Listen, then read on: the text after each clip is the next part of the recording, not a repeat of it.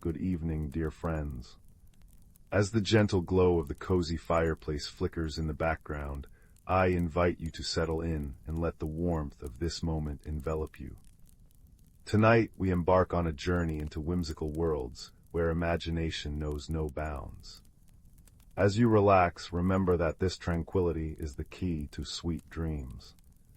May these delightful and calming stories soothe your spirit and set the stage for a wonderful start to your new day. Story 1. The salt-kissed breeze carried the cry of gulls over the cliffs of Alder Cove, where Kaelen lived with his grandmother, Mara. Their cottage, nestled amidst wild thyme and sea lavender, overlooked the restless ocean, a constant, murmuring companion. Kaelen often felt a quiet yearning, a sense of something vast and deep just beyond his grasp, like the horizon itself. He knew his family had lived in the cove for generations, fishermen and weavers, but the why of their deep connection to this specific stretch of coast felt like a half-remembered dream. One blustery autumn evening, as rain lashed the windows and the fire crackled merrily in the hearth, Mara called Kaelen to her side. Her hands, weathered by salt and thyme, held a small, intricately carved wooden box Kaelen had never seen before. It smelled faintly of cedar and the deep earth. "Kaelen, my dear heart," Mara began, her voice as warm and steady as the firelight, "the sea sings an old song tonight. It's time you learned the deeper melody." She opened the box. Inside, cushioned on faded blue velvet, lay 3 objects: a smooth, pearlescent shell the size of a plum, etched with spiraling patterns that seemed to shift in the firelight, a slender, polished bone needle, strangely warm to the touch, and a fragment of woven cloth, impossibly fine and shimmering with threads that looked spun from moonlight. "These," Mara whispered, tracing the shell with a reverent finger, "are whispers from our ancestors, the Tidecallers of Alder Cove. They weren't just fishermen, Kaelen. They were keepers of the balance, listeners to the deep currents, both of the sea and of the heart." Kaelen's breath caught. He picked up the pearlescent shell, the whispering shell, as his fingers closed around it. A faint hum vibrated through his palm, and the crashing waves outside seemed to soften into a rhythmic sigh. "What does it do?" he asked, awed. "It listens," Mara explained. "To the sea's secrets, yes, but more importantly, to the true intentions within a heart. The Tidecallers used it to understand the creatures of the deep, to find harmony, not dominance. The needle," she indicated the warm bone sliver, "is the weaver's needle. It doesn't mend nets, Kaelen. It weaves connection between people, between past and present, between land and sea. And this cloth," she held up the shimmering fragment, "is the Moonstrand scrap, woven from sea silk and starlight. It represents the enduring spirit. The pattern of our legacy that holds fast even when threads seem lost." Mara told him a story then, one passed down through whispers and hearthside tales. Generations ago, a great misunderstanding had arisen between the cove and a pod of ancient, wise whales who migrated past their shores. Fear had clouded judgment.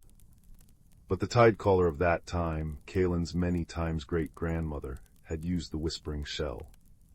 She hadn't just heard the whales' songs, she had listened to the fear beneath them, the fear mirrored in her own village.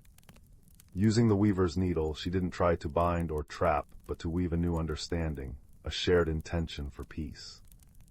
The Moonstrand cloak she wore, woven from such understanding, became a symbol of that fragile, hard-won accord.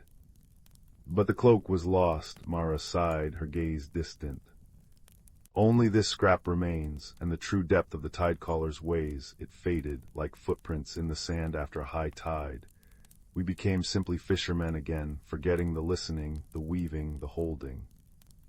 Kaelen felt the weight of the objects and the weight of the story. The yearning within him sharpened into purpose. "Can we find it?" he asked, his voice barely above the crackle of the fire. "Understanding, the legacy." Mara smiled, a gentle light in her eyes. "The path begins with listening, child, truly listening. Start with the shell, go to the tide pools at dawn. Listen not just to the water, but to what lies beneath." Dawn painted the sky in soft pinks and golds as Kaelen knelt by the tide pools, the whispering shell cool in his hand. He closed his eyes, letting the sounds wash over him.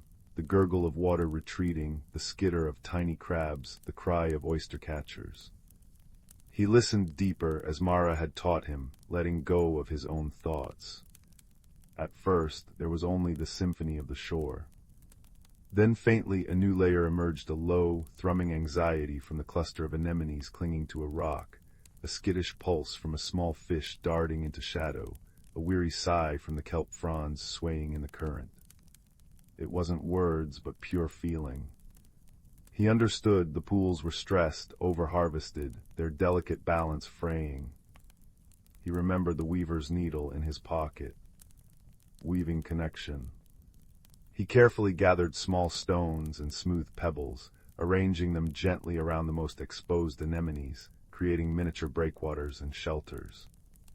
He moved slowly, deliberately, his intention not to control, but to offer support, to mend a small part of the pattern. As he placed the last stone, a sense of quiet calm radiated from the pool, washing over him like a gentle wave. The shell hummed softly in approval. Over the following days, guided by the shell's subtle hums and the quiet insights it offered, Kaelen explored. He found symbols carved into the underside of a weathered harbor post spirals, echoing those on the shell. He discovered a hidden alcove behind a waterfall, where faint, ancient paintings on the damp rock depicted figures holding shells, weaving patterns in the air, standing beside leviathans of the deep. Each discovery was a thread, pulled from the past by his quiet listening and careful actions. The Moonstrand scrap seemed to glow brighter as he learned. He began to see the patterns Mara spoke of, the way the fishermen respected the moon's pull for their catches, the old songs sung while mending nets that spoke of kinship with the sea, the shared responsibility in keeping the cove clean. These weren't just habits, they were remnants of the Tidecallers' wisdom, threads of the great cloak, still holding. The final clue came not from the artifacts, but from the whales. One calm evening, their haunting songs echoed across the water, closer than usual. The shell vibrated intensely, not with anxiety, but with a profound, melancholic resonance. Kaelen understood. The whales remembered. Remembered the old accord, and remembered it being broken. The village, focused solely on the catch, had forgotten the listening. Nets sometimes snagged. Boundaries were crossed. He knew what he had to weave.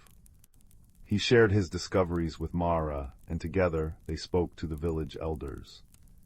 Kaelen showed them the artifacts, shared the stories he'd pieced together from the carvings and paintings, and spoke of the whale's song carried by the shell. He didn't preach, he simply shared what he had heard and learned. He spoke of the Tidecallers not as magicians, but as wise stewards who understood that taking required giving, that strength lay in harmony, not dominance. He held up the weaver's needle. "It's about connection," he said softly. "Reweaving the connection we forgot." A quiet understanding settled over the elders. They saw their own cove not just as a place to live, but as a legacy to hold gently. They agreed to establish new fishing grounds, guided by the whales' migration paths learned from Kaelen's listening. They revived the old songs of respect. Children were taught the names and ways of the tide pool creatures, fostering care. One clear night, under a full moon that turned the sea into a path of liquid silver, Kaelen stood on the highest cliff. He held the Moonstrand scrap, which now glowed with a soft, steady light, warm against his skin. The whales sang again, their song no longer melancholic, but rich and deep, weaving through the night air.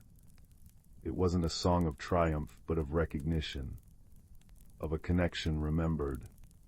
Kaelen felt the whispering shell hum peacefully in his pocket, a quiet affirmation. He looked out at the vast, star-strewn ocean and the sleeping cove below. The ancient legacy wasn't lost treasure or forgotten magic. It was a living pattern, the pattern of listening deeply to the world and each other, of weaving intentions of care and respect, of holding fast to the understanding that they belonged to this place as much as it belonged to them. It was the quiet strength found in stewardship, in harmony. The artifacts were keys, yes, but the true inheritance was the wisdom they unlocked within the heart. He felt a profound sense of peace, deeper than the ocean, warmer than the hearth fire. He was Kaelen, grandson of Mara, and now a Tidecaller of Alder Cove. Not by grand deeds, but by listening, by weaving small threads of kindness and understanding, by holding the fragile, beautiful pattern of belonging. He tucked the shimmering scrap safely away, its light a comforting warmth against his chest, a gentle reminder glowing within him as the peaceful rhythm of the waves lulled the cove, and Kaelen into a deep, contented sleep, cradled by the ancient song of home. Story 2. In the cozy village of Mossgrove Hollow, where chimney smoke curled like cat's tails and cobblestone paths glimmered with embedded moonstones, young Milo noticed something peculiar. Every morning the villagers discovered their freshly baked bread had vanished overnight. Not a crumb remained in the willow baskets, yet no doors showed signs of forced entry. Worse still, tiny silver footprints, no larger than acorn caps, appeared on windowsills, glistening with dew. The gentle mystery cast a whisper of worry through the maple syrup-scented air. Milo, whose curiosity was as bright as his patchwork quilt, decided to investigate. He first visited Old Hemlock, the village's ancient tortoise librarian, who dozed among scrolls in his moss-covered study. Rumbled Hemlock, blinking milky eyes. Silver footprints belong to moonspriggans, shy folk, but they feast on starlight, not sourdough. The wise tortoise nudged a magnifying glass toward Milo. Observe what else changes, little sapling. Mysteries leave more clues than footprints. That evening, Milo set a vigil by his attic window, wrapped in a cloak woven from lamb's wool and lavender. As the grandfather clock chimed midnight, he glimpsed movement near the baker's cottage. Not a spriggan, but a small, trembling creature, with fur like charred velvet and ears like wilted petals. It carried a crumb twice its size toward the willow grove. Stranger still, wherever it stepped, the silver footprints bloomed like frost flowers behind it. Milo's breath caught. This was no thief. It was frightened. Lost. The next morning, Milo followed the trail past Buttercup Meadows to the Whispering Stump, a hollowed oak where fireflies congregated for advice. Their elder lumina pulsed with soft gold light. Ah, she chimed like tiny bells. You've met a cinderpip. They bake starlight into courage cookies for lonely creatures. But your village's new iron weather vane, it weakens their magic. Without starlight they're forced to borrow. Her glow dimmed sadly. The footprints are tears, child, frozen panic. Milo understood. The pips weren't stealing, they were starving. But why the bread? Lumina fluttered toward the village well. Listen, she hummed. Milo pressed his ear to the mossy stones. Faint sobbing echoed from below. Deep in the dry well, a young pip huddled beside a pile of uneaten rolls, its fur dull as ash. My kin bring food, it wept, but I'm too weak to climb. The iron burns our wings. Cleverness sparked in Milo. He remembered Old Hemlock's scroll describing kindness chains, items linked by good intent that could shield magic.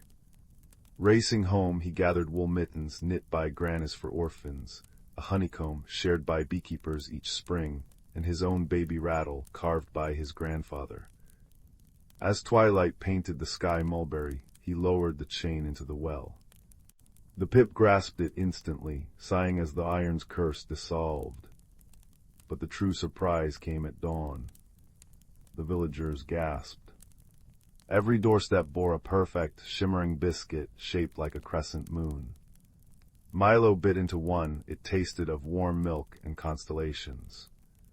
Courage cookies, he laughed. The pips had repaid their borrowed bread tenfold. From that day, Mossgrove Hollow built a starlight observatory away from iron, where pips baked openly. Children left out bowls of cream, and silver footprints became joyful spirals on windows, a reminder that what seems lost is often just misunderstood, waiting for a kind heart to shine light on the truth. And every night, as the village drifted to sleep, the gentle clink of tiny baking tins lulled them like a lullaby of solved mysteries. Story 3. The peaceful village of Moss Grove, nestled like a hidden jewel between whispering pines and vast meadows carpeted with luminous moonflowers that glowed faintly at dusk, held a gentle secret. Each dawn young Finn, whose restless spirit often chafed against the village's predictable rhythms, noticed something peculiar. The worn cobblestone paths, usually a dull gray, glittered unnaturally with dewdrops that shimmered with an intense, internal light, like scattered sapphires catching fire from within, far brighter than any ordinary water. Along Clover Lane, the petals of dawn-blooming cereus flowers, which should have lain in gentle disarray after the night, were meticulously rearranged into intricate, swirling spirals. And the village's famous singing tulips, renowned for their harmonious dawn chorus, now hummed soft, melancholic lullabies that drifted slightly off-key, their usual vibrant melodies muted. A faint, sweet scent like crushed stardust and ozone hung in the crisp morning air. No one felt afraid in Moss Grove, where wonder often walked hand in hand with the ordinary, but a deep, shared puzzlement settled over the villagers like a morning mist. "It's as if the stars themselves are playing tricks, Finn," murmured his grandmother, Alara, her wise eyes crinkling as she stirred steaming chamomile tea by the crackling hearth. The scent of wood smoke and dried herbs filled their cozy cottage. A playful sort of trouble, mind you, but trouble nonetheless. The balance feels off-kilter. Determined to solve this gentle mystery that resonated with his own yearning for something beyond the familiar, Finn packed a knapsack with honey cakes warm from the oven and his most prized possession, a magnifying glass crafted from enchanted ice that never melted, its rim etched with delicate frost patterns. His first tangible clue appeared near the moss-draped arches of the old stone bridge, crossing the chattering brook's silver thread. There, glistening faintly on a dew-slicked river stone, were footprints impossibly delicate, silvery impressions, no larger than acorn caps, seeming to be made of solidified moonlight. They led away from the water, vanishing into the deep, shadowed embrace of the whisperwood. Following the faint trail required patience. The whisperwood lived up to its name. Ancient pines groaned softly overhead, their needles sighing secrets to the wind, while bioluminescent fungi cast eerie, shifting patterns on the thick carpet of moss underfoot. The air grew cooler, filled with the damp, earthy scent of decaying leaves and hidden life. Deep within, where sunlight struggled to pierce the canopy, Finn met Thistle. The badger was an imposing figure, yet his spectacles, precariously perched on his broad snout, and his cloak of finely woven, still-living ferns gave him an air of scholarly gentleness. "Ah," he rumbled, his voice a low vibration in Finn's chest, like distant thunder. "A seeker of quiet wonders finds his way. Well met, Finn of Moss Grove." He nudged his spectacles. "These marks belong to star mice, shy, diligent creatures who descend on silken moonbeams to polish the constellations by night, but something troubles them deeply this season. Listen, truly listen." Finn knelt, the cool, damp moss yielding beneath his knees. He pressed his ear close, shutting out the rustle of leaves and his own breathing. At first, nothing. Then, faint as the memory of a dream, came frantic, high-pitched chirps echoing from deep beneath the labyrinthine roots of a colossal oak. They sounded like tiny crystal bells ringing in distress, a sound that made Finn's heart clench with an unexpected sympathy. Thistle nodded gravely. Their gleam dimmed, the badger sighed, a deep sadness in his eyes. "The stars they tend grow faint and tarnished. Without their pure light, dreams grow restless, tangled in shadows. The world above and the world below feel the ache." Understanding dawned on Finn, sharp and cold. The two bright dewdrops catching stray, desperate starlight, the flowers rearranged by anxious, tiny paws seeking order, the tulips singing off-key lullabies to soothe unquiet dreams. It was all connected. That evening, under a sky already looking washed out and thin, Finn set a clever trap near the ancient oak. A net spun from the strongest, softest dandelion fluff gathered at noon, baited with a potent wedge of moonbeam-infused cheese that glowed with a soft, inviting blue light. Hidden behind a giant, speckled toadstool, his breath fogging in the cool air, he watched. 3 star mice, no bigger than his thumb, finally scurried forth. Their fur wasn't merely white, it shimmered with captured starlight, shifting subtly between silver and pale blue, and their tiny eyes held the depth of the night sky. They approached the cheese cautiously, their movements quick and skittish. They nibbled, but instead of joy they emitted soft, mournful chirps that echoed the distress Finn had heard below ground. Emerging slowly, palms open and empty to show peaceful intent, Finn whispered, "Why the sadness, little guardians?" The bravest mouse, distinguished by a tuft of fur like spun cobalt-blue nebula on its head, hesitated, then, with a courage that belied its size, hopped onto Finn's outstretched wrist. Its tiny feet were cool, like polished pebbles. In a voice like the faintest, purest chime stirred by a summer breeze, it explained, the village's new sundial, a handsome, burnished copper disc, gifted by passing travelers just a moon ago, sat proudly in the central square. Unbeknownst to the villagers, its polished surface was reflecting the fierce afternoon sunlight upwards with unnatural intensity. This concentrated beam was bleaching the delicate fabric of the twilight sky, fading the very stars the mice tended, and disrupting the subtle pathways of moonbeams they used to descend. Finn gasped, the pieces clicking together with painful clarity. The sundial, a symbol of order and human ingenuity, was unwittingly harming the celestial balance. He recalled the travelers sharp-eyed, their clothes unusually fine, speaking of bringing progress, and a flicker of unease joined his sympathy. Returning to the village, Finn sought his grandmother first. He found her in her moonflower garden, her fingers tracing the spiraled cereus petals. "Star mice," Alara murmured, her gaze distant.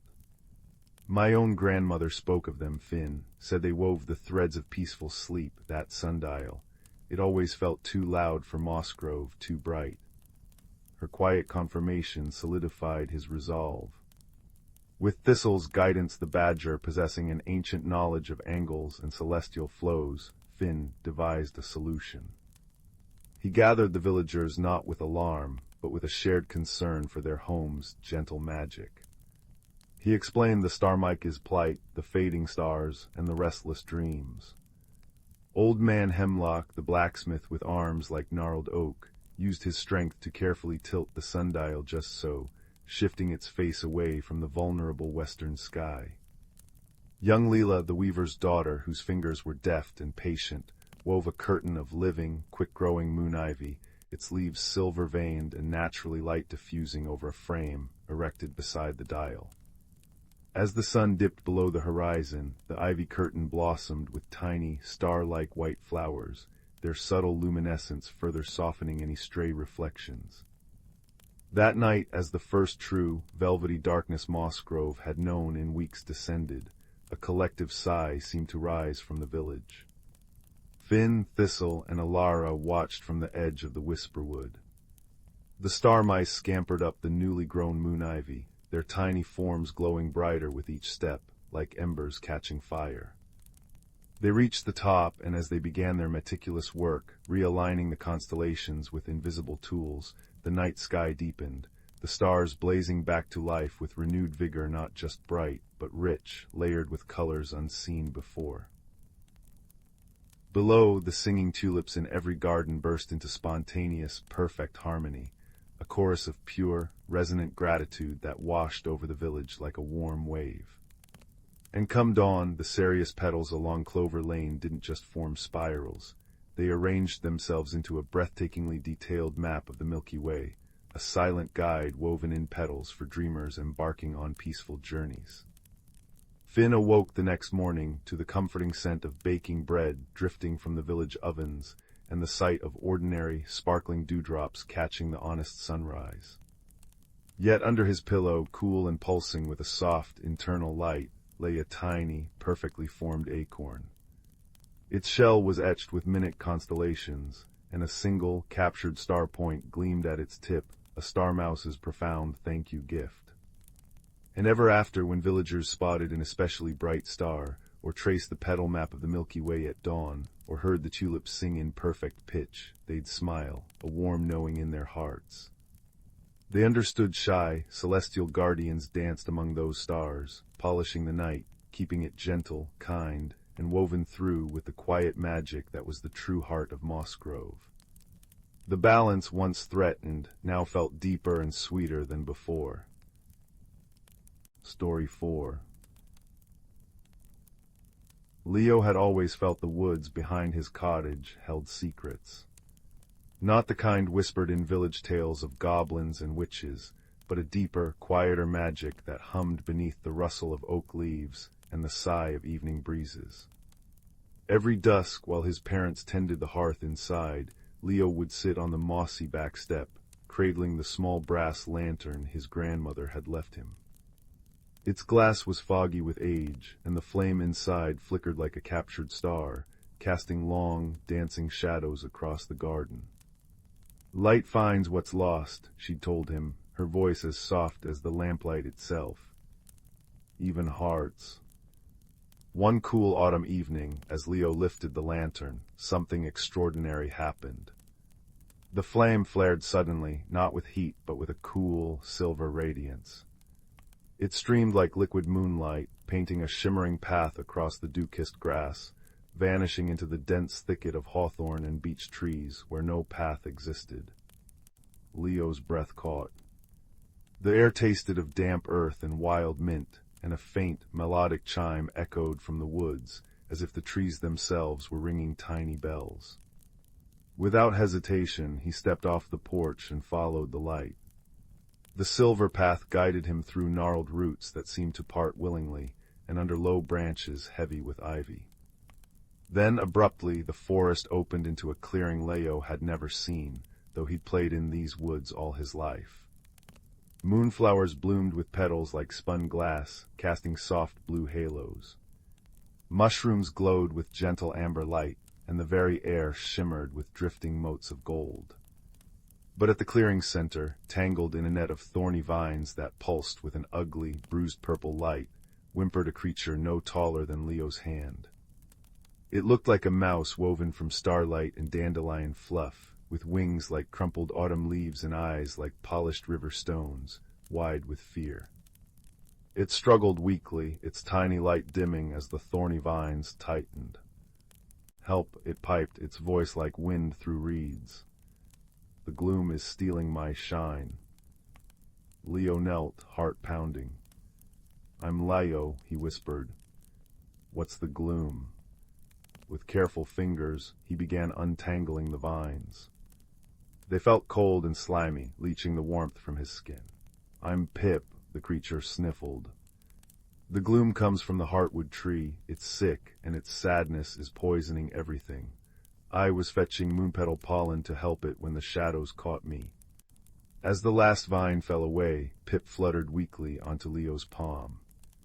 Its light was faint, flickering like a candle in a draught. "The heartwood song keeps our world alive. Without it..." Pip shivered. "The gloom will swallow us all." Leo looked at his lantern. Its silver flame burned steadily. "Grandmother said this light finds what's lost. Maybe it can help the heartwood." Hope warmed his voice. Pip's tiny face brightened. "Yes, your light feels warm, different, please, Leo. The heartwood is deep in the whispering grotto, but the way is dangerous now." Their journey began. The enchanted forest, Pip explained, was called Lumina, a hidden world woven into the roots and shadows of Leo's own woods. But the gloom was spreading. Where once luminous butterflies danced, now sluggish shadows flapped leathery wings. Crystal streams ran sluggish and gray, their musical babble silenced. The air grew colder, carrying the scent of decay and damp stone. Their first challenge came at the Bridge of Sighs, a fragile arc of woven moonlight spanning a chasm where dark, formless things swirled below. Halfway across, the gloom struck. Tendrils of Inkai mist lashed out, snapping at the bridge. The moonlight strands frayed. Pip squeaked, clinging to Leo's collar. "It feeds on fear," Pip cried. Leo's knees trembled. He thought of his quiet loneliness back home, the feeling of being unseen. He squeezed his eyes shut, clutching the lantern. Light finds what's lost. He took a deep breath, filling his lungs with the fading scent of moonflowers.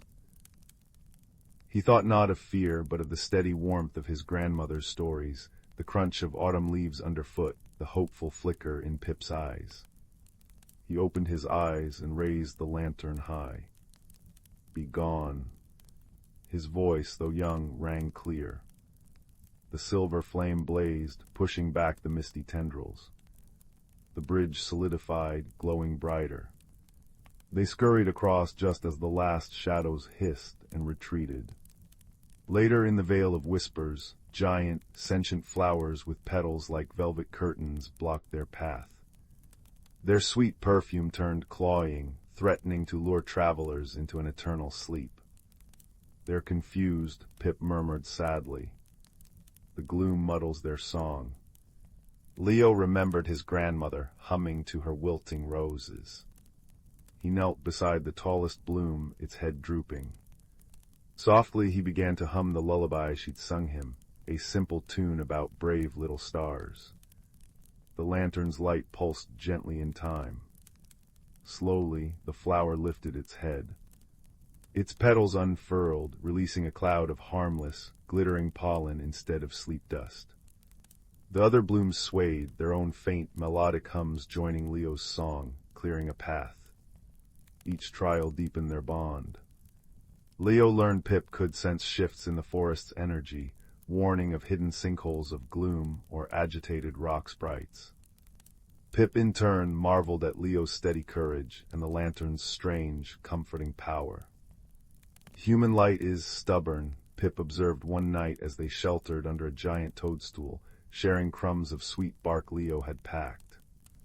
"Like a little flame in a big wind, it doesn't go out." "Maybe," Leo said, watching the silver light dance on Pip's wings, "it just needs a friend to help shield it." Finally, after days of travel, marked by luminescent moss guiding their way in encounters with anxious, glowing squirrels and a majestic, sorrowful stag whose antlers dripped with captured starlight, they reached the Whispering Grotto. The entrance was a jagged crack in a moss-covered cliff, exhaling air that smelled of cold stone and deep sorrow. Inside, the cavern was vast and cathedral-like. Stalactites hung like frozen tears, and bioluminescent moss cast an eerie green light. At the very center, rising from a still, black pool, stood the heartwood tree. It was magnificent and heartbreaking. Its bark, once shimmering silver, was now cracked and dull, patched with oozing patches of gloom. Its branches, which should have been heavy with glowing fruit, were bare and twisted. A low, discordant moan vibrated through the cavern, the sound of a world dying. The source of the gloom pulsed visibly from a deep fissure near the tree's roots, a wound leaking darkness. "It's hurting so much," Pip wept, their own light dimming in the oppressive gloom. "The song is broken." Leo approached slowly, the lantern held before him like a shield. The silver light seemed small against the vast despair. He placed his hand on the rough, cold bark. A wave of profound sadness washed over him, ancient loneliness, the weight of centuries, the crushing silence of a forgotten melody. He understood then. The heartwood wasn't just sick, its heart was broken, severed from the joy of the world it sustained. Light finds what's lost. Grandmother's words echoed. What was lost here? Not just a song, but connection. Hope. Joy. Leo thought of Pip's terrified eyes when rescued, the grateful sway of the whispering flowers, the shared warmth under the toadstool. He thought of his own loneliness melting away in the adventure, replaced by purpose and friendship. He understood the lantern wasn't just a tool, it was a mirror. Its light came from him, from the warmth and courage he nurtured inside. Taking a deep breath, Leo closed his eyes. He poured every ounce of his newfound courage, his care for Pip, his awe for Lumina, his hope for the heartwood into the lantern. He thought of the crackling fire at home, the taste of fresh bread, the sound of his own laughter echoing in the woods. He thought of friendship's fierce, stubborn light. "It's not gone," he whispered to the ancient tree, his voice thick with emotion. "The light's still here, let me show you." He pressed the lantern directly against the fissure where the gloom seeped. The silver flame didn't attack the darkness, it flowed into it, gentle and persistent. Pip fluttered close, adding their own small, determined glow to Leo's. "We're here," Pip chirped bravely. "You're not alone." A gasp seemed to ripple through the cavern. The discordant moan faltered. Where the silver light touched the gloom, the inky blackness didn't vanish, it transformed. It lightened, softened, becoming swirling patterns of indigo and violet, like twilight after a storm. The light traveled up the fissure, mending the bark, turning the oozing patches into shimmering, healed scars. It flowed up the trunk, branching out along the limbs. High above, a single, perfect bud formed. It swelled, pulsed with light, and burst open. Not a fruit, but a flower, a huge, radiant bloom of pure silver light. Its petals unfurled, releasing not scent, but sound, a single, pure, resonant note that filled the cavern. It was the heartwood's song. The note hung in the air, clear and strong. Then another bud bloomed, and another, each adding its voice, a harmony of deep roots, rustling leaves, and starlight. The song swelled, a symphony of healing and joy. The cavern walls shimmered. The green moss blazed emerald, the stalactites sparkled like diamonds. The black pool reflected the blooming tree, now a pillar of living light. The gloom was gone, replaced by a profound, peaceful radiance. The heartwood tree stood tall, its bark gleaming like polished moonlight, its branches now adorned with hundreds of singing silver blossoms. The discord was replaced by a harmony, so beautiful it brought tears to Leo's eyes. Pip danced around his head, a tiny comet of pure joy, their light brighter than ever. The journey back was a celebration. Lumina awoke. Crystal streams sang merrily, carrying flecks of gold. Luminous butterflies returned in swirling clouds. The bridge of sighs was now sturdy and bright. The whispering flowers bowed as they passed, their perfume sweet and light. Word of the human child and the starlight sprite who healed the heartwood spread, carried on the wind and the songs of glowing birds. Creatures Leo hadn't seen before emerged, shy moss folk with eyes like dewdrops, playful light sprites zipping like fireflies, all nodding in silent gratitude. At the edge of Lumina, where the silver path had first appeared, Leo and Pip paused. The moon was high, bathing his own familiar woods in soft light. Pip landed on his shoulder, their tiny form warm against his neck. "Thank you, Leo," they whispered, their voice thick. "You saved us." "No," Leo said softly, looking at the lantern. Its flame burned steady, warm gold now, not silver. "We saved each other." He understood now. The true magic wasn't just in the lantern, but in the courage to share his own inner light, the kindness to help a stranger, the friendship that made both their lights shine brighter. He had found what was lost, not just for Lumina, but for himself: connection, purpose, and the knowledge that even the smallest light could push back the darkest gloom. Pip nuzzled his cheek. "Will you come back? The heartwood will always remember your song." "Always," Leo promised. "But I have to go home now. My parents might worry." He he smiled.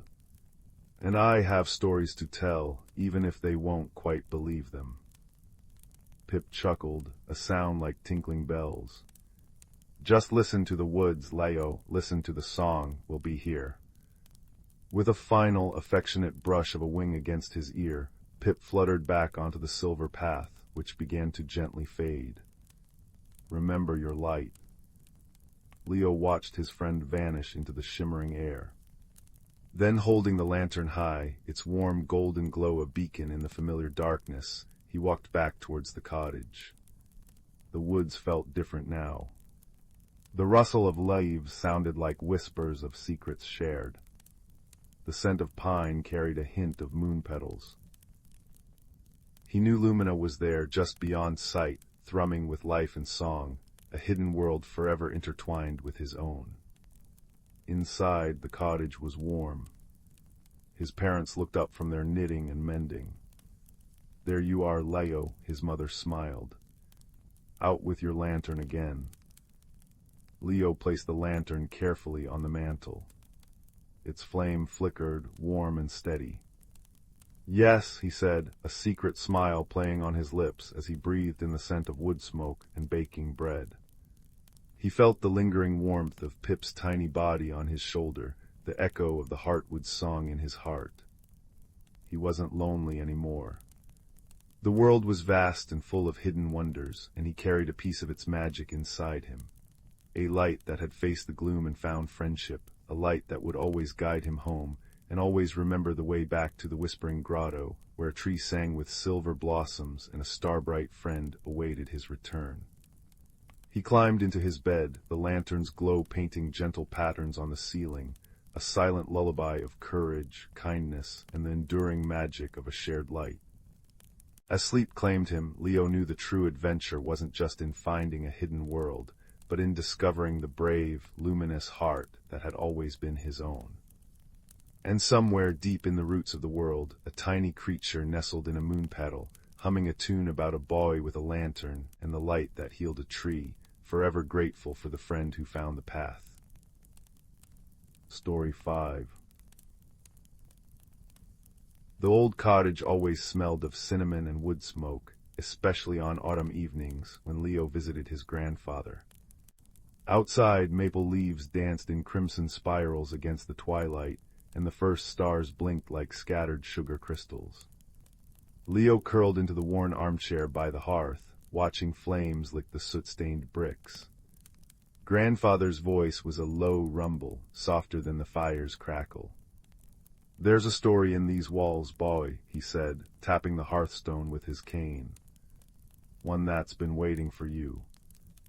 Leo traced the carvings on the mantel, interlocking circles and crescent moons worn smooth by generations of fingertips. "About the people who lived here before us?" he asked. Grandfather's eyes crinkled. "About us, Leo, our roots run deeper than these old oaks." He reached into a cedar chest, pulling out a cloth bundle that smelled of dried lavender and rain. Inside lay a wooden compass, no larger than Leo's palm. Its face held no directions, only a single arrow pointing inward, and its edges were inlaid with moonstone chips that glimmered like captured starlight. "This belonged to your great-great-grandmother, Alara's sister," Grandfather murmured. "It doesn't guide you outward but inward, to where our legacy sleeps." That night, Leo clutched the compass beneath his quilt. As moonlight pooled on the floorboards, the arrow began to glow, a gentle, blue-white light that pulsed like a heartbeat. It tugged his hand toward the window, where the garden lay silvered by the moon. Barefoot and curious, Leo followed. The compass warmed in his palm, guiding him past the rosemary bushes, down a slope carpeted with moss, to the base of an ancient willow tree. Its branches wept over a mossy stone archway Leo had never noticed, a hidden entrance veiled by ferns. The air inside the tunnel hummed with the scent of wet earth and wild ginger. Bioluminescent mushrooms lined the path, casting soft, green halos. Deeper in, the walls glittered with embedded crystals, amethyst, citrine, and milky quartz, that sang faintly when Leo brushed them. "Welcome, little seeker," whispered a voice like rustling leaves. A fox with fur like polished copper stepped from the shadows, her eyes twin pools of amber light. "I've kept watch here since your grandmother's time. The grove remembers you." She led him to a circular chamber where roots braided overhead like cathedral rafters. At its center stood a stone pedestal, holding a simple clay bowl filled with rainwater. "Look," the fox urged. Leo peered into the water. Ripples spread, revealing not his reflection, but scenes from long ago. Women in embroidered cloaks gathering herbs under harvest moons, men carving symbols into standing stones, children leaving offerings of honeycomb at the willow's roots. He saw his great-great-grandmother placing the compass into a hollow of the tree, her hands weathered but steady. "We guard the balance," her voice echoed from the water. "Not with force, but with tending, to the land, to each other, to the stories that bind us." The fox nudged a fallen acorn toward the bowl. "Drop it in," she said. As it sank, the water shimmered, showing Leo's own life, planting seeds with grandfather, mending a robin's wing, sharing his bread with a hungry classmate. "See," the fox murmured. "Their kindness lives in your hands. Their legacy isn't in grand deeds, but in how you walk the world." When Leo emerged at dawn, the compass now cool against his chest, he found grandfather waiting by the willow. Without a word, Leo filled the clay bowl from the dewy grass. Grandfather's smile was a sunrise. "You found the heartwood grove," he said, placing a hand over Leo's on the bowl. "This is our family's covenant, to be stewards, not conquerors, to heal where others harm." Together they added rainwater to the bowl, and Leo whispered the promise he felt in his bones, "I will tend." Years later, when Leo brought his own child to the willow, the compass glowed anew in her small hands. As fireflies winked in the dusk, he told her of copper-furred guides and singing crystals, of ancestors who measured wealth in blooming meadows and mended fences. "Our roots are here," Leo murmured, pressing her palm to the willow's bark. "In every act of kindness we water them." High above, an owl hooted softly, a lullaby of belonging, as the stars settled like dusted snow over the legacy they now shared. And in the quiet, the land itself seemed to breathe, content. Story 6. The old house at the end of Maple Street held its breath in the twilight. Inside, young Leo traced the worn patterns on his quilt, his thoughts drifting like dust motes in the fading light. Leo was a quiet boy, observant but often overlooked, finding more comfort in the company of dusty books and forgotten corners than boisterous games. Tonight, however, a different kind of quiet filled the air, a quiet humming with a secret. It started with the attic key. Leo had found it weeks ago, tucked inside a hollowed-out copy of Tales of the Whispering Woods, its metal cool and strangely light. The key didn't fit any lock, he knew, until this evening. Drawn by a faint, melodic buzzing like a bee trapped in glass, he'd climbed the creaking stairs. There, behind a stack of faded travel trunks, was a small, iron-banded door he'd never noticed before. The key slid in smoothly, turning with a soft, satisfying clunk. Beyond the door wasn't just an attic space, but a hidden alcove, thick with the scent of cedar and old paper. Moonlight sneaking through a high, cobwebbed window illuminated a single object resting on a velvet cushion, a compass. Not a shiny modern compass, but one crafted of dark, weathered wood and tarnished brass. Its needle wasn't red-tipped steel, but a slender sliver of what looked like moonlight itself, shimmering faintly. Instead of the usual cardinal points, the dial bore strange, intricate symbols etched in silver, a curling leaf, a droplet, a tiny flame, and a feather. Leo's breath caught. He reached out, his fingers brushing the cool wood. The moment he touched it, the humming intensified, vibrating gently through his palm. The moonlight needle quivered and then spun wildly, not settling on north, but pointing resolutely towards the closed attic door, then down towards the heart of the house. A warm golden glow, soft as candlelight, pulsed once from its center. This, Leo understood with a sudden, deep certainty, was no ordinary compass. This was the Whisperwood compass, and it had just woken up. It didn't point to places, he realized, his heart pounding with wonder. It pointed to needs. His journey began that very night. The compass, tucked safely in his pocket, thrummed against his leg like a second heartbeat. It led him not out the front door, but through the creaking floorboards of his own home, down into the cool, earthy darkness of the root cellar he usually avoided. There beneath a pile of burlap sacks, the glow intensified. Moving the sacks aside, Leo discovered a small, trembling ball of spines, a hedgehog, its tiny paw caught in a cruel, discarded mousetrap. Oh, Leo whispered, his fear of the dark cellar momentarily forgotten. Hold on, little one.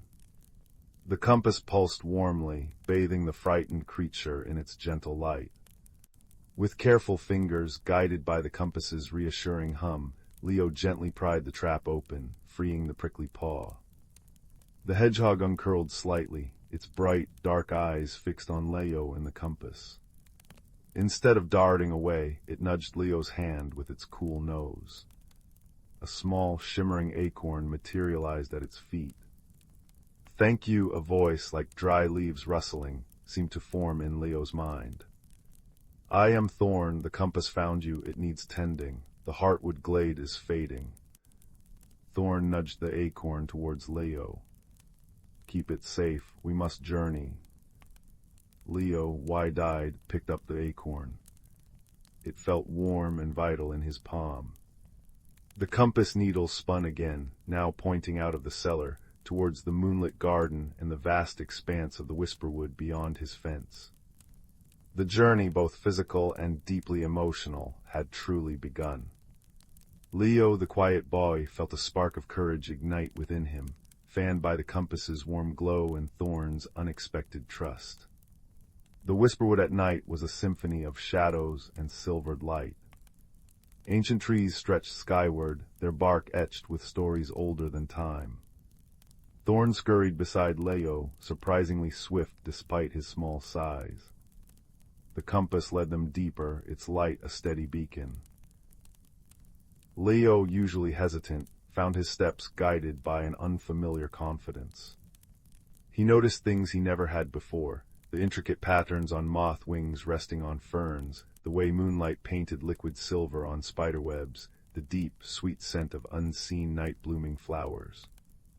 The forest wasn't frightening, it felt alive and ancient, and he was a welcomed guest.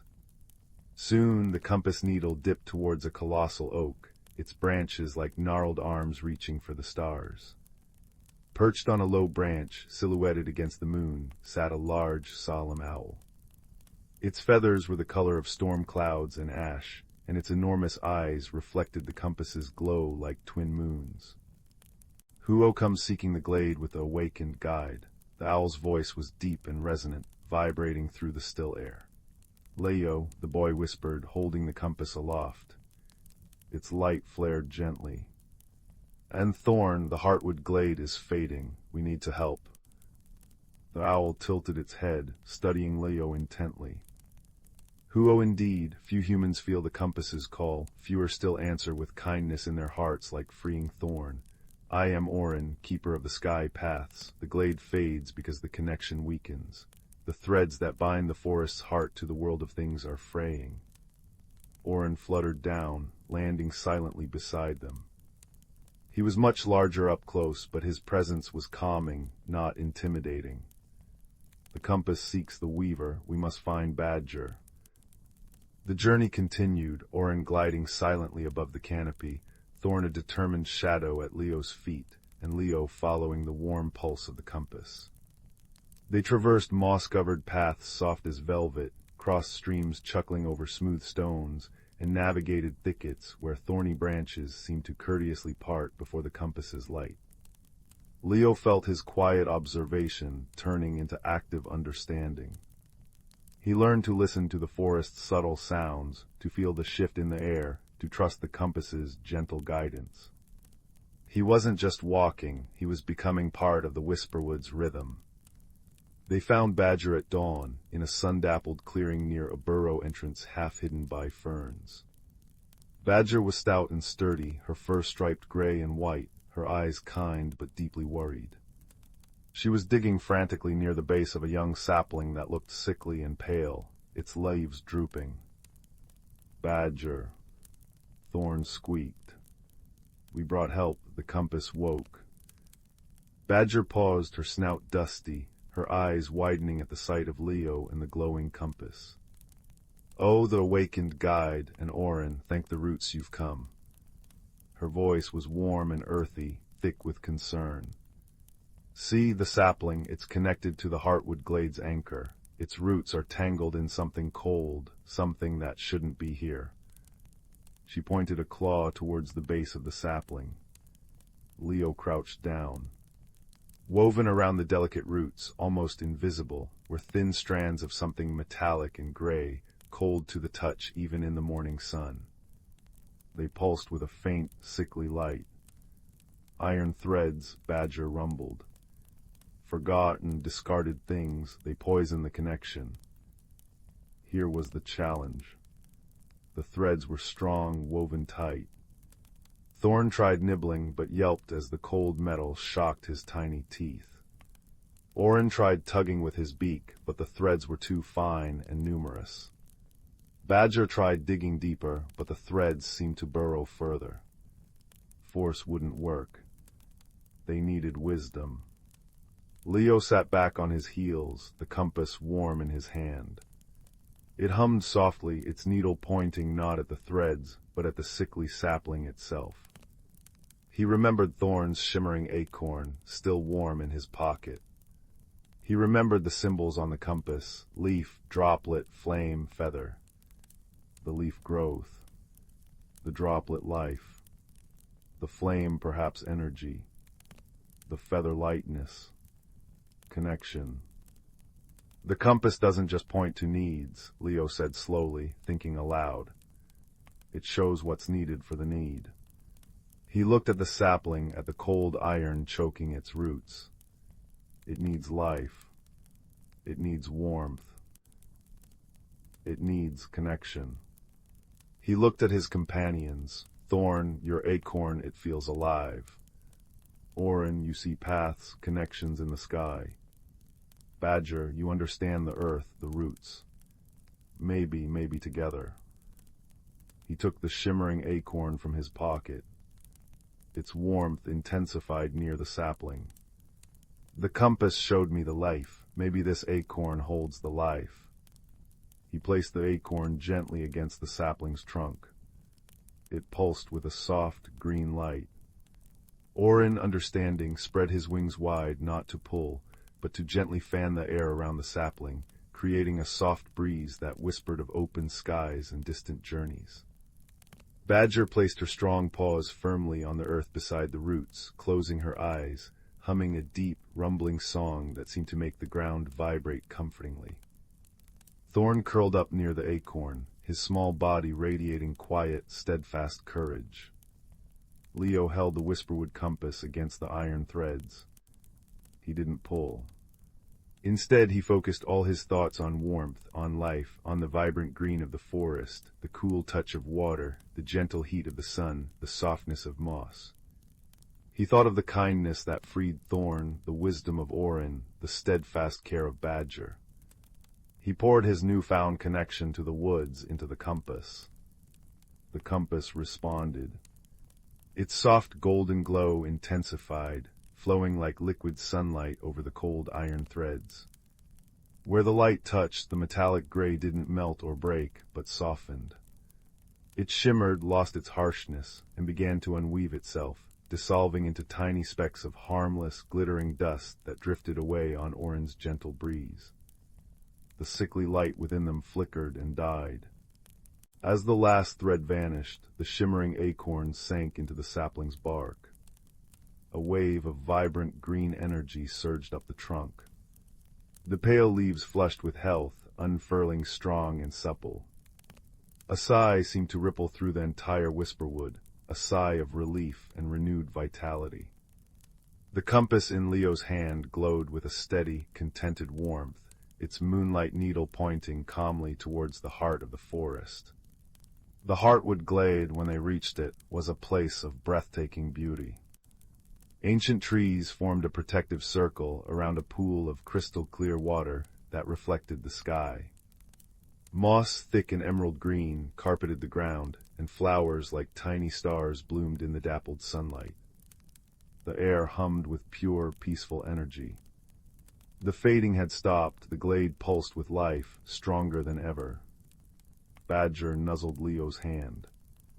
"Wisdom untangled what force could not, young weaver," she rumbled warmly. "You understood the connections." Orin landed on a branch overhead. "The threads between worlds are strong again, thanks to kindness and understanding. The forest remembers." Thorn placed a tiny paw on Leo's boot. "Keep the compass safe, Leo. It found its true keeper." Leo looked down at the Whisperwood compass. It felt right in his hand, no longer a mystery, but a trusted friend.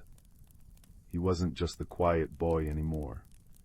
He was Leo, who listened, who understood, who helped with kindness and wisdom.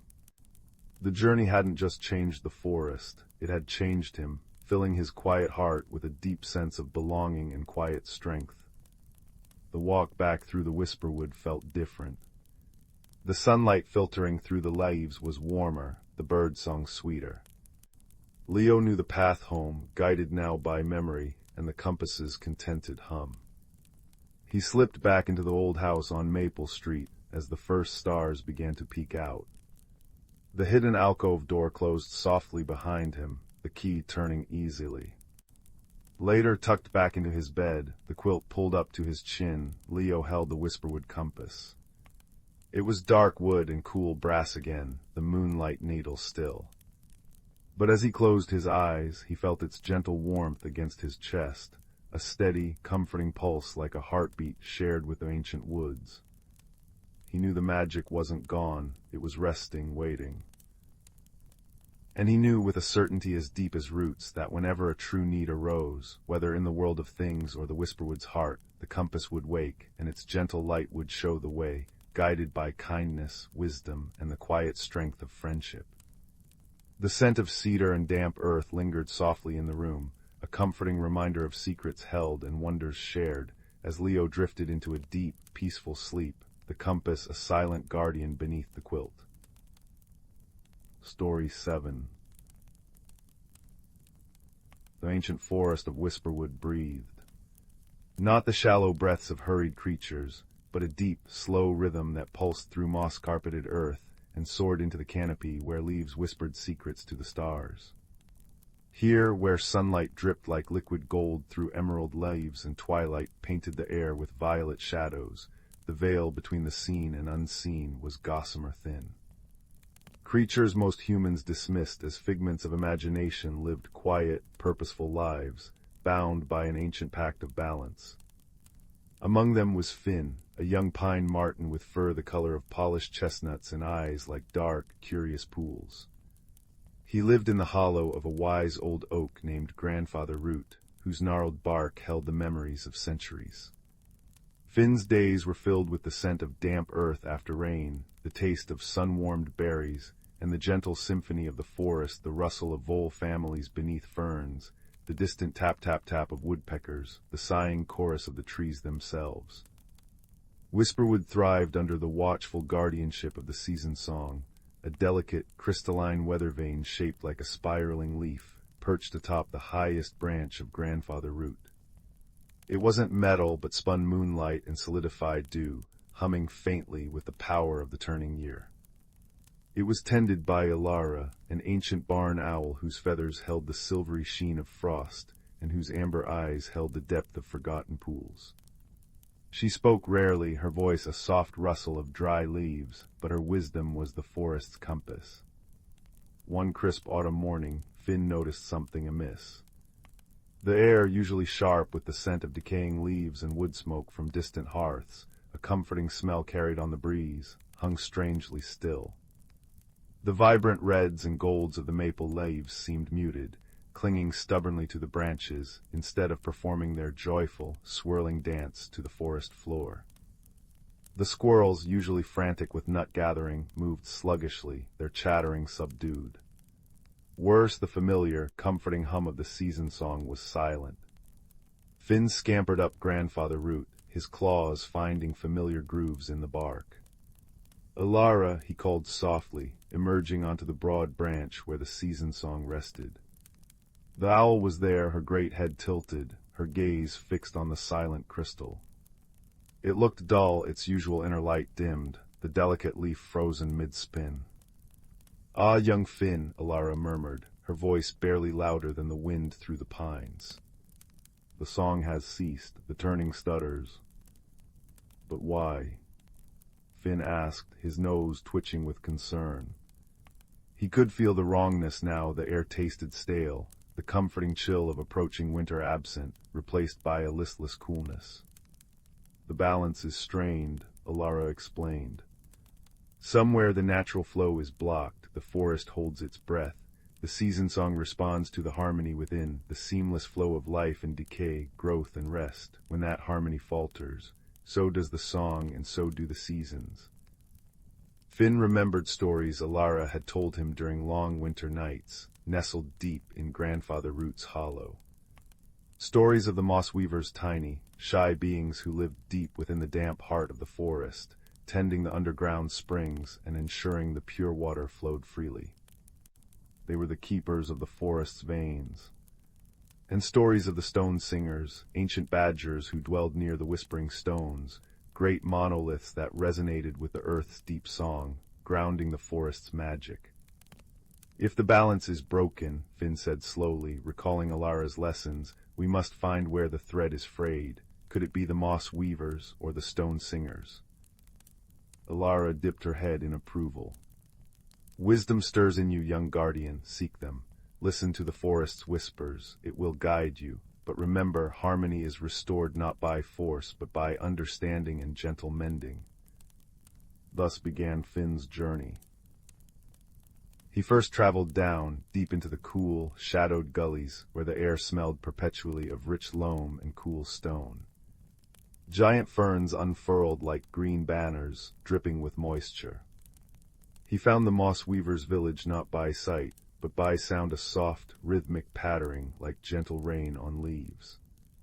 They were small, no taller than Finn's paw, their bodies woven from vibrant moss and lichen, their eyes like dewdrops. They moved with a purposeful grace, tending intricate networks of glistening roots and tiny, bubbling springs.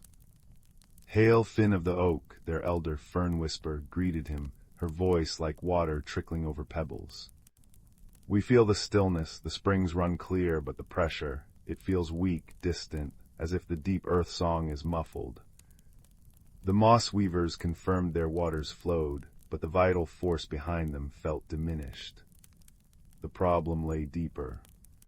Finn thanked them and set off towards the high, wind-swept ridges where the whispering stones stood sentinel against the sky. The climb was steep, the air growing thinner and colder, scented with crushed thyme and pine resin. The stones were massive, ancient gray sentinels etched with patterns only the badgers understood. He found Borin, the eldest stone singer, sunning his grizzled flank against the warmest stone.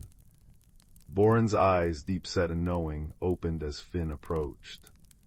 "The earth grumbles, little Martin," Borin rumbled, his voice as deep as shifting bedrock.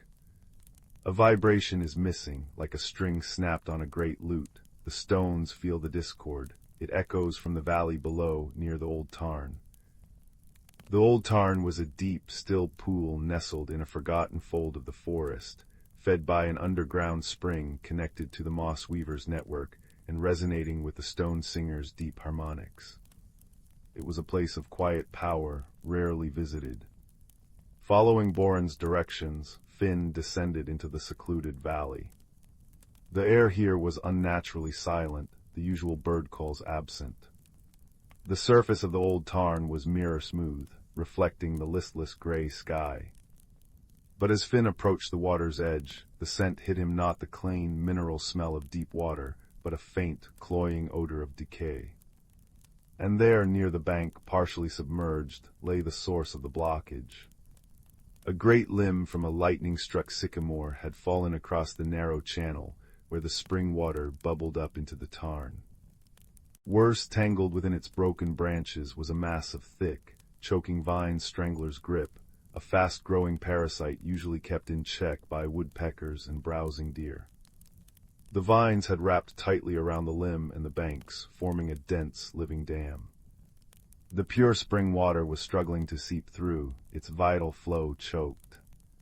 The stagnation was palpable, a heaviness in the air that stifled the natural vibrancy of the place. This blockage was stifling the water's journey, muffling the earth song Boren felt, and disrupting the delicate pressure the moss weavers relied upon. Finn understood. This wasn't malice, but nature's own growth run rampant, unchecked. The harmony was broken by simple, tangled obstruction. He couldn't move the massive limb alone. He needed the harmony. Alara spoke of cooperation. He raced back, first to the moss weavers. "The spring at the old tarn is choked," he explained breathlessly. A great limb and strangler's grip blocked the flow. Fern Whisper nodded gravely. "Strangler's grip weakens with water drawn from its roots. We can guide the hidden streams to soften its hold, make it pliable." A group of moss weavers immediately began their subtle work, directing tiny rivulets underground towards the vine's root system. Next, Finn bounded up to the stone singers. "Boren, the blockage is heavy wood and thick vines at the tarn's source. The moss weavers work to weaken the vines, but the limb, it needs strength to shift." Boren heaved himself up. "Strength we have and leverage. The stones teach balance." He summoned several younger, powerful badgers.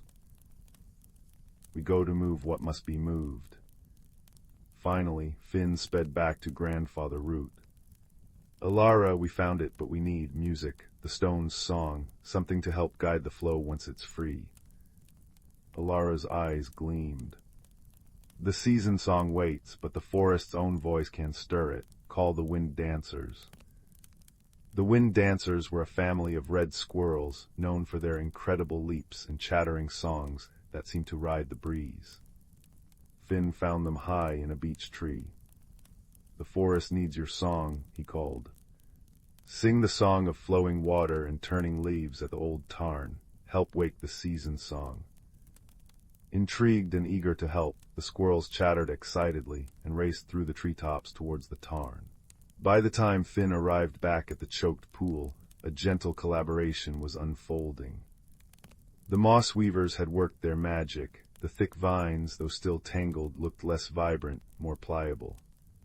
The stone singers, Boren directing with low rumbles, had positioned themselves. Using smaller stones as fulcrums and their immense strength, they heaved against the great sycamore limb. With a groan of wood and a sucking sound from the mud, the massive log began to shift.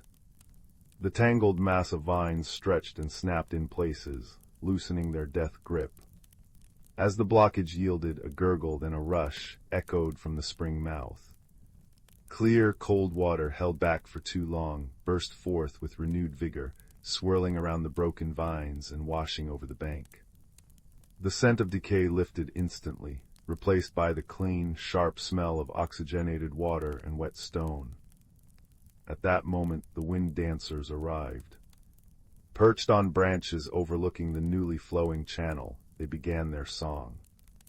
It wasn't a melody humans would know, but a rapid, chattering counterpoint, a rhythmic clicking and trilling that mimicked the tumbling of pebbles in a stream, the rustle of leaves in a strong breeze, the chirp of awakening insects. Their voices wove together, light and vital, dancing on the air. High above, perched on Grandfather Root, Alara felt it. A faint tremor ran through the branch beneath her talons. She turned her gaze to the season song. Deep within the dull crystal, a tiny spark of silver light flickered. Then another. As the sound of the squirrel's song and the rushing water reached the canopy, carried by the now stirring breeze, the spark grew. The frozen leaf gave a tiny shudder. Then slowly, gracefully, it began to spin once more. A soft, pure hum filled the air, resonating not just in Finn's ears, but in his very bones, a sound like ice crystals chinking together, like the first drops of spring rain on dry leaves, like the deep sigh of the earth settling into sleep. The effect was immediate and profound. The stagnant air over the tarn vanished, replaced by a fresh, cool breeze carrying the scent of distant frost.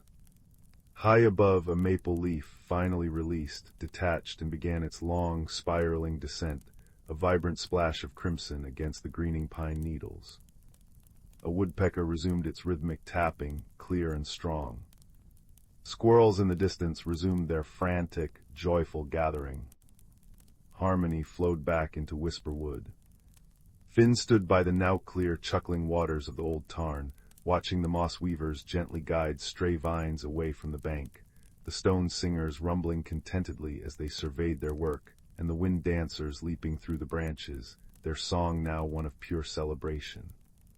He felt the deep, slow breath of the forest resume in, out. The season song's hum wove through everything, a gentle, constant reminder of the interconnectedness of all things. That night, curled in his moss-lined hollow within Grandfather Root, Finn listened. Outside, the first true frost of autumn was painting the world silver. He heard the crisp crunch of leaves under the paws of a passing fox, the distant, hauntingly beautiful call of Alara greeting the moon, and beneath it all, the steady, reassuring hum of the season song, spinning gently, guiding the forest through its eternal, peaceful dance. The wisdom wasn't just in Alara's stories or Boren's rumbles. It was in the flowing water, the singing stones, the chattering squirrels, and the shared effort to mend a frayed thread. It was the understanding that every creature, every leaf, every drop of water and gust of wind played its part in the grand, quiet symphony of Whisperwood. And as the frost deepened and the stars burned cold and bright above the ancient canopy, Finn drifted into a sleep as deep and peaceful as the forest itself, wrapped in the comforting hum of a world restored to balance. Story 8. The village of Bramble Hollow nestled in a valley where twilight lingered like a contented sigh. Every chimney puffed cinnamon-scented smoke, and lanterns shaped like dandelion seeds cast buttery light on cobblestone paths. Young Milo, with eyes like polished acorns and a patchwork satchel always at his side, first noticed the strangeness one dewy morning.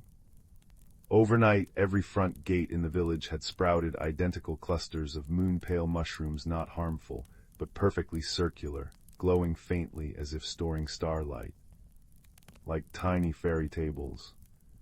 Mrs. Gable whispered, brushing flour from her apron as villagers gathered, murmuring in puzzlement. 2 nights later, the mystery deepened. All the copper wind chimes hanging from porches played the same 3-note lullaby at dawn, though no breeze stirred.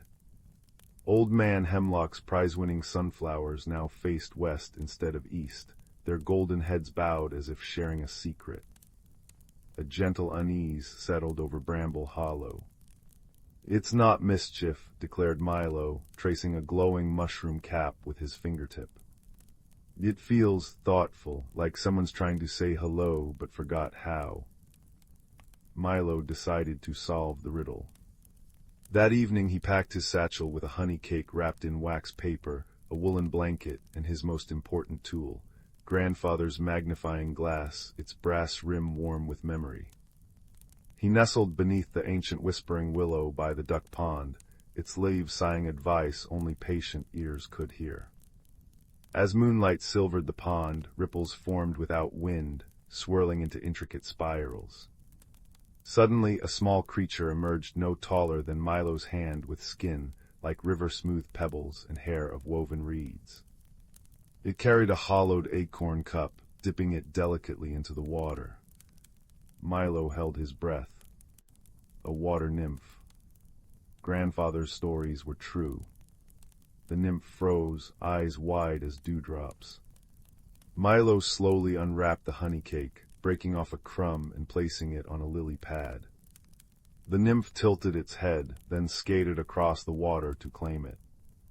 With gestures as fluid as the current, it pointed toward the northern woods, then mimed, dropping tiny seeds. "You're planting the mushrooms," Milo whispered. The nymph nodded, then vanished beneath the surface, leaving only a shimmer. The next clue came from Orla, the moss-bearded tortoise who napped by the library's warmth vents. "Saw shimmer dust near the wind chimes," she rumbled, blinking slowly. "Not pixies, too quiet." Following her advice, Milo sprinkled fine oat flour around Widow Peony's porch that night. At dawn, delicate, webbed footprints glowed in the flour, leading straight to the hollow oak near the sunflower patch. Inside the oak's knotted trunk, Milo found his mentor, Thistle, an ancient hedgehog whose spines held fragments of quartz that caught the light. "Ah, young observer," Thistle rasped, brewing pine needle tea over a glowworm lamp.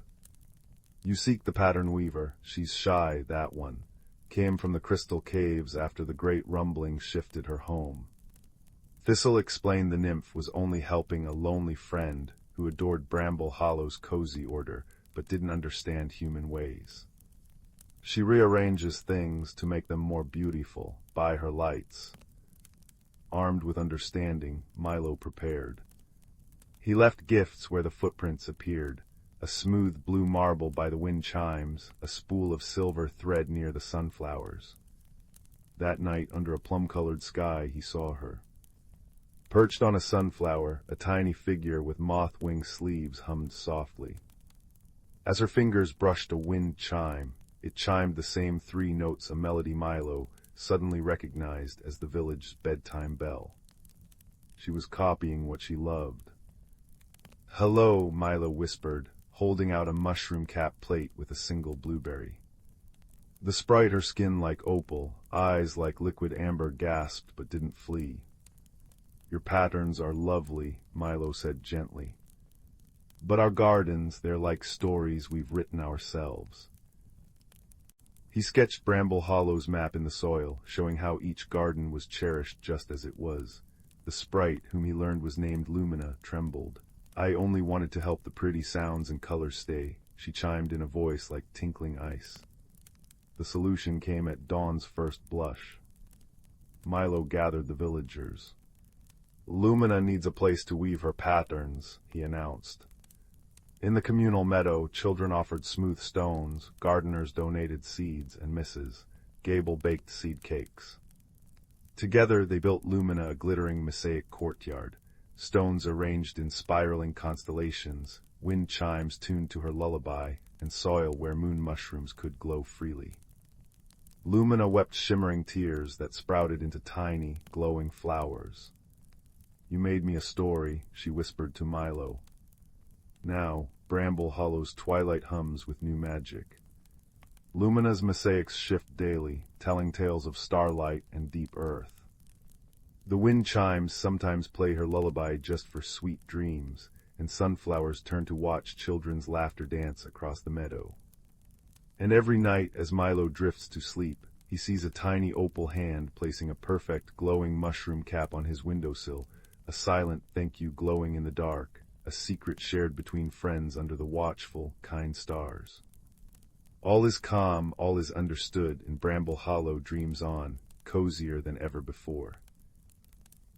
Story 9. The air in the little cottage by the whisperwood held the comforting scent of wood smoke and dried lavender. Outside, twilight painted the sky in soft shades of lilac and peach, and the first stars blinked awake like shy fireflies. Inside, young Silas sat curled on a worn velvet cushion beside the hearth, his gaze fixed on the flames dancing behind the grate. He felt small, quieter than the other children in the village, often overlooked like a pebble smoothed by the stream. His grandmother, her knitting needles clicking a soft rhythm, noticed his thoughtful silence. "Something on your mind, little sparrow?" she asked, her voice as warm as the embers. Silas traced a pattern on the cushion. "Just wondering, Gran, is there magic, real magic?" A knowing smile touched her lips.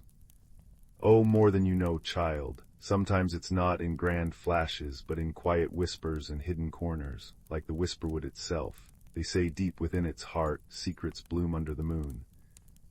Later, tucked beneath his quilt, the image of the whisperwood lingered in Silas's mind. He imagined ancient trees with bark like wrinkled skin, roots twisting like sleeping dragons, and paths dappled with moonlight. Sleep, however, was elusive. A soft tapping sound drew him to his window. Perched precariously on the sill was a small, ordinary-looking stone, smooth and gray, except for a faint, almost imperceptible golden vein running through it. It hadn't been there before. Intrigued, Silas carefully opened the window, the cool night air washing over him, smelling of damp earth and pine. He picked up the stone.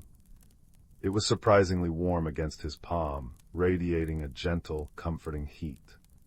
As his fingers closed around it, the golden vein pulsed, just once, with a light so soft it was like catching a glimpse of sunlight through thick clouds.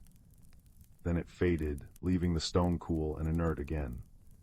Silas held it tightly, a strange sense of calm settling over him. He placed it under his pillow, and sleep finally claimed him, filled with dreams of shimmering paths and whispering leaves. The next day, drawn by an irresistible pull, Silas found himself at the edge of the whisperwood. The forest seemed different in daylight, less mysterious, more welcoming. Sunlight filtered through the canopy, casting shifting patterns on the mossy ground. He felt the stone tucked safely in his pocket, a small, reassuring weight.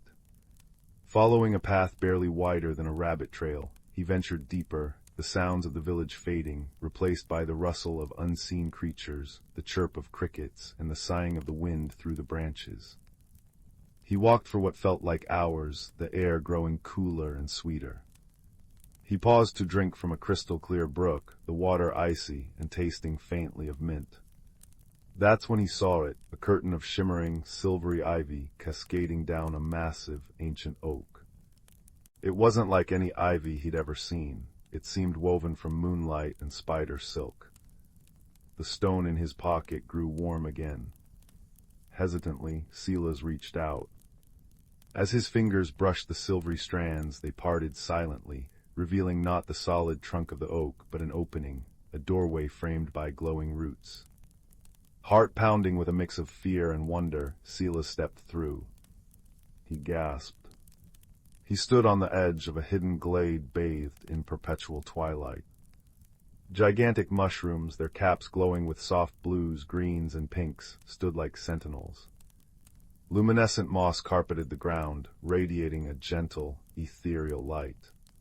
Flowers bloomed with petals that seemed spun from starlight, releasing delicate, sweet fragrances that mingled with the damp earth scent.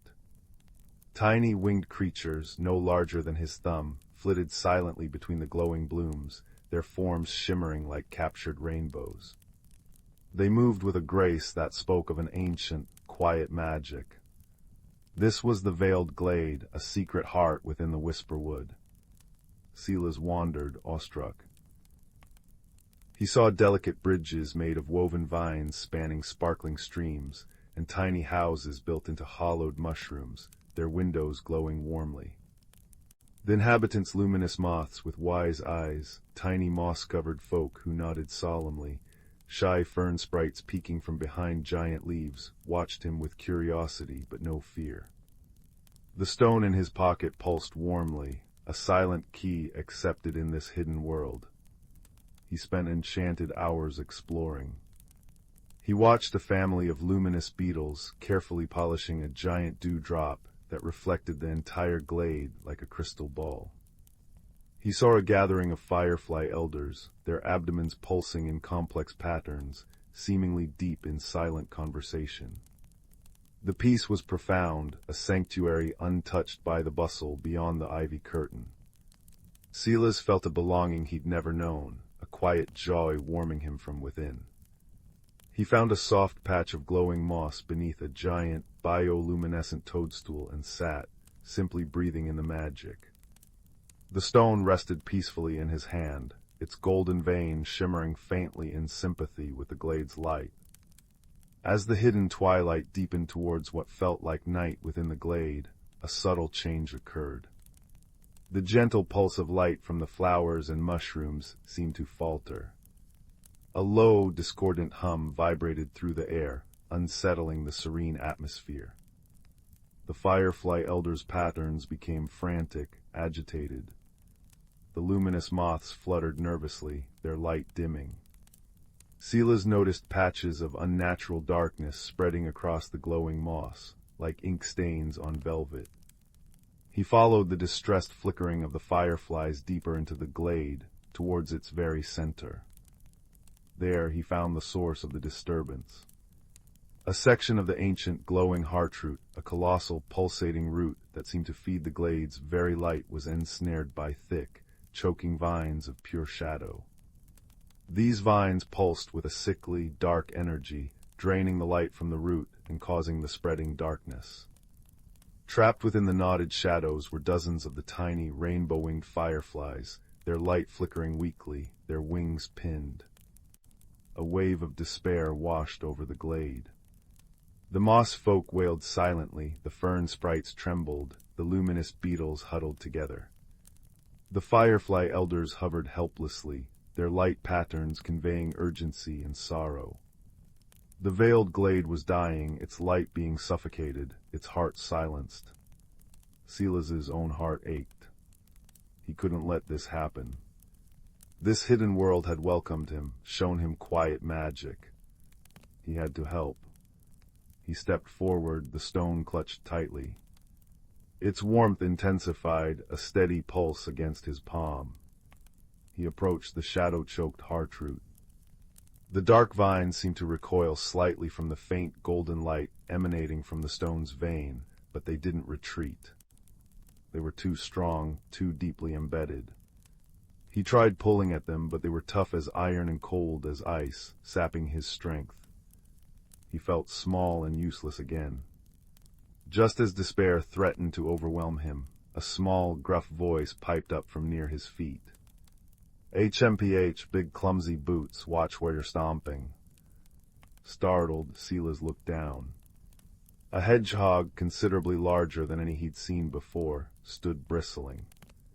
Its spines weren't the usual brown, but shimmered with iridescent blues and greens, catching the glade's fading light. It had bright, intelligent black eyes that regarded him with distinct annoyance. A tiny woven satchel was slung over its shoulder. "Oh, I'm sorry," Silas stammered, stepping back carefully. "I didn't see you." "Course you didn't," the hedgehog sniffed, uncurling slightly. "Big folk never do, too busy trampling moss and gawking. Name's Bramble, and you're making a mess of things." Bramble gestured with a small paw towards the choking shadow vines. "See that nasty shadow bind, sucks the light right out. Got my cousins trapped in there." He pointed towards the flickering fireflies within the dark tangle. "Your cousins?" Silas asked, bewildered. Bramble puffed out his chest. "Fireflies, obviously, distant cousins, mind you, on my mother's side. Shared great-great-great-grand grub. Point is their family, and that shadow bind is bad news for everyone. Weakens the heartroot, dims the glade, and ruins the best mushroom patches." He shuffled closer, peering at the dark vines with distaste. "Tried gnawing through it myself, teeth near froze solid. Tougher than old oak root, colder than midwinter stream." Silas felt a spark of hope. Bramble clearly knew the glade and understood the threat. "Can we free them, the fireflies, save the heartroot?" Bramble looked Silas up and down, his beady eyes lingering on the hand clutching the stone. The faint golden light reflected in his dark pupils. Maybe you've got something. That pebble feels warm, proper warm, not like the fake sunshine those glow moths make." He tapped a claw against his snout thoughtfully. "Shadowbind hates warmth, real warmth, heart warmth, but it's dug in deep. Need more than a warm pebble and big clumsy feet." He eyed Silas's hands. "Those fingers nimble, can you reach the knots where the Shadowbind anchors? It's got tendrils wrapped tight around the heartroot underneath the main tangle. My spines get tangled if I try wriggling under. Silas nodded eagerly. Yes, I think so. I have small hands. He felt a surge of purpose. For once his quietness, his smallness, might be useful. Right then, Bramble declared, adopting the air of a seasoned general. Plan, I'll distract the main mass, poke it, annoy it, make it writhe about. Use small fingers, you crawl under there carefully, and find where the thickest, darkest tendrils grip the root. They'll be cold, nasty things. See if your warm pebble can loosen 'em. Then, well, we'll see. Ready. Silas took a deep breath, the scent of fading light and fear thick in the air. He nodded. Ready. Bramble wasted no time. He scurried forward, letting out a surprisingly loud, chattering squeak. He darted at the base of the shadowy mass, nipping at the lower vines with sharp little teeth. Oi, ugly bindweed, tasteless, give back the light, you great lump of gloom. He jabbed his shimmering spines into the dark tendrils. The shadowbind reacted violently, lashing out with whip-like vines. Bramble dodged with impressive agility, rolling into a spiky ball and bouncing away before reforming to jab again, a blur of iridescent quills and defiant chatter. Too slow, is that all you've got? My granny moves faster after a feast of sleepy slugs. While Bramble drew the shadowbind's attention, Silas dropped to his hands and knees. The glowing moss felt cool and velvety beneath him. He crawled forward, the oppressive cold of the shadowbind washing over him, making his fingers numb. The stone in his hand pulsed fiercely, its warmth a tiny beacon against the chill. He squeezed it, drawing strength. He wriggled underneath the main, writhing mass of dark vines, into the cramped, shadowy space beneath. It was terrifyingly dark and cold. He could feel the trapped fireflies nearby, their faint, panicked light brushing against his skin like desperate whispers. His fingers brushed against the ancient heartroot. It pulsed weakly, a faint thrum against his palm. And there, wrapped around it like cruel fingers, were thick, root-like tendrils of pure shadow, darker than the space around them, radiating intense cold. These were the anchors Bramble spoke of. Silas pressed the warm stone directly onto the nearest shadow tendril. A hiss, like steam escaping, filled the cramped space. The dark tendril recoiled slightly, its grip loosening a fraction. Where the stone touched, a tiny spot of faint, golden light appeared on the shadow like a brand. Encouraged, Silas pressed harder, moving the stone along the tendril. Each touch elicited a hiss and a slight recoil. The warmth from the stone flowed down his arm, fighting back the numbing cold. He focused all his will, all the quiet determination he possessed, into the stone, imagining its warmth flooding into the heartroot, pushing back the darkness. Above him, Bramble's distraction intensified. Think you're tough, try catching me when I'm doing the briar jig. The hedgehog performed a series of dizzying spins and leaps, his spines flashing, drawing the shadowbind's lashing vines further away from Silas's position. Your mother was a moldy turnip, and your roots smell like sour bog water. Slowly, painstakingly, Silas worked his way along the anchoring tendrils. His fingers grew stiff with cold, his arms ached, but the stone's warmth and the faint, strengthening pulse of the heartroot beneath his other hand kept him going. He felt a connection, a fragile thread of light flowing from the stone, through him into the ancient root, pushing against the invasive shadow. One tendril loosened significantly, then another. As the anchors weakened, the writhing mass of shadowbind above became less coordinated, its movements sluggish. Nearly there, small fingers. Bramble yelled, dodging a slower-moving vine. It's weakening, give it the hot pebble treatment. Silas found the last, thickest anchor tendril. He pressed the stone firmly against it, pouring all his focus, all his newfound courage into the action. Warmth, light, life. he thought the words fiercely. The stone flared, its golden vein blazing brightly for a moment, illuminating the cramped space beneath the shadow bind, revealing the intricate, glowing patterns of the heartroot and the terrified, hopeful faces of the trapped fireflies. The shadow tendril gave a final, violent shudder and snapped, dissolving into wisps of cold smoke that vanished instantly. The effect was immediate. The entire mass of shadowbind convulsed. A wave of pure, radiant light erupted from the freed section of the heartroot, pulsing outwards like a silent shockwave. The darkness dissolved, melting away like frost under the morning sun. The trapped fireflies burst free in a dazzling explosion of rainbow light, swirling joyously around the glade.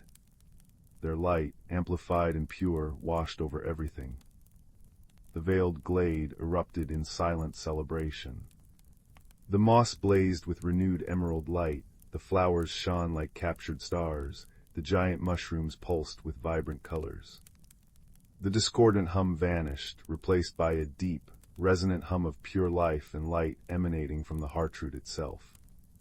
The fireflies danced intricate patterns of gratitude and relief. The moss folk embraced, the fern sprites twirled, the luminous beetles clicked their shells in jubilation. The shadow was gone, banished by warmth and courage.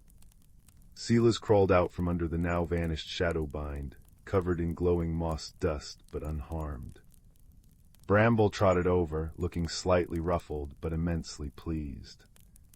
Told you we could do it, teamwork, your warm pebble and my brilliant distraction, and your surprisingly useful small fingers. He gave a little bow. Bramble Thornback at your service, though you can just call me Bramble. Silas grinned, exhaustion replaced by exhilaration. He held out the stone.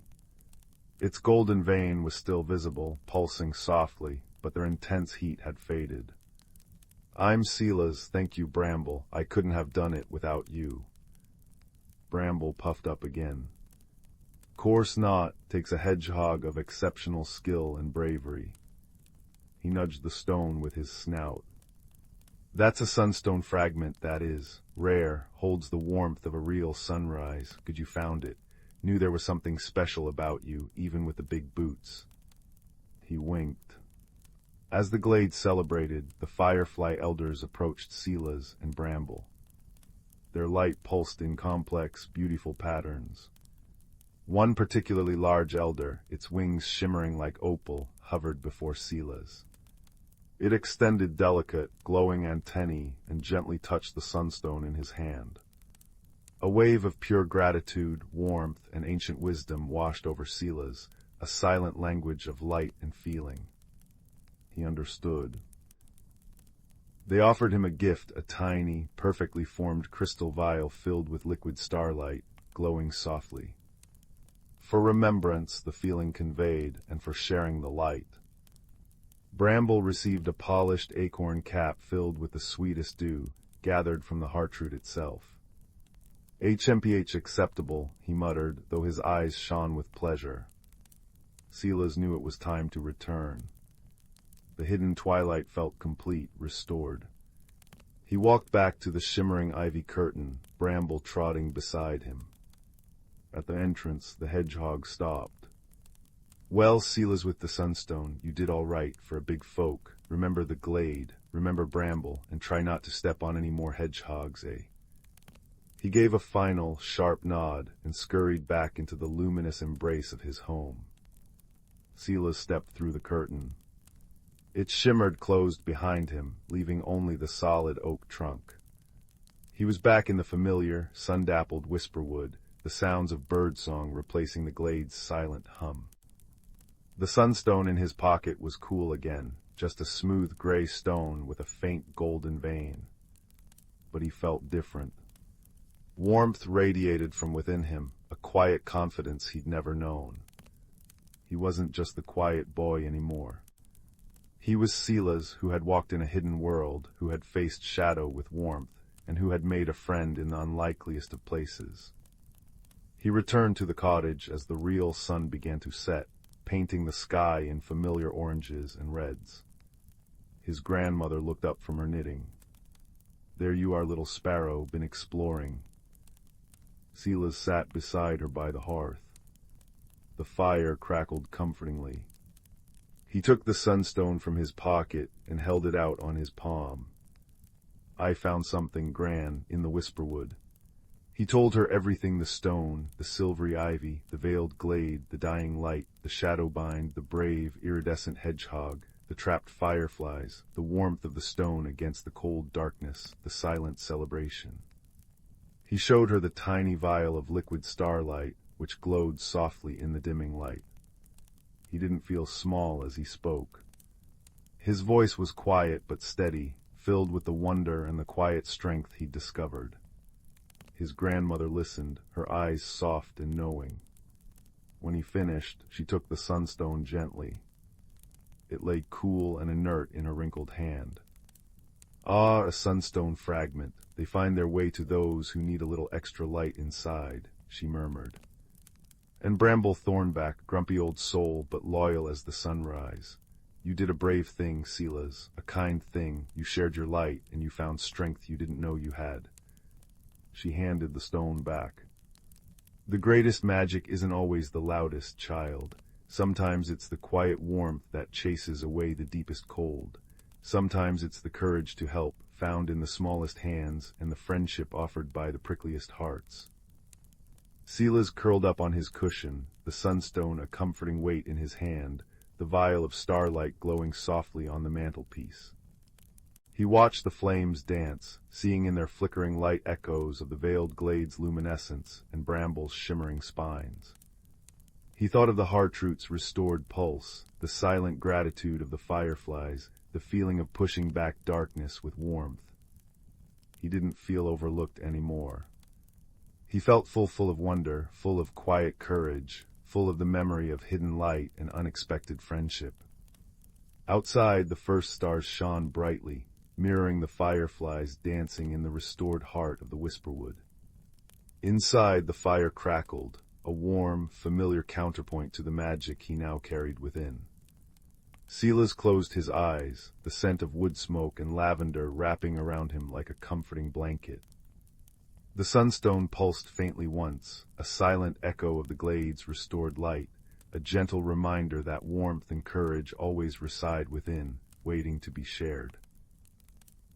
And as sleep finally claimed him, his dreams were filled not with shadow, but with the peaceful, luminous glow of a hidden world, forever safe, forever bright, a quiet testament to the magic found in kindness and the strength discovered in the gentlest of hearts. The story, like the firelight, settled into warm embers, leaving only peace and the promise of light renewed. Story 10. Story 11. The stardust drifter groaned as it settled onto the barren, violet sands of the uncharted moon, Lyra 7. Its hull, scarred from an unexpected meteor shower, hissed steam into the thin, cold air.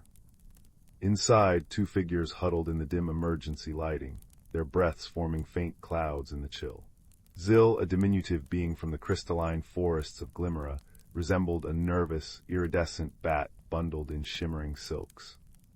Her large, multifaceted eyes darted around the darkened cockpit, reflecting the flickering amber console lights. Her delicate wings, usually capable of creating soothing harmonic hums, were tucked tightly against her back. Opposite her, filling the co-pilot's seat entirely, was Borvan.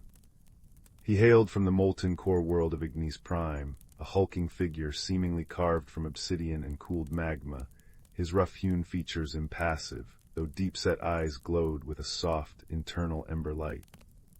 He radiated a gentle warmth, the only source of heat in the failing ship. Their journey had been one of necessity, not choice. Zil, a xenobotanist, needed passage to survey Lyra, 7's rumored bioluminescent flora. Borvan, a stoic mineralogist, sought rare geothermal crystals only found in its dormant volcanoes. The freighter captain, seeing two paying passengers heading the same way, hadn't considered compatibility. Now, stranded, their differences felt like a chasm. Communications, offline life support, Failing, Zill's voice was a high-pitched whisper, amplified by the ship's translator pendant. She flinched as the ship creaked ominously. Engines, catastrophic damage, we are stuck. Her words were clipped, factual, but her trembling betrayed sheer terror. To a Glimmering, silence and darkness were akin to death. Their world thrived on constant, gentle light and sound. Borvan rumbled, a sound like distant thunder. Hull integrity, stable for now. His voice was slow, deliberate, each word carefully formed. Heat, I can provide. He shifted slightly, the ember glow in his chest pulsing brighter, pushing back the cold a few precious inches.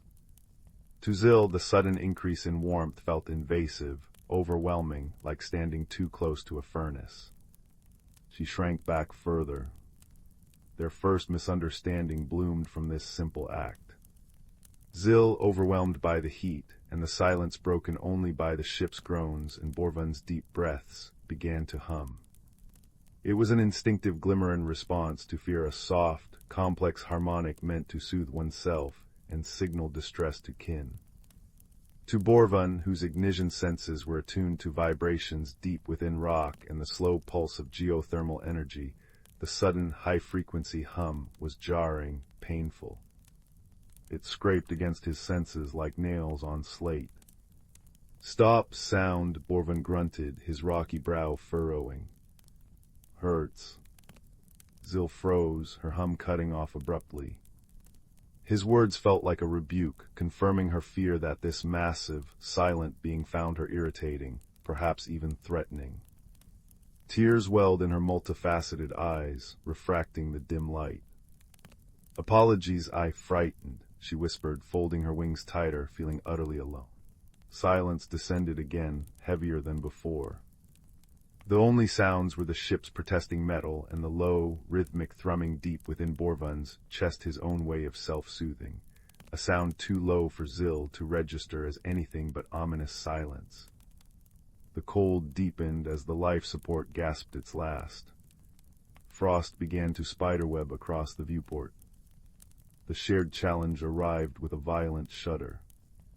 A secondary power conduit overloaded, plunging the cockpit into near-total darkness, except for Borvan's ember glow and the faint, panicked bioluminescence flickering across Zill's skin and wings. Alarms blared briefly before dying. A new sound joined the creaks, a high-pitched whine from the engine compartment below. Pressure leak, engine bay, Borvan stated, his voice tight. Containment, failing, explosion possible. He lumbered to his feet, the deck plating groaning under his weight. Seal, hatch. Zill understood the implication. If their engine containment failed, their explosion could breach the hull, killing them instantly. Sealing the hatch might buy minutes, perhaps an hour. But the manual override was deep within the cramped, dark, dangerously unstable engine bay, a place Zill's fragile form could navigate far more easily than Borvan's massive frame, yet filled with hazards lethal to her. Fear warred with duty within Zill. The darkness, the confined space, the proximity to potential destruction, it was her nightmare. She looked at Borvan, his obsidian form outlined by his internal glow. He couldn't fit. He couldn't reach the override in time. The ship, their fragile shelter, needed her. Why, yes, Zill stammered, her voice thin but resolute. I can go, small, fit. She unfurled her wings slightly, their faint light illuminating her determined face. Borvan stared at her, his ember eyes wide. He understood the danger for her, the superheated pipes, the volatile chemicals, the crushing darkness. A low rumble built in his chest, not of anger, but of profound concern. Dangerous, very. I know, Zill whispered, but must. She took a deep, shaky breath. Light, please, your warmth to see, to not freeze. Understanding dawned on Borvan. Her request wasn't just practical, it was a plea for comfort, a shield against her deepest fears. He moved closer, not crowding her this time, but positioning himself near the hatch leading below. He focused, and the ember glow within his chest intensified, bathing the immediate area in a warm, steady, golden-red light. It pushed back the biting cold and the suffocating blackness around the hatch. He began a deep, resonant hum, a slow, grounding vibration he used when studying delicate crystal formations. It filled the space not jarringly, but with a solid, reassuring presence. Light, warmth, sound, he rumbled softly. Go, careful, I hear. Bolstered by his light, his warmth, and the surprisingly comforting vibration that resonated deep in her own tiny bones, Zil took flight. She darted into the clanging, hissing darkness of the engine bay, guided by Borvan's unwavering glow filtering down from above, and the steady thrum of his presence. It was terrifying. Hot steam scalded her silks, loose cables whipped past, the whine of the failing containment grew louder. But she wasn't alone in the dark. His light was her beacon, his hum her anchor. With trembling claws, she located the manual override panel, a complex nest of levers and gears. Using her delicate dexterity, honed for handling fragile Glimmering spores, she carefully, painstakingly engaged the emergency seals. The heavy blast doors slammed shut with a final clang just as the whine reached a critical pitch, then abruptly silenced. Exhausted, singed, but triumphant, Zil fluttered back up. Borvan was waiting, his light dialed down to a gentle warmth. He extended a massive, rough hand, palm up, flat and steady. It wasn't a demand, but an offering. Tentatively, trembling, Zil landed on his warm palm. It was surprisingly smooth in places, radiating a profound, comforting heat. She curled up, her wings wrapped around her, feeling safe for the first time since the crash. The low thrumming in his chest vibrated through her, no longer alien, but deeply soothing, like the heartbeat of a mountain. Later, as they conserved energy, sharing meager rations, Zil sipping nutrient-rich nectar, Borvan slowly crumbling mineral-rich rocks, they talked. Slowly, haltingly, they unraveled their misunderstandings. You hummed, scared. Borvan asked gently. Yes, Zil admitted. On Glimmer, sound is light, is comfort, silence, is she shuddered. Loud, Borvan finished for her. To me, high sound, sharp like cracking stone. He paused, considering. Your light, wings, soft, good. And your heat, Zil said, daring to nudge closer to the warmth radiating from his palm. At first, too much. Like standing on Igni's sun. Borvan made a sound like grinding pebbles, a chuckle. Yes, but needed like your wings needed below. He looked down at the tiny being resting on his hand. Different rhythms, same song. Zil understood. They weren't just different species. They experienced the very fabric of existence, light, sound, heat, space, in fundamentally different ways. Their initial reactions weren't malice, but the friction of unfamiliar harmonies. The shared crisis had forced them to listen, not just to the words, but to the needs beneath them. Borvan had offered warmth and stability when Zil needed light and sound. Zil had offered courage and dexterity when Borvan needed someone small and quick. Their strengths complemented, their fears were understood, not judged. Days passed. Borvan kept them warm, melting ice for water.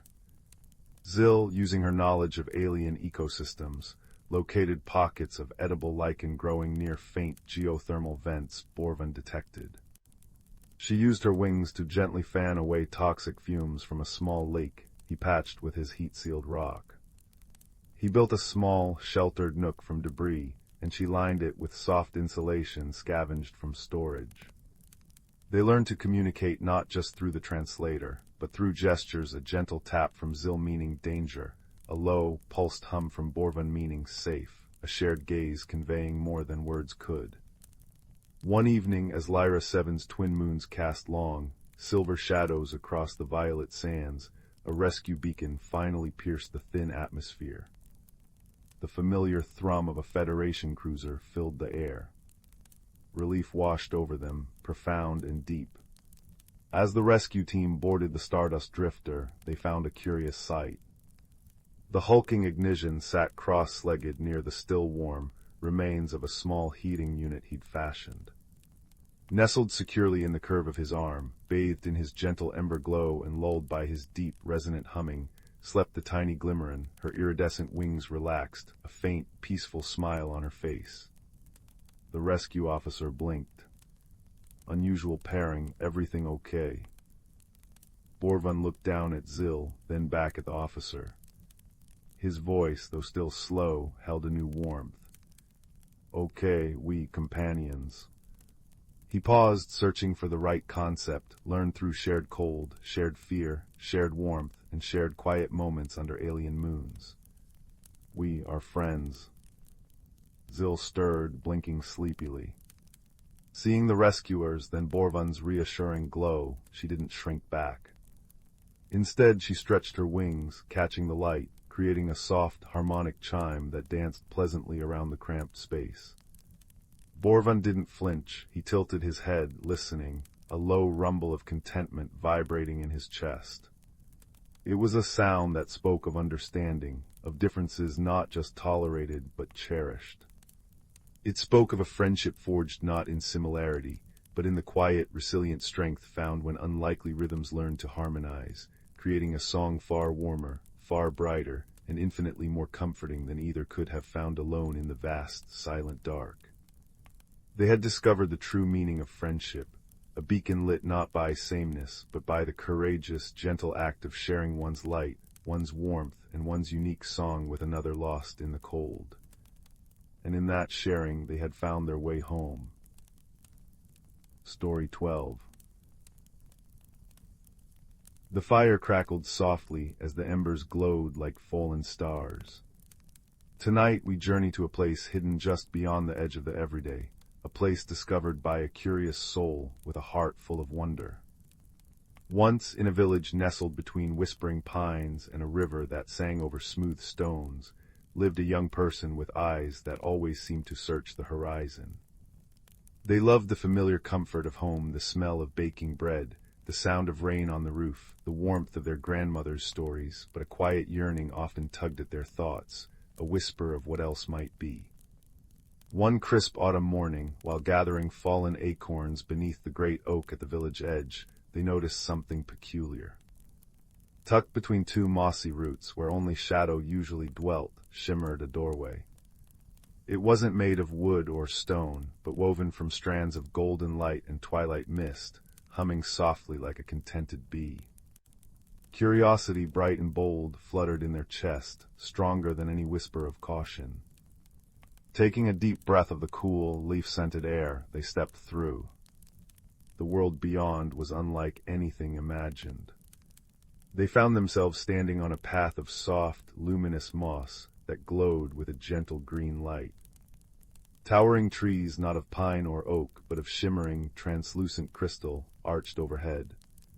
Their leaves were not green, but cascades of liquid silver and molten gold, catching light from a sky that seemed perpetually caught in the soft blush of twilight. The air hummed with a deep, peaceful energy and smelled of crushed mint, damp earth after rain, and something sweet like wild honey. Fireflies, not yellow, but tiny orbs of sapphire blue and emerald green, drifted lazily through the air like wandering stars. This was the Valley of Whispering Light. The path led them deeper into the valley. Soon they came upon a stream that flowed not with water, but with liquid starlight, sparkling and cool. They knelt, dipping their fingers in. It tingled pleasantly, leaving a faint shimmer on their skin. How could they cross? As they pondered, a large flat leaf, edged with silver, drifted towards the bank. It seemed to wait.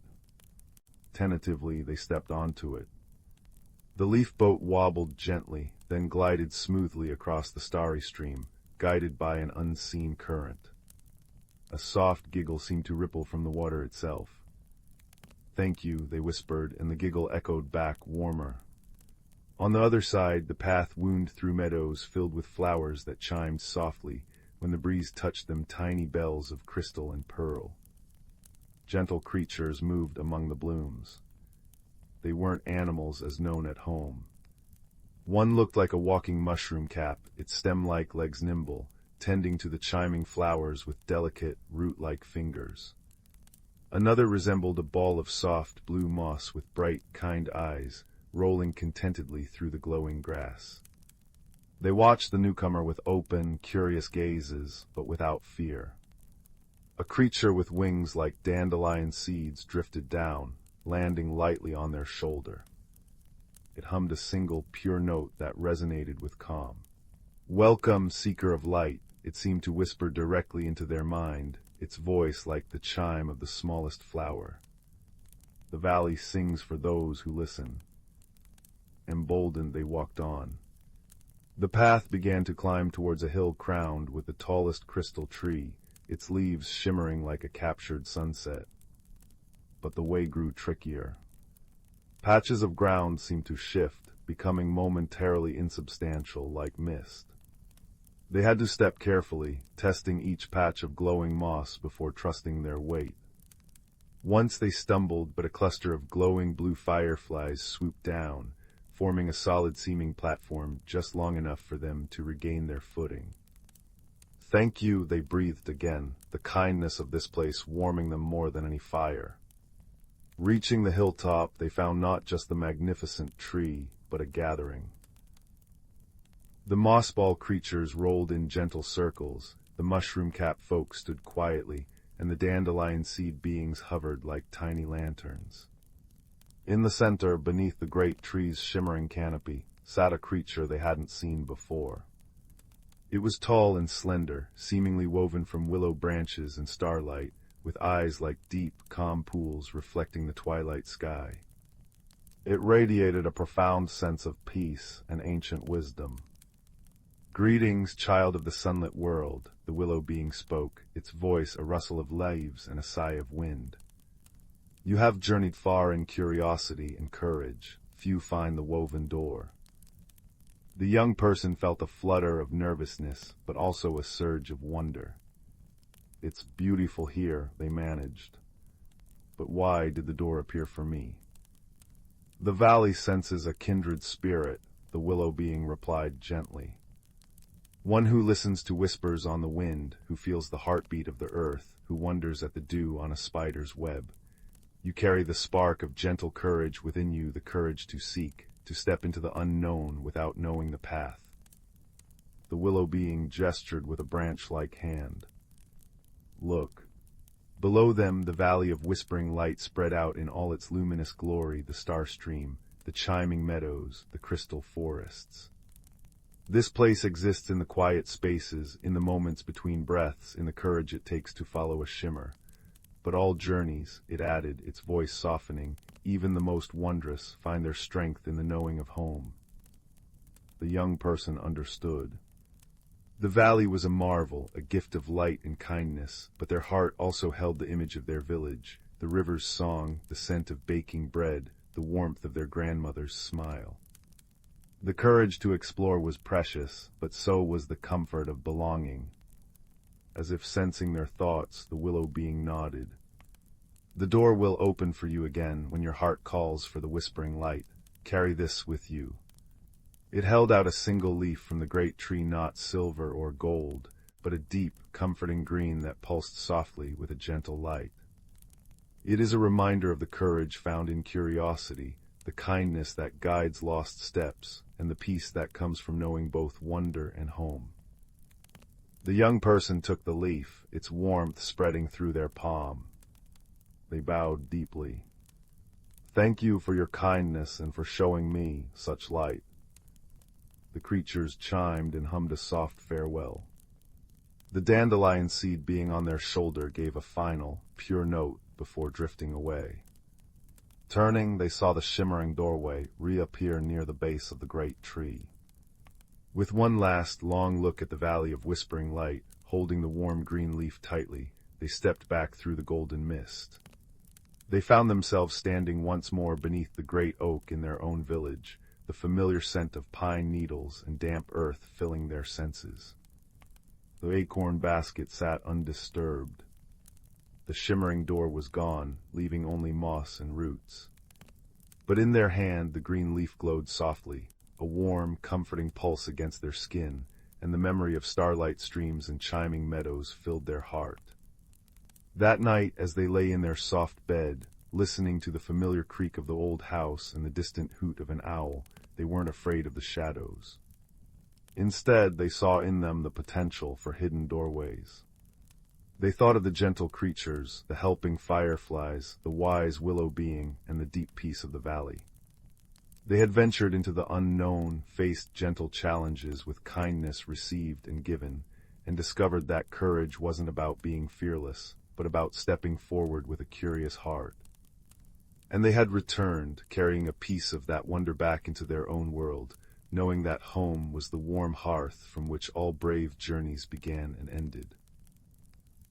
The soft glow of the leaf on their bedside table was a gentle nightlight, a promise of whispered light and the enduring courage found in simply being curious and kind. And with that comforting warmth nestled deep within them, they drifted into sleep, a small, peaceful smile on their lips, ready for whatever gentle wonders the next dawn might bring. Story 13. The forest behind young Thomas's cottage had always whispered secrets, but only when he discovered the smooth, opalescent stone half buried beneath old man Willow's roots did the whispers become words. Follow the Moth-Light, it hummed against his palm, pulsing with warmth like a captured star. Thomas, a boy who preferred quiet corners and sketched birds in the margins of his schoolbooks, felt a thrill cut through his usual shyness. That evening, as dusk painted the sky in lavender and apricot, he slipped past the garden gate, the stone glowing softly in his pocket. The woods transformed as twilight deepened. Fireflies winked like scattered emeralds, but among them drifted larger, paler lights, moth-lights, their wings shedding luminous dust that illuminated paths Thomas had never noticed. Mossy stones formed stepping stones across gurgling streams, and ferns unfurled in patterns that felt intentional, like a map only visible by moonlight. Deeper into the ancient grove he wandered, until the air grew thick with the scent of damp earth and wild thyme, and the trees arched into a cathedral of leaves. There, beneath a colossal oak with bark like braided silver, stood Pip. Pip was no taller than Thomas's knee, with skin like polished acorn wood, hair of woven moss, and eyes that held the shifting green of sun-dappled leaves. A woodfolk, he explained in a voice like rustling parchment. The Whispering Stone chose you, Pip said, pointing to Thomas's pocket. It's the keystone to Fernhaven. Fernhaven, Thomas learned, was the hidden heart of the forest, a realm where roots cradled glowing villages and starlight pooled in crystal-clear ponds. But Fernhaven was fading. The heartwood tree, source of all the forest's magic, was withering, its leaves turning brittle, its song growing faint. Without it, Pip whispered, the moth-lights will vanish, the paths will close, our world and yours will grow silent. Their quest began at dawn. The stone guided them, its pulse quickening as they neared the heartwood. Their path wound through valleys carpeted in bluebells that chimed when brushed, over hills, where ancient badgers carved tunnels through sun-warmed clay, and across rivers teeming with fish that shimmered like liquid rainbows. Yet Fernhaven wasn't without peril. In the murmuring marshes, where willows wept sticky sap and the ground sucked hungrily at their feet, they met Borin, a badger the size of a small bear, his fur matted, one eye clouded with age. He snarled, blocking their way, guarding a narrow causeway of solid earth. Turn back, softskins, the marshes claim the careless. Thomas, recalling how his younger sister feared thunderstorms until he taught her to count the seconds between flash and boom, stepped forward. He didn't flinch from Borin's bared teeth. Instead, he offered a sketch from his pocket, a drawing of the badger himself, noble and strong beneath a crescent moon. We seek the heartwood to heal the forest, Thomas said softly. Your strength could shield us through the marshes. Boren studied the drawing, then Thomas's earnest face. With a grunt that shook dew from the reeds, he turned. "Stay close. Step where I step." His gruffness masked a fierce loyalty, born that day. Deeper still, in the glimmering caves where bioluminescent fungi painted constellations on the walls, they faced a different challenge: confusion. The caves echoed, twisting sounds into lies. Pip's voice became a dozen whispers, all contradicting. Left leads to doom, right is a dead end. Panic tightened Thomas's chest until a tiny, frantic light zipped past his ear. Lumina, a firefly whose light usually flickered with shyness. She landed on the whispering stone. Where her light touched the stone, a single clear path forward shimmered into view on the cave floor. Lumina's light, they realized, cut through illusions. She joined them, her faint buzz a steady, comforting hum. The final challenge awaited at the foot of the heartwood itself. It stood on an island in the center of a vast, still lake, its once vibrant bark now ashen, its canopy sparse. The bridge, a fragile arc of woven vines and moonbeams, was guarded by the thorns.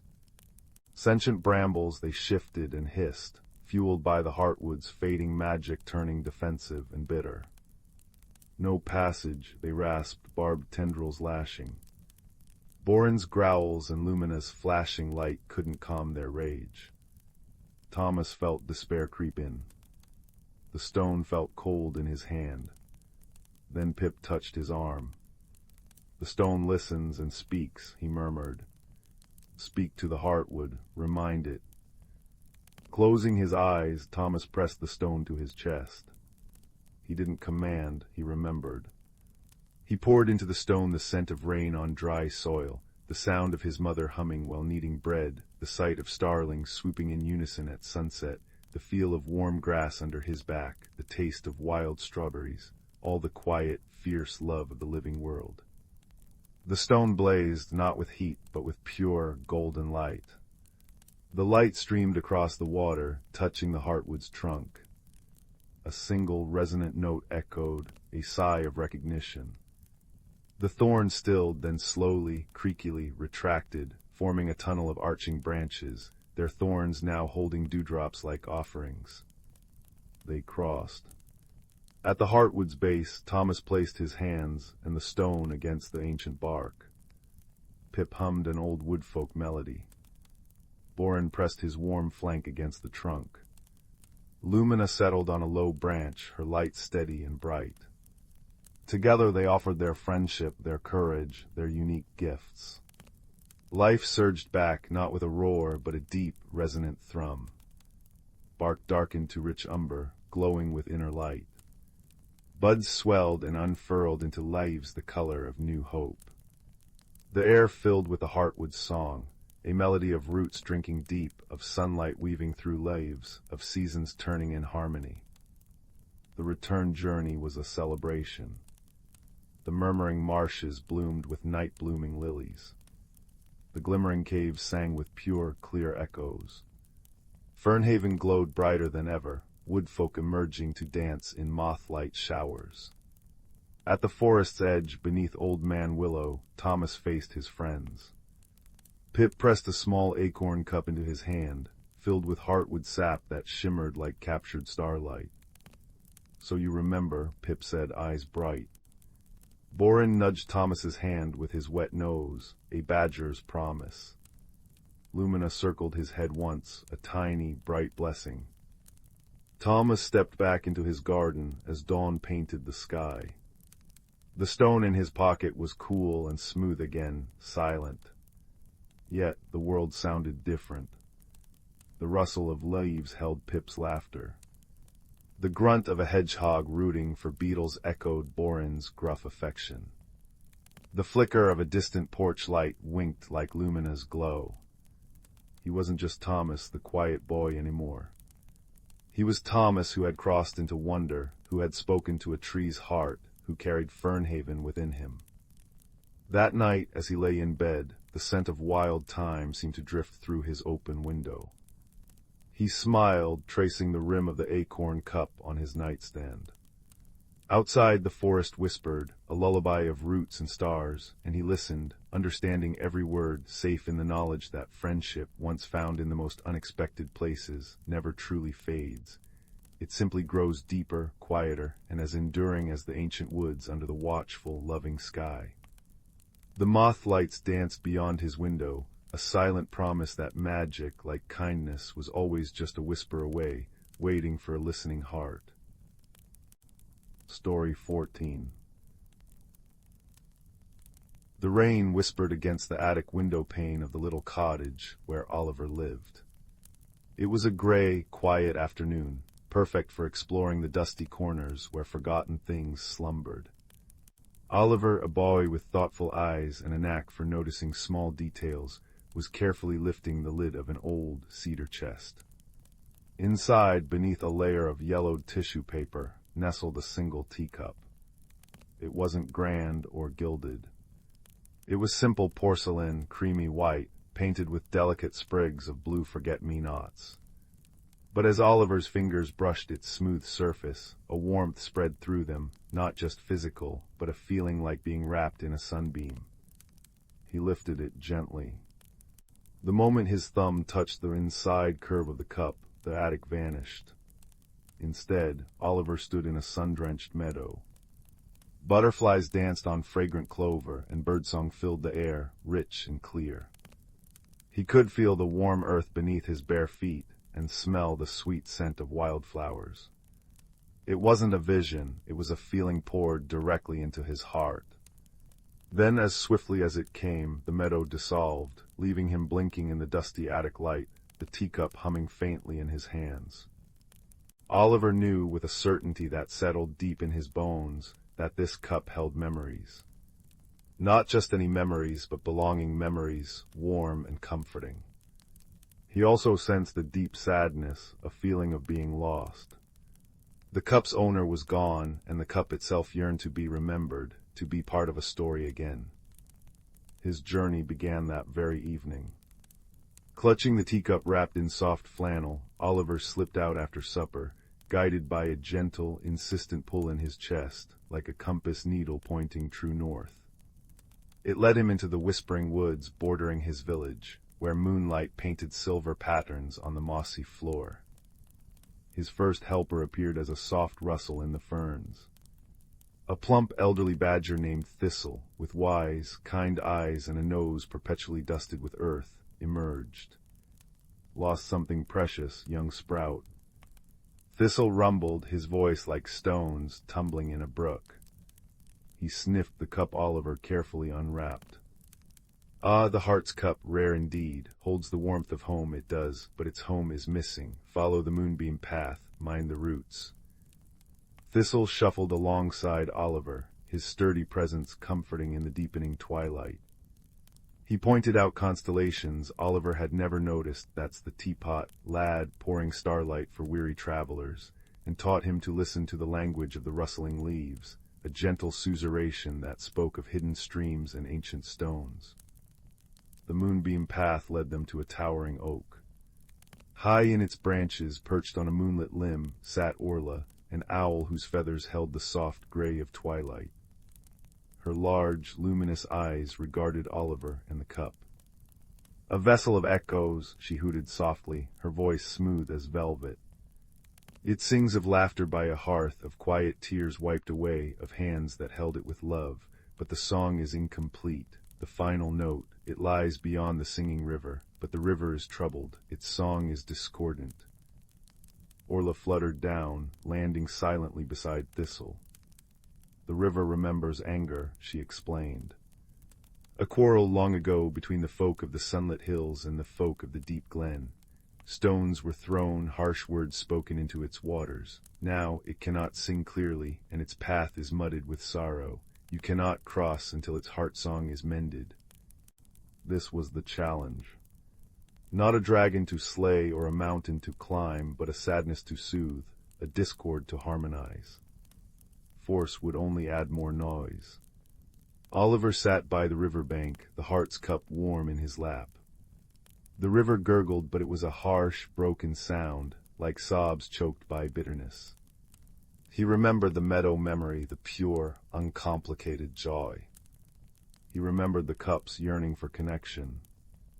He dipped the heart's cup into the cool, silky water. As the water touched the porcelain, the cup glowed with a soft, blue-white light. Oliver didn't speak. Instead, he remembered. He poured all the warmth, the sense of belonging, the quiet comfort the cup had shared with him into the water cupped within it. He thought of shared meals, of forgiveness whispered, of hands clasped in friendship. He focused on the feeling of the sunlit meadow, the scent of clover, the sound of pure birdsong. The light from the cup flowed into the water, then spread like liquid starlight onto the surface of the singing river. Where the light touched, the harsh gurgling softened. The troubled waters began to shimmer. Oliver saw fleeting images reflected on the surface. 2 children, one from the hills, one from the glen, sharing berries by the river long ago, elders shaking hands beneath an ancient willow, the simple, shared act of drawing water for a family meal. The cup was showing the river its own forgotten memories of peace and connection. Slowly, the discordant notes faded. The river's flow smoothed, becoming a gentle murmur, then a soft, melodic hum. It was a song of forgiveness, of shared history, of flowing together again. The water itself seemed clearer, brighter. "Wisdom, young one," Orla hooted approvingly from her branch. You reminded it of its true nature. "Listened with your heart, you did," Thistle added, nudging Oliver gently. "That's the real magic." The river, its song now a clear, sweet lullaby, parted its waters slightly, revealing smooth, flat stones forming a natural bridge across. Oliver, Thistle, and Orla crossed easily. On the other side, nestled in a small, moon-drenched clearing, stood a tiny, ivy-covered cottage. The pull from the cup was now a joyful thrum. An elderly woman sat on a bench under a gnarled apple tree, her eyes gazing into the distance with a touch of loneliness. As Oliver approached, holding out the teacup, her eyes widened, filling with tears that caught the moonlight.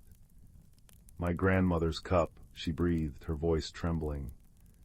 "I thought it lost forever when I moved. It was my only piece of home from the sunlit hills." Her fingers, gnarled with age, wrapped around the cup. As she touched it, the blue forget-me-not seemed to glow faintly. She closed her eyes, a smile spreading across her face like dawn breaking. The meadow, oh, the wildflowers and Papa singing. She looked at Oliver, her eyes clear and bright now. "You brought it back, you brought me back." The cup, Oliver understood, hadn't just needed to be found. It needed to reconnect its owner to the warmth of her own cherished memories, memories buried under the loneliness of time and distance. He learned her name was Alara, and she had left the hills after the quarrel with the Glen folk, carrying her sadness with her. As Oliver sat with Alara in her cozy cottage, sharing weak tea from a different cup, he told her of the singing river, of the memories the heart's cup had shared, and of the river's song being mended. Alara wept again, but this time they were tears of release. "Such a silly quarrel," she sighed. "Overgrazing rights long forgotten, we all lost the warmth of community." The journey home felt different. The whispering woods seemed friendlier, the moonlight warmer.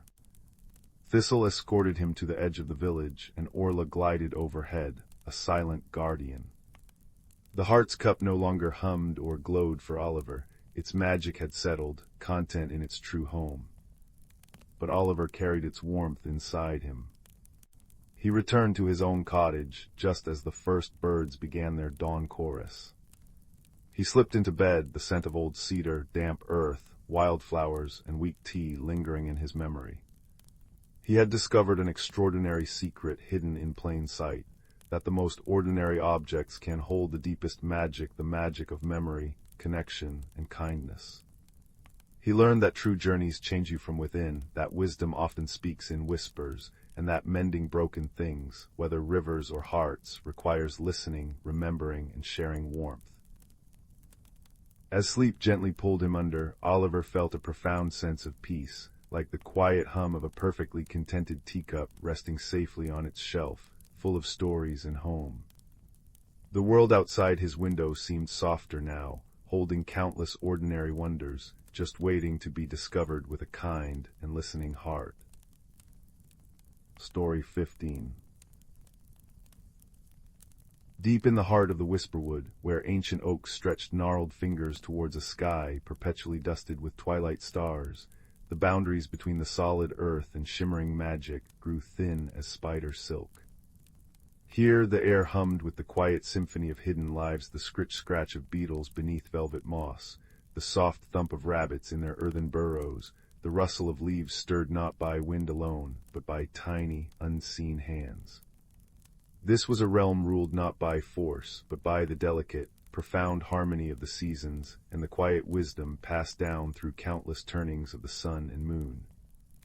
Bramble, a small hedgehog whose prickles held the faintest sheen of dawn's first light, lived in a snug burrow tucked beneath the roots of Grandfather Oak. His world was one of intricate detail, the cool, damp scent of loam after a summer shower, the velvety softness of moss beneath his paws, the sharp, clean tang of pine needles carpeting the forest floor. His evenings were spent foraging for plump, earthy truffles and sweet, dewy berries, his nose twitching at the symphony of scents wood smoke from distant hearths carried on the breeze, the heady perfume of night-blooming jasmine, the crisp ozone hint of approaching rain. One crisp autumn evening, as amber leaves drifted down like silent blessings, Bramble noticed a troubling discord in the forest's song. The Silver Thread River, usually a ribbon of liquid moonlight chuckling over smooth stones, flowed sluggish and murky. Its banks, usually vibrant with watercress and forget-me-nots, looked sickly, the plants wilting and gray. The air near its edge carried a faint, unpleasant tang of stagnation, a stark contrast to the usual freshness. A deep unease settled in Bramble's chest, prickling sharper than his spines. He sought counsel from Sage Thicket, a venerable badger whose silver-streaked fur held the deep, comforting smell of old parchment and dried herbs. Sage lived in a warren lined with smooth river stones and glowing moss lanterns, the air thick with the scent of chamomile and wisdom. Firelight danced on the earthen walls, casting long, comforting shadows. "Ah, young Bramble," Sage rumbled, his voice like stones shifting in a gentle current. He stirred a pot of fragrant root tea over a small, contained fire. "The river's sadness touches you too, I see. Come, warm your paws. This trouble has roots deeper than the oldest tree." Sage settled onto a cushion of dried ferns, his dark eyes reflecting the flickering flames. "The Whisperwood breathes with the seasons, Bramble. Spring whispers growth, summer hums with life, autumn sighs with letting go, and winter dreams beneath the snow. The silver thread is its lifeblood, fed by the tears of the Sky Mother and the hidden springs deep within the earth. But its balance is delicate, woven from countless threads, the health of the trees whose roots drink deep, the stones that cleanse its flow, the tiny water sprites who dance in its currents, unseen by most eyes."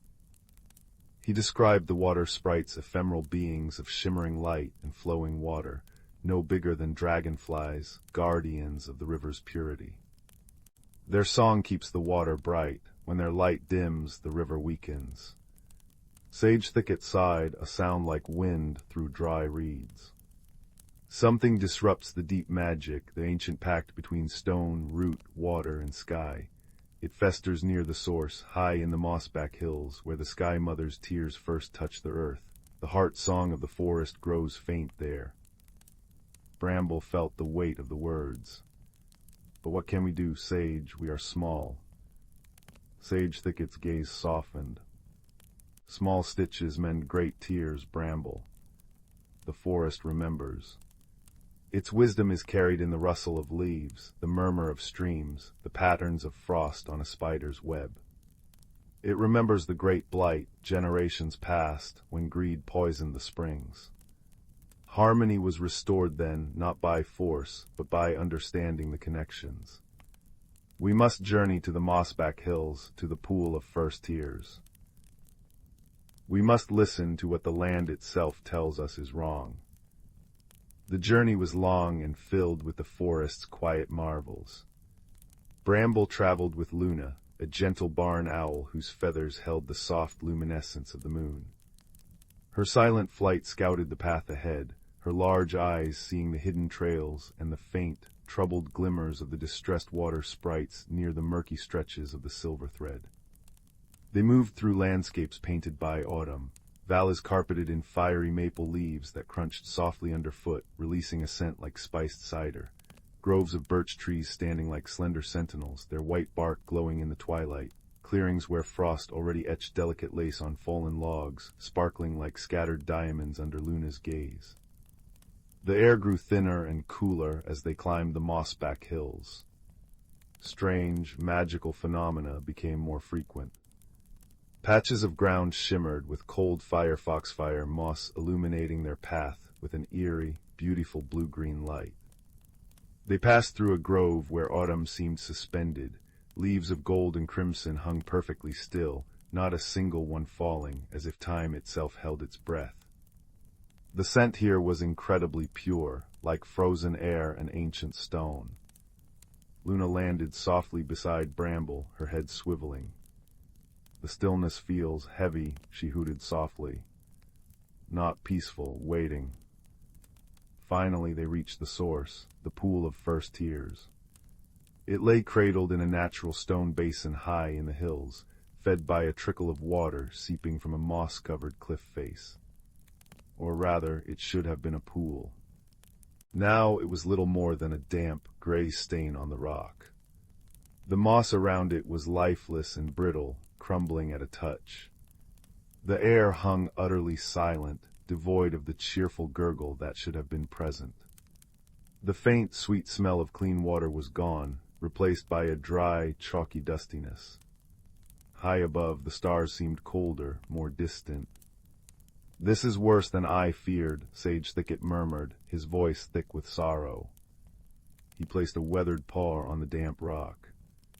"The spring is choked. The Sky Mother's tears cannot flow." Bramble crept closer, his senses straining. He pressed his ear against the cold stone near the seep. Faintly, very faintly, he could hear it, not the sound of water, but a deep, rhythmic thrum, like the slow, labored heartbeat of the earth itself. It was weak and uneven, and beneath that, a different sound. A low, grating vibration, a discordant hum that set his teeth on edge. "It comes from below," Luna observed, gliding down to perch on a lichen-covered boulder beside the pool basin. "Deep in the earth." Sage Thicket closed his eyes, his brow furrowed in concentration. He breathed deeply, drawing in the scents of the stone, the dying moss, the thin mountain air.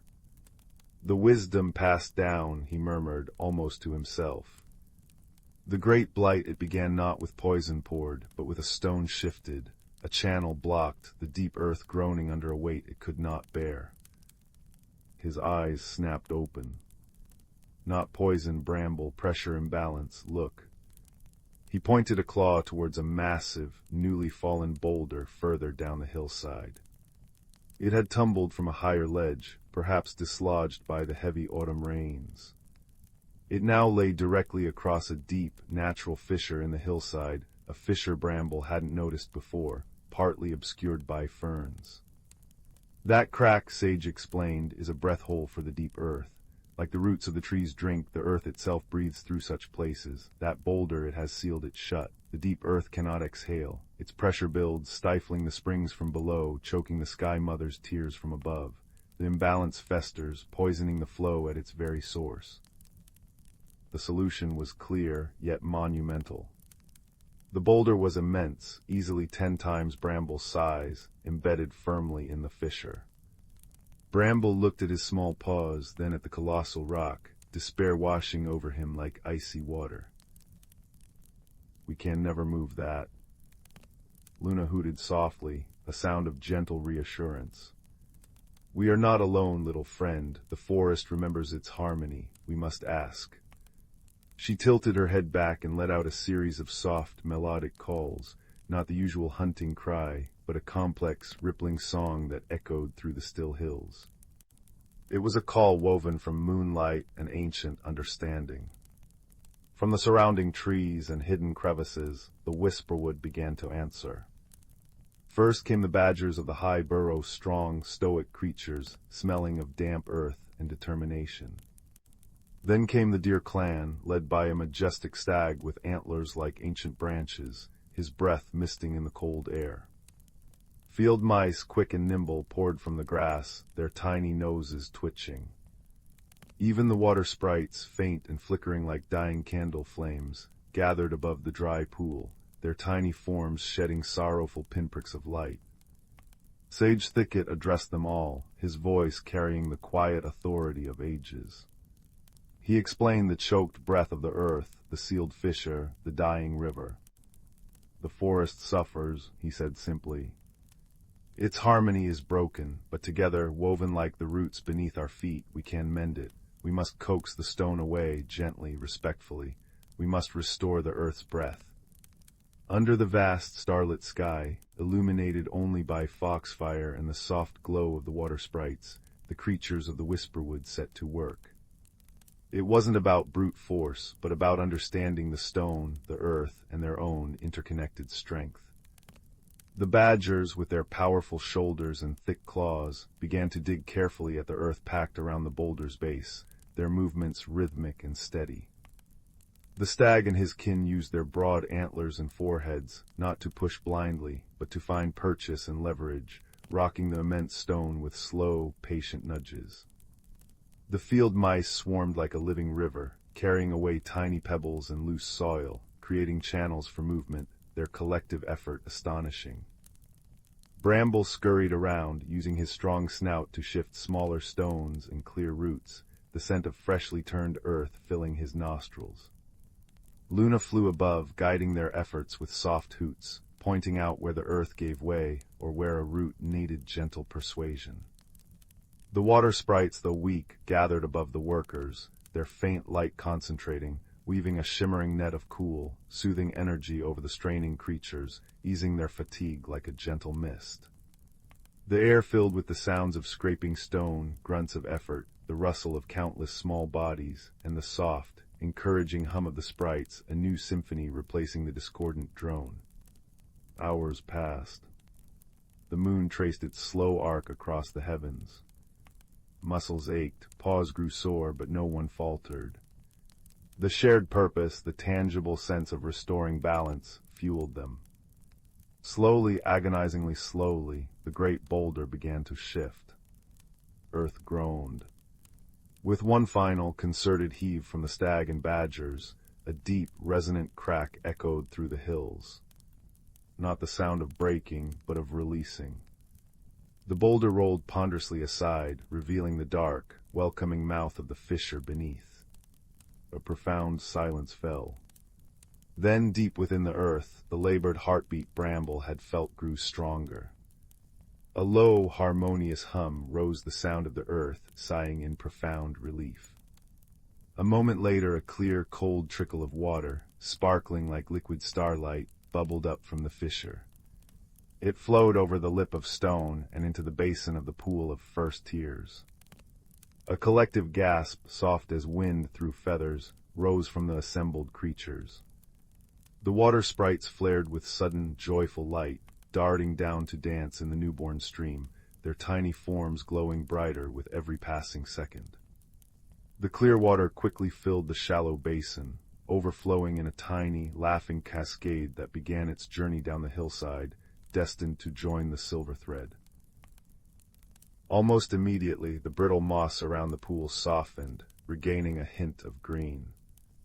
The oppressive stillness lifted, replaced by the sweet, clean sound of flowing water and a gentle breeze sighing through the pines, carrying the fresh, icy scent of the newborn spring.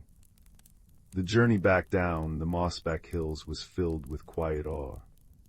They followed the nascent stream, watching it grow stronger, joining other trickles, becoming a brook, then a small river, its song growing louder and more confident with every step. By the time they reached the familiar stretch of the silver thread near Grandfather Oak, dawn was painting the eastern sky in streaks of rose and peach. The river flowed clear and strong once more, chuckling over its stones. Along its banks the wilted watercress already looked perkier, the gray tinge fading from the forget-me-nots. The stagnant smell was gone, replaced by the vibrant, life-giving scent of clean water and damp earth. Creatures emerged from their burrows and nests, drawn by the sound and the fresh energy in the air. Rabbits twitched their noses in delight, birds sang sweeter songs from the branches dripping with dew. The whisperwood hummed with restored vitality. Bramble returned to his burrow beneath Grandfather Oak, utterly weary but filled with a deep, peaceful warmth. He curled up on his bed of soft, dried grasses, the comforting scent of earth and oak root enveloping him. Sage Thicket settled nearby, his breathing slow and content. Luna perched on a low branch outside, her feathers catching the first golden rays of the rising sun. As Bramble drifted towards sleep, the lessons wove themselves into his dreams, the deep, resonant heartbeat of the earth, the strength found in countless small threads woven together, the profound wisdom whispered by the land itself to those who listened, the magical dance of seasons and elements, each vital, each connected. He saw the water sprites, now radiant, dancing in the renewed silver thread, their light reflecting the dawn. He felt the gentle sigh of the forest, a sigh of relief and profound gratitude.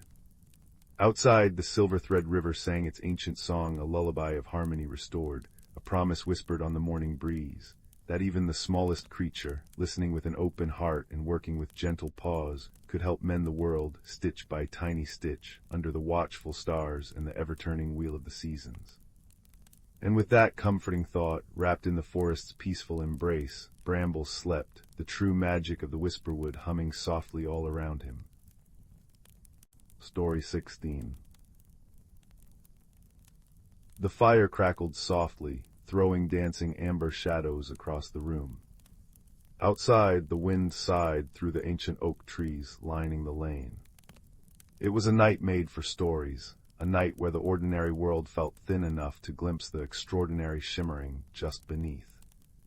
So settle in, pull the quilt a little higher, and let me tell you the tale of Theo and the Whispering Stone. Theo lived in the little village of Willow Creek, nestled in a valley where the hills rolled like sleeping giants. He was a quiet boy with eyes the color of moss after rain and a habit of noticing things others hurried past, the intricate pattern of a spider's web jeweled with dew, the tiny purple flowers hiding in the meadow grass, the way the old stone bridge seemed to hum when the river ran high. His favorite place was the ancient grove, a stand of impossibly old, gnarled trees on the village outskirts. Most folks avoided it, whispering tales of shadows that moved on their own and strange lights flickering at dusk. But Theo felt only peace there, a deep, ancient quiet that settled his busy thoughts. One crisp autumn afternoon, while chasing a particularly determined squirrel who'd stolen his last hazelnut biscuit, Theo ventured deeper into the ancient grove than he ever had before. Sunlight filtered through a canopy of gold and crimson leaves, dappled the forest floor. The air smelled richly of damp earth, decaying leaves, and the sweet tang of ripening berries. He scrambled over a moss-covered boulder, its surface cool and velvety under his palms, and found himself in a small clearing he'd never seen. At its center stood the oldest tree of all, its trunk wider than Theo was tall, its bark deeply fissured like a wise, wrinkled face. Nestled in a hollow at its base, half buried in emerald moss, something gleamed with a soft, milky light. Curiosity, that bright spark within him, flared. Theo knelt, carefully brushing away the cool, damp moss. Beneath it lay a stone. But not just any stone. It was smooth and oval, about the size of his palm, a deep, cool gray like storm clouds, yet shot through with veins of shimmering silver that seemed to shift and swirl when he tilted it. It felt surprisingly warm in his hand, humming with a gentle vibration, like the purr of a contented cat. As he held it, a faint, melodious sound reached his ears, not a voice exactly, more like the distant chiming of tiny bells carried on the breeze, whispering words he couldn't quite grasp. He felt a strange pull, a sense that the stone was alive, waiting. He tucked it carefully into his pocket, the warmth radiating a comforting presence against his leg. That night, Theo couldn't sleep. Moonlight streamed through his window, painting silver stripes on the floorboards. The stone lay on his bedside table, its silvery veins glowing faintly in the dark. The whispering sound grew clearer, forming a single compelling word. Come, it wasn't spoken aloud. It resonated directly within his mind, a gentle but undeniable summons. Driven by a mixture of wonder and a touch of apprehension, Theo slipped out of bed, pulled on his warmest jumper and boots, and quietly crept downstairs and out into the moonlit night. The village slept under a blanket of stars. The air was crisp, smelling of wood smoke and frost. Guided by the stone's increasing warmth and the soft chime whispering, this way, Theo retraced his steps towards the ancient grove. The familiar path looked different under the moon's silver-gaze shadows stretched long and mysterious. Leaves glistened like frosty jewels. He reached the clearing with the ancient tree.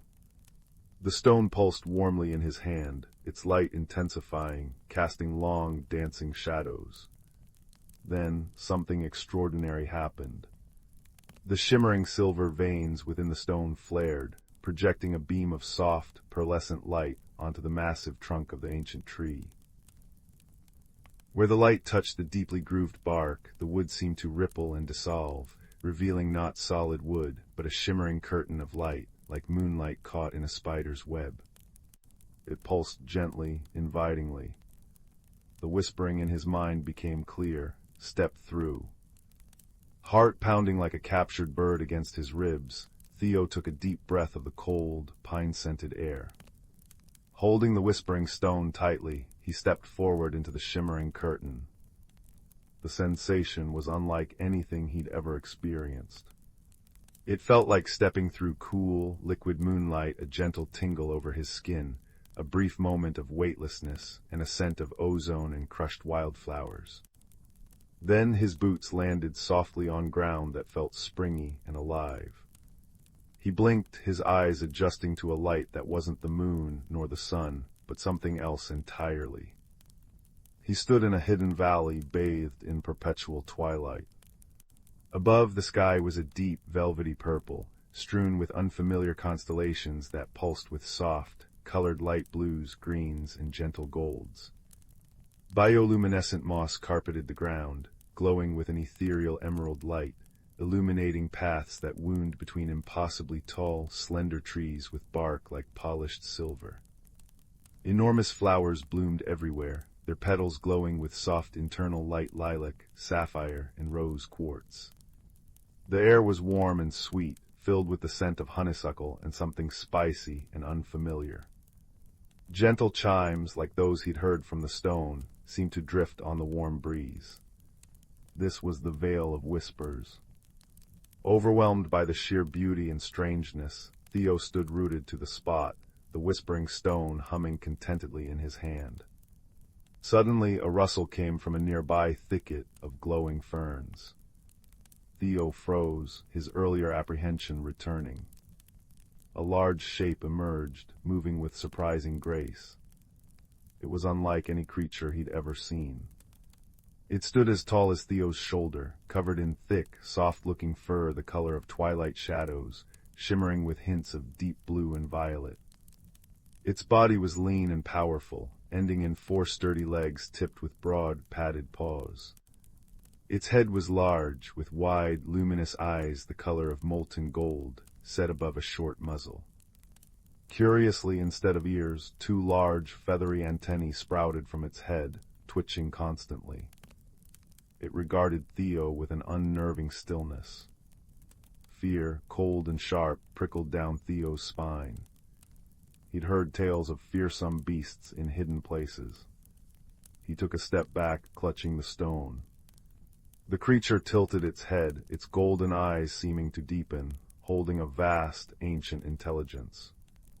It made no sound, but Theo felt a wave of emotion wash over him, not hostility, but a deep, resonant curiosity, tinged with a profound sadness. It was like feeling the echo of a sigh. Then the whispering stone pulsed warmly. The creature's antennae perked up, pointing directly at the stone. A low, musical hum, surprisingly gentle, vibrated from its chest. Theo felt the stone's response, a sympathetic vibration. It wasn't just a hum, it was a feeling. He sensed the creature's name, or rather its essence, sylvan, and beneath that a deep sorrow, a longing for something lost. Tentatively, Theo held out the stone. Sylvan took a slow, deliberate step forward, then another. He lowered his great head, sniffing delicately at the stone. A soft, warm puff of air brushed Theo's hand. Then Sylvan made a sound, a deep, resonant chime that echoed the stone's own whisper. Theo felt the meaning bloom in his mind, not as words, but as clear understanding. You carry the Heartstone. It has been silent for so long. Why have you come? Theo was stunned. He could understand this creature. The stone was translating, bridging the gap between their worlds. He gathered his courage, speaking softly, his voice sounding small in the vast, quiet valley. I found it in the hollow of the great tree. It called to me. It said, come. He paused, then added, sensing Sylvan's sadness, are you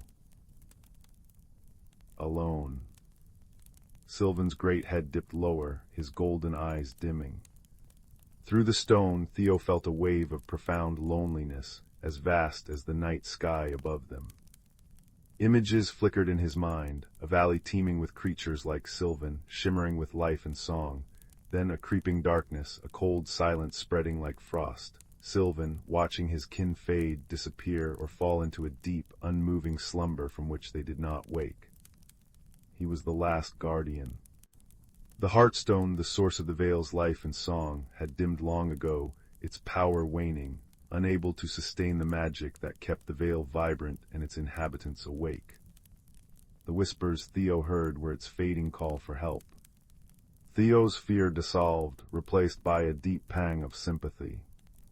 This magnificent creature wasn't fearsome. He was heartbroken, the lonely keeper of a dying world. Can I help? Theo asked, the question sincere and urgent. Can the stone be fixed? Sylvan lifted his head, hope flickering in his golden eyes like a candle flame in a breeze. The Heartstone sleeps deeply, the understanding came. Its light dimmed when the great harmony faltered. It needs resonance. It needs the song restored. He gestured with his head towards the center of the valley, where a gentle hill rose, crowned by a cluster of the tallest silver-barked trees. The singing stones sleep there. They amplified the Heartstone's song, weaving the magic of the Vale. But they are silent now, covered in the gray shroud. Theo looked at the whispering stone in his hand, its light steady but faint. How do we wake them? How do we restore the song? The Heartstone needs a pure note, a spark of true harmony, to awaken fully, Sylvan conveyed. It needs connection, it needs friendship. He looked directly at Theo, his gaze holding the weight of centuries. You're finding it, you're hearing its call. That is the first spark in many cycles of the moon, but it is weak. The singing stones must be cleansed, they are choked by sorrow.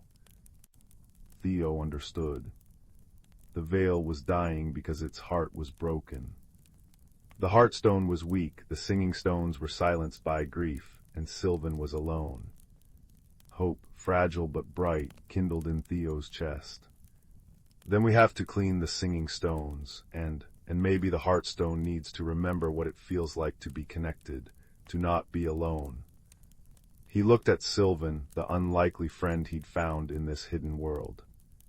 We can do it together. A journey began that night under the soft, alien stars of the Vale. Sylvan, moving with silent grace, led Theo through the glowing landscape. They followed a path lit by luminous moss, crossing streams that shimmered with liquid starlight and past fields where flowers hummed gentle lullabies, their melodies faint and slow. They encountered other sleeping inhabitants, creatures like giant, iridescent beetles curled under glowing leaves, and delicate, winged beings like living stained glass, nestled motionless in crystal flowers. The air was thick with a profound silence, broken only by their soft footsteps and the faint, sad hum of the slumbering vale. Reaching the central hill took the rest of the night. Dawn in the vale wasn't marked by a rising sun, but by a subtle shift in the sky's purple depths, lightening to a soft lavender.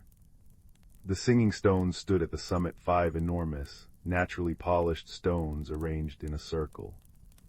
They should have glowed with inner light, humming with power. Instead, they were dull, covered in a thick, gray, lichen-like substance that seemed to absorb the light the gray shroud. It felt cold and dead to the touch. The sorrow of the veil, Sylvan conveyed sadly. It clings, stifling the song. How do we remove it? Theo asked, running a hand over the cold, gritty surface. It cannot be forced, Sylvan explained. It must be soothed, lifted with gentleness and care. It responds to warmth and light, and perhaps to hope. They set to work. Theo, small but determined, used his hands, scraping gently at the gray shroud. It was tough and sticky, like cold tar. Sylvan used his broad, padded paws, rubbing carefully. It was slow, painstaking labor. The substance seemed to cling harder, resisting. Theo's arms ached, and frustration began to bubble. He looked at Sylvan, whose movements were slowing, his golden eyes clouded with the weight of the task and the memory of his lost kin. The gray shroud felt heavier, colder. Theo stopped. He looked down at the whispering stone, still glowing faintly in his pocket. It needs connection, it needs friendship. He remembered Sylvan's loneliness, the veil's sorrow. Maybe force wasn't the answer. He sat down beside one of the large stones, leaning his back against its cold surface. He pulled out the heartstone, holding it in both hands.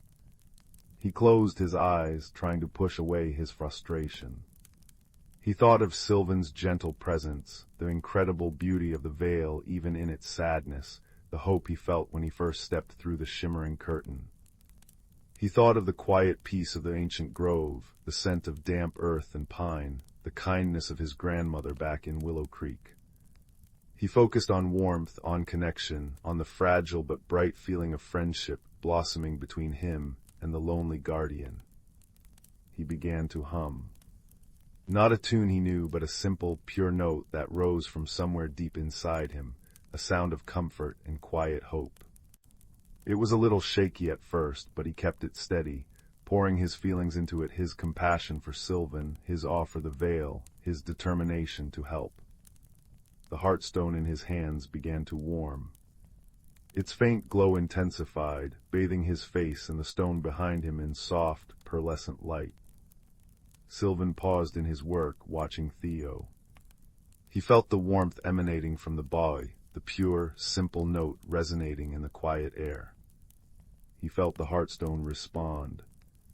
A low, resonant hum started deep in Sylvan's chest, harmonizing with Theo's simple note.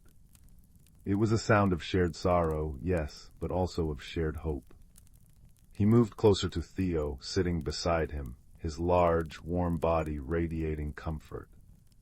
Together, boy and guardian sat at the base of the singing stone, Theo humming his pure note, Sylvan adding his deep, resonant harmony, the heartstone glowing brightly between them. Something magical began to happen. Where the light from the heartstone touched the gray shroud on the stone behind Theo, the cold, clinging substance didn't flake away, it seemed to soften. It lost its gritty, dead texture, becoming lighter, almost mist-like. As Theo and Sylvan continued their shared song, a simple, wordless expression of companionship and hope, the gray shroud began to lift. Tiny motes of gray light, like sad fireflies, detached from the stone and drifted upwards, dissolving into nothingness in the lavender air. It wasn't scraped off, it was gently persuaded to let go, soothed by the warmth and harmony. Encouraged, they moved to the next stone. Theo placed the heartstone directly against the cold surface, still humming, pouring his feelings of friendship and care into the simple sound. Sylvan leaned close, adding his deep, resonant voice. Again the gray shroud softened and lifted, dissolving away. they worked their way around the circle, stone by stone. With each cleansing, a subtle change rippled through the veil. The air felt warmer, the light from the glowing plants seemed a little brighter, the faint hum of the flowers grew slightly stronger. It was as if the hidden world itself was sighing, stirring in its sleep.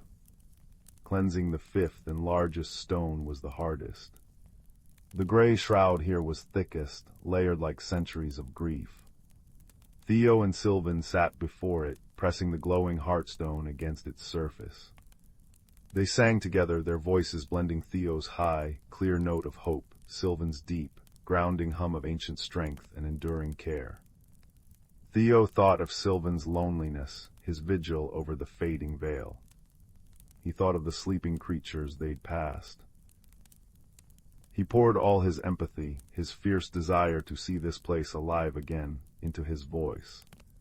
Sylvan poured centuries of love for his home, his sorrow for his kin, and his newfound, fragile hope in this small human boy. The heartstone blazed with light, so bright it was almost painful to look at. It pulsed in time with their shared song. The gray shroud on the fifth stone resisted fiercely. It seemed to writhe, clinging desperately. But the combined warmth, light, and pure harmony emanating from Theo, Sylvan, and the heartstone was too strong. With a final, soft sigh that Theo felt rather than heard, the last of the gray shroud lifted. It rose in a great swirling cloud of gray motes, higher and higher, until it thinned and vanished into the lavender sky above the hilltop. Silence fell, profound and expectant. Then a deep, resonant thrum vibrated up through the ground, shaking the hill. The 5 singing stones began to glow. Not faintly, but with a powerful inner light, deep blues, vibrant greens, warm golds, soft violets, and radiant whites. Light pulsed from them in visible waves, rippling outwards across the veil. The stones began to hum. Not the faint, sad hum of before, but a powerful, complex harmony that filled the air, deep and resonant, high and clear, weaving together into a breathtaking symphony of sound and light. It was the song of the veil restored. Their effect was instantaneous and magical. Across the valley, the glowing moss flared brighter, casting pools of vivid emerald light. The luminous flowers opened wider, their colors intensifying, their own gentle hums strengthening and joining the great chorus. The alien constellations above seemed to pulse in time with the music. But most wondrous of all were their inhabitants. The giant iridescent beetles stirred, unfurling their shimmering wings. The stained glass winged beings stretched, their delicate wings catching the light and refracting it into rainbows. Creatures Theo hadn't even seen began to emerge from their hiding places, small, furry things with glowing eyes, graceful creatures that looked like deer made of starlight. A wave of joyful sound rose from the waking vale, chirps, whistles, chimes, hums, all harmonizing with the majestic song of the singing stones. Sylvan reared up on his hind legs, a gesture of pure, unbridled joy. He threw back his head and let out a sound Theo had never heard before, a triumphant, echoing chime that soared above the symphony, filled with relief and overwhelming happiness. He turned to Theo, his golden eyes shining with unshed tears of pure joy. He nuzzled Theo's head gently, the feeling conveyed through the heartstone overwhelming. "Thank you, friend, you have restored the song, you have brought back the dawn." Theo stood amidst the awakening wonder, tears streaming down his own face, but they were tears of purest joy. He held the heartstone, now blazing with a steady, warm light, pulsing in perfect harmony with the song of the veil and the beat of his own heart. He had come seeking magic, and he had found it not just in a stone or a hidden world, but in the act of kindness, in the courage to befriend the unknown, and in the power of shared hope. He spent the day exploring the vibrant, singing vale with Sylvan. They met the waking inhabitants, gentle beings, who communicated through soft chimes, colors, and feelings amplified by the heartstone. They drank from streams that sparkled like liquid crystal, tasted sweet berries that burst with flavor like captured sunlight, and rested in meadows where the flowers sang gentle lullabies. The heartstone was no longer just whispering. It thrummed with vibrant life, connecting Theo to the pulse of the veil and to Sylvan in a bond that felt unbreakable. But Theo knew he couldn't stay forever. Willow Creek, his grandmother, his own world, awaited. As the sky shifted towards the deep purple of perpetual twilight once more, signaling the veil's equivalent of night, Theo stood with Sylvan at the shimmering portal near the ancient tree in their world. The singing stones still hummed their powerful, comforting song in the distance. "I have to go back," Theo said softly, the heartstone warm in his hand. "But I'll come back, I promise." Sylvan understood. He lowered his great head, touching his forehead gently to Theo's. The feeling conveyed was deep and complex, profound gratitude, enduring friendship, and a promise of welcome always. "The way is open to you now, friend. The heartstone binds us. When you hold it and think of the veil, the path will shine," he nudged the stone gently. "It is strong again, thanks to you. It remembers the harmony." Theo stepped through the shimmering curtain, the transition as gentle as before. He emerged into the cool, familiar air of the ancient grove, just as the first true rays of dawn were painting the sky peach and gold above the real world. He looked back. The portal had vanished, leaving only the solid, moss-covered trunk of the ancient tree. But in his hand, the whispering stone, the heartstone, still glowed with a soft, inner warmth. Life in Willow Creek resumed, but Theo was changed. He moved through his days with a new quietness, a deeper appreciation for the rustling leaves, the song of a bird, the scent of rain on earth. He spent more time in the ancient grove, often sitting by the old tree, the heartstone warm in his pocket. He could feel Sylvan's presence sometimes, a gentle warmth, a faint, contented hum in his mind. He knew the veil thrived. He returned many times. Sometimes just for an afternoon, sitting with Sylvan, listening to the singing stones. Sometimes for adventures, exploring the luminous forests and sparkling streams with his dear friend. He learned the language of colors and chimes, the subtle feelings conveyed by the veil's inhabitants. He grew not only in years but in wisdom, understanding the delicate balance of nature, the strength found in kindness, and the extraordinary magic that blooms when one has the courage to listen to a whisper, extend a hand in friendship, and believe in the possibility hidden just beyond the ordinary. Years later, Theo, now a young man, still visited the Vale. One twilight, sitting beside Sylvan on the hill of the singing stones, the heartstone resting between them, Sylvan conveyed a new feeling, deep and resonant. The Vale remembers, the song endures. You are part of the harmony now, Theo. Forever the heartstone pulsed warmly, echoing the truth. Theo knew he carried the Vale within him, a secret melody of friendship and wonder that would forever warm his heart, a reminder that the greatest adventures often begin with a single, whispered call and the courage to answer it. And as the stars pulsed softly above the hidden valley, Theo felt a profound sense of peace, knowing that true magic lies not just in hidden worlds, but in the connections we forge and the kindness we share, lighting up the darkness like the gentle, enduring glow of the heartstone itself. The fire crackled low, its embers glowing like captured stars in the hearth. The wind outside had settled to a gentle sigh. The story was told, the Vale safe, the friendship enduring. Sleep now, little one, and may your dreams be filled with gentle chimes, glowing paths, and the warm comfort of knowing that kindness is the truest magic of all. Story 17. Maya traced the mossy bark of the ancient oak, its gnarled roots cradling the forest floor like giant fingers. Sunset painted the sky in peach and lavender streaks, and the air hummed with the drowsy chirping of crickets. At 12, Maya felt the woods were her truest companions, whispering secrets in rustling leaves, offering solace in dappled sunlight. Yet lately a peculiar emptiness lingered in her chest, a quiet ache she couldn't name. Tonight, as fireflies began their luminous dance, she noticed something extraordinary. A cluster of ivy near the oak's base shimmered with a faint silver light. Curious, she brushed the leaves aside. Beneath them lay a door no taller than her knee, carved from iridescent wood and inlaid with moonstones that pulsed like captured starlight. Her breath hitched.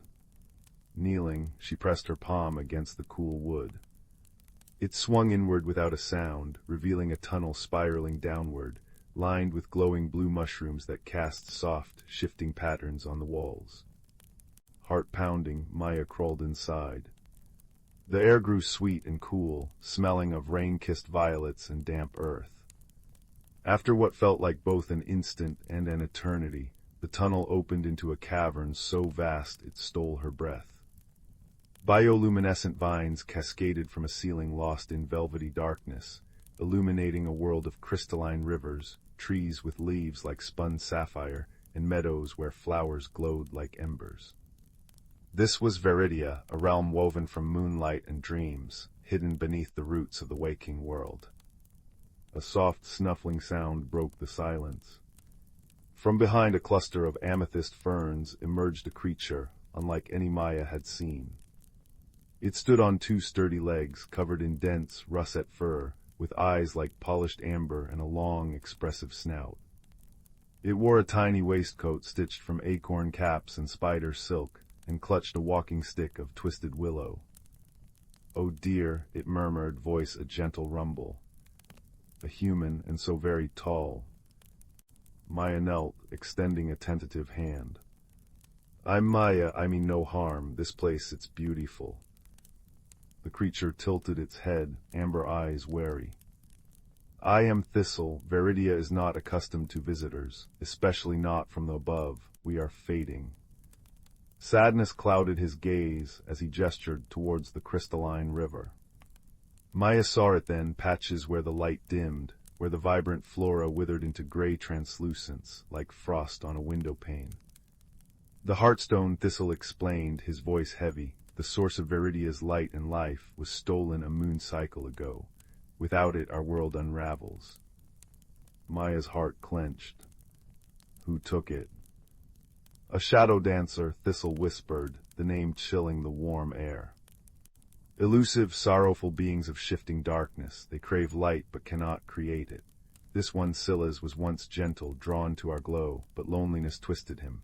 He snatched the Heartstone, believing its radiance could warm his own cold heart. Now, trapped in his lair in the obsidian peaks, he hoards its light while Veridia withers." Thistle sighed. "We are too small, too fearful to confront him. Our magic weakens daily." A surge of determination warmed Maya's chest. "I can't help," she declared. "I'm not afraid." It wasn't entirely true, but the sight of Veridia's fading beauty ignited a courage she didn't know she possessed. Thistle blinked, astonished. "You would journey to the peaks, for us." "I have to try." Thus began their unlikely fellowship. Thistle, pragmatic and wise to Veridia's secrets, became Maya's guide. He gifted her a small, seemingly ordinary pebble, a wayfinder stone. "Hold it tight," he instructed.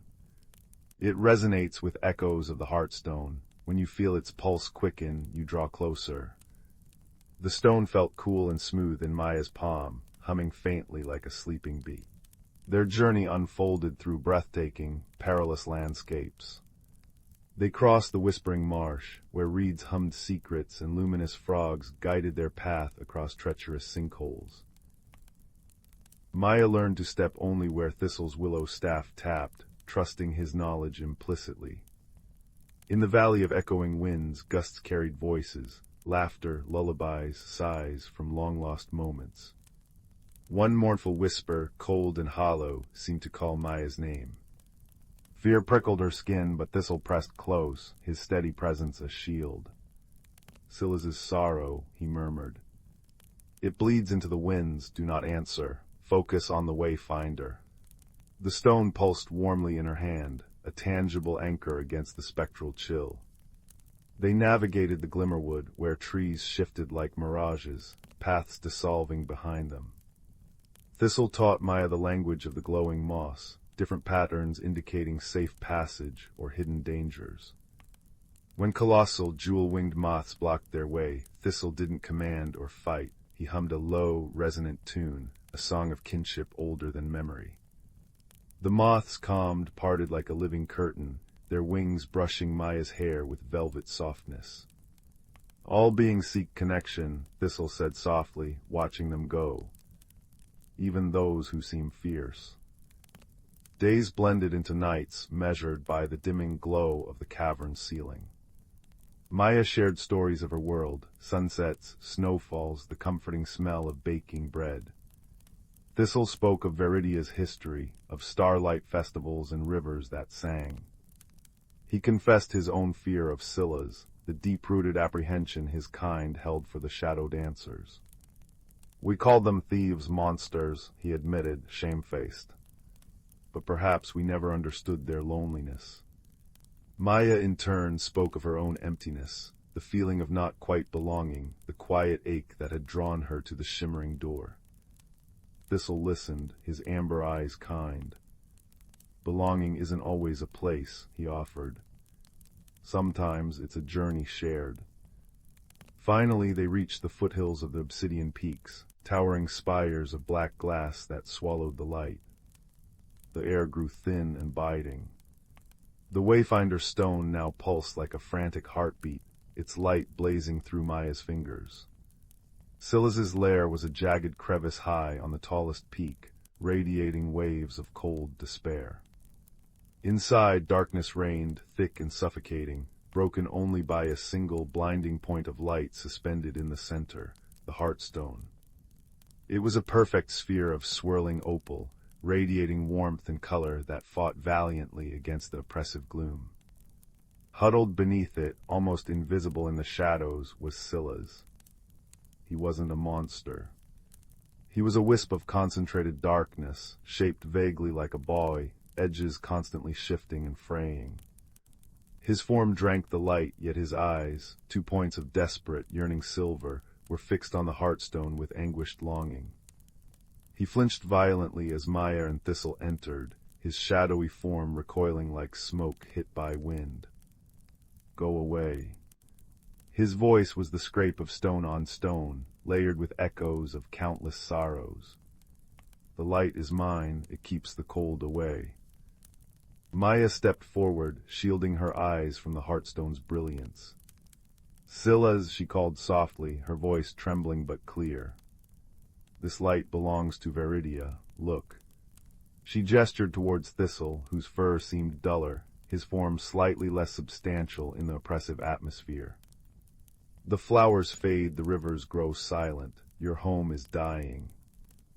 Scylla's writhed, tendrils of darkness lashing out. Home, Veridia feared me, hunted me, I have no home, only this. He reached a smoky tendril towards the Heartstone, flinching as if burned. It hurts, but the cold is worse.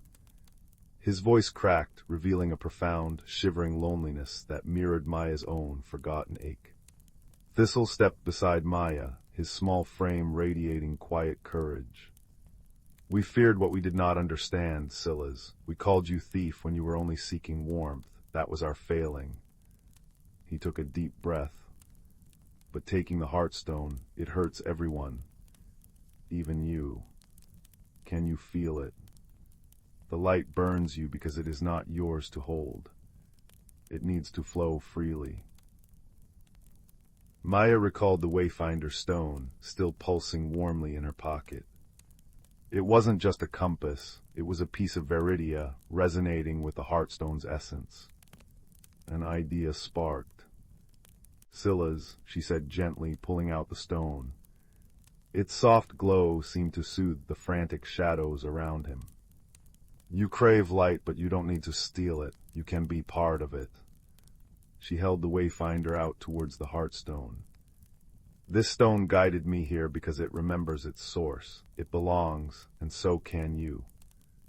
Scylla stared at the small, glowing pebble, then at the blazing Heartstone, then at his own shifting, dark hands.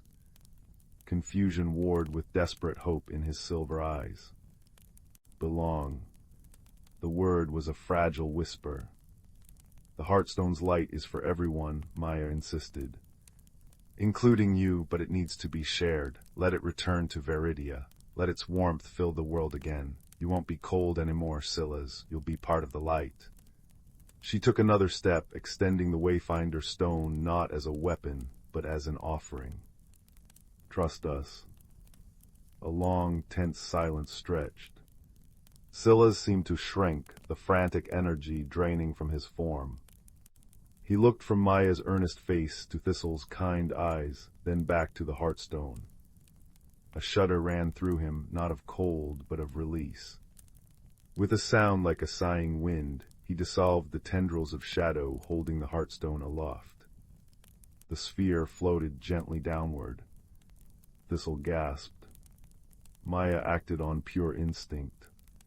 She caught the Heartstone as it descended. It didn't burn, it flooded her with pure, vibrant energy, joy, hope, the very pulse of life. Light exploded from her hands, pure and golden, banishing the oppressive gloom in an instant.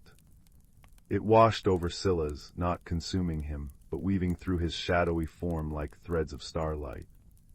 His edges stopped fraying, his darkness became deep velvet, shot through with shimmering silver. He stood taller, his silver eyes wide with wonder, no longer desperate, but filled with a profound, quiet awe. He wasn't just touched by the light, he was part of it. Outside the lair, the change was instantaneous. Golden light erupted from the peak, cascading down the obsidian spires like liquid sunshine. It flowed into the valley over the Glimmerwood, across the whispering marsh. Where it touched, Veridia bloomed anew. Withered flora burst into radiant life, the crystalline rivers sang with renewed vigor, the air itself shimmered with vibrant energy. The cavern ceiling blazed with constellations of pure light. Veridia breathed again. The journey back was a celebration. Luminous creatures emerged, dancing in the restored light. Scylla's walked beside them, no longer hiding his new form, a being of starlit shadow and radiant silver, drawing curious, then awed glances. He was tentative, still learning this new harmony. Thistle walked closest to him, sharing stories, his earlier fear replaced by gentle guidance. Maya carried the Heartstone, its light warm and comforting in her arms, no longer a burden but a symbol of renewal. She returned it to its rightful place, a pedestal of living crystal in the heart of Veridia's central meadow. As it settled, the entire realm pulsed with a deep, resonant hum of contentment. At the shimmering door beneath the ancient oak, it was time for farewells. Thistle pressed his small, furry forehead to Maya's hand. You brought back more than the light, Maya. You brought back hope and a friend. He nodded towards Scylla's, who lingered shyly nearby, blending the shadows of the tunnel with his own gentle silver glow. Scylla stepped forward. Thank you, he whispered, his voice now a soft chime. For seeing, for understanding. The cold is gone. He offered Maya a small, smooth stone, obsidian shot through with veins of pure light. A piece of the peaks, to remember. Maya hugged them both, her heart full. I'll never forget.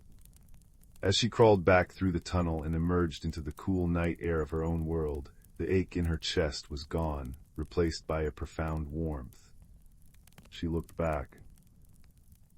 The ivy-covered door was still visible, pulsing softly. It wouldn't vanish. She knew with quiet certainty that Veridia was always there, just beneath the surface, a hidden world of wonder she could return to, a place where she truly belonged. Years later, Maya, now grown, often sat beneath the ancient oak. She'd hold the obsidian stone, feeling its cool surface and the faint, warm pulse deep within. She'd watch fireflies dance, remembering the luminous meadows of Veridia. She'd weathered storms in her own life, loss, uncertainty, moments of loneliness. But the warmth learned in the hidden world never left her. She understood now that light wasn't just given, it was shared. That courage bloomed in fellowship. That even the deepest shadows could hold sparks of beauty, waiting only for understanding to ignite them. And sometimes, on the clearest nights, when the moon hung heavy in silver, she'd catch a glimpse of russet fur near the ivy, or a flicker of starlit shadow dancing among the fireflies, a gentle reminder that friendship and wonder were never farther than a whispered secret beneath an ancient tree. She'd smile, close her eyes, and let the peaceful hum of the world, seen and unseen, cradle her like a lullaby, a story without end, written in light and shadow and the enduring warmth of a heart transformed. Story 18. The village of Willowbrook nestled in a valley where morning mist clung like silver cobwebs to the river banks.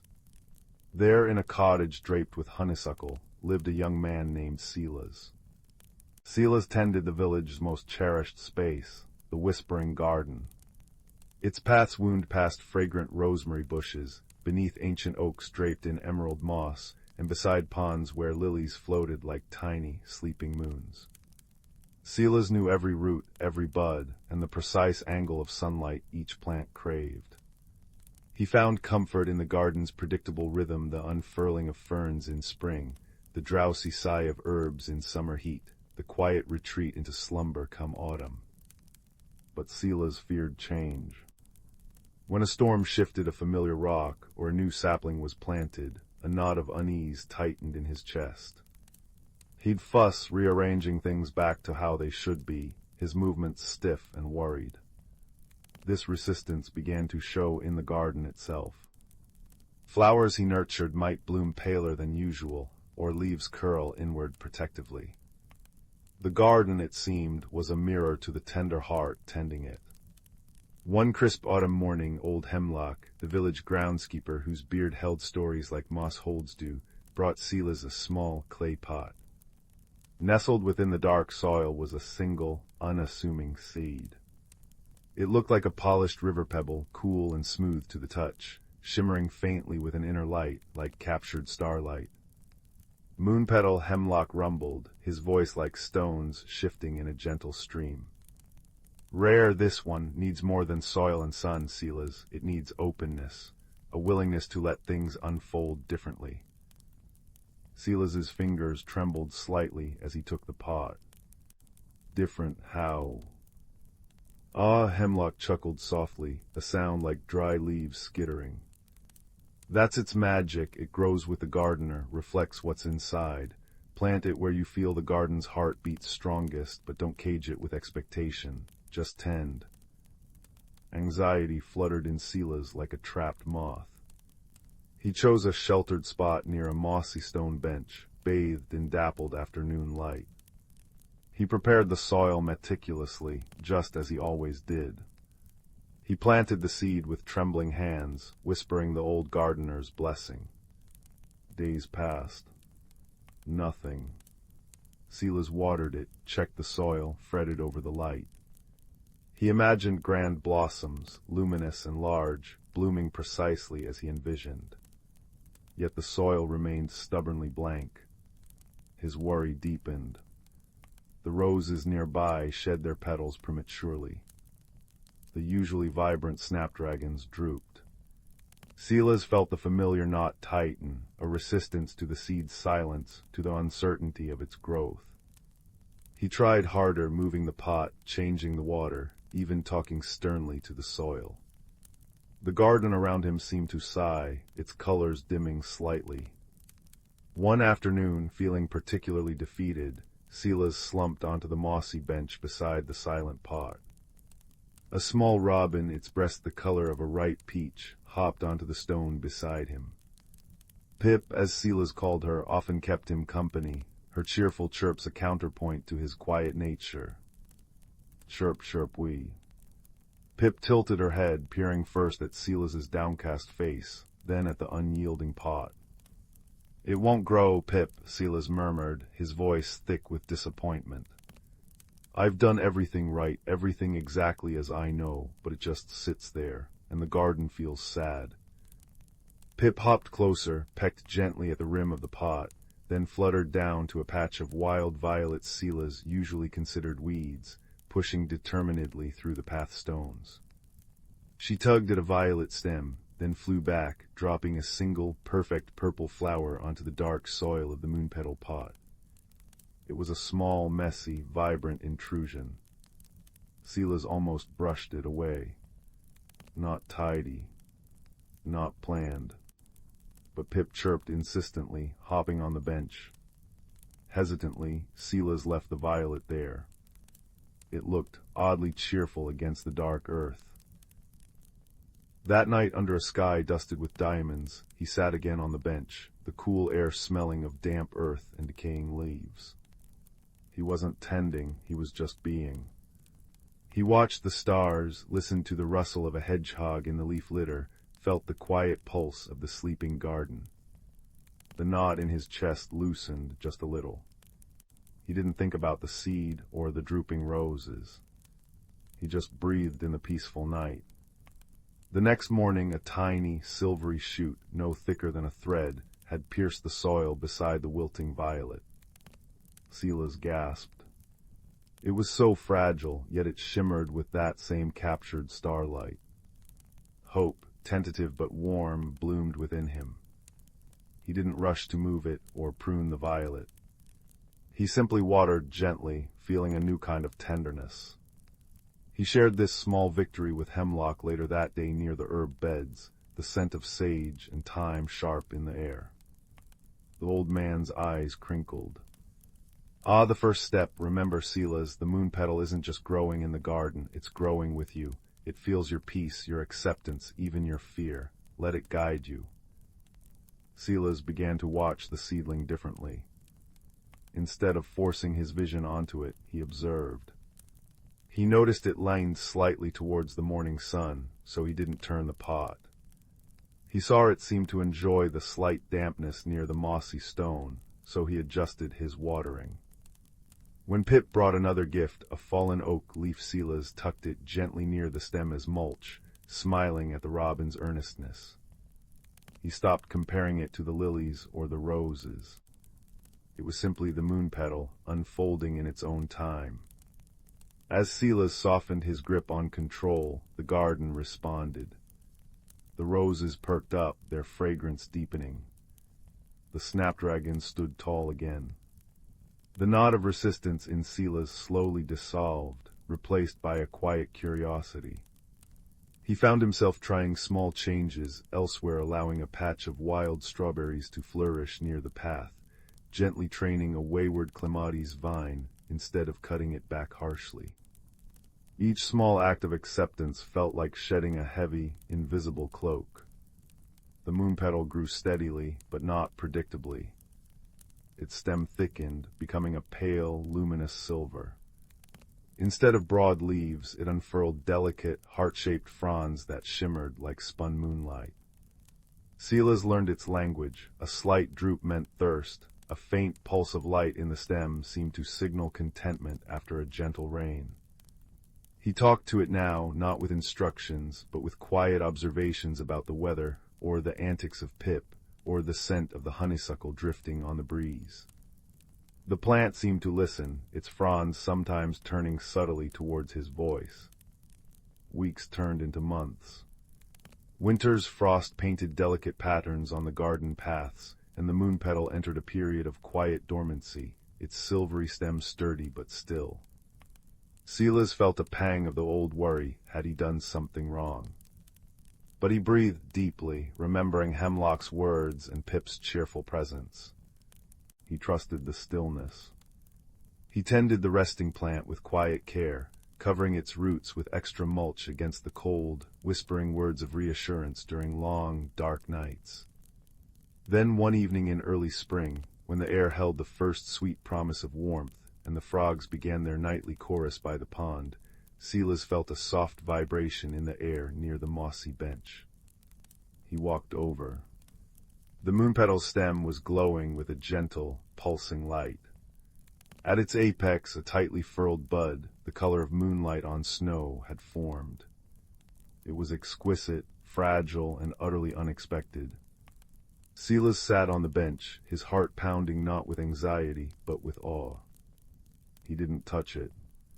He simply watched, bathed in the soft silver light emanating from the bud. Pip fluttered down and nestled quietly beside him on the warm stone. Hemlock appeared silently at the garden gate, leaning on his staff, his face illuminated by the gentle glow. He nodded, a deep satisfaction in his eyes. As the full moon rose, vast and luminous in the velvet sky, the bud began to unfurl. It wasn't a sudden explosion, but a slow, breathtaking revelation. Layer after layer of impossibly delicate petals opened, each one translucent and shimmering with captured moonlight. They pulsed with a soft, internal radiance, casting dancing silver shadows on the moss and the stone bench. The fragrance was indescribable, like cool night air, fresh dew, and the sweet promise of dreams. It filled the garden, soothing and magical. Silas felt tears welling not of sadness, but of profound understanding. He looked at the moon petal, a miracle born not from rigid control, but from patience, observation, acceptance, and trust. It hadn't grown despite his struggle with change. It had grown through his journey of releasing it. The magic wasn't just in the flower, it was in the transformation of the gardener. He looked at Hemlock, whose smile was as warm as summer earth. He looked at Pip, preening her feathers contentedly in the silver light. He looked around the whispering garden, the roses nodding gently, the wild strawberries glistening with dew, the clematis vine twining gracefully, all thriving in their own unique ways, reflecting the peace he now carried within. The garden wasn't just a place he tended, it was a living tapestry woven with his own growth. The moon petal's glow deepened, bathing Silas in its gentle light. He felt a warmth spread through him, a deep sense of belonging and peace. He understood now that change wasn't an enemy to be controlled, but the very essence of life, like the turning seasons or the unfurling of a petal. It held beauty, magic, and growth, if only one had the courage to stop resisting and simply be with it, to tend it with kindness and watch it unfold. He sat there long into the night, Pip asleep on his shoulder, Hemlock a quiet guardian at the gate, the luminous moon petal pulsing softly beside him. The air hummed with the peaceful symphony of crickets and the distant murmur of the river. Silas closed his eyes, breathing in the cool, fragrant air, feeling the gentle pulse of the magical flower resonate with the steady beat of his own, newly peaceful heart. He knew the garden would change, as would he, and that was no longer a source of fear, but a promise whispered on the moonlight, a promise of endless, beautiful discovery.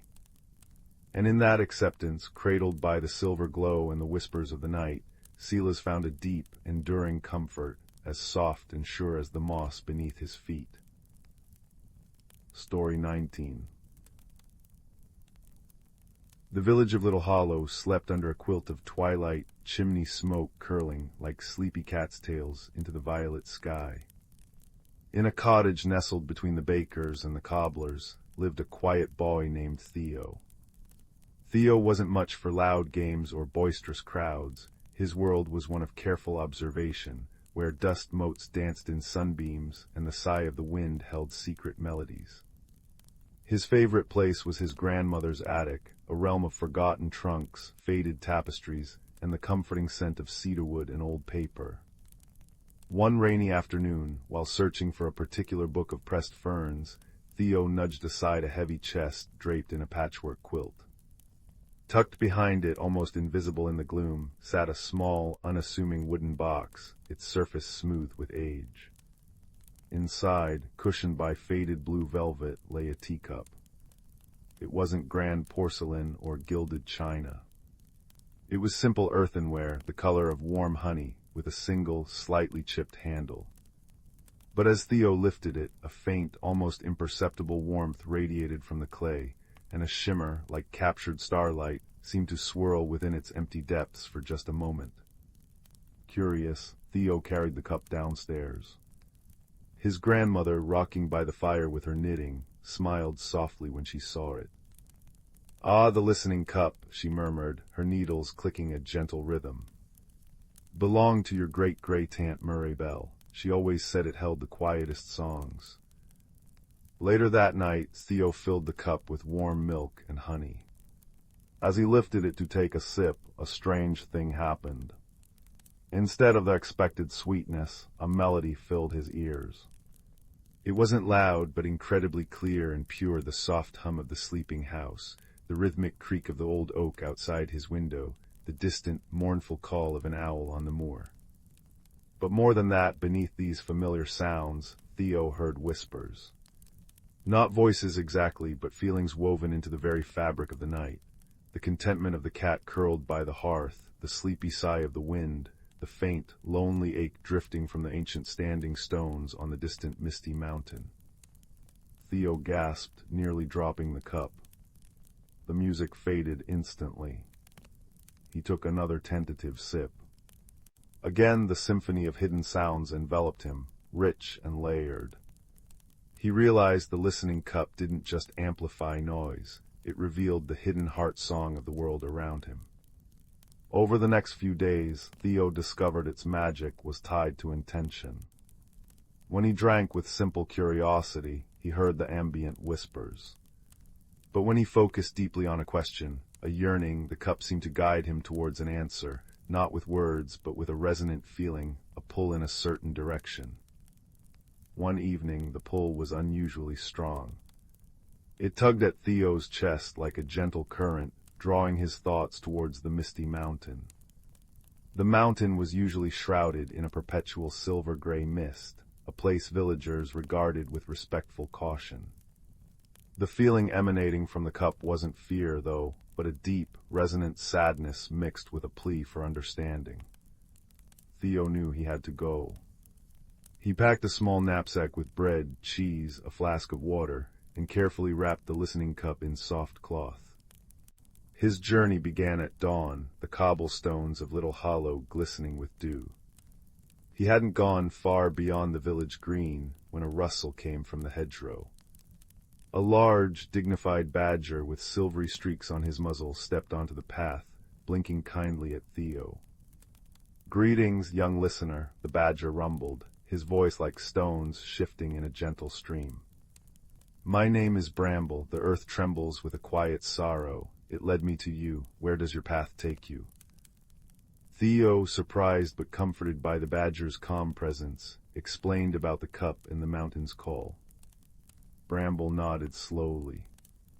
"The misty mountain holds old secrets. Its heart has been heavy for many moons. I know the lower paths. I will walk with you." As they climbed the gentle foothills, the air grew cooler, scented with pine and damp earth. High above, a flash of iridescent blue and green darted past. A tiny hummingbird, her wings a blur, hovered near Theo's shoulder. Her voice was a rapid, musical chime. "Sorrow song heavy in the air, Zephyr is my name. I hear it too, little listener. Too fast for others, but you feel the slow ache." Zephyr explained she'd felt the mountain's melancholy for weeks, but couldn't understand its source. Her nature was speed, not stillness. She decided to join them, her quick eyes scanning the path ahead. The trio made their way higher. Bramble moved with deliberate, steady steps, pointing out safe footholds and edible roots with his blunt claws. Zephyr zipped ahead, returning with reports of clear paths or sudden drops, her tiny form vanishing and reappearing in flashes of color. Theo shared water and bread, and when they rested, he'd sip from the listening cup.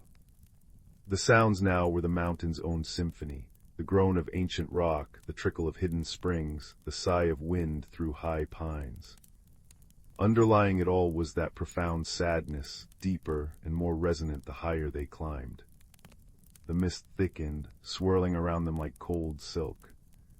The path became treacherous, vanishing into slippery scree and sheer rock faces.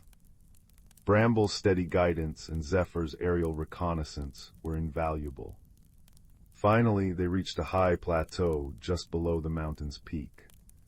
Before them stood the source of the sorrow song, a colossal, ancient stone archway, like a gateway carved by giants but half buried in a landslide.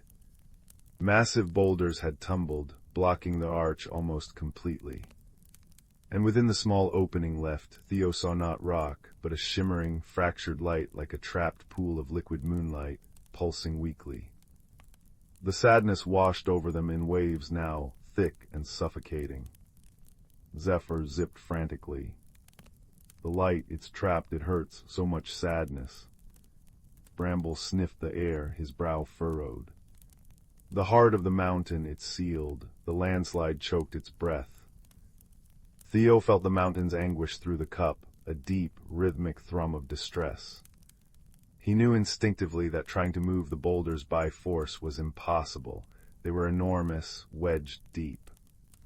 Zephyr's speed was useless against solid rock. Bramble's strength, while considerable, was no match for the tons of stone. The challenge wasn't about might. It was about understanding the mountain's rhythm, its hidden song. Theo sat cross-legged before the blocked arch, the listening cup warm in his hands.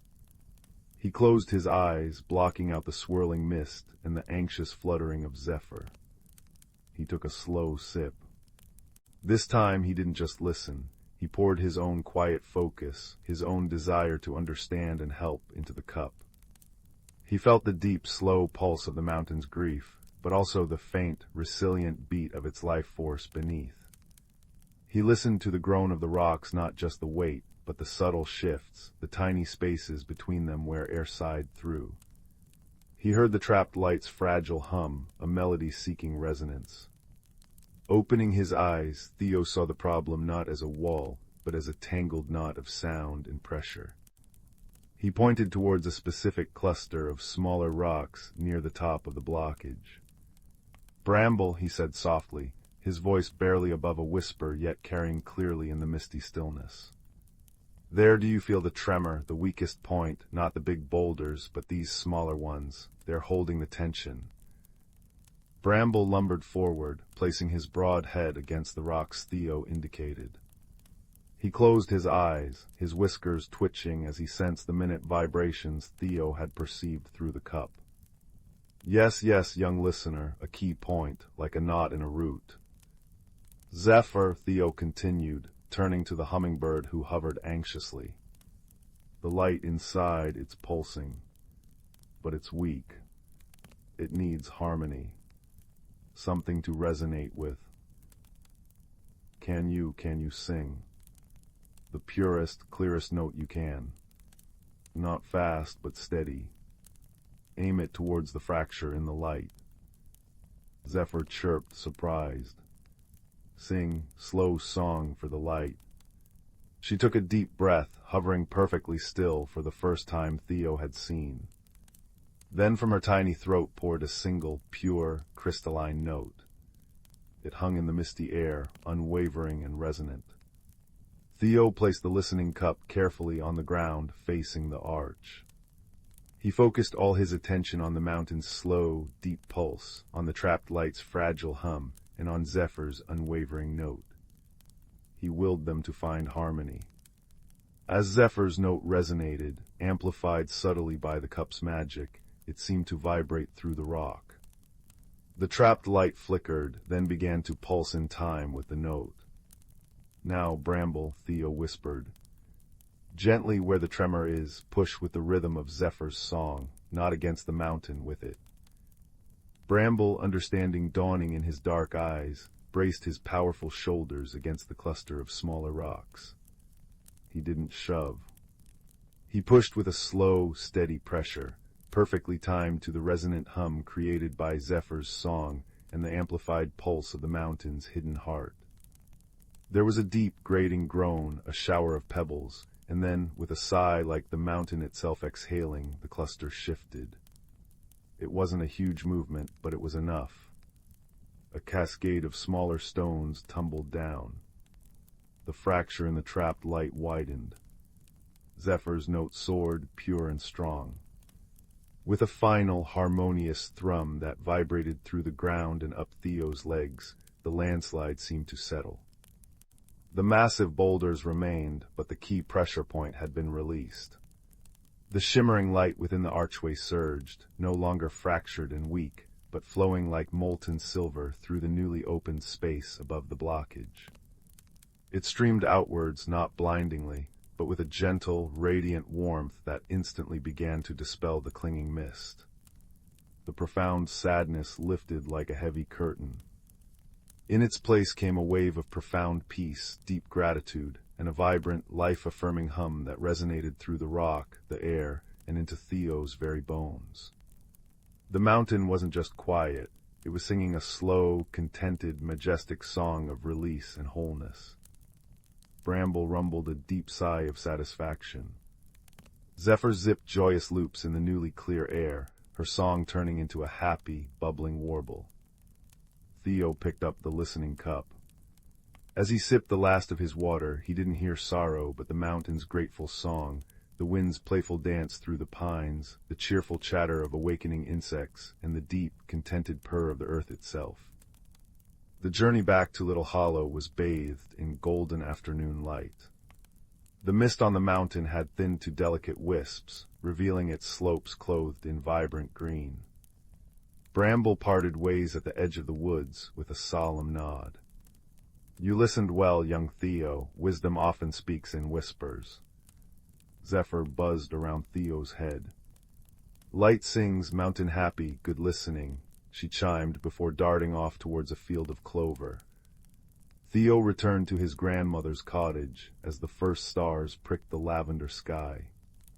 He placed the listening cup back in its velvet-lined box, its humble earthenware surface cool once more.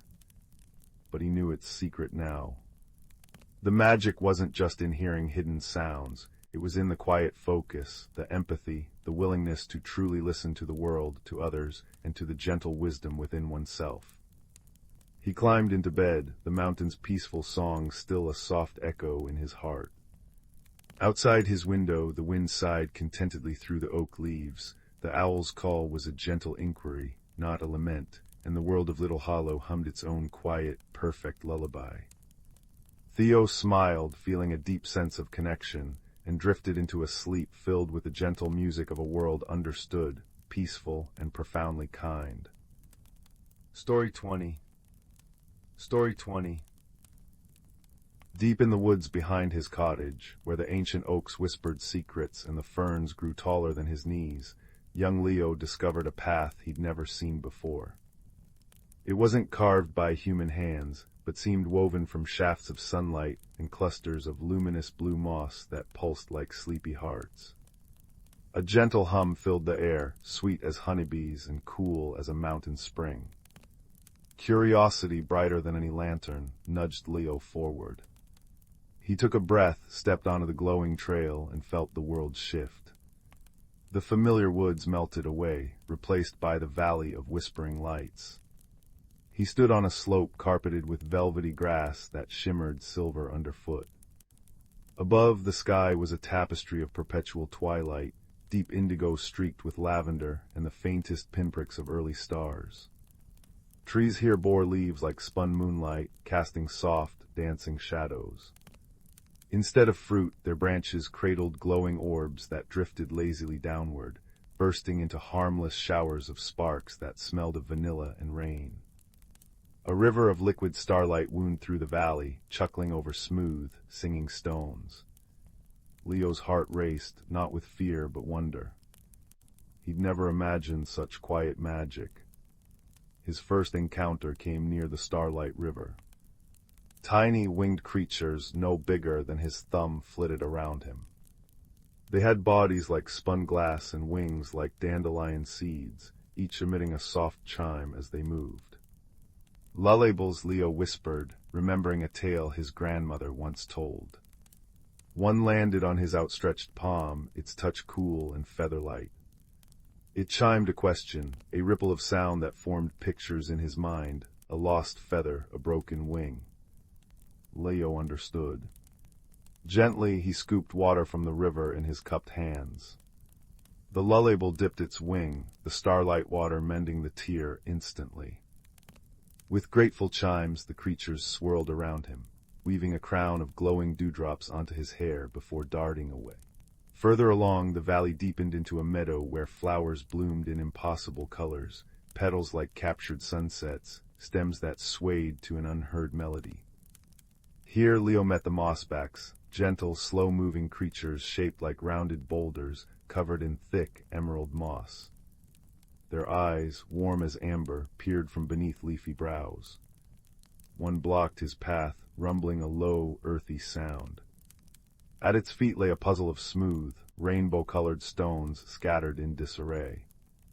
The mossback nudged one stone with its mossy nose, then looked at Leo expectantly.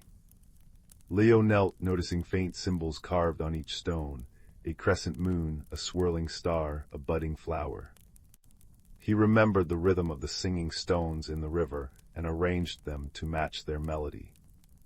As the last stone clicked into place, the symbols glowed. The mossback rumbled happily and shuffled aside, revealing a hidden spring where water bubbled up in the shape of tiny, leaping fish. But the valley held one more gentle challenge. As twilight deepened, Leo reached a grove where trees arched into a cathedral of glowing leaves. In the center stood a single withered sapling, its branches drooping, leaves dull gray. Around it hovered the lullybills, their chimes now sad and thin. A whisper brushed Leo's ear, not from the trees, but from the air itself. It thirsts for courage. Leo approached the sapling. Its roots clutched not soil, but smooth, cold stones. He recalled the heart-pounding joy of finding the path, the warmth of helping the lullybill, the satisfaction of solving the mossback's puzzle. This was a different kind of thirst. Kneeling, he placed his hands on the sapling's trunk. "It's brave to grow," he murmured, "even when you're small and the world feels big."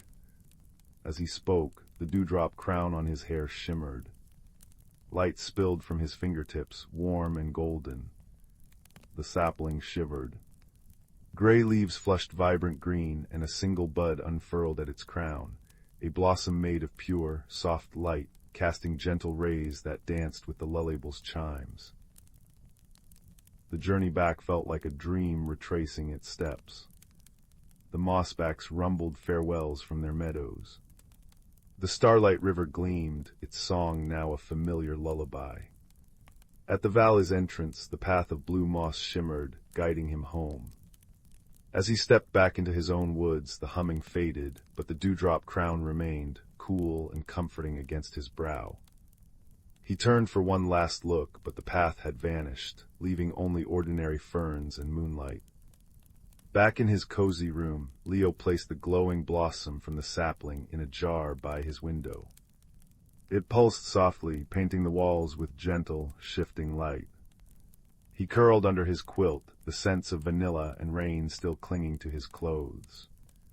His heart felt full, not just of the valley's wonders, but of the quiet truth he'd learned. Courage wasn't about being unafraid. It was about listening to the hum of curiosity, mending wings with kindness, solving puzzles with patience, and sharing your light with things that thirst. Outside, the woods stood dark and familiar, but Leo smiled. Somewhere beyond the oaks, a valley of whispering lights waited, and he knew its magic lived not just in glowing rivers or chiming wings, but in the brave, exploring heart that could find it.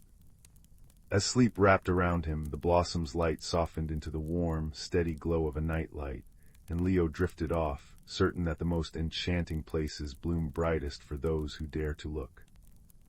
Story 21. Story 22. Story 23. Story 24. Story 25. 26. Story 27. Story 28. Story 29. Story 30. Story 31. Story 32. Story 33. Story 34. Story 35. Story 36. 37. Story 38. Story 39. Story 40. Story 41. Story 42. Story 43. Story 44. Story 45. Story 46. Story 47. Story 48. Story 49. Deep within the whispering woods, where ancient oaks wore beards of moss and sunlight dripped like liquid gold through the canopy, lived a community unseen by human eyes. Here the breeze carried secrets on its breath, and the roots of the world hummed with old magic. Among the hollows and fern-carpeted clearings, a young squirrel named Pip scampered. His fur was the russet brown of autumn leaves, and his eyes held the restless spark of perpetual curiosity. One crisp morning, as Pip chased a spiraling maple seed, he noticed something amiss. The crystal brook, which usually sang a merry tune over polished stones, ran sluggish and murky. Silverfish darted erratically instead of their graceful dances, and the luminous moon petals by the water's edge had wilted overnight. A chill hung in the air, unnatural for late spring, when warmth should have kissed the forest floor.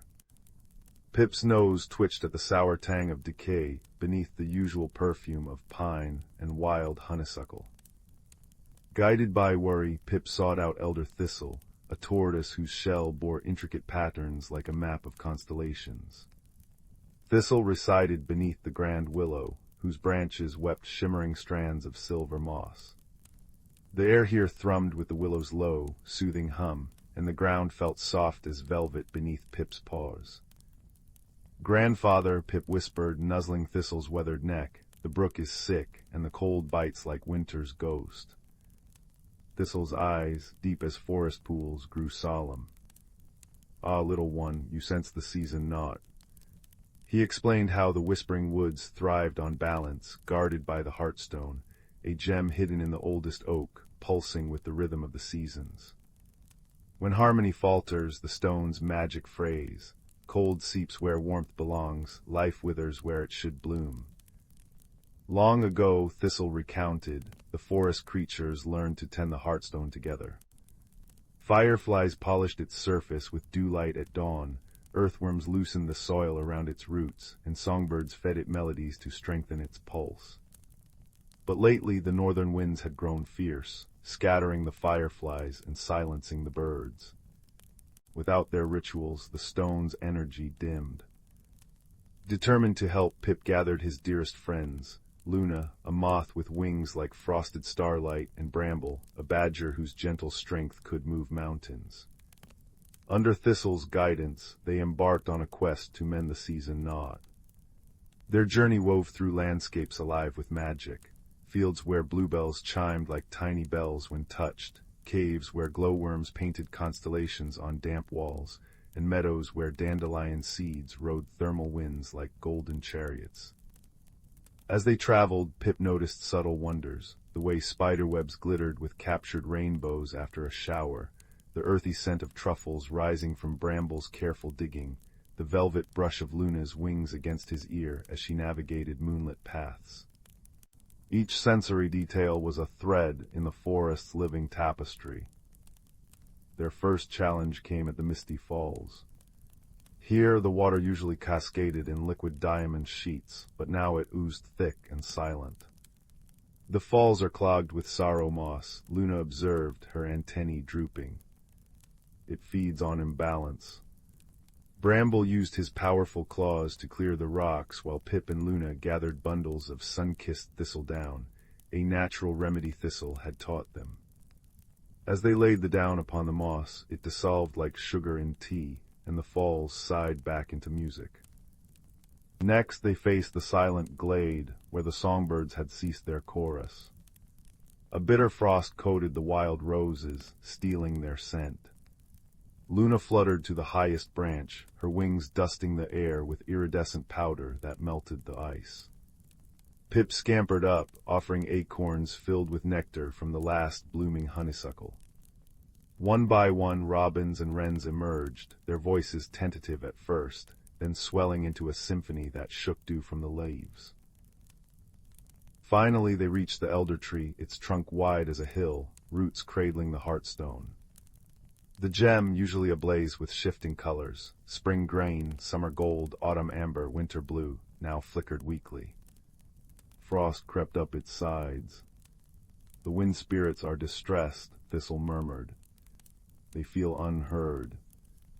Pip remembered his grandmother's tales. Wind spirits danced to the laughter of young creatures. So he did something bold. He scurried to the highest twig and spun in dizzying circles, tail whirling like a pinwheel, chittering a playful tune. Luna joined, looping figure eights in the air, while Bramble drummed a joyful rhythm on a hollow log. Their mirth rang like bells. From the north, a single breeze spiraled down, tentative at first, then whirling into a gale of giggles. More winds gathered, weaving through the trees in ribbons of cool air that smelled of distant snowmelt and alpine flowers. As they danced, the frost on the hearthstone melted. The stone blazed anew, pulsing warmth through the roots and into the soil. By the time they returned to the crystal brook, life had returned. Water chuckled over stones, clear as spun glass. Moon petals glowed like captured moons, and silverfish traced liquid silver spirals in the current. The air hummed with the thrum of cicadas and the perfume of awakened earth. Under the grand willow, Thistle smiled. Well done, little guardians, remember this, the forest breathes as one. Every wing beat, every root's reach, every note sung or silence kept, it all weaves the balance. Pip curled beside Luna and Bramble, watching fireflies paint the dusk. He felt the wood sigh in contentment, the rustle of leaves like a lullaby, the damp moss cool beneath him, the taste of wild strawberries sweet on his tongue. Above, the first star blinked awake, reflected in the now steady brook.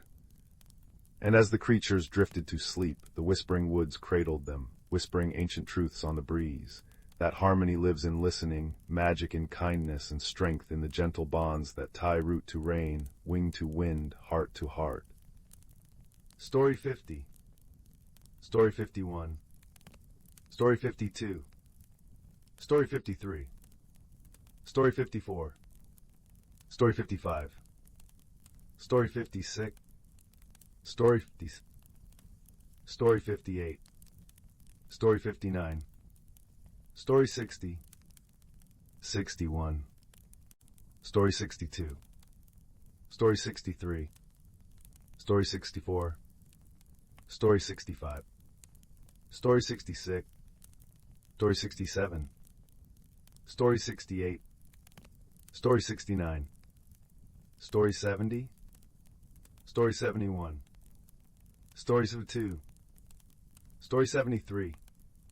Story 74. Story 75. Story 76. Story 77. Story 78. Story 79. Story 80. Story 81. Story 82. Story 83. Story 84. Story 85. Story 86. Story 87. Story 88. Story 89. Story 90.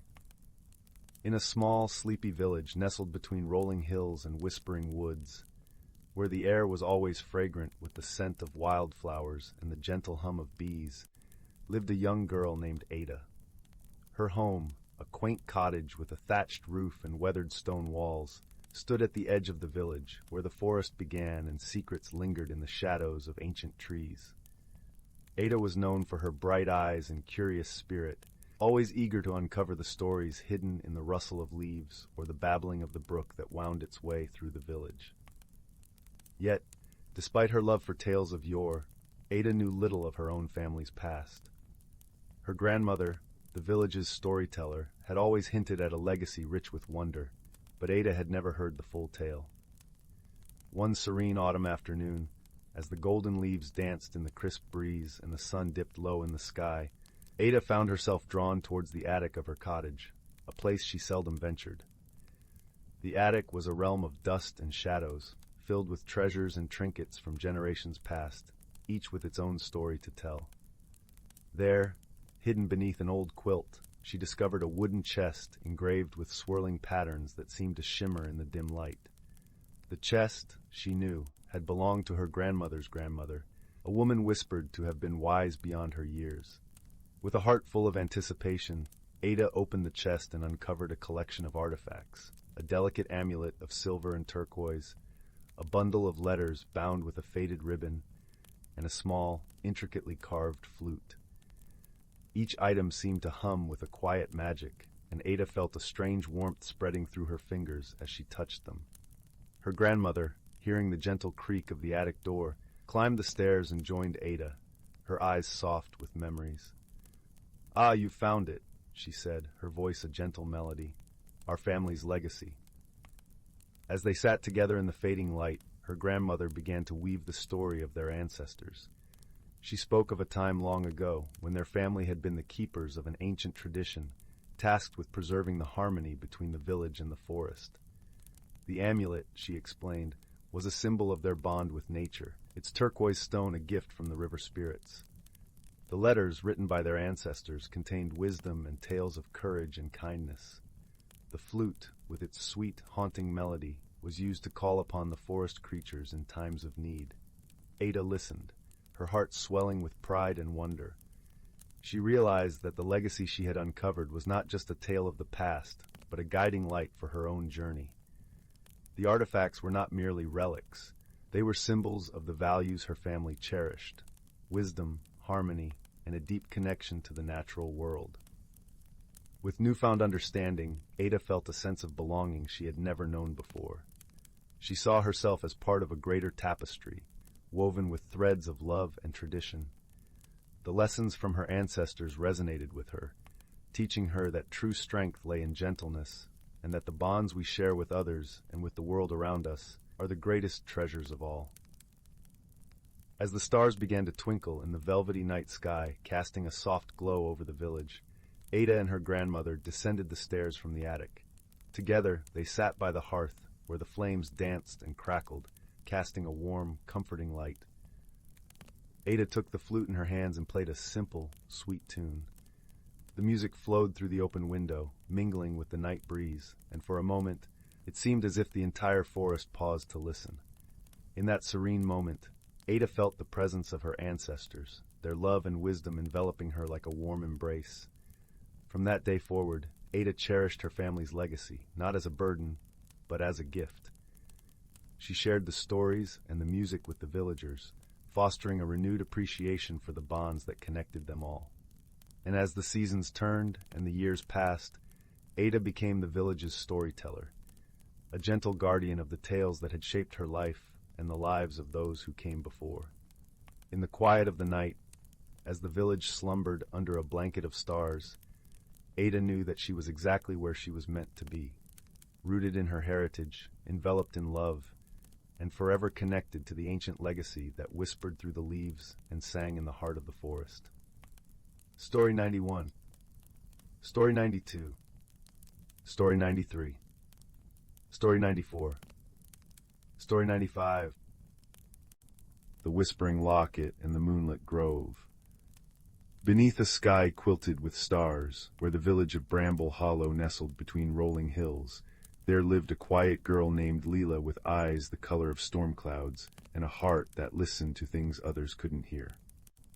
Her hands were always stained with charcoal from sketching the world as she saw it, not just trees and streams, but the shimmering edges where reality blurred into something older, wilder. On the eve of her 12th birthday, as fireflies winked secret messages in the meadow, she found a silver locket half buried in the roots of an ancient oak. Its surface was etched with constellations that shifted when touched, and when she pressed it to her ear, it hummed like a seashell full of distant winds. "That," said a voice like rustling parchment, "belongs to the keeper of Between." Layla turned to find an owl perched on a fence post, its feathers dappled moonlight. Larger than any owl ought to be, with eyes like liquid amber, it tilted its head. "You've been chosen, little listener. The grove beyond the thorned gate needs you." The thorned gate revealed itself only at twilight, a tangled archway of briars that glowed faintly blue where the locket's light touched it. Beyond lay the moonlit grove, a forest where trees grew upside down, their roots cradling tiny galaxies of bioluminescent moss, and rivers flowed upward to vanish into mist. Here the air smelled of burnt sugar and forgotten dreams, and every shadow had weight. The owl, who introduced himself as Corwin, explained that the grove was a bridge between worlds, tended for centuries by keepers who maintained its balance. But the last keeper had vanished, and now the grove was fraying. Flowers bloomed black at their cores, streams hiccuped mid-flow, the very light seemed to curdle. "The locket lets you hear the grove's heart," Corwin said, preening a feather back into place. But mending it will require more than listening. You must find the 3 tears stolen from the weeping pool, moonstone droplets that hold the grove's memories of joy, sorrow, and hope. Without them, this place will unravel, and your world will follow. Their first clue came from a river spirit with hair of frosted glass, who sang in a language of ice cracking and pebbles turning. The locket translated her mournful warble. The first tear sleeps where laughter drowned, in the belly of the hollowed mountain. The mountain loomed at the grove's edge, its peak gnawed open like a bitten apple. Inside, tunnels pulsed with veins of glowing fungi, and the walls whispered riddles that made Leela's temples ache. I am eaten by the dark, but never full. I follow winter's sigh, yet never pull. What am I? A shadow, Leela murmured, tracing the answer on the wall with her finger.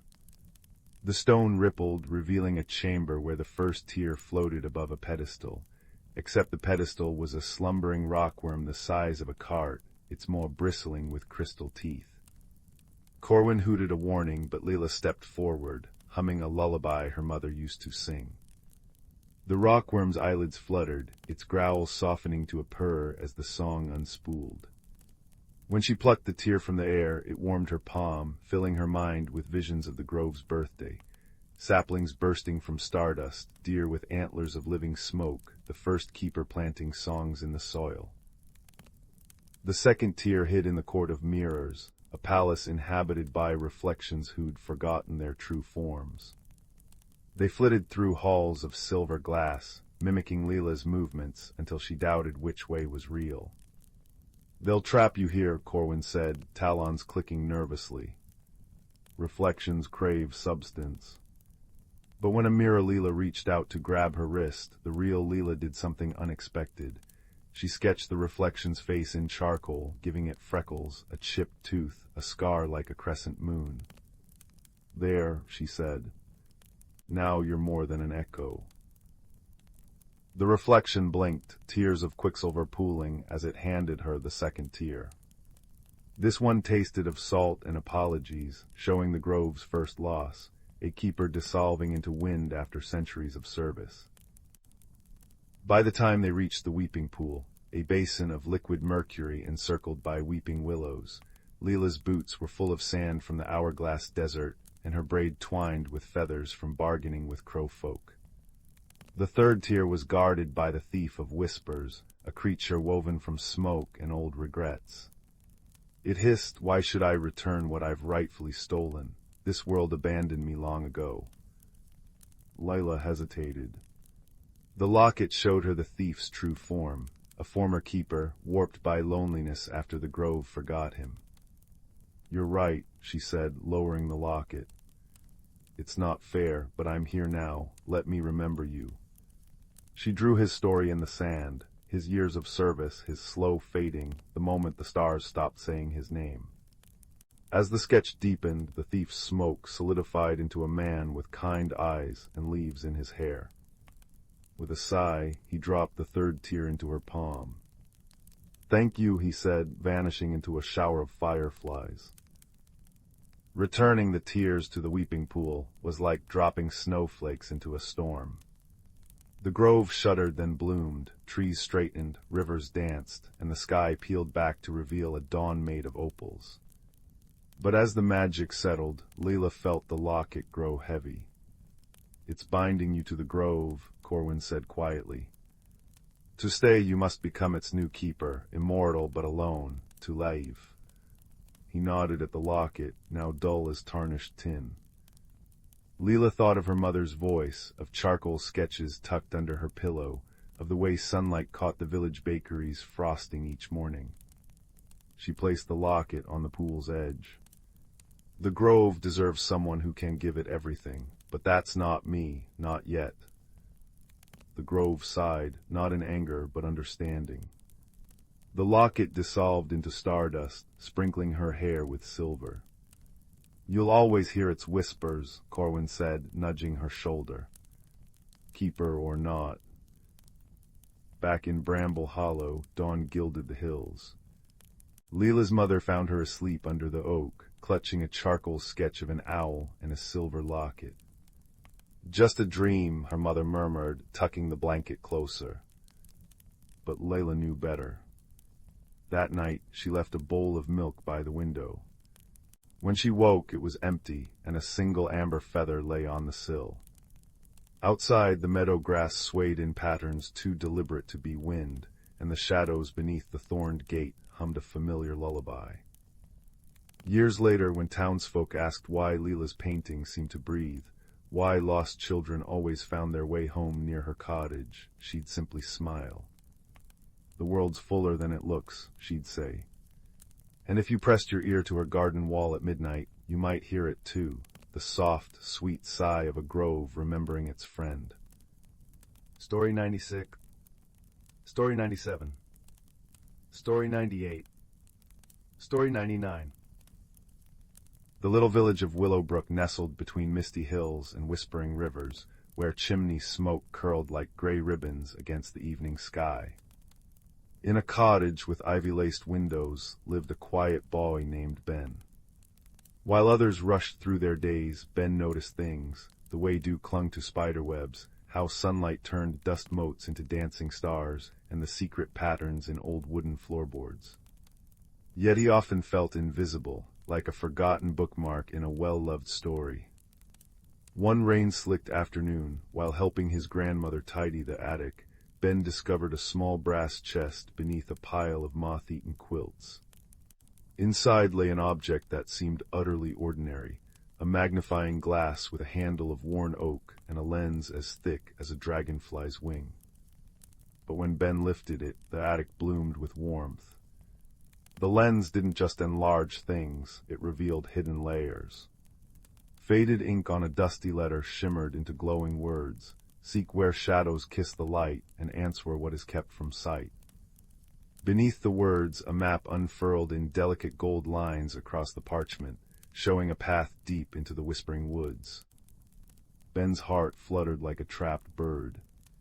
Here was magic, not the roaring, flashy kind from tales, but quiet and patient, waiting to be noticed. That night, as owls hooted outside, he packed a small satchel with bread, cheese, and the magnifying glass. At dawn he slipped into the woods, the map glowing faintly in his mind. The journey began gently. Sunlight filtered through emerald leaves, painting dappled patterns on mossy stones. But soon the path vanished, swallowed by thorny vines as thick as Ben's wrist. He lifted the magnifying glass. Instantly the thorns shimmered, revealing tiny, glowing runes carved into their stems. Before he could decipher them, a soft voice rasped from below. "Patience, child, rushing scratches the story." Beneath a toadstool sat a tortoise with a shell patterned like aged parchment. His name was Thorn, and he moved with the slowness of melting honey. "Those runes," he wheezed, "ask a question. What grows without rain, shines without flame, and heals without touch? Answer wrong, and the thorns tighten." Ben frowned. He traced the runes with the magnifying glass, watching them shift like living ink. Kindness, he guessed. The thorns remained. Starlight. Still no change. Then he remembered his grandmother's voice, humming lullabies when he was ill. "A smile," he whispered. The vines sighed and unraveled like loosened thread. Thorn blinked his milky eyes. "Wisdom blooms in stillness. Walk with me." For days, Thorn guided Ben, teaching him to read the language of lichen and the songs of streams. The woods deepened, shadows stretching long and cool. One evening, as dusk painted the sky lavender, a tiny light zipped past Ben's ear, a firefly named Pip, whose glow pulsed like a cheerful heartbeat. "Lost your way." Pip chimed, her voice a tinkle of bell-like notes. "I know every hidden glade, follow my light." With Pip darting ahead, casting pools of gold in the gathering dark, and Thorn offering slow, steady counsel, Ben felt less alone. The magnifying glass revealed wonders, flowers that hummed melodies only visible as swirling colors in the lens, stones etched with stories of ancient rains, and a brook whose current spelled out riddles in liquid silver. But the map led them to the cavern of echoing stone, where the air grew cold and still. Inside, the challenge wasn't a monster. It was a towering door of obsidian, seamless and silent. Carved into it was a single, enormous rune. When Ben raised the magnifying glass, the rune fractured into 1,000 shimmering fragments, each a different question. Why do stars fall? Where do forgotten dreams go? How do you mend a broken trust? Overwhelmed, Ben sank to the floor. Pip landed on his shoulder, her glow dimming. So many questions, but no answers fit, she fretted. Thorn nudged Ben's hand with his nose. The door isn't locked by knowledge alone. Look deeper. Ben closed his eyes, breathing in the scent of damp stone and earth. He thought of Willowbrook, the baker sharing warm rolls with the hungry, his grandmother stitching quilts for newborns, neighbors tending each other's gardens after storms. He lifted the magnifying glass not to the rune, but to his own heart. The lens warmed, projecting a soft, golden light onto the door.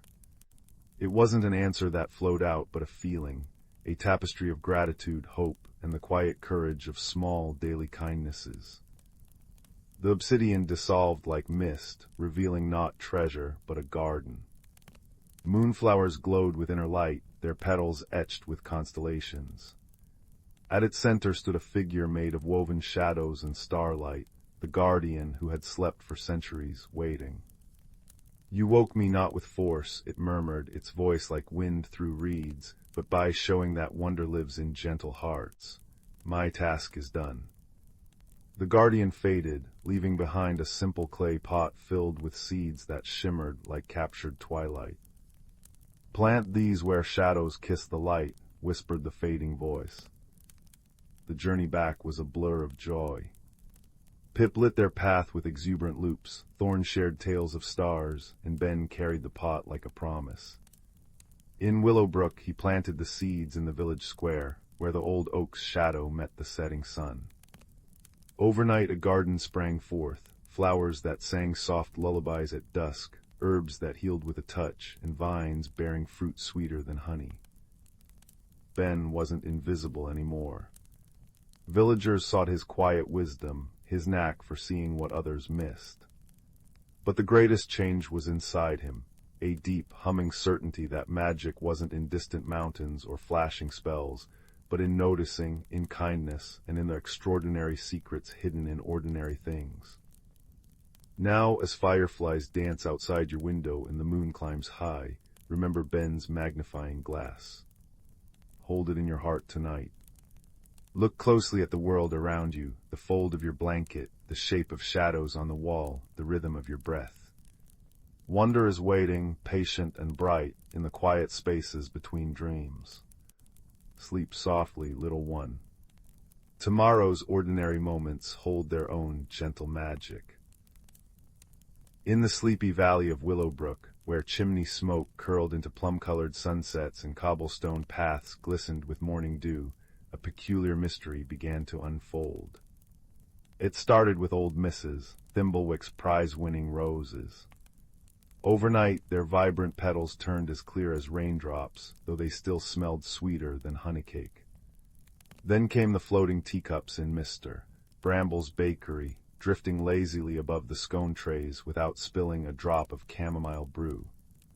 Finally, the village children discovered their knitted mittens humming soft lullabies whenever worn. Whispers fluttered through the maple groves like autumn leaves. What magic is this? Young Clara, with eyes like moss agates and a curiosity as deep as the wishing well, decided to unravel the riddle. She tucked her notebook into her apron pocket, filled her pockets with sugar-dusted biscuits, and set out beneath a sky streaked with dove-gray clouds. Her first clue came near the brook, where she found dewdrops hovering midair like tiny crystal bells. Something's dancing where it shouldn't, she murmured, sketching the phenomenon with a charcoal pencil. Seeking wisdom, Clara climbed the hill to the cottage of Elder Rowan, whose beard held more stories than the village library. His home smelled of dried lavender and slow-brewed wisdom tea. "Ah," he chuckled, strorting his silver beard as Clara described the floating dewdrops. "Nature's shyest children are stirring, but mischief without malice needs gentle eyes to see it." He gifted her a spyglass carved from moonstone, a lens that revealed invisible footprints glittering like crushed starlight on the mossy banks. Following the trail, Clara wandered into the whisperwood, where ancient trees murmured secrets to the wind. There she met Flicker, a squirrel with fur like spun copper and a tail that shimmered when excited. "Troubles brewing by the Glimmer Pond," he chattered, nibbling Clara's offered biscuit. "The pond sprites are restless, their queen's crown has gone missing." Flicker led her through fern-choked paths to the pond, where water lilies glowed like submerged lanterns.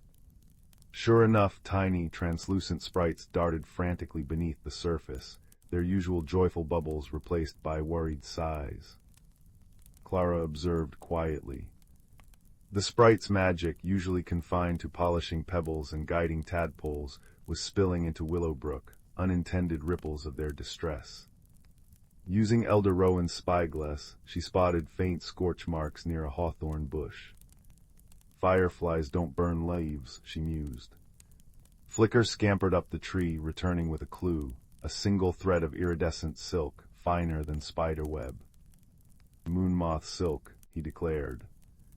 "Only night gardeners weave it." Under a buttermilk moon, Clara and Flicker crept to the night garden, a hidden meadow where lunar moths tended blossoms that bloomed only in starlight. There, perched on a foxglove trumpet, sat Seraphina, a moth woman with wings like stained glass. Her antennae drooped guiltily. "I borrowed the crown," she confessed, voice like rustling petals.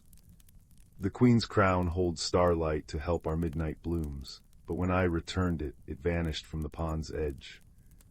Her wings fluttered anxiously, scattering prism dust. Clara pieced it together. The scorch marks were from Seraphina's hurried flight, the silk thread a snag from the crown. But who took it? Back at Glimmer Pond, Clara studied the muddy shore. Among the sprite footprints, she spotted larger, webbed impressions. "Frogs don't wear crowns," giggled Flicker. Then, a glint beneath a willow root. There lay the crown, tangled in fishing line beside a dented tin pail. Old Finn, the nearsighted fisherman, often mended nets here at dawn. At daybreak, Clara found Finn by his boat. "I," he admitted, scratching his head, "thought it were a fancy bobber. Took it home for me tackle box." Finn's cottage overflowed with useful finds. Bottle cap medals, button brooches, and there, gleaming among fish hooks, the Sprite Queen's crown, a delicate circle of water reeds and captive starlight. The resolution bloomed like dawn. Clara returned the crown to the tearful queen, who rewarded Willowbrook with a promise. Henceforth, sprites would borrow magic openly. Each morning they'd weave dewdrop chimes in misses, Thimblewick's garden, float teacups as Bramble's bakery alarms, and stitch humming tunes into mittens to warm small fingers. Seraphina gifted Finn firefly lanterns for night fishing, while Elder Rowan displayed the moonstone spyglass in the village hall, a reminder that mysteries unravel sweetest with kindness and watchful eyes. That evening, as Clara curled by her hearth, the mittens on her hands hummed a soft, contented melody. Outside, the clear roses caught the moonlight like living stained glass, and the air shimmered with the gentle magic of secrets understood. In Willowbrook, even the quietest puzzles nestled into place, cradled by friendship and the soft, sure rhythm of a world where every mystery ended with a lullaby. In a cozy woodland clearing, beneath the sheltering boughs of ancient oaks, there lived a community of gentle forest folk. Their cottages were carved into the sturdy trunks, adorned with whimsical mushroom roofs and windows framed by vines that danced in the breeze. At the heart of this enchanting hamlet stood the great hollow tree, its vast interior transformed into a warm, inviting gathering place. Here the forest folk would come together to share stories, music, and the simple joys of friendship. One crisp autumn evening, as the leaves swirled in golden eddies, an unusual hush fell over the hollow tree. The forest folk noticed something amiss. The glowing lanterns that typically illuminated the space had dimmed to a faint flicker. Tilly, a young squirrel with an inquisitive nature, was the first to voice her concern. "Friends, have you noticed the strange way the lanterns are behaving? It's as if their magic is waning." Murmurs of agreement rippled through the gathering, and Willow, the wise old oak spirit, stepped forward. Her bark-etched face creased with concern as she spoke. "You are right to be troubled, little one. The lanterns are indeed behaving strangely, and we must uncover the reason before their light is extinguished completely." With a wave of her gnarled branch, Willow summoned a cluster of glowing sprites, their luminous bodies casting a warm glow around the hollow. "These faithful friends will guide you on your quest to restore the lantern's magic," she said, her voice carrying the weight of ancient wisdom. Tilly's eyes widened with excitement, and she eagerly gathered a small band of companions: Thistle, the hedgehog, Mossy the toad, and Piper, the songbird. Together they set off into the forest, their path illuminated by the dancing sprites. As they ventured deeper into the woods, the friends noticed peculiar signs: twisted branches that seemed to have minds of their own, mushroom rings that pulsed with an eerie glow, and whispers carried on the wind that spoke of forgotten enchantments. Piper, with her keen eyesight, was the first to spot a clue. Perched atop a fallen log, she noticed a trail of shimmering dust leading into a thicket of brambles. "Look, friends," she trilled. "Could this be the key to unraveling the mystery?" Mossy hopped closer, his bulbous eyes studying the glittering trail. "Why, I believe you're right, Piper. That dust looks awfully familiar. It's the same sparkle that fuels the lantern's magic." With renewed determination, the friends followed the shimmering path, carefully navigating the tangled brambles until they emerged into a secluded glade. There, in the center, stood an ancient stone pedestal, its surface etched with intricate runes. Thistle, ever the observant one, noticed a faint glow emanating from the pedestal's base. "Look there, friends! Could that be the source of the lantern's magic?" As they approached cautiously, the sprites swirled around the pedestal, their ethereal light revealing a hidden chamber beneath. Within the chamber, they found a glimmering crystal, its facets refracting the sprite's glow in a kaleidoscope of colors. Tilly gasped in wonder. "This must be the heart of the lantern's magic. But why has it been hidden away?" Suddenly, a deep, rumbling voice echoed through the glade. "Well done, little ones, for uncovering the ancient secrets of this sacred place." From the shadows emerged a majestic stag, his antlers adorned with twisting vines and his flanks shimmering with an otherworldly sheen. "I am the guardian of this crystal, charged with protecting its power from those who would misuse it." The friends listened, captivated, as the stag wove a tale of an ancient evil that had once threatened to extinguish the light of the forest.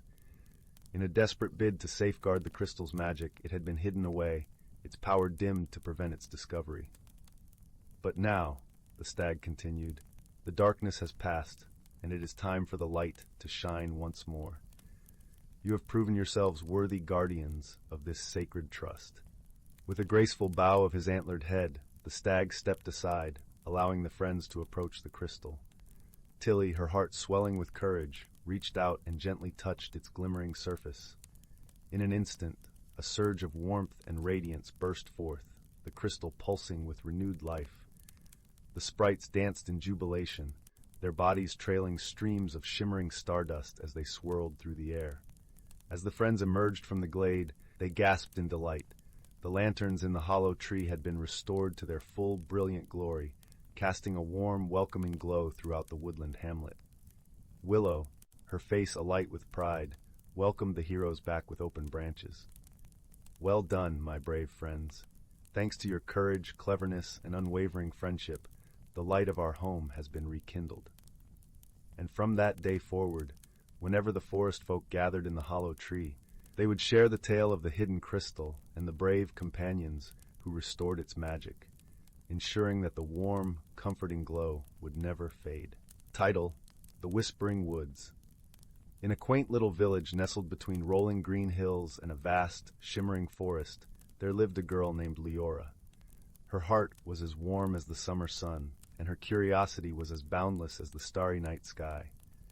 Leora was known throughout the village for her gentle spirit and her love for the forest, which stood like a guardian beyond the village's edge, its leaves whispering secrets that only Leora seemed to hear.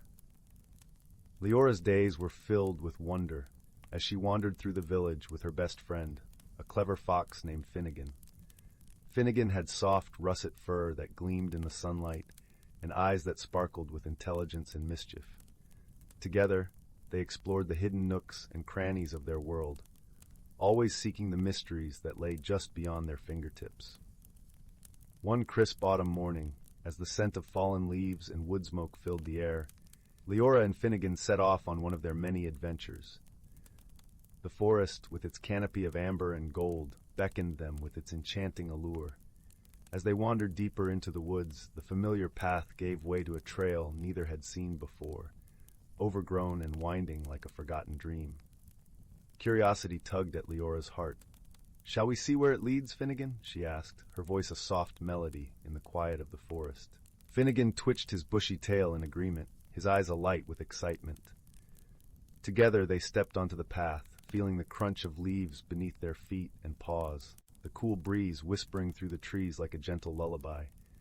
As they delved deeper, the forest seemed to change around them. The light grew softer, filtered through a veil of delicate branches. The air was filled with the earthy scent of moss and the distant, melodic calls of unseen birds. And then, quite suddenly, they found themselves standing before a grand ancient tree. Its trunk was wide and gnarled, its bark etched with the passage of time. From within its depths came a soft, glowing light, warm and inviting. Leora approached the tree with reverence, her heart pounding with a sense of discovery. As she reached out to touch the bark, the light pulsed gently, and a soft, musical voice filled the air.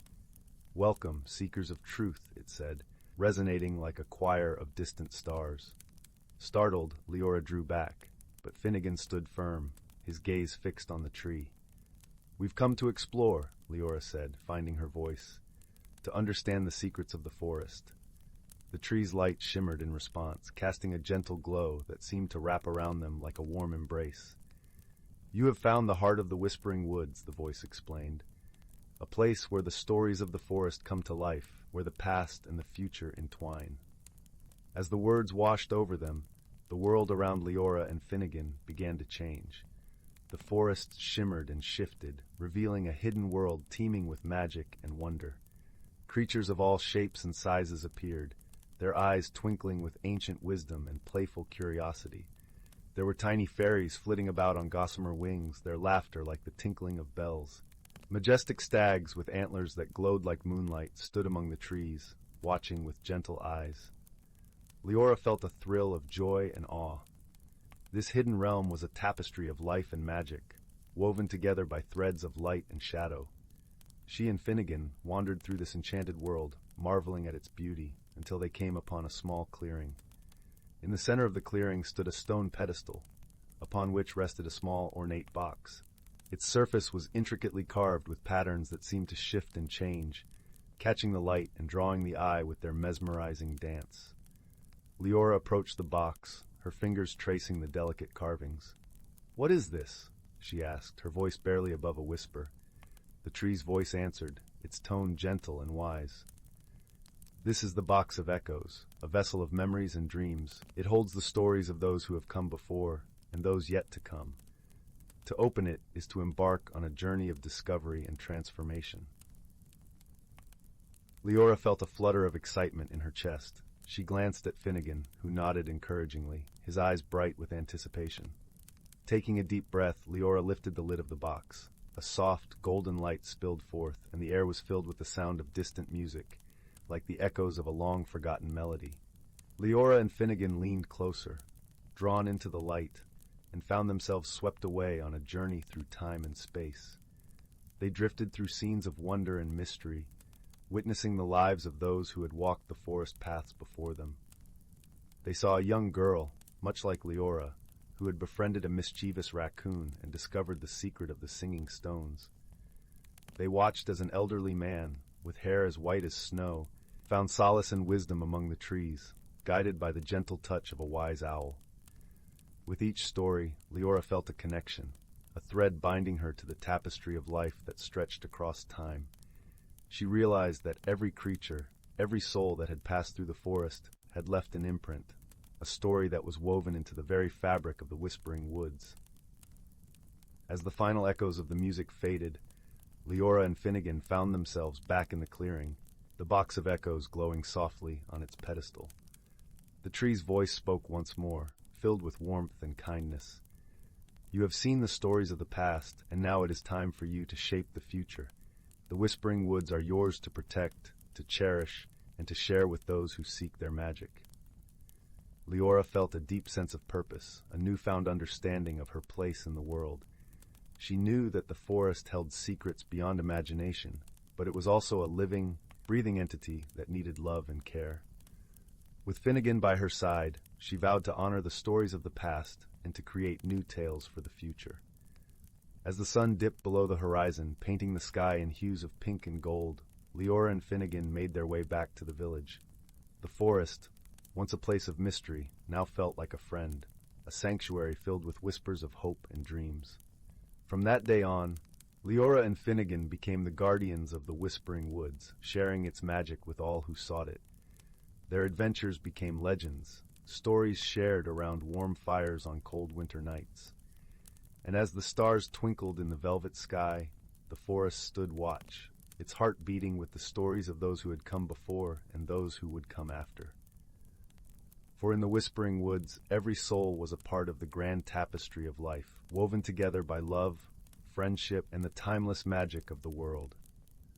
The tale of Leora and Finnegan is a reminder that the world is filled with wonder and wisdom, waiting to be discovered by those with open hearts and curious minds.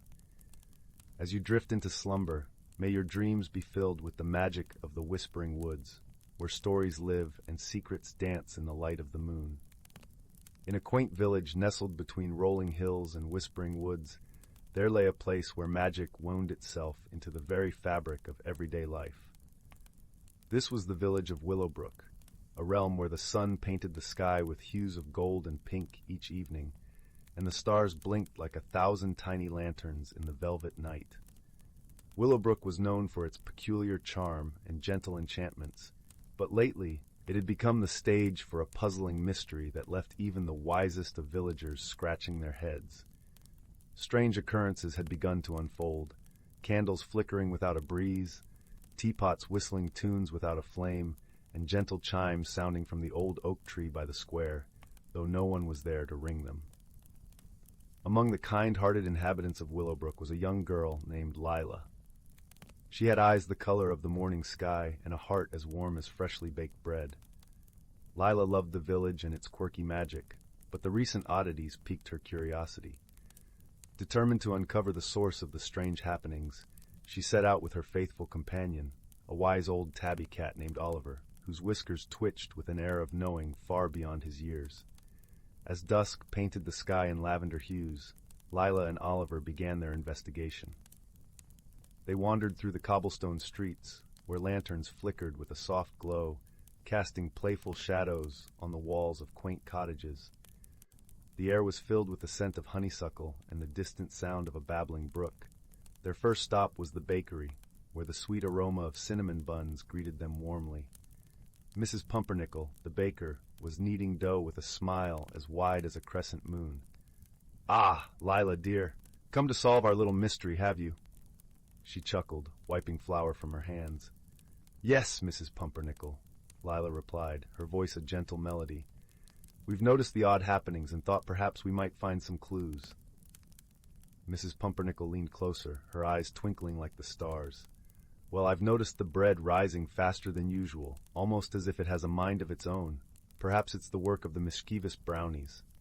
Brownies were small, magical creatures known for their playful antics and love of baked goods. Lila nodded thoughtfully. "We'll keep that in mind. Thank you, Mrs. Pumpernickel." With Oliver padding silently by her side, Lila continued to the village square, where the ancient oak tree stood. Its leaves rustled softly, whispering secrets only the wind could hear. As they approached, a gentle chime echoed through the air, though the tree's branches were still. Intrigued, Lila looked up and spotted a tiny, shimmering figure perched among the leaves. It was a sprite, its wings glistening like dewdrops in the morning sun.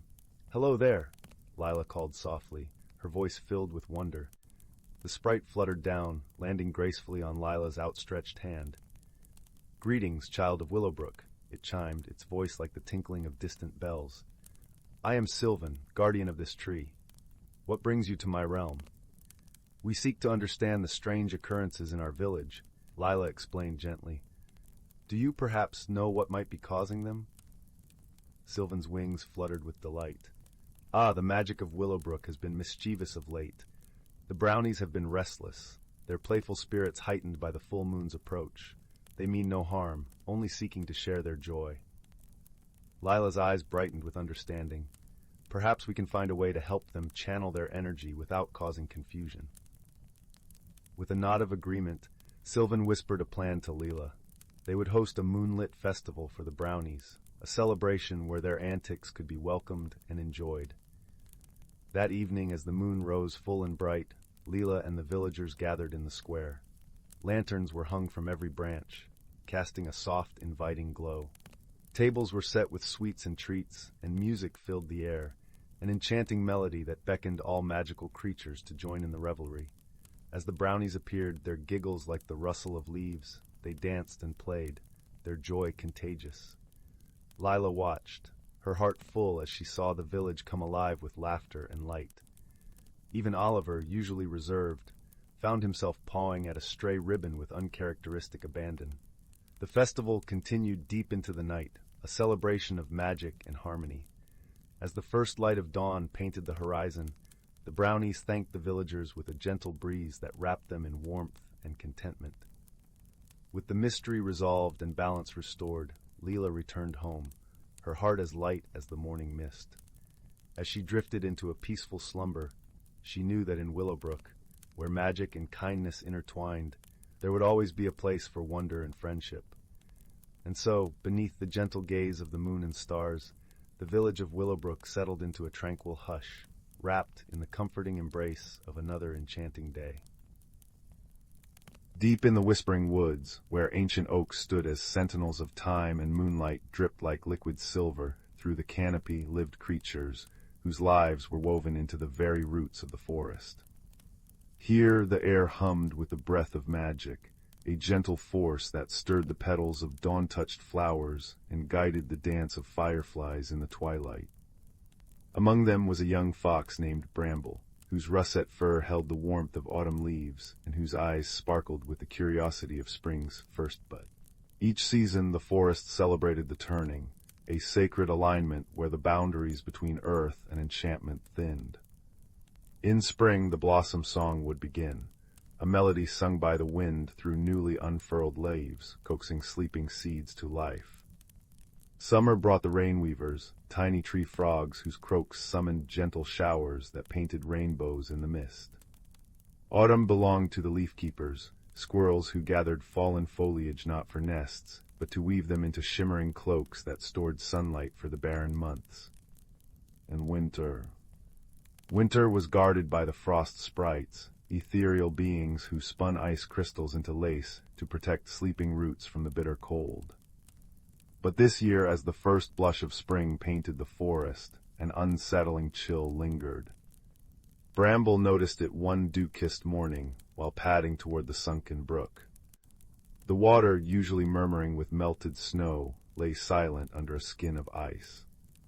Bluebells bowed under unexpected frost, their petals brittle as glass.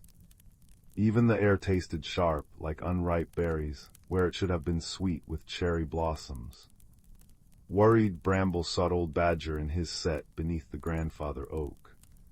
The set's walls, lined with dried moss and velvety lichen, held the earthy scent of wisdom. Old Badger's fur was grizzled with age, his claws worn smooth from tracing maps of the forest's ley lines in the soil. "Ah, little traveler," he rasped, stirring a pot of time-scented tea over a glowworm lamp. "The balance trembles, the frost sprites have not retreated to their northern caves, their icy threads cling where warmth should reign." Bramble's ears drooped. But why, Elder? The rainweavers sang the thawing songs weeks ago. Old Badger poured tea into an acorn cup, the steam curling like ghostly vines. Long ago, when I was but a cub, a similar frost came. The heartstone, a crystal born from the forest's first lightning strike, had cracked, its warmth faltered, and winter's fingers crept too far south. He gestured to a tapestry on the wall, woven from spider silk and dandelion fluff, depicting a glowing stone nestled in the roots of the guardian tree. We mended it then with kindness, a drop of honey from the hive mother, a tear of joy from the brook's spirit, and a chorus of the forest's purest laughter. Determined, Bramble gathered friends, Pip, a sparrow whose wings shimmered with iridescent dew, and Moss, a rabbit whose fur held the softness of twilight shadows. Together they journeyed to the guardian tree, a colossal willow whose branches wept silver tendrils into a pool of liquid starlight. At its base the heartstone pulsed weakly, its usual amber light dimmed to a flicker. Frost sprites fluttered nearby, their delicate forms shivering not from cold, but sorrow. "Our queen is lost," whispered one, her voice like icicles chiming. She wandered into the shadowed vale, lured by echoes of eternal winter. Without her song, we cannot weave the frost away. The shadowed vale lay beyond the forest's edge, a place where sunlight dared not tread. Bramble's heart quivered, but Pip trilled courageously. "We'll find her," the vale fears laughter, it melts gloom like sunshine. Moss nodded, thumping a steady rhythm on the earth. "And I know the hidden paths, follow my thumps." Their quest led them through groves where mushrooms glowed like fallen constellations, across streams where water spirits wove liquid bridges of lily pads, and into thickets where sentient vines curled protectively around them. In the vale, darkness clung like wet velvet, and the air smelled of forgotten things. There amid skeletal trees sat the Frost Queen, a being of crystalline beauty, her eyes hollow as she hummed a dirge to the frozen ground. "Your Majesty," Bramble called softly, "the forest needs your frost to rest, not to linger." The Queen's voice cracked.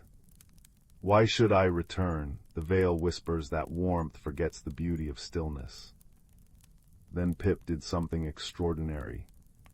He flew to a gnarled branch and sang, not a forest melody, but a silly, chirping tune about a worm who wore a hat of clover.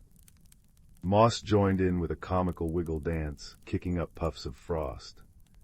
Bramble, recalling old Badger's lesson, offered a story. "In summer, the rainweaver's showers make rainbows. In autumn, the leaf-keeper's cloaks glow like captured sunsets. Your winter lace is part of the dance, not the whole song." As he spoke, he placed a thawed bluebell at her feet, its petals releasing a honeyed sigh. A tear, clear and warm as spring sap, welled in the Frost Queen's eye. It fell onto the heartstone Bramble had brought, sealing its crack with a sound like chimes. The stone blazed anew, its light piercing the vale's gloom. Laughing, the Queen gathered her sprites. "Forgive me, I mistook solitude for strength, forgetting that balance needs all voices." Together they wove one final tapestry of frost, a glittering bridge leading home. Back at the guardian tree, the forest waited. As the Frost Queen sang a high, crystalline note, her sprites spun the lingering ice into 1,000 shimmering threads that lifted skyward, dissolving into the dawn.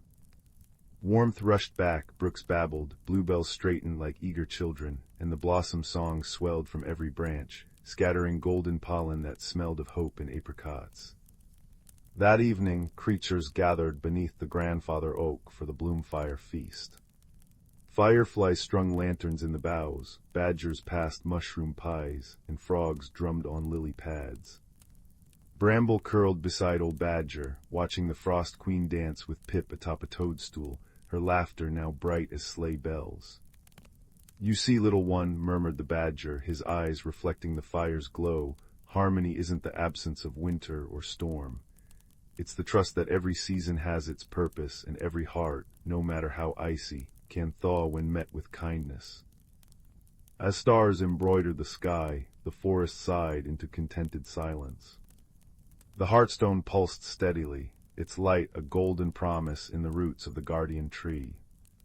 And Bramble, nestled in a bed of clover, dreamed of dappled sunlight and the gentle, everlasting rhythm of the turning, a lullaby sung by the world itself, reminding all who listened that balance, like friendship, is tended one warm breath at a time. In the heart of an ancient forest, a place where the sky was a canopy of green, and the earth was a carpet of soft moss and fallen leaves, there dwelt creatures in harmony and simplicity. The forest, known as Elderwood, was a realm where each rustle of the leaf and each ripple of the stream spoke of stories untold, whispering secrets of old to those who listened with open hearts. As dawn's gentle light filtered through the interlacing branches, casting a kaleidoscope of gold and green, the forest came alive with a soft symphony of bird song. This was the time when the creatures of Elderwood awoke, stretching their limbs and wings, preparing for the day's gentle adventures. Among them was a wise old owl named Orin, whose feathers bore the hues of autumn leaves, and whose eyes were deep wells of ancient wisdom. Orin had lived in Elderwood longer than most, his perch high in the gnarled branches of an ancient oak. One day, as the sun began its slow ascent, Orin noticed a change in the forest's song. The usual harmony seemed somewhat disjointed, as if a single string in a beautifully tuned harp had loosened. Concerned, Orin spread his wings and flew down to the forest floor, where the air was thick with the scent of damp earth and budding flowers. He met with Fern, a gentle deer whose coat was the color of morning mist, and who was known for her keen understanding of the forest's moods. "Fern," Orin began, his voice as soothing as a breeze through the leaves, "have you noticed the forest's song today? It feels different." Fern nodded, her large, gentle eyes reflecting the dappled sunlight. "I have, Orin. There seems to be a disquiet, as if something is out of balance." Together they wandered deeper into the forest, their paths lined with wildflowers that nodded their heads as if in greeting. It was not long before they came upon a small, babbling brook. Normally its waters were clear and sparkling, a mirror for the azure sky, but today they were muddied and sluggish. "The brook," Fern whispered softly, "it carries a sadness." Orin peered closely, his wise eyes noticing a pile of fallen branches and leaves that had created a dam, blocking the natural flow of the water. "Ah, here is the source of the discord," he said gently. "When the brook cannot sing its song, the forest feels its loss." With great care, they began to clear away the debris. Orin used his sharp beak to lift the twigs, while Fern nudged the larger branches aside with her strong yet gentle hooves. As they worked, the sun rose higher, warming the air with its gentle touch, and a light breeze began to dance through the trees, bringing with it the scent of pine and fresh rain. Finally, the brook flowed freely once more, its song a joyful melody that rippled through the forest. Orin and Fern watched as the water sparkled under the sun, its clarity returning, carrying with it the reflection of a sky that seemed to smile down upon them. As they rested by the rejuvenated brook, a soft rustling announced the arrival of another forest friend. It was Bramble, a cheerful squirrel with fur as bright as the maple leaves in autumn. Bramble had been watching from the branches above and now scampered down to join them. "Thank you, Orin and Fern," Bramble chittered, his eyes alight with gratitude. "The brook's song is what wakes me each morning, and I missed it dearly." Orin nodded, a warm glow in his eyes. "The forest is a web of connections, Bramble. Each part, no matter how small, is important to the whole. When one part is troubled, it affects all of us." Fern lowered her head to nuzzle Bramble affectionately. "And when we work together, we can restore balance and harmony. It is the way of Elderwood." As the sun dipped towards the horizon, painting the sky in shades of lavender and rose, the three friends lingered by the brook, savoring the peace they had helped restore. The forest began its evening song, a gentle lullaby that spoke of calm winds and restful nights. In the days that followed, the creatures of Elderwood continued their lives with renewed joy, their bonds of friendship strengthened by the shared experience. Orin, with his wisdom, reminded them of the importance of listening to the subtle changes in their world, while Fern and Bramble spread the message of unity and care throughout the forest. And so, Elderwood thrived, a testament to the power of harmony and the gentle strength of friendship. The seasons turned, bringing with them new challenges and changes, But the creatures faced them with wisdom and togetherness, their hearts as open and enduring as the ancient forest itself. As the stars began to twinkle in the velvet sky, casting a gentle glow over the sleeping forest, Orin settled back into his perch high in the oak tree. With a heart full of contentment, he closed his eyes, letting the whispering winds carry him into dreams of peace and unity. And so, Elderwood slept too, cradled in the embrace of nature's enduring balance. Once upon a time, in a land where the sun painted the skies with hues of pink and gold, there lay the enchanting village of Whimsy Hollow. The village was nestled between rolling hills of lavender and fields of fluttering daisies, where the air was always filled with the gentle hum of laughter and the sweet scent of honeysuckle. In Whimsy Hollow, every creature was unique, and each had a special charm of their own. There was Pipkin, the pint-sized fox with a tail that sparkled like 1,000 fireflies, and Mary, the mouse who wore a tiny top hat and played delightful tunes on his miniature violin. Then there was Lark, a wise old tortoise with a shell that changed colors with the seasons, and who always had a kind word or two to share. Life in Whimsy Hollow was always filled with wonder and joy, but one sunny morning, a peculiar event occurred that sent ripples of excitement through the village.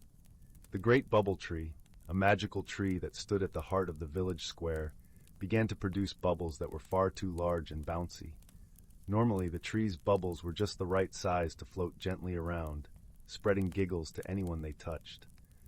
But now, they were so immense that they bounced off rooftops and sent chickens clucking in surprise. The villagers gathered around the great bubble tree, scratching their heads in bewilderment. "I do declare," said Pipkin, his eyes wide with amazement, "these bubbles are as big as pumpkins and as bouncy as a bed of marshmallows." Mary twirled his hat and played a cheerful note. "Perhaps there's a bit of magic gone awry," he mused. "Or maybe the tree is simply in a jolly mood." Lark nodded thoughtfully, his shell glistening in the sunlight. "It seems to me," he said in his deep, soothing voice, "that we must discover the cause and find a way to help our dear tree return to its usual self." The villagers agreed, and so began their whimsical adventure.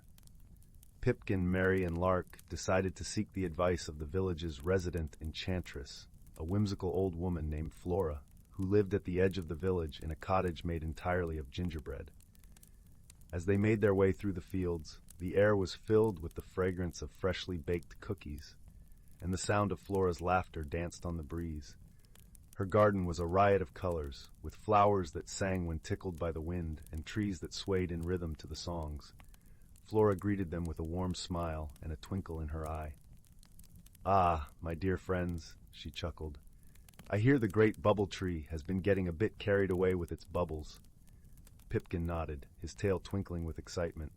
"Yes, indeed. We were hoping you might have a potion or a spell to help." Flora clapped her hands with delight. "Oh, I do love a good magical mystery. Let us see what we can brew together." In Flora's cozy kitchen, the scent of cinnamon and vanilla filled the air as they mixed ingredients from her collection of jars and bottles. There were giggleberries, which always brought a smile, and whispering petals, known to share secrets with those who listened closely. They added a sprinkle of moonbeam dust, just for a touch of sparkle. As they stirred the concoction, Mary played a joyful tune, and Lark shared an old tale of a turtle who once danced with the stars. The potion bubbled and glowed, casting a warm light around the room. With the potion ready, the friends hurried back to the great bubble tree. The villagers watched with anticipation as Flora sprinkled the potion over the roots of the tree. For a moment, nothing happened, and then the tree shivered with delight, and the bubbles began to shrink to their usual delightful size. The villagers cheered, and the air was filled with laughter and hugs. The great bubble tree twinkled in the sunlight, grateful to be back to its bubbly self. Pipkin, Mary, and Lark beamed with pride, knowing they had helped their village with creativity and friendship. Flora smiled, her heart warmed by the joy she saw around her. "Remember, my dear friends," she said, "that the magic of Whimsy Hollow lies not just in spells and potions, but in the kindness and laughter we share." And so life in Whimsy Hollow returned to its happy rhythm, with bubbles that danced gently on the breeze and hearts that sang with joy. The village continued to be a place of wonder and whimsy, where every day was a new adventure, and where friendship was the most magical gift of all. As the sun set, painting the sky with colors as vibrant as the village itself, the villagers gathered around the great bubble tree once more. This time, they weren't there to solve a mystery, but to celebrate the joy of their community. Pipkin, Mary, and Lark stood proudly, knowing that their teamwork had brought the village back to its delightful self. Flora joined them, bringing a basket filled with her homemade ginger snap cookies, each one shaped like a star. As they nibbled on the sweet treats, the bubbles floated gently overhead, casting rainbows in the fading light. The air was filled with the soft sounds of Mary's violin, his tunes weaving a melody of peace and happiness. "Do you suppose the tree will ever get carried away again?" Pipkin asked, a playful glint in his eyes. "Perhaps," Flora replied with a wink.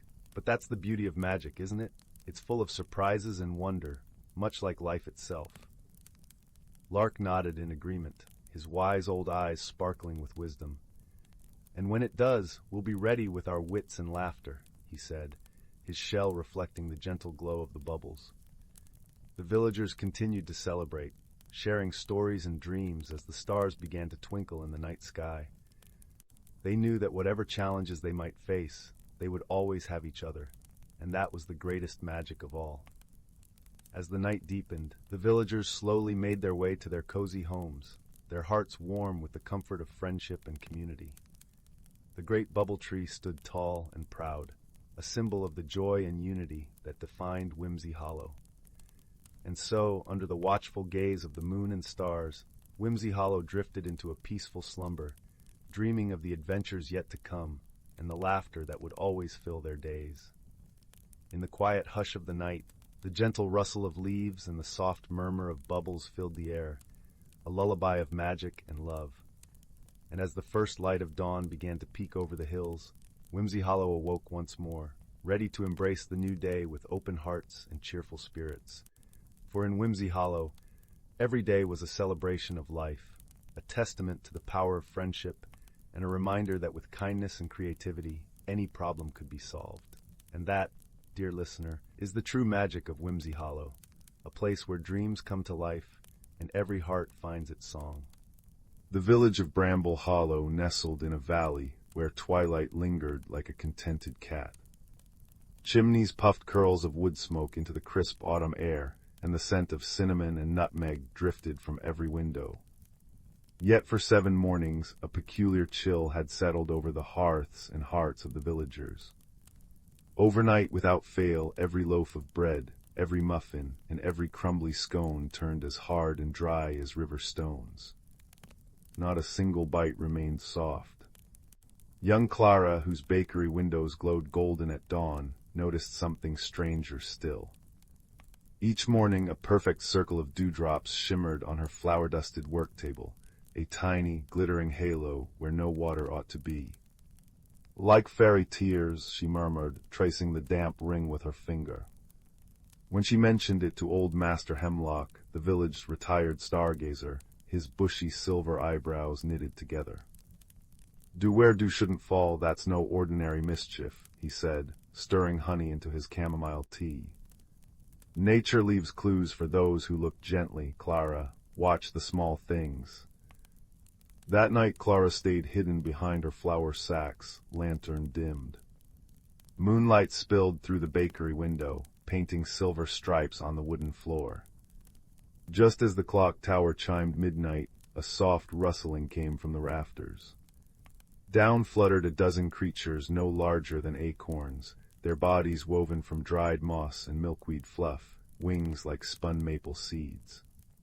They hummed a melancholy tune as they landed near Clara's prized rosemary loaf. Where their tiny feet touched the crust, the bread instantly hardened and cracked.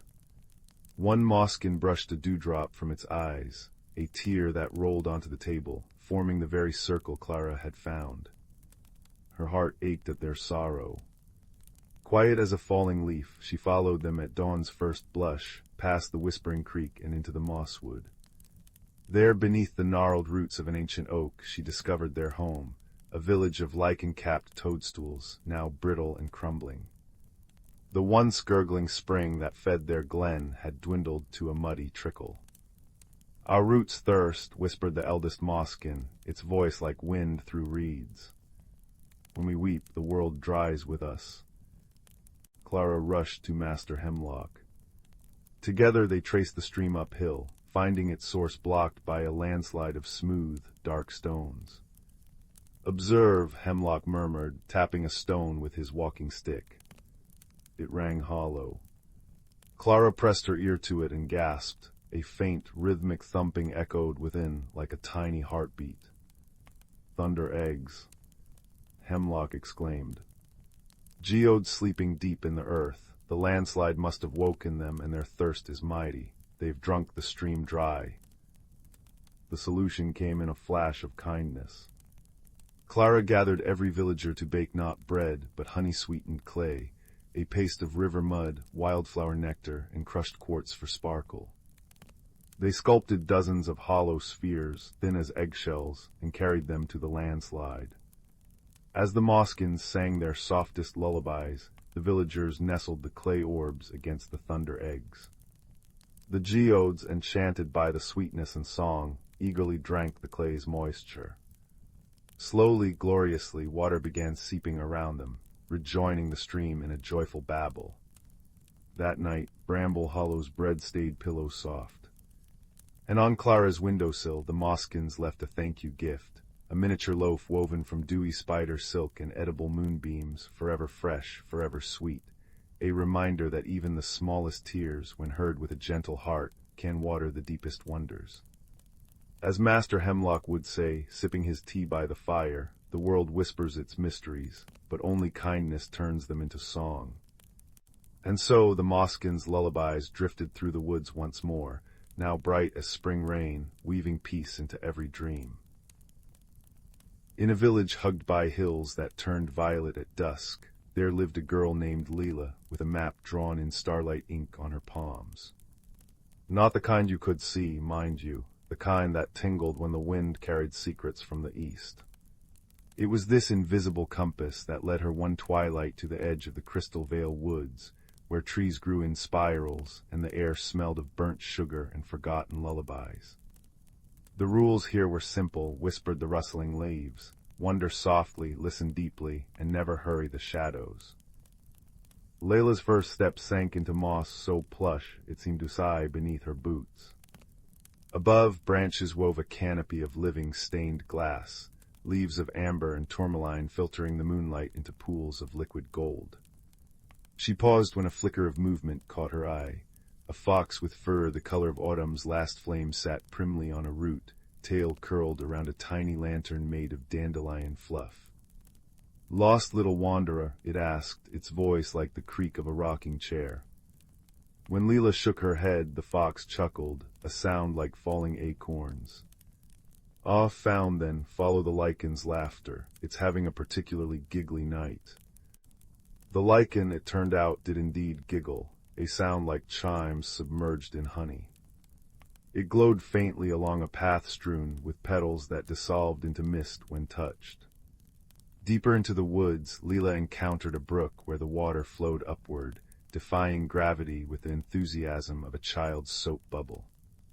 Its surface rippled with half-formed shapes, a crown of feathers here, a dancing teapot there. Kneeling to drink, she found the water tasted of questions she'd never thought to ask. "What's north of north?" it burbled. Before she could answer, a hedgehog made of moss and twigs trundled up, balancing 3 starberries on its spiky back. "Trade you," it squeaked, nodding at the hair ribbon Leela had tied around her wrist. She hesitated. The ribbon was her last gift from Gran, but placed it in the hedgehog's twig claw. The starberries burst on her tongue, each a different flavor, courage, curiosity, and the exact warmth of a hug held too long. The woods thickened, trees now arching like the ribs of some slumbering giant. Here, the challenges grew gentler but stranger. A bridge of spider silk demanded she whisper a secret before crossing. "I still sleep with my socks on," she confessed. The bridge purred. A glade of clockwork butterflies tested her patience, landing on her nose until she stood statue-still for 7 full minutes. "Time isn't a river here," chimed the largest butterfly, its wings ticking. "It's a puddle, splashable." Leela's laughter startled a cloud of bioluminescent moths into swirling around her, their wings painting temporary constellations on the dark. It was near the heart of the woods that she met the only creature taller than a sapling, a willow tree with bark like crumpled parchment, its branches heavy with glowing blue fruit. At its base sat a round door no bigger than a teapot. "Ah," crooned the tree, though its mouth, if it had one, remained hidden. "The map-handed child, we've been waiting." The door swung open to reveal not a space, but a sound, the low, resonant hum of a cello played underwater. "To pass," murmured the willow, "you must give what the woods already gave you." Leela knelt, mind circling the riddle. The starberries. The Moth-Light. Then she noticed her hands. The star map was gone from her palms. In its place shimmered 3 symbols: a fox's lantern, a hedgehog's starberry, a butterfly's wing. She pressed her palms to the tree's roots. The symbols sank into the bark, and the willow shuddered with delight. "Clever seedling, you didn't keep the gifts, you let them change you." The tree split down the middle, revealing a chamber where the air itself seemed to sparkle with possibility. Inside, the source of the wood's magic hung suspended, a single pulsing petal from the first flower, its edges fraying into stardust. Around it orbited creatures Leela could only glimpse sideways, a fish with cloud fins, a cat made of hourglass sand. "Take a thread," whispered the petal's light. "Mend what's fraying." Her fingers trembled as she plucked a silver thread from the petal's glow. Instinctively, she wove it through the hole in her pocket, the one she'd gotten climbing the old oak last spring. The thread dissolved and the pocket sang. A soft, contented hum, as if grateful to be whole. When Leela stepped back into the woods, dawn hovered like a held breath. The fox waited, lantern dimmed. "Well," it asked. She opened her mended pocket. Out fluttered all she'd gathered, a lichened chuckle, a sip of upward-flowing brook, the memory of starberry courage. The fox nodded. "Good, now you know, the real magic isn't in keeping, but in letting the wonder through." The journey home was shorter, though no less wondrous. Gravity remembered itself, the brook flowed downstream, and the hedgehog waved with a twig now tied with Leela's ribbon. As she crossed the tree line, the Crystal Vale woods sighed behind her, not in farewell, but in patient waiting. In her pocket the mended thread hummed, and when she finally curled into bed, she dreamed not of adventures, but of a willow tree whispering to new seeds. And then the girl understood, courage isn't a flame to clutch, but a lantern to share. Pass it on, little rootlings, pass it on. Years later, villagers would swear they sometimes saw a grown woman with starlight in her braid, leaving starberries on windowsills, or mending torn kite strings with invisible thread. But that's a story for another twilight.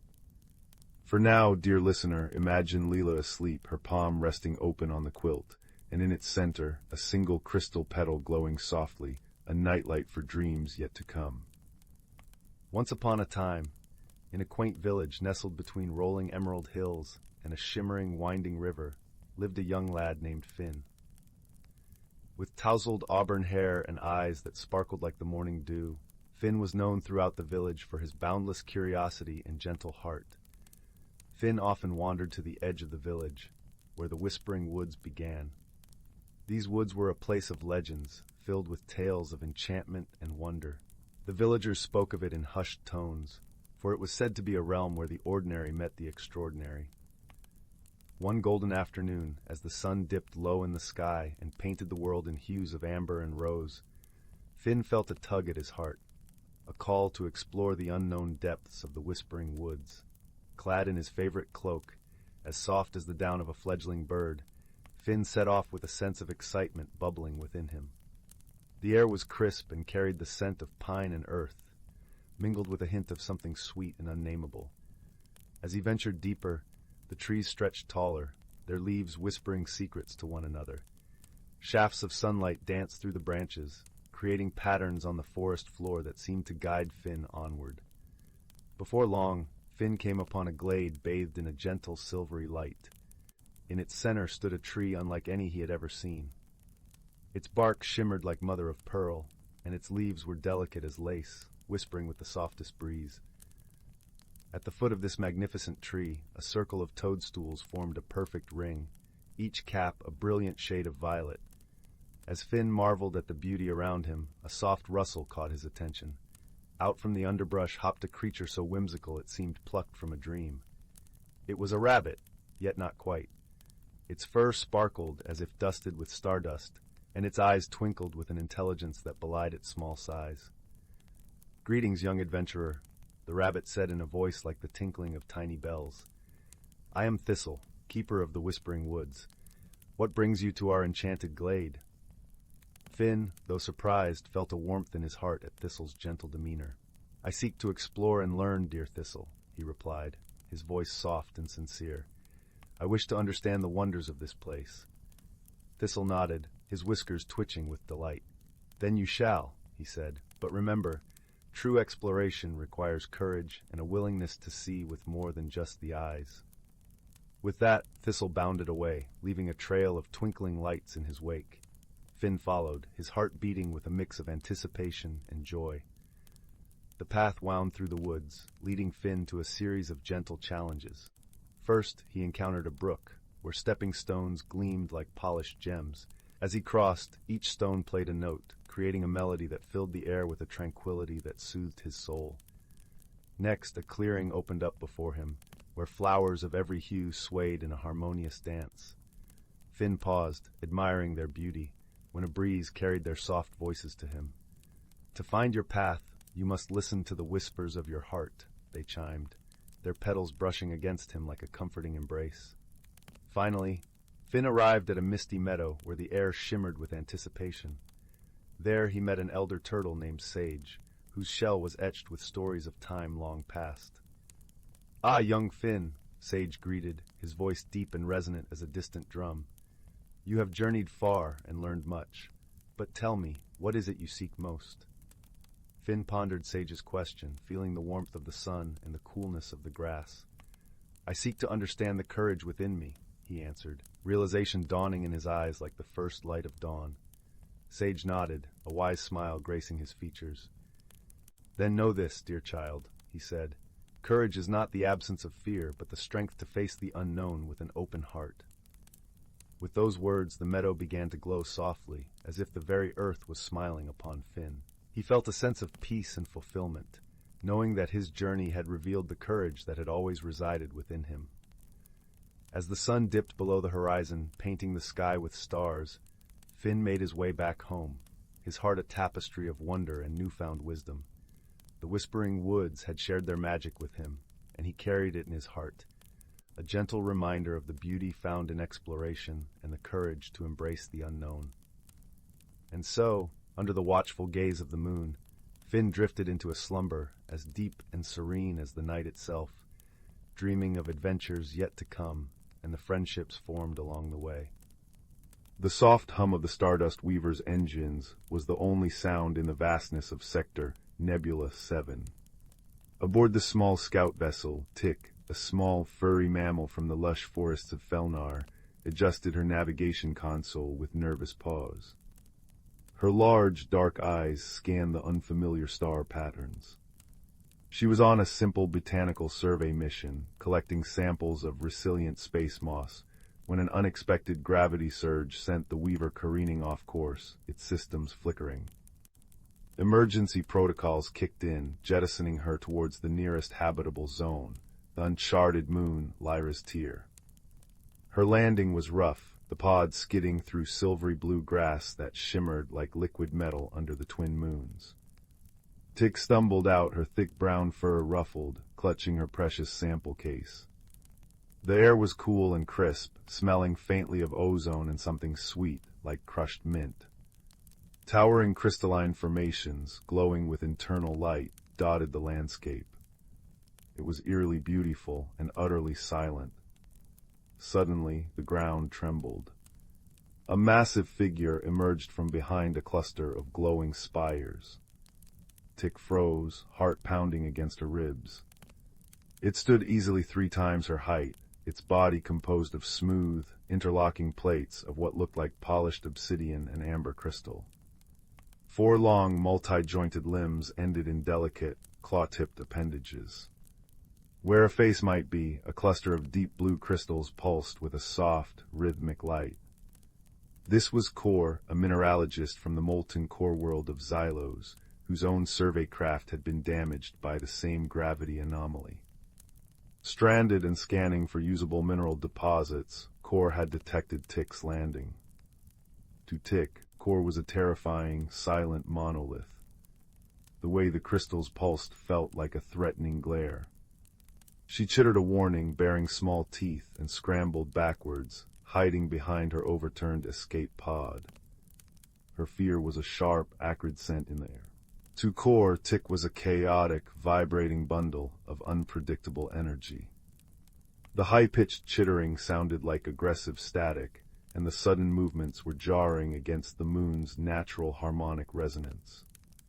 Kor emitted a low, subsonic rumble, a sound of confusion and caution that vibrated through Tick's bones, amplifying her fear.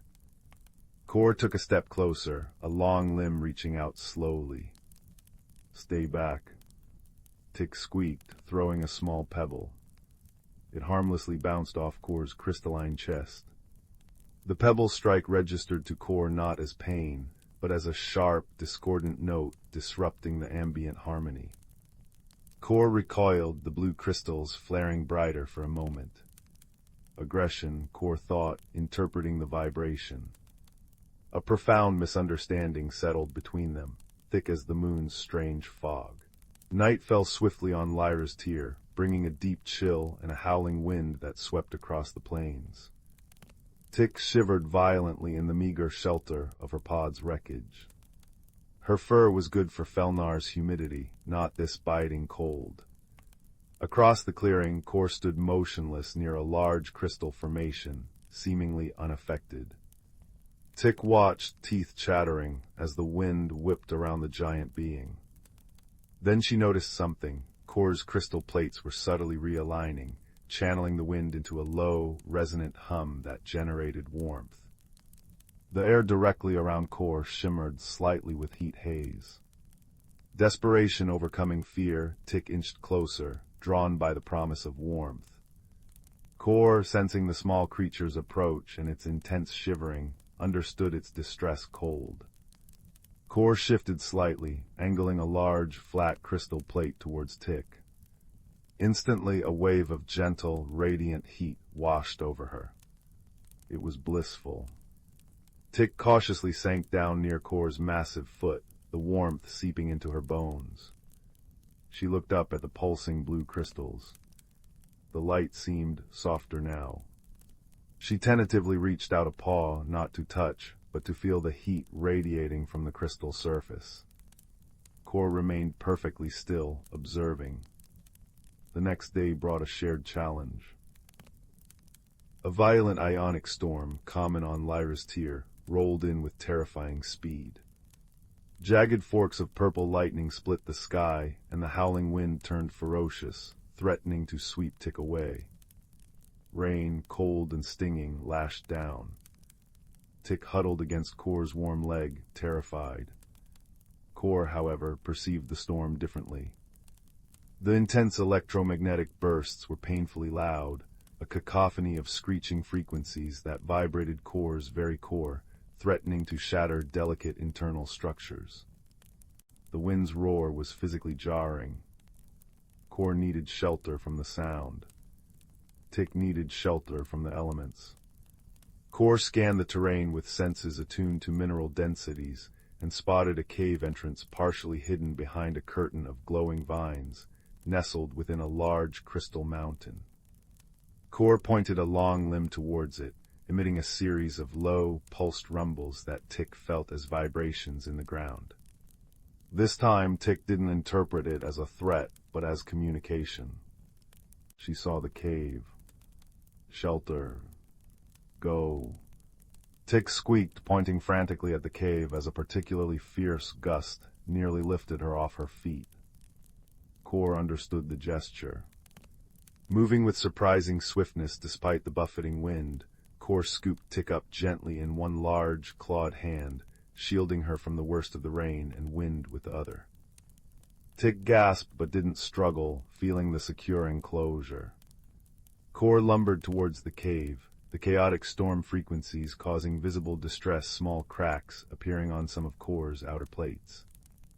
Tick felt the vibrations of pain through Kor's hand. Inside the cave, it was blessedly quiet and dry. Bioluminescent moss coated the walls, casting a soft green glow.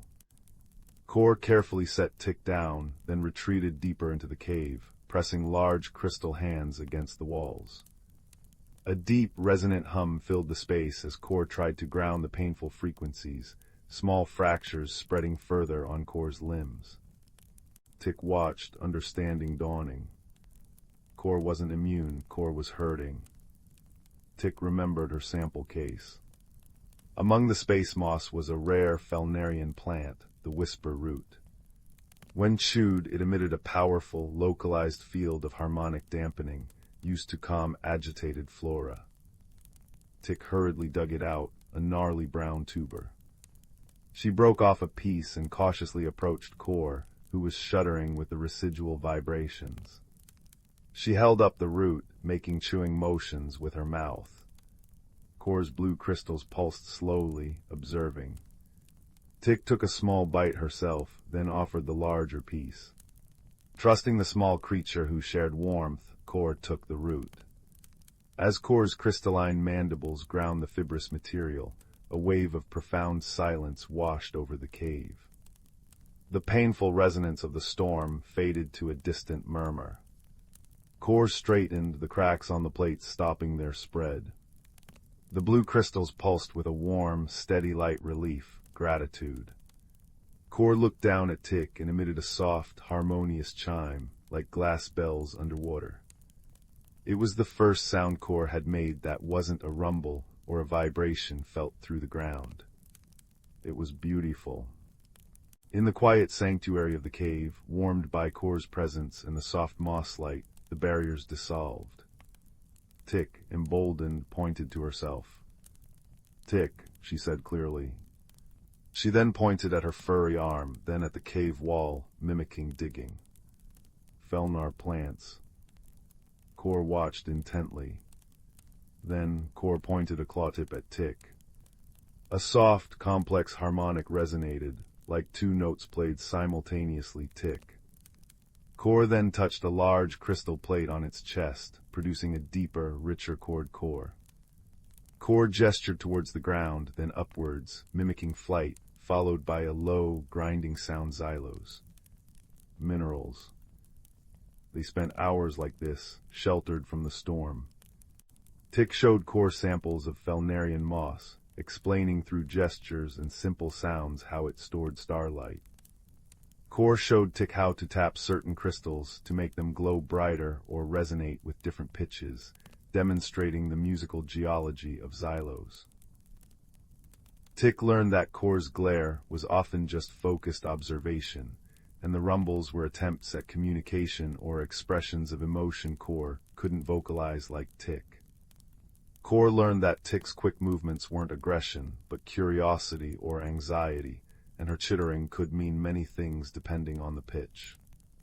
They laughed, Tick with a series of high-pitched giggles, Kor with a cascade of shimmering chimes that vibrated pleasantly in Tick's chest.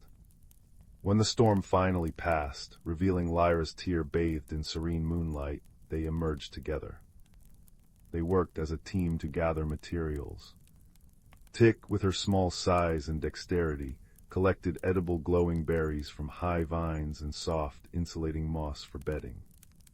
Kor, with immense strength and mineral senses, broke off specific resonant crystals to repair critical components on Tick's escape pod beacon, and located rare minerals needed for Kor's own craft's power core.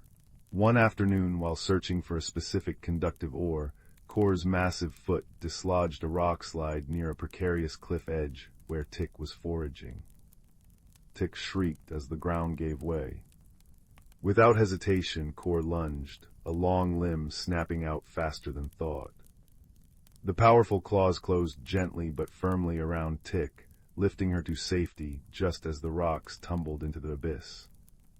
Tick clung to Kor's claw, her heart hammering, not with fear of Kor, but with gratitude. Kor set her down carefully, the blue crystals pulsing rapidly with concern. Tick patted the cool crystal surface reassuringly.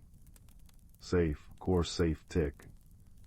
Later, when a territorial, six-legged reptilian creature, attracted by the glow of Kor's crystals, lunged from the undergrowth, Tick didn't freeze.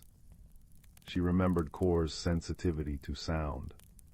She let out a piercing, sustained shriek, a sound specifically designed on Felnar to startle predators. The frequency was agonizingly high for the reptile, which screeched and retreated. Kor, protected by the dampening effect still lingering from the whisper root, watched in astonishment as the tiny creature defended the giant. Kor chimed a melody of profound thanks. The day came when both their crafts were repaired enough to send signals. A Felnarian recovery ship and a Xylosian mineral barge responded, homing in on their beacons. As the ships descended through the lavender sky, casting long shadows on the shimmering grass, Tick and Kor stood side by side near the cave entrance. Tick felt a pang of sadness sharper than the moon's chill. She looked up at Kor, her large eyes glistening. She reached into her sample pouch and pulled out her last, perfectly preserved whisper root, the one that had eased Kor's pain. She held it up. Kor understood. The giant crystalline being knelt, bringing its cluster of blue crystals level with Tick. Kor carefully pried off a small, perfect shard from an inner plate not damaged, but deliberately chosen. It pulsed with a warm, steady blue light. Kor offered it to Tick with infinite gentleness. Tick placed the whisper root into Kor's large claw. Kor placed the glowing blue crystal shard into Tick's small paws. It was warm to the touch, radiating a soft, comforting hum that resonated deep within her. It wasn't just a crystal, it was a piece of Kor's harmony, a tangible memory of shared warmth in a cold cave, of protection, and of understanding forged in silence and storms. The recovery teams found them like that, the small, furry botanist from the green world, holding a pulsing blue crystal, and the towering crystalline geologist from the molten core, cradling a gnarled brown root. They exchanged no words their rescuers could understand, only a look that spoke volumes. Tick's eyes soft with affection, Kor's crystal light pulsing with a gentle, steady warmth. As Tick's pod lifted off, she pressed the blue crystal shard against the viewport. Far below, Kor stood, a dark silhouette against the glowing landscape, holding the whisper root. Kor raised a limb in farewell, a single pure harmonic note rising through the air, reaching Tick even through the pod's hull, a sound of friendship, clear and true. Tick settled back in her seat, the crystal's soft hum a constant, soothing presence against her chest. It was a reminder that across the vast, silent gulf of space, under different suns and moons, friendship could bloom in the most unexpected soil. It wasn't about understanding every word, but about listening with the heart, sharing warmth in the cold, and offering shelter from the storm. The universe felt less lonely, filled not just with stars, but with the quiet, resonant echo of an unlikely, precious bond. And as the stars blurred past, Tick knew the true treasure she brought back wasn't moss or samples, but the warm, humming memory of Kor, a friend written not in words, but in light and harmony, forever held close. Milo had always wondered about the old oak tree at the edge of Willowbrook Meadow. Its branches twisted like silver ribbons under moonlight, and his grandmother once whispered that on midsummer nights, its hollow trunk shimmered with doorways to hidden realms. Tonight, as fireflies painted the air with golden speckles, young Milo noticed an unusual glow pulsing from the oak's roots, soft as a heartbeat, warm as fresh bread. Taking a deep breath of honeysuckle-scented air, he stepped through the shimmering archway into a place called the Glimmering. Instantly, the world transformed. Trees towered like cathedral spires, their bark etched with glowing runes that shifted like liquid starlight. Instead of leaves, their canopies dripped with crystal dewdrops that chimed when breezes passed, filling the air with a lullaby of tiny bells. Mossy paths unfurled before Milo, carpeted in velvet-soft lichen that glowed emerald beneath his feet. The very air tasted of rain-kissed mint and melted honey, and warmth radiated from glowing stones nestled among ferns. His first friend appeared near a brook where water flowed upward in spirals, defying gravity. A creature no taller than his knee hopped forward, a mossling with fur like spun moss and eyes like polished acorns. It chirruped, offering Milo a luminous blue berry that burst with flavors of cloudberries and stardust. "Thank you," Milo whispered, and the mossling trilled happily, guiding him along a path lined with whispering lilies whose petals hummed gentle advice. Brave steps find bright paths. Deeper in the grove, Milo encountered the sky whale, a creature woven from twilight mist and constellations. It drifted soundlessly above a meadow of floating islands, its belly glowing with captured auroras. When Milo hesitated before a chasm spanned only by stepping stones of light, the sky whale exhaled a ribbon of shimmering fog that solidified into a bridge. "Courage builds its own road," rumbled the sky whale's voice, like distant thunder softened by velvet. Crossing it, Milo felt his own fears dissolve like sugar in tea. But the grove held gentle tests. In the valley of echo flowers, blossoms repeated every sound with mischievous twists.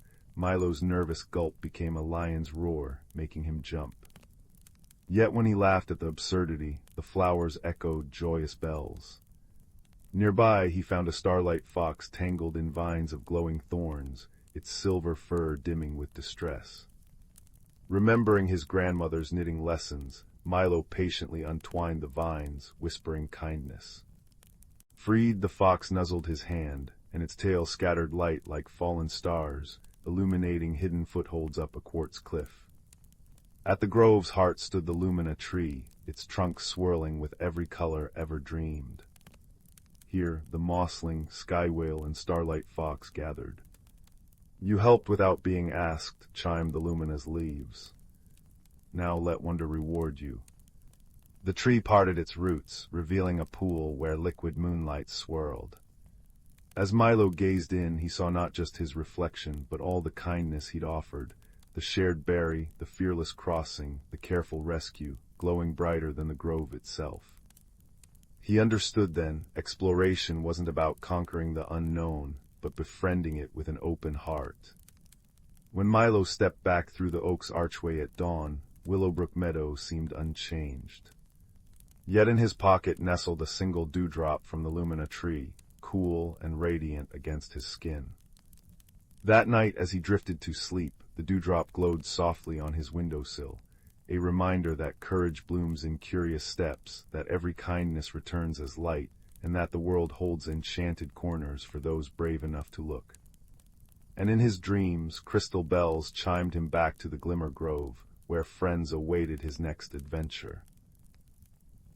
The wind sighed through the willows by Rowan Creek, carrying the scent of damp earth and the last brave wildflowers clinging to autumn. Inside a snug cottage with ivy crawling up its stone walls, a fire crackled merrily in the hearth, casting dancing amber light across the worn rug where a young girl named Mira sat.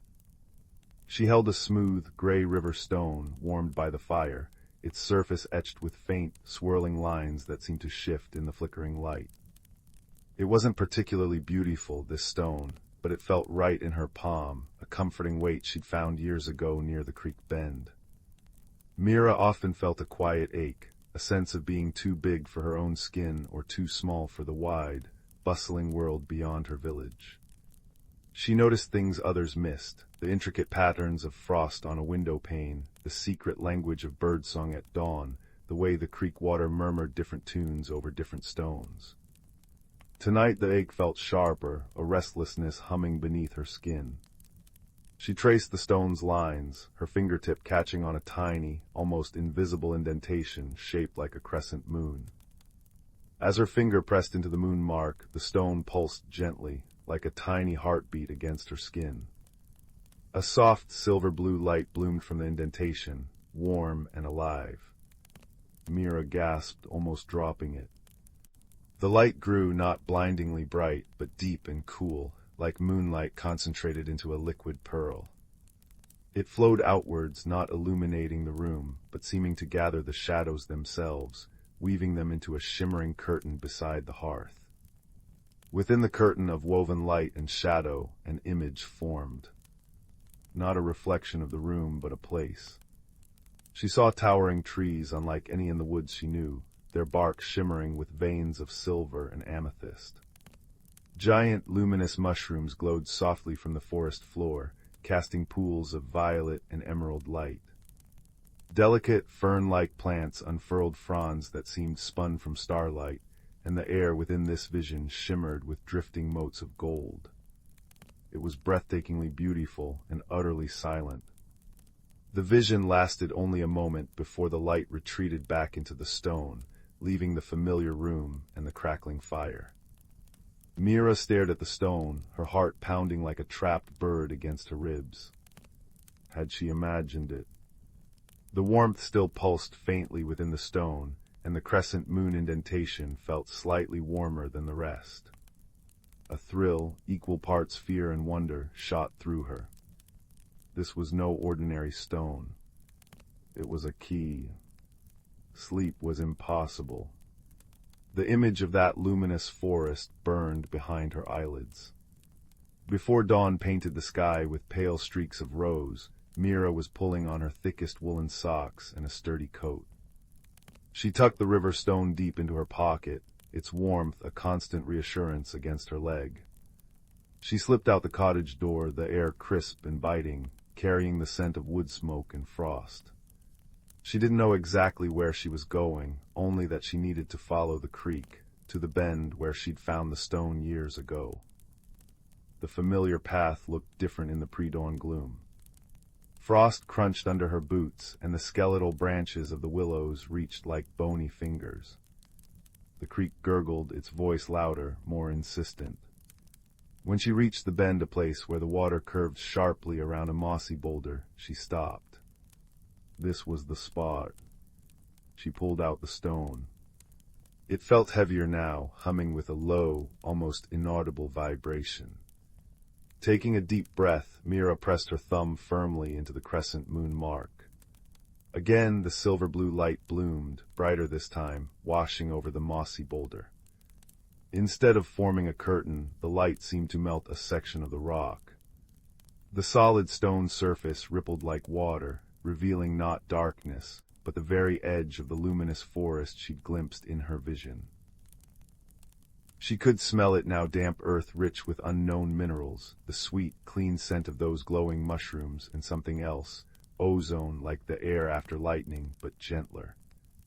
The sound of the creek faded, replaced by a profound, expectant silence. Heart-hammering, Mira stepped through the rippling stone.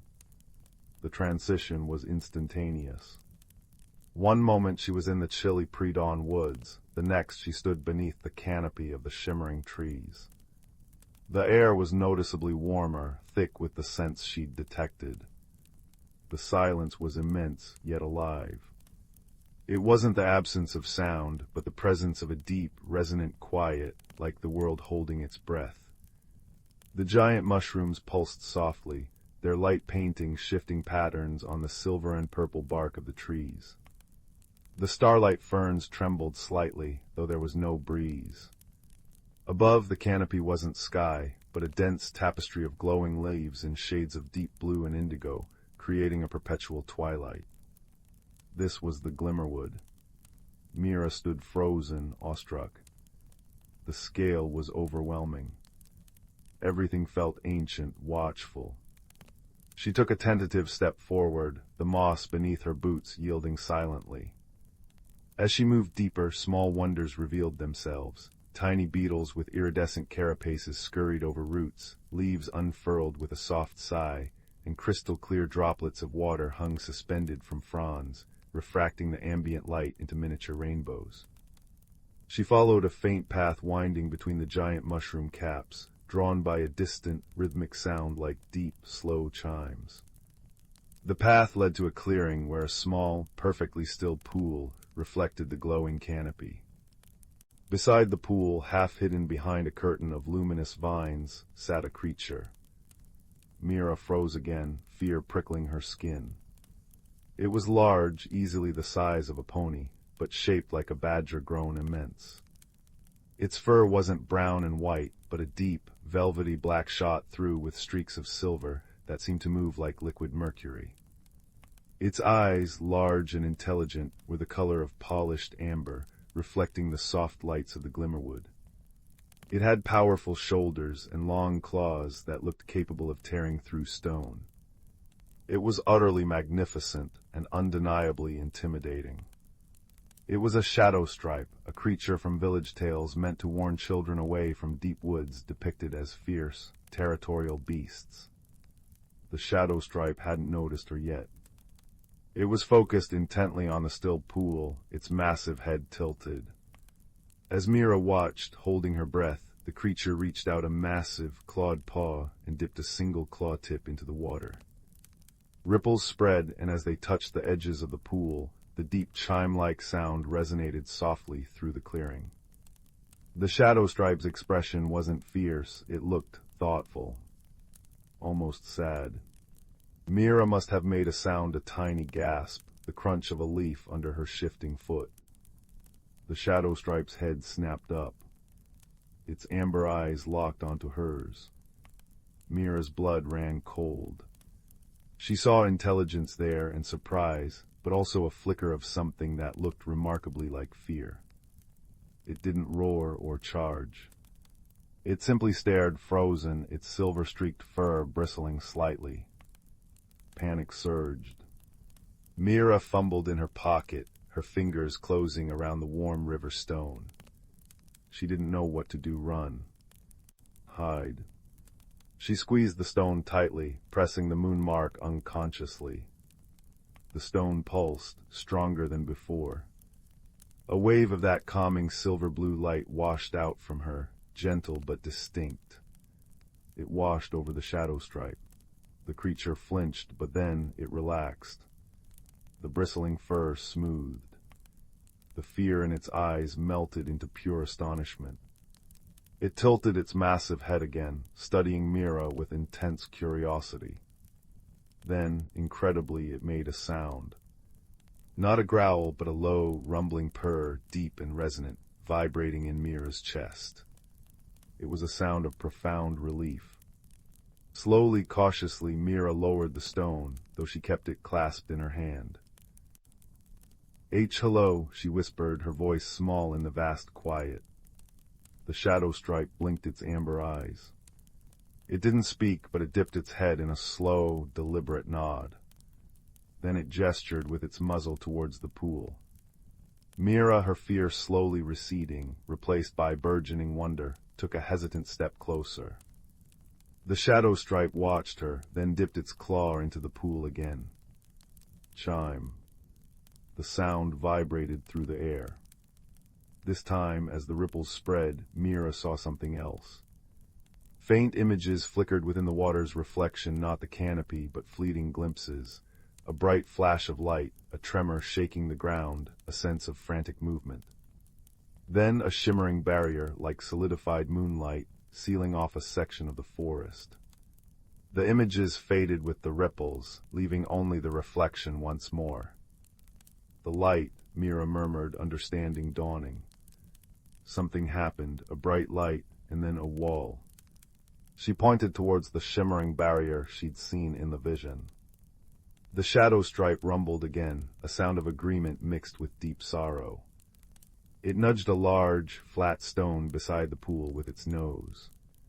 On the stone were etched symbols, swirling lines, crescent moons, and a stylized depiction of a barrier. Mira traced the symbols with her finger. They felt familiar, echoing the patterns on her river stone. "This stone, it's connected, isn't it?" she asked, holding up her key. "To whatever happened to the wall." The shadow stripe nodded vigorously. It pointed its claw at the moon symbol on Mira's stone, then at the matching symbol etched onto the flat rock. Then it pointed deeper into the glimmerwood, in the direction the barrier had appeared in the vision. Its rumble held a note of pleading. You want me to help?" Mira asked, incredulous. "Help with what? Bring down the wall?" Another emphatic nod. The great beast lowered its head, its amber eyes holding Mira's gaze. It wasn't demanding, it was asking. Trusting.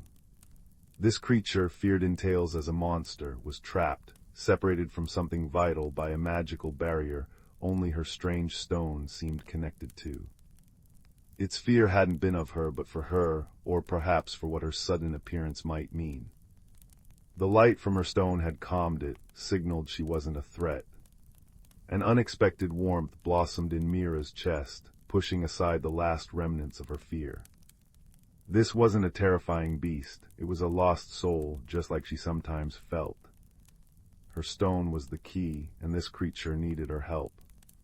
Her quiet ache was forgotten, replaced by a sense of purpose so profound it felt like stepping into sunlight.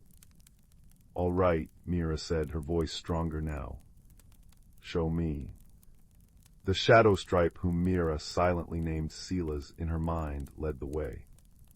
Their journey through the Glimmerwood was a passage through wonder and deepening mystery.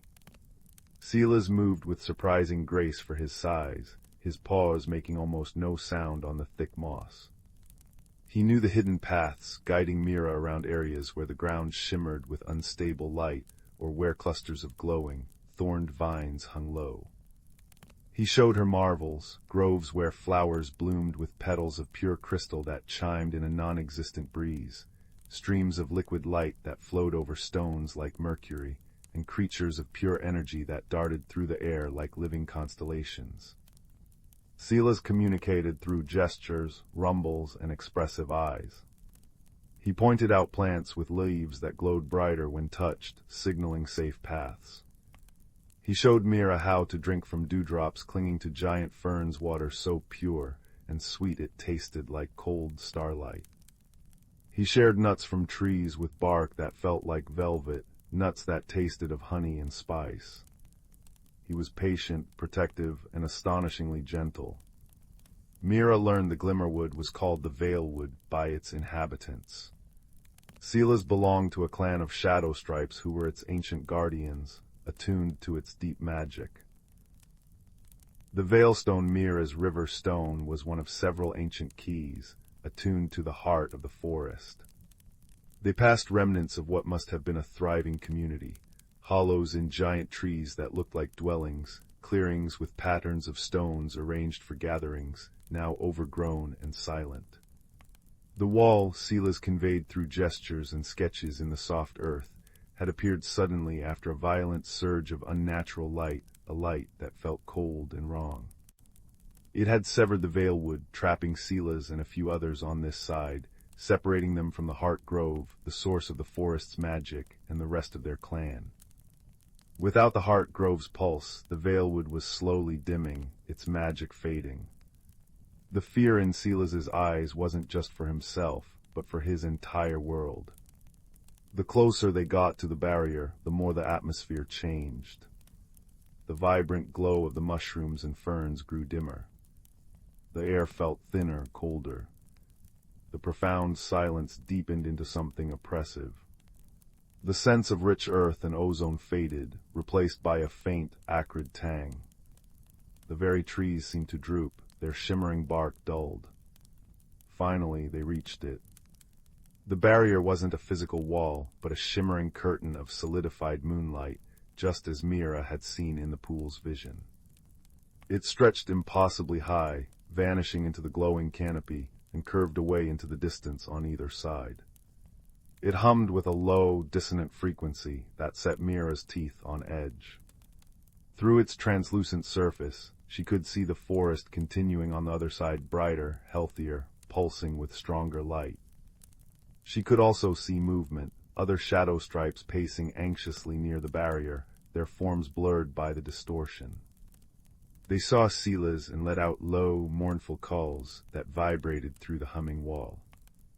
Silas rumbled back, pressing his massive head against the barrier, a gesture of heartbreaking longing. Mira approached the humming wall. The cold emanating from it was palpable, leaching the warmth from her skin. She held up the veilstone. It pulsed warmly in response, the silver-blue light flaring brighter, pushing back against the cold. She pressed the stone against the barrier. ZZZZZZZZT. A shock, sharp and painful, jolted up her arm. She cried out, stumbling back. The barrier flared angrily, a harsh white light momentarily overpowering the veilstone's glow. The dissonant hum intensified. The shadow stripes on the other side recoiled. Silas whined, a sound of deep concern. He nudged her gently with his muzzle. Mira rubbed her tingling arm, looking at the stone. The crescent moon mark glowed faintly. She hadn't just pressed it, she'd pushed it against the barrier with force, meeting resistance with resistance. That wasn't the way. Remembering how the light had calmed Silas, how it had woven the vision without force, Mira took a deep breath. She closed her eyes, focusing on the stone's warmth in her hand, its steady pulse. She thought not of breaking the wall, but of connection. Connection to Silas, to the Valewood, to the Heart Grove beyond. She thought of the quiet ache she'd felt, the longing for belonging that resonated with the forest's fading light. She poured that feeling not force, but understanding, empathy, and a deep desire to mend into the stone. She opened her eyes. The veilstone glowed with a soft, steady radiance, the silver-blue light flowing outwards like gentle water. She didn't push it against the barrier this time. She simply held it near, letting its light touch the humming wall. The harsh humming softened. The cold lessened.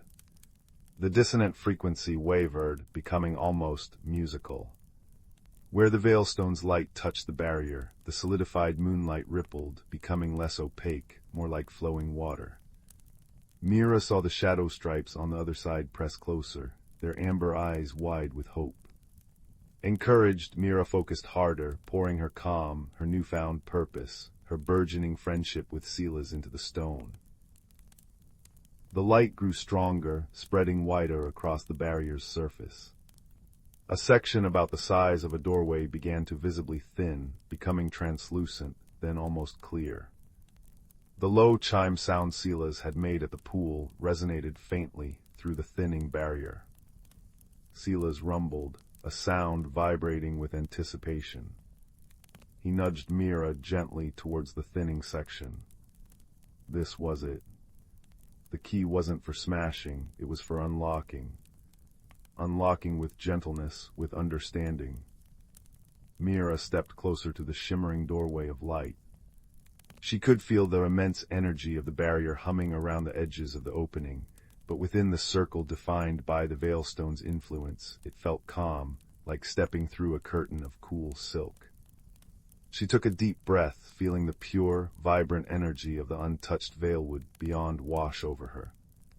It tasted like sunlight on dew and smelled of ancient, healthy earth. She looked back at Silas. His amber eyes held hers, filled with trust and a depth of gratitude that made her heart swell. He dipped his great head. Mira nodded, a silent pact sealed. She stepped through the shimmering gateway. The difference was immediate and profound. The air on this side was warmer, thicker with life and magic. The glow from the trees and plants was vibrant, almost blinding after the dimness of the fading section. The sense of profound silence was replaced by a soft symphony, the rustle of luminous leaves, the distant chime-like calls of unseen creatures, the gentle gurgle of a light stream nearby. It felt like stepping into the heart of a living jewel. Before her stretched a path leading deeper into the forest, towards a soft, golden radiance pulsing rhythmically in the distance the Heart Grove. But Mira didn't move immediately. She turned back to the barrier, holding the veilstone high. Its light shone steadily through the opening she'd created. Silas hesitated for only a moment on the other side, his massive form framed by the shimmering doorway. Then, with a powerful surge, he bounded through. He landed beside Mira with a soft thud on the vibrant moss, shaking his great head as if shedding the cold and silence of the trapped side. He let out a deep, resonant roar that echoed through the trees, not a sound of anger, but of pure, unadulterated joy and homecoming. From deeper within the healthy Valewood, answering roars and calls erupted. Shapes moved swiftly through the trees' more shadow stripes, their silver-streaked black fur gleaming in the radiant light, their amber eyes wide with disbelief and burgeoning joy. They converged on the clearing by the barrier. The reunion was a sight Mira would never forget. Silas was enveloped by his kin nuzzling, rumbling, touching foreheads. The sounds were deep purrs, soft whines of relief, and joyful rumbles that vibrated the ground. They touched the Veilstone's light, still holding the gateway open with reverent curiosity, their massive forms surprisingly gentle around the small human girl. One shadow stripe, slightly larger than Sila's with more pronounced silver streaks like lightning bolts across his shoulders, stepped forward. His eyes held ancient wisdom. He looked at Mira, then bowed his great head low, touching his forehead to the moss before her. The others followed suit. It was a gesture of profound respect, of gratitude that needed no words. The elder shadow stripe, whom Mira sensed was named Borin, gestured towards the pulsing golden light of the Heart Grove. Silas nudged Mira gently. Their journey wasn't over. The barrier was breached, but the Veilstone was needed at the source to fully heal the wound and restore the flow of magic to the entire forest, including the dimmed section Silas had been trapped in. The walk to the Heart Grove was a procession filled with quiet awe. Mira walked beside Silas, surrounded by the majestic shadow stripes. The forest here was even more magnificent.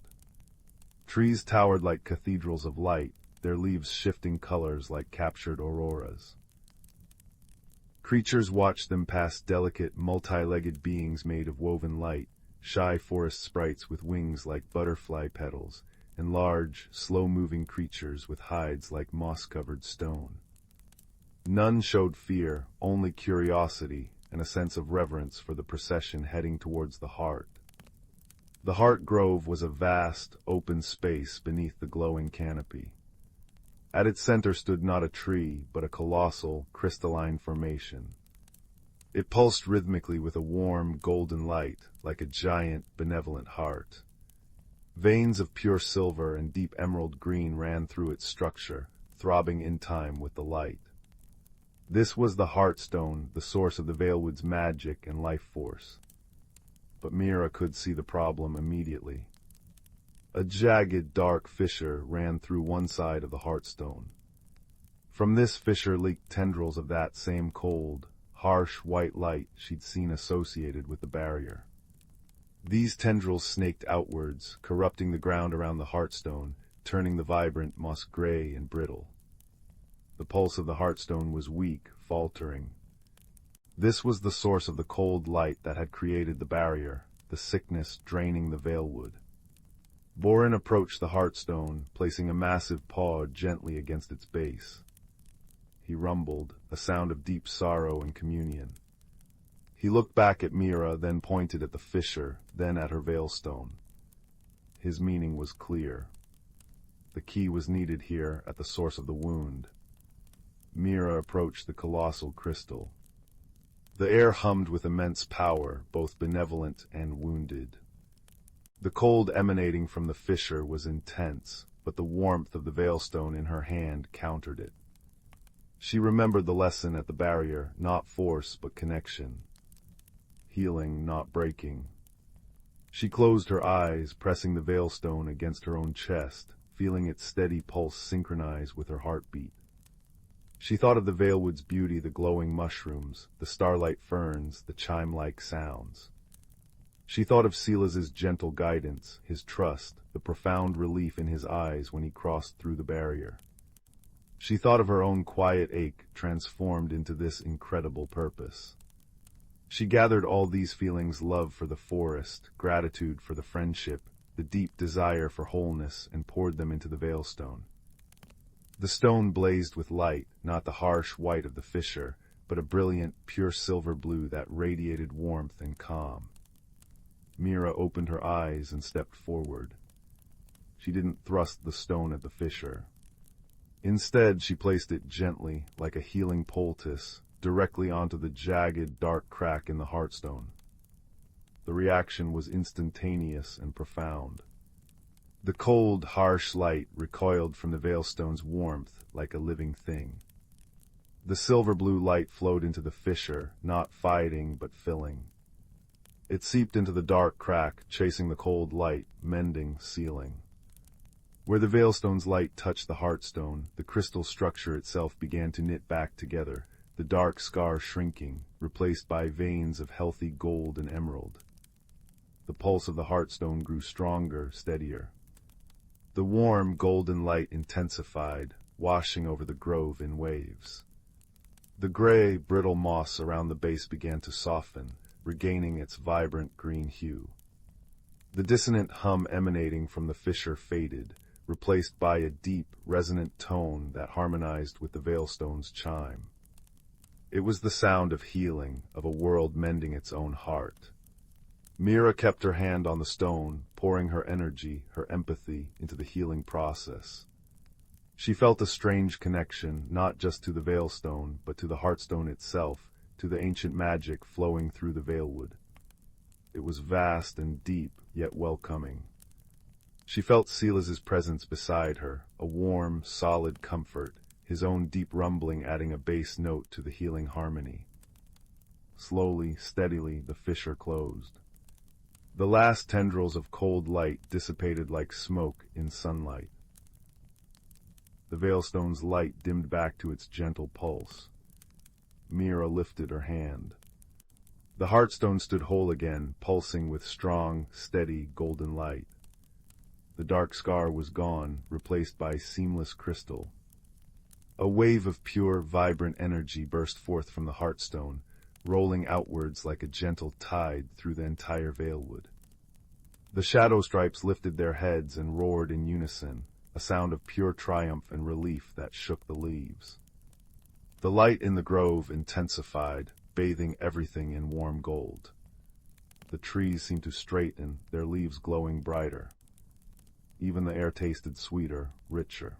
Mira swayed, suddenly exhausted, but filled with an indescribable warmth. Silas nudged her gently, supporting her. Borin approached, his ancient eyes filled with tears that gleamed like liquid amber in the golden light. He bowed his head again, lower this time, and gently nudged her hand, holding the veilstone. Then he turned and led the assembled shadow stripes in a slow, solemn circle around the restored heartstone, a ritual of gratitude. Mira knew it was time to go home. The veilwood was healing, the barrier would likely dissolve completely now that the heartstone was whole.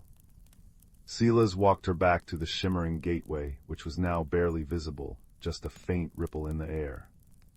The cold and silence from the other side were gone, replaced by the burgeoning vitality spreading from the heart grove. At the gateway, Silas stopped. He looked down at Mira, his amber eyes filled with an emotion deeper than words could convey. He lowered his massive head and gently nuzzled her cheek, his fur soft and warm.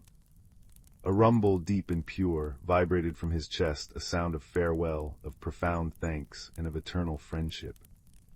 Mira hugged his great head, burying her face in his silver-streaked fur for a moment. "Goodbye, Silas," she whispered, her voice thick with emotion. "Thank you." She stepped through the faint ripple. She was back by Rowan Creek, the chilly pre-dawn air sharp after the veilwood's warmth. The mossy boulder was just a mossy boulder again. She looked back. The shimmer was gone. The connection was closed but not severed. She could still feel the echo of the heartstone's pulse, faint but warm, resonating from the veilstone in her pocket. The walk back to the cottage felt different. The familiar woods were no longer just trees and path. they hummed with a subtle vibrancy she hadn't noticed before. The quiet ache inside her was gone, replaced by a profound sense of peace and belonging that stretched far beyond the village. She carried a hidden world within her, a friendship that defied all tales, and the quiet knowledge that even the smallest stone could hold the key to extraordinary journeys. She slipped back into the cottage just as the first true rays of dawn painted the sky. The fire had died down to embers, casting a soft, rosy glow. Mira climbed into her bed, pulling the covers up. She took the veilstone from her pocket. It was warm, pulsing softly with its own gentle rhythm, the crescent moon mark faintly visible.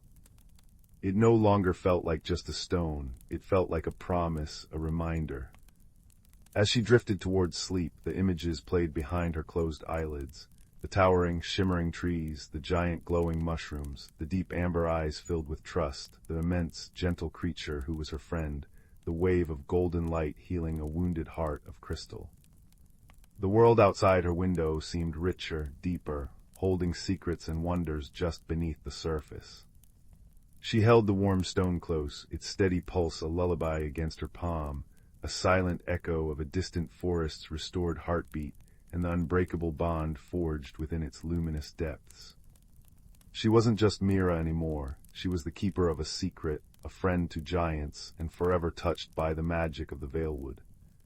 And as sleep finally claimed her, a soft smile touched her lips, knowing that wonder wasn't just in hidden forests but carried always within, a warm stone's breadth away. The whispering locket and the moonlit grove. In a village hugged by misty blue mountains, where chimney smoke curled into the stars like silver thread, there lived a soft-spoken girl named Leela. Her hands were always stained with ink from sketching wildflowers, and her pockets bulged with acorns collected for good luck. But Leela's greatest secret lay buried beneath her woolen quilt, a worn map of the starwood forest, its edges marked with her father's faded handwriting. Where the ferns dance double, the hidden world breathes. One crisp autumn evening, as amber leaves pirouetted past her window, Leela discovered a peculiar glint beneath the roots of the ancient hawthorn tree. Brushing away soil and cobwebs, she unearthed a locket shaped like an owl's eye, its bronze surface etched with constellations. When she clicked it open, a melody hummed forth, 3 notes, deep and resonant as a cello's cry, and the forest beyond her garden gate shivered. The first note, a fox in the frost. The starwood's usual chorus of crickets had stilled. Moonlight pooled between the pines like liquid mercury, guiding Leela to a clearing where frost flowers bloomed in fractal patterns. There, whimpering beneath a fallen oak branch, was a fox, but not any ordinary fox. His fur shimmered russet gold even in shadow, and his eyes held twin sparks of topaz fire. "Little thief," the fox grumbled, though his voice was more weary than cross. "You've awakened the owl's locket, and now the veil is fraying." Leela crouched, ignoring the cold seeping through her stockings. "You can talk." "All creatures can talk," he huffed, nudging his trapped paw. "Most humans just forget how to listen. Now, unless you'd like the shadow root to poison this entire forest by dawn, please lift this accursed timber." Together they freed his leg, strangely unbroken, revealing a scar shaped like a crescent moon. "I'm Tobin," he said, shaking frost from his coat. "Keeper of the Between, and you, ink-fingered child, have just volunteered to mend what your curiosity tore." The second note, the veil and the shadow root. Tobin led her to a birch grove where the air rippled like pond water. With a flick of his tail, the locket's second note rang out, a clear, high chime, and the trees parted. Beyond lay the veil, a mirror world where willows wept amber sap and mushrooms glowed periwinkle. But creeping through this wonder was the shadow root, a thorned vine oozing black smoke, withering everything it touched. "It's spreading faster," Tobin muttered.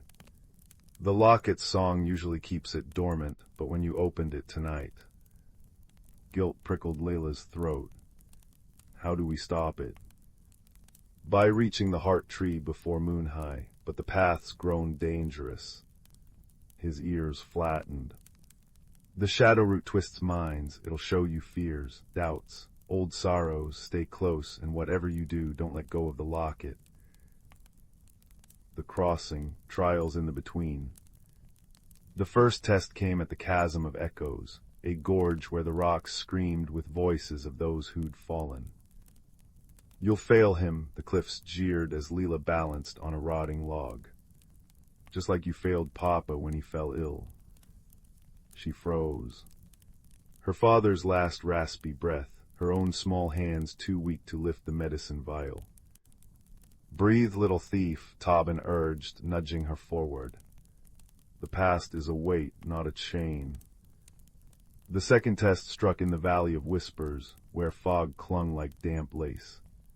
Shapes emerged, Leela's mother, face gaunt with worry, burning her map of Starwood. Foolish girl, wandering where you don't belong. Tobin nipped her sleeve. Illusions, remember why you came. Why did I come, she whispered. His tail brushed her wrist, warm, real. Because some hearts are born listeners. Now listen, there's the true path. A cricket's chirp, faint but unwavering, pulsed through the mist. They followed it to a stream, glowing with minnows like swimming opals. The third note, the heart tree's lament. When they reached the heart tree, an oak wider than a village square, its branches cradling nests of sleeping owls, Leela gasped. The shadow root had strangled its trunk, leaching color from its leaves. The locket's third note, a mournful hum, echoed through the hollow. Place the locket in the roots, Tobin instructed. But beware. The shadow root struck. Thorned tendrils yanked Leela into visions, her mother's empty chair by the fire. Tobin lying motionless, fur dull as ash. The starwood reduced to skeletal trees. You did this, the vine hissed. All for a pointless adventure. Tears blurred Leela's vision until she glimpsed the locket's glow. Not just bronze, bioluminescent like fireflies. Her father's voice surfaced, gentle as always. Courage isn't the absence of fear, my dove. It's love refusing to surrender. With a cry, she slammed the locket into the heart tree's core. Light erupted, golden starburst, scorching the shadow root into ash. Epilogue, the songs we carry. At dawn, Leela woke in her bed, the locket cool against her chest. Had it been a dream? But through her window, the starwood's leaves now blazed crimson gold, and on her sill sat a single topaz feather. Tobin visited often after that, visible only to her.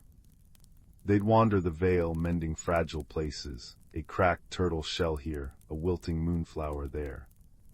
Her mother, though still wary, began leaving berry tarts on the windowsill for that skinny orange cat you're always talking to.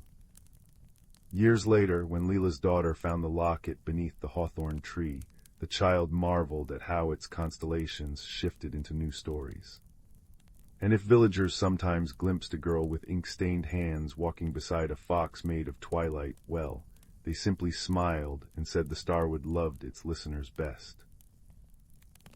The locket's song endures, as all true magic does, not in grand explosions, but in quiet moments.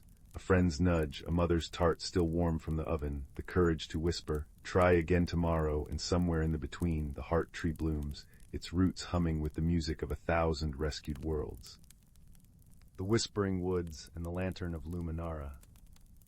In the small village of Amberley, nestled at the edge of the whispering woods, tales of enchantment and mystery were as old as the trees themselves. The woods were a place of wonder, where the air was thick with secrets and magic lingered in the rustling leaves. Yet it was also a place avoided by many, for deep within its heart lay a hidden world, known only to those with the courage to seek it. The village was a cozy cluster of thatched roof cottages, surrounded by fields of lavender that swayed gently in the breeze, filling the air with a soothing fragrance. The villagers were kind and simple folk, their days marked by the rhythm of the seasons and the quiet pleasures of rural life. In one such cottage lived a young girl named Leora. She had hair the color of autumn leaves and eyes that sparkled with curiosity. Leora was known for her gentle nature and the way she seemed to understand the whispers of the wind and the songs of the birds. She often spent her afternoons wandering the edges of the whispering woods, listening to the stories the forest had to tell. One cool autumn evening, as the setting sun painted the sky in hues of orange and pink, Leora sat at her window, gazing out at the woods. Her heart longed for adventure, and she felt a pull towards the trees, as though they were calling her name. "Leora," her mother called from the kitchen, "come help me with supper." Leora reluctantly tore her gaze from the window and joined her mother. As they prepared the meal, her mother spoke of the coming winter and the preparations they must make. But Leora's mind drifted back to the woods, to the stories of hidden worlds and magical beings that her grandmother used to tell. That night, as the village lay quiet under a blanket of stars, Leora lay awake in her bed, listening to the gentle rustle of the leaves outside. Unable to resist the call of adventure any longer, she quietly slipped out of bed, wrapped a warm cloak around her shoulders, and tiptoed out of the cottage. The moon cast a silvery glow over the landscape as Leora made her way towards the whispering woods. The air was crisp and carried the scent of pine and earth. As she entered the woods, the trees seemed to lean in, welcoming her into their embrace. The deeper she ventured, the more the forest came alive. The leaves whispered secrets, and the branches formed intricate patterns against the sky. Leora felt a sense of wonder and awe, as though she were stepping into a dream. After walking for what felt like hours, Leora came upon a clearing bathed in moonlight. In the center stood an ancient oak tree, its twisted branches reaching towards the heavens. Beneath the tree lay a small, flickering light, like a star fallen to earth.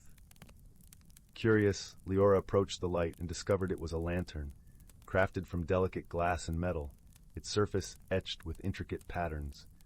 The lantern glowed with a soft, warm light that seemed to pulse with life. As she reached out to touch it, a voice, gentle and melodic, echoed through the clearing. "The Lantern of Luminara," it said, "a beacon for those who seek the hidden world." Leora looked around, but saw no one. "Who are you?" she asked, her voice barely a whisper. The voice replied, "I am the spirit of the forest, and I have watched over these woods for centuries. The lantern is a gift for those with pure hearts and the courage to seek the truth." Leora felt a thrill of excitement mixed with apprehension. She had heard of the Lantern of Luminara in her grandmother's tales, a magical object that could reveal the hidden world within the whispering woods. "Will you accept the lantern and embark on a journey of discovery?" the voice asked.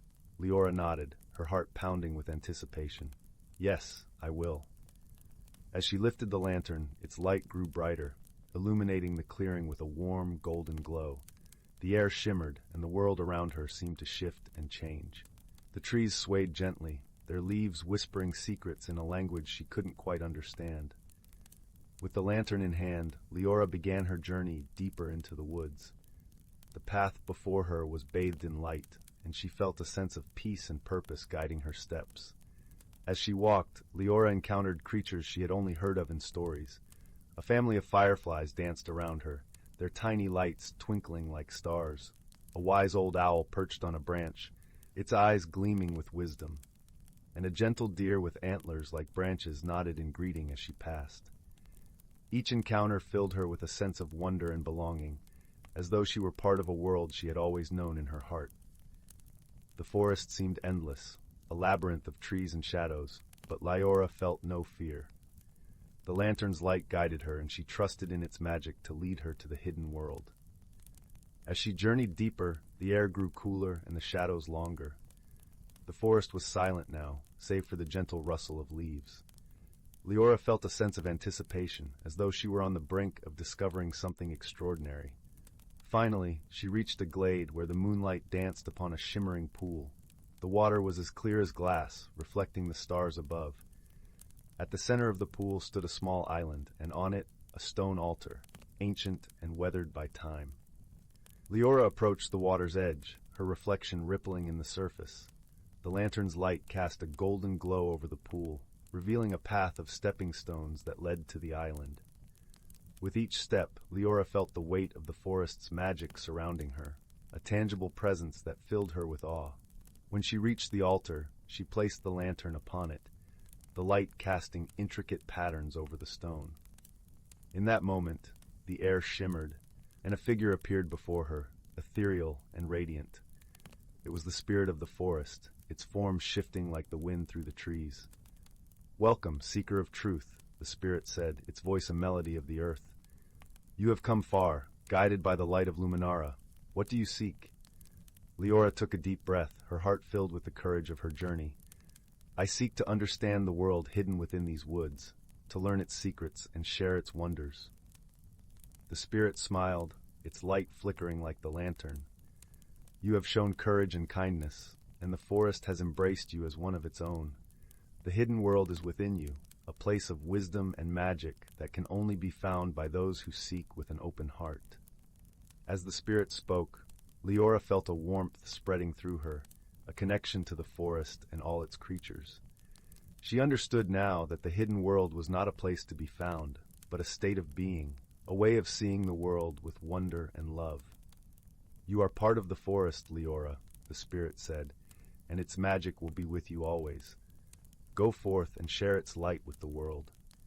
With those words the spirit faded, leaving Leora standing by the altar, the lantern's light still glowing brightly.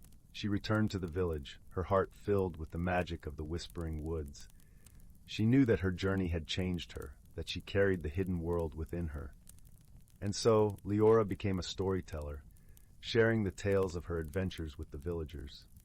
Under her guidance, they learned to see the magic in the everyday, to find wonder in the world around them. The Whispering Woods remained a place of mystery and enchantment, a source of inspiration for all who dared to listen to its whispers. And Leora, with the Lantern of Luminara as her guide, continued to explore its secrets, her heart forever open to the magic of the hidden world. The old stone bridge spanning Silver Creek had always hummed with secrets, or so Leo's grandmother claimed. 7-year-old Leo, quiet as the moss clinging to its arches, believed her implicitly. He spent countless afternoons tucked beneath its curve, listening to the water chuckle over smooth pebbles and tracing the cool, damp stone with his fingertips. It was there, one drowsy afternoon when the sun painted the world in honey gold, that Leo discovered the true nature of the bridge's secret. It wasn't just a sound, it was a voice. A faint rustling like dry leaves skittering across cobblestones brushed against his ear. Not from the wind stirring the willow fronds, but seemingly from the bridge itself. Leo pressed his ear flat against the cool, mossy stone. The rustling coalesced into whispers, indistinct at first, then clearer. Lost, the heartwood shivers, the path fades. Leo sat bolt upright, heart thumping like a trapped sparrow. He glanced around, but the riverbank was empty save for darting dragonflies and a sleepy frog blinking on a lily pad. Tentatively, he placed his hand back on the stone. The whispers surged, tinged with urgency. Guardian sleeps, shadow creeps, find the listening stone. A thrill, equal parts fear and wonder, shot through him. The listening stone.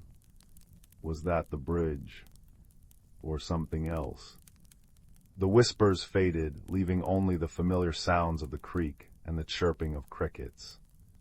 But the seed was planted. Leo knew deep in his bones that the bridge wasn't just humming secrets, it was asking for help. That night under a sky dusted with 1,000,000 diamond stars, Leo couldn't sleep. The whispers echoed in his mind. He crept from his bed, the worn wooden floor cool beneath his bare feet, and padded silently to the window overlooking the moonlit garden. The stone bridge was a dark silhouette against the silvered creek. As he watched, a soft, greenish luminescence pulsed faintly within its ancient stones, like the heartbeat of the earth itself. It was calling him. With a resolve that surprised him, Leo dressed quickly in his sturdiest trousers and thickest sweater. He slipped downstairs, careful to avoid the creaky third step, and filled his small canvas satchel with a crust of bread, a wedge of cheese, his trusty pocket-knife, a gift from his grandfather, and a small, smooth river stone he always carried for luck. He paused by the back door, glancing at his sleeping grandmother's room. He knew he should wake her, tell her, but the whispers had felt private, meant only for him. Taking a deep breath of the cool, night-scented air-damp earth, honeysuckle and distant pine, he slipped out into the moonlight. The world at night was transformed. Familiar paths became mysterious tunnels beneath the arching branches of ancient oaks.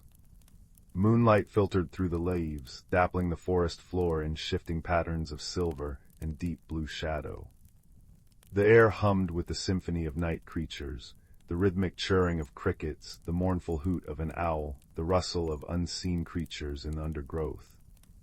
Leo followed the creek upstream, past the humming bridge, guided by an instinct he couldn't name and the faint, persistent tug of the whispers that seemed to resonate within him now, not just from the stone.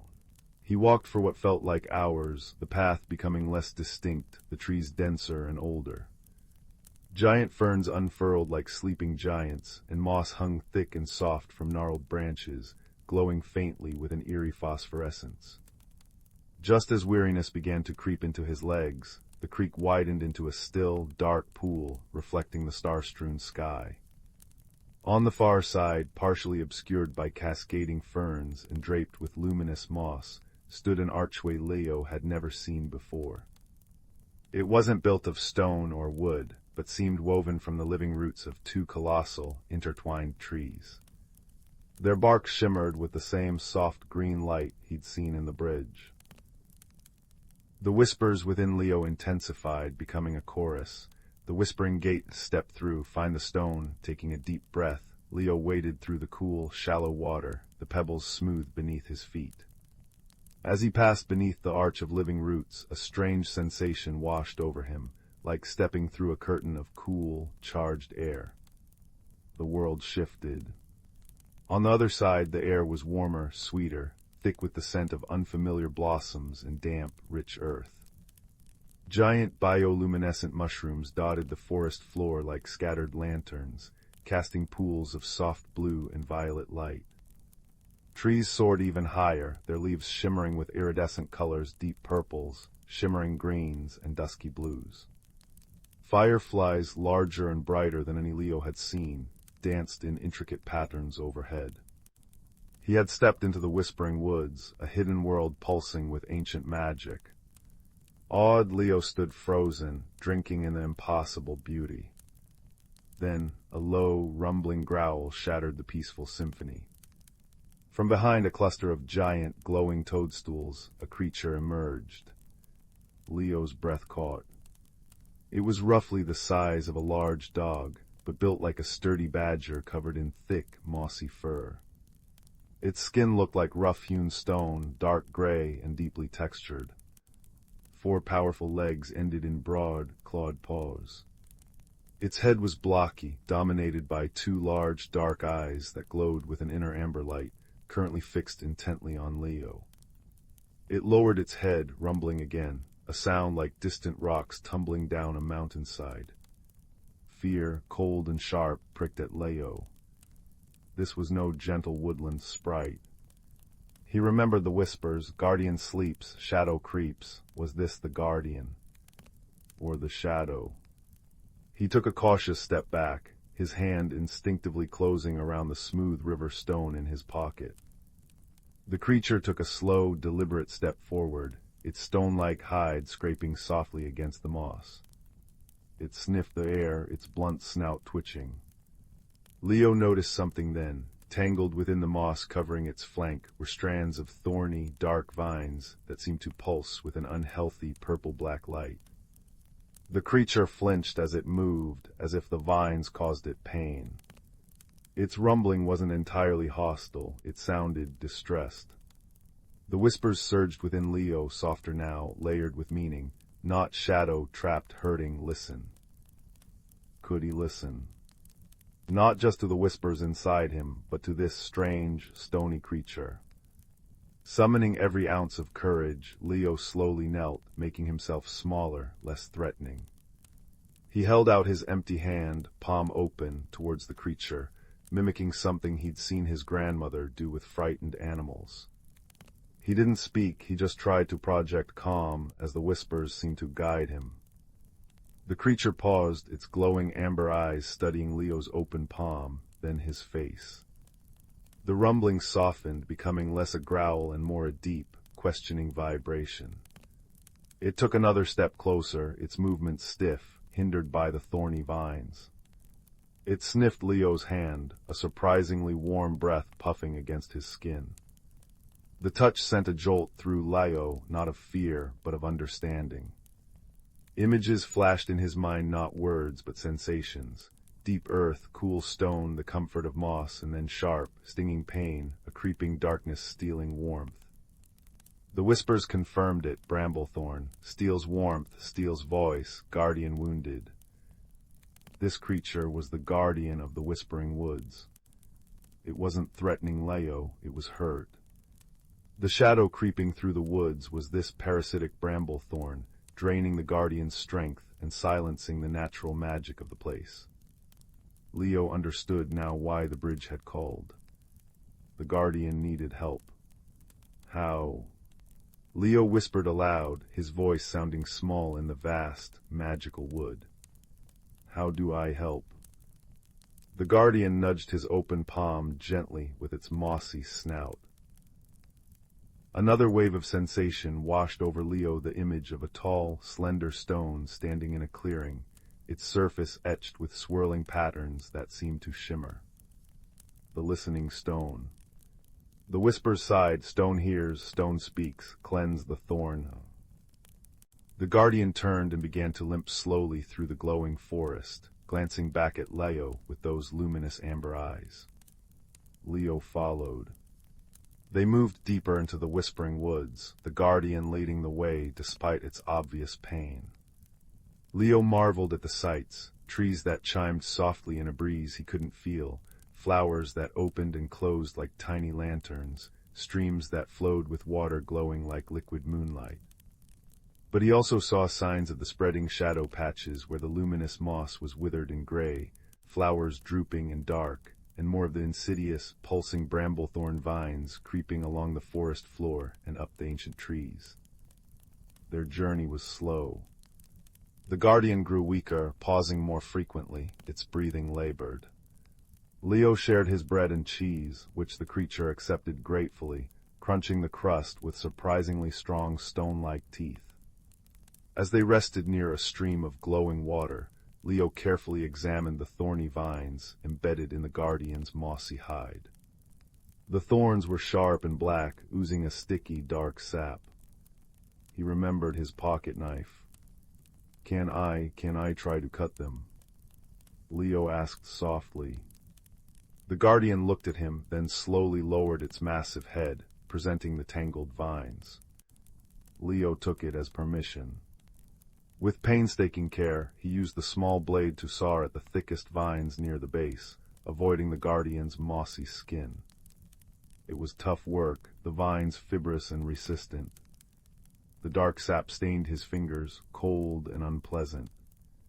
Each vine severed seemed to lessen the guardian's pain a fraction, and a soft, warm pulse of amber light would briefly flare beneath its stony hide. Leo felt a surge of determination. He could help. He cut as many vines as he could reach, but the deepest, most tangled ones near the guardian's spine were beyond his small blade. The guardian rumbled softly, a sound Leo now recognized as gratitude mixed with lingering pain. It nudged him gently onwards. The stone was the only way. Finally, as the first hints of pearly dawn light began to filter through the impossibly high canopy, though Leo felt sure only hours had passed in the outside world, they reached a clearing bathed in ethereal silver light. In its center stood the listening stone. It was taller than Leo, a slender monolith of smooth, dark gray stone shot through with veins of shimmering quartz. Intricate spiral patterns covered its surface, pulsing with a soft, rhythmic light like a heartbeat. The air around it hummed with pure, resonant energy. The guardian stopped at the edge of the clearing, unable to go further. It sank down onto the soft moss, breathing heavily, the remaining bramble-thorn vines pulsing angrily. Its amber eyes looked at Leo, filled with trust and a deep weariness. The whispers within Leo swelled, a chorus of the woods themselves. Touch the stone, share the hurt, and let it listen. Leo approached the listening stone. Its surface felt warm and smooth beneath his fingertips, vibrating gently. He closed his eyes, pressing his palms flat against the cool quartz veins. He didn't know what to say. Instead, he focused on what he had felt: the guardian's deep pain, the creeping cold of the bramblethorn, the fear in the whispering bridge, the fading magic of the woods. He poured his own worry for the guardian and his desire to help into the stone. The stone responded instantly. The pulsing light within its spirals intensified, blazing a brilliant, pure white. The hum grew louder, resonating through Leo's bones, vibrating through the very earth. It wasn't sound, it was pure feeling, pure understanding. The stone knew. A beam of pure white light lanced out from the stone, not blinding, but intensely warm and cleansing. It struck the remaining bramble-thorn vines, entwining the guardian. Where the light touched, the dark, thorny vines hissed and smoked, shriveling instantly into brittle, black dust that fell away like ash. The sickly purple-black glow vanished. The guardian shuddered, a deep, resonant sigh escaping it like the settling of ancient stones. As the light faded, the amber glow beneath its mossy hide blazed strong and steady, free of shadow. It slowly rose to its feet, stretching, the stiffness gone, radiating warmth and strength. It turned its massive head towards Leo and let out a low, melodious rumble that vibrated through the clearing like a contented purr. The sound was rich, earthy, and filled with profound gratitude. The effect was instantaneous throughout the whispering woods. The withered moss patches regained their vibrant green luminescence. The drooping flowers perked up, their lantern-like blooms shining brightly once more. The chiming of the trees grew louder, sweeter, a joyful chorus. The shadow had been cleansed. The guardian approached Leo. It lowered its great head and gently nudged Leo's chest with its mossy forehead. Warmth, deep and comforting, flowed into Leo, along with a profound sense of peace and connection. The whispers within him quieted, replaced by a silent, deep understanding. He knew the guardian's name not in words but in essence, Boulder Heart. Boulder Heart turned and walked towards the edge of the clearing, stopping beneath the arching branches of a colossal, shimmering tree. It looked back at Leo, its amber eyes soft. The message was clear. It was time for Leo to return. His task was done. The woods were healing. Leo felt a pang of sadness at leaving this magical place and his newfound friend. He walked to Boulder Heart and placed his small hand on the guardian's sturdy, moss-covered shoulder. Boulder Heart rumbled softly. Then it leaned down and nudged the ground near Leo's feet. A patch of moss glowed brightly and lifted slightly. Beneath it lay a small, smooth stone, identical to the river stone Leo carried in his pocket, but this one pulsed with a soft, internal green light, like a captured piece of the whispering woods. Leo picked it up. It felt warm and alive in his hand, humming faintly. A promise. A connection. Boulder Heart nudged him gently towards the shimmering tree arch. Taking one last look at the radiant guardian and the singing, glowing woods, Leo stepped beneath the arch. The cool curtain of air washed over him again. He found himself standing by the still, dark pool, reflecting the dawn sky. The whispering gate, the living root arch, was gone. Silver Creek chuckled beside him. Birdsong filled the morning air, ordinary, beautiful birdsong. He looked down at the small, glowing stone in his hand. It pulsed gently, a warm ember against his palm. He wasn't sure if hours or minutes had passed, but the sun was just cresting the horizon, painting the sky in streaks of pink and gold.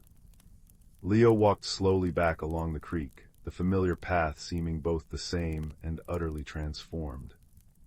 He felt different. Quieter inside, yet filled with a profound warmth and a deep understanding of the hidden life pulsing just beneath the surface of the world. He stopped at the old stone bridge. He placed his hand on its cool, mossy stone. No frantic whispers greeted him, only a deep, contented hum, like a giant cat purring in the sunlight. The stone felt warm, strong, and at peace. As Leo slipped back into his quiet house, the scent of baking bread already filling the air, he tucked the warm, glowing stone deep into his pocket. He joined his grandmother at the kitchen table. She looked up from her knitting, her kind eyes studying his face, still touched with the wonder of the night. "You look like you've been on quite an adventure, my little owl," she said softly, a knowing smile playing on her lips. Leo smiled back, a secret warmth glowing in his chest, as bright as the stone hidden in his pocket. He took a deep breath of the warm, bread-scented air, listening to the familiar creak of the old house and the distant chuckle of Silver Creek. The world was full of whispers, he knew now, not just in hidden woods, but everywhere in the rustle of leaves, the murmur of water, the sigh of the wind. You just had to know how to listen. Not just with your ears, but with your heart. And sometimes the quietest listener could become the most important voice of all. He reached for a slice of warm bread, the simple, comforting taste grounding him, the gentle hum of the bridge and the warm pulse of the stone in his pocket, a constant, comforting reminder of a friendship forged in moonlight and magic, and a world that sang just beneath the silence. He knew Boulder Heart was watching over the woods, strong and healed, and the bridge hummed its contented song, a guardian reassured. Leo took another bite, the warmth spreading through him, a quiet hero carrying a piece of the whispering world within him, forever changed. The adventure was over, but the listening, the true magic, had only just begun. And the world, both seen and unseen, felt beautifully, peacefully whole. The village of Wicker Hollow was the sort of place where cobblestones held the warmth of the afternoon sun long into the evening, and the scent of baking bread and wood smoke wove through the air like invisible ribbons. In a small cottage tucked beneath a willow tree's sighing branches lived a quiet boy named Silas. Silas noticed things others missed, the precise pattern of frost on a window pane, the different songs of the wind through the oak versus the pine, and the way Mrs. Thimble's cat, Marmalade, always blinked twice before pouncing. But mostly Silas noticed the forgotten things, the chipped teacup at the back of the cupboard, the single button gleaming in the dust beneath the dresser, the worn-out boot left by the garden gate. One misty Tuesday, while searching for a lost marble near the old stone bridge, Silas noticed something truly forgotten. Half buried in the mossy bank, nestled amongst smooth river stones, lay a book. It wasn't grand or leather-bound. It was small, its cover faded to a soft, indeterminate gray, the edges worn smooth as sea glass. There was no title, no author. When Silas picked it up, it felt unexpectedly warm, like a stone left in the sun, and it hummed faintly against his palms, a vibration more felt than heard. Intrigued, Silas brushed off the damp moss and carried it home. That evening, curled in his favorite armchair beside the crackling hearth, the orange firelight dancing on the worn pages, he opened it. The first page was blank. So was the second. Disappointment prickled, but then, as he turned the third page, something shimmered. Not ink, but light. Delicate, silvery lines began to weave across the paper, forming not words, but pictures. They were fleeting, like reflections on water, a glimpse of a soaring bird, the curve of a winding path through tall grass, the wink of a distant star. As Silas watched, mesmerized, the images shifted, responding to his quiet thoughts. When he thought of the river, the page showed minnows darting over pebbles. When he thought of the willow tree, its long leaves swayed in an unfelt breeze across the paper. The book, he realized with a gasp, didn't contain stories, it showed them. It reflected the world, but only the parts unseen, the hidden wonders, the secret heart of things. This discovery sparked a quiet yearning in Silas. The book showed him glimpses of places beyond Wicker Hollow, a forest glowing with bioluminescent mushrooms, mountains capped with clouds that looked like spun sugar, a meadow where flowers chimed like tiny bells. He longed to see these wonders himself, to understand the book's silent language. So one crisp morning, with the book tucked safely in his worn satchel, Silas set off, following the faint, shimmering path the book had shown him winding eastward from the village. His journey began gently, through sun-dappled woods. He hadn't gone far when he encountered his first helper. A large, rather drowsy badger named Barnaby was attempting to dig up a particularly stubborn truffle near the path. Barnaby had spectacles perched precariously on his snout and spoke in a slow, rumbling voice. Trouble with the subterranean aromatics, he grumbled, blinking at Silas. The scent is strong, but the earth, she clings. Can't quite triangulate the epicenter, you see. Silas, remembering the book, gently opened it. The page shimmered, showing not the truffle, but the intricate network of roots around it, and a single, bright earthworm wriggling near its location. Silas pointed. Barnaby adjusted his spectacles, squinted, then dug with renewed vigor. Ah, foundational disturbance, excellent cartography, young fellow. Barnaby, grateful for the help and intrigued by the shimmering book, decided Silas's quest sounded far more interesting than truffles. He became Silas's guide through the deeper woods, his knowledge of hidden trails and edible roots invaluable. Deeper into the ancient forest, where the trees grew tall and silent, they met Thistle. Thistle was a hedgehog, but unlike any Silas had seen. Her spines weren't just brown, they shimmered with tiny flecks of iridescent green and gold, like moss catching the light. She moved with surprising swiftness, darting between ferns. Thistle was incredibly observant, but terribly forgetful. "Oh, hello, lovely morning for the thing with the leaves," she'd chirp, then zoom off, only to circle back moments later.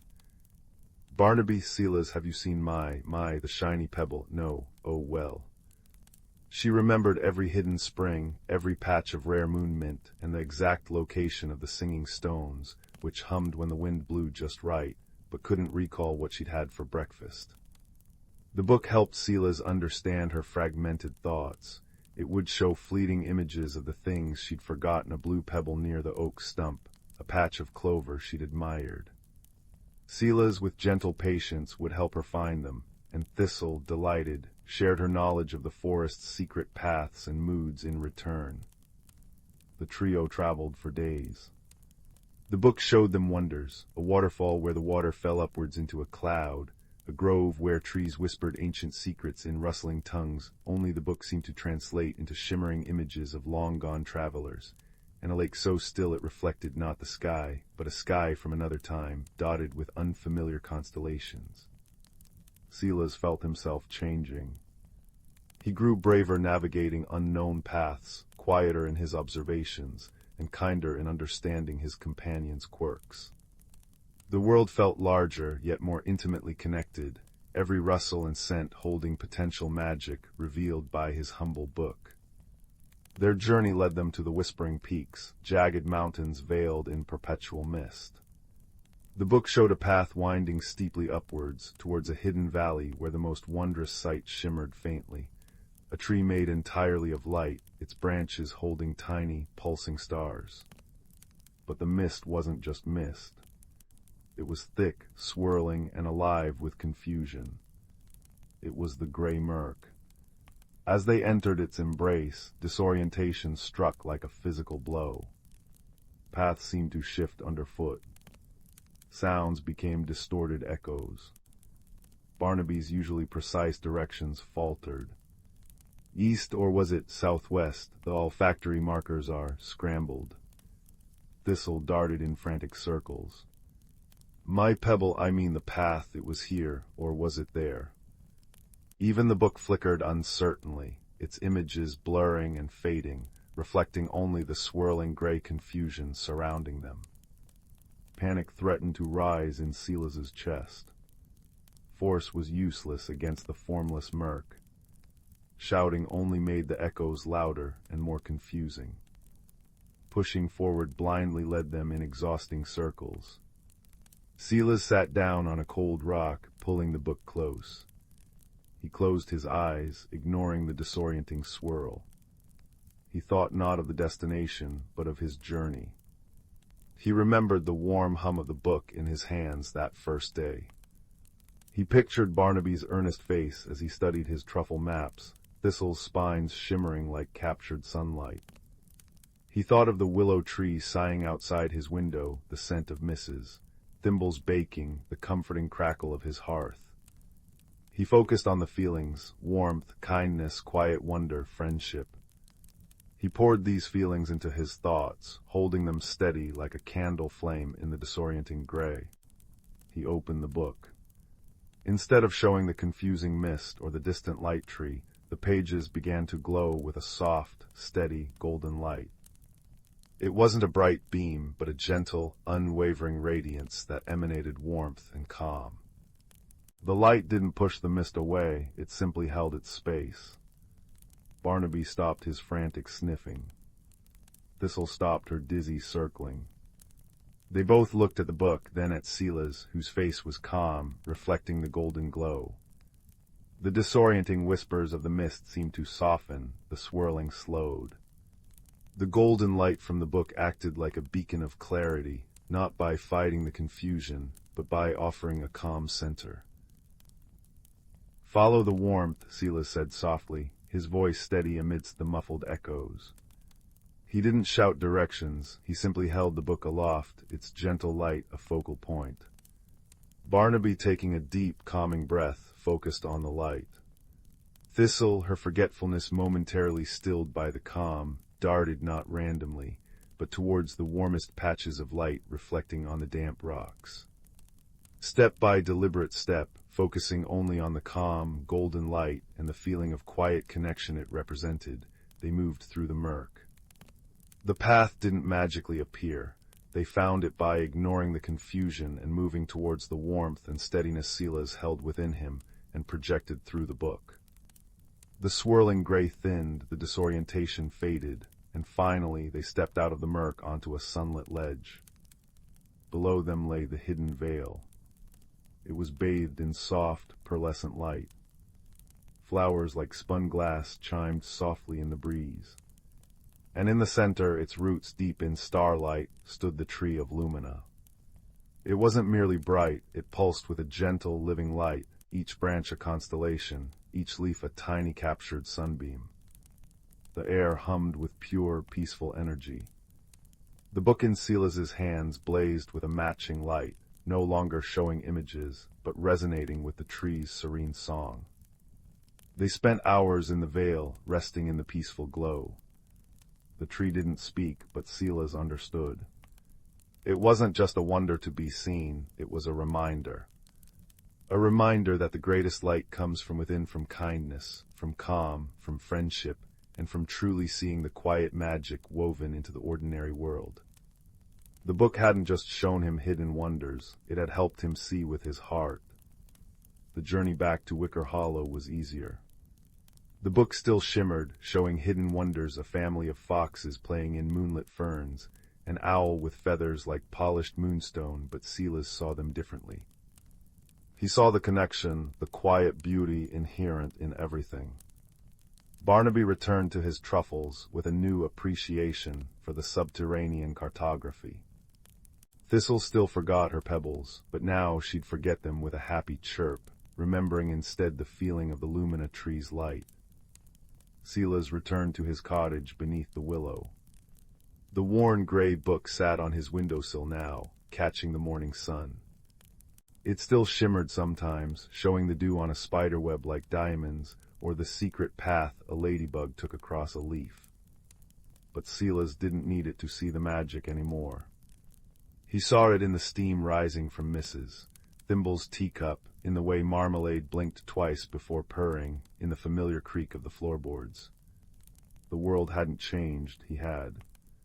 He'd learned that the most extraordinary secrets aren't found in distant, hidden valleys, but in the quiet noticing, in the warmth of friendship, and in the gentle light of kindness that can guide you through any fog. And sometimes he'd open the book for a child visiting Mrs. Thimble, and together they'd watch the shimmering story of a dandelion seed sailing on the breeze, or the secret dance of fireflies in the twilight, a reminder that wonder is always just a heartbeat away, waiting to be seen with a quiet and kind heart. The gentle hum of the book blended with the crackle of the hearth, a soft lullaby of hidden wonders and peaceful hearts, perfect for drifting into dreams.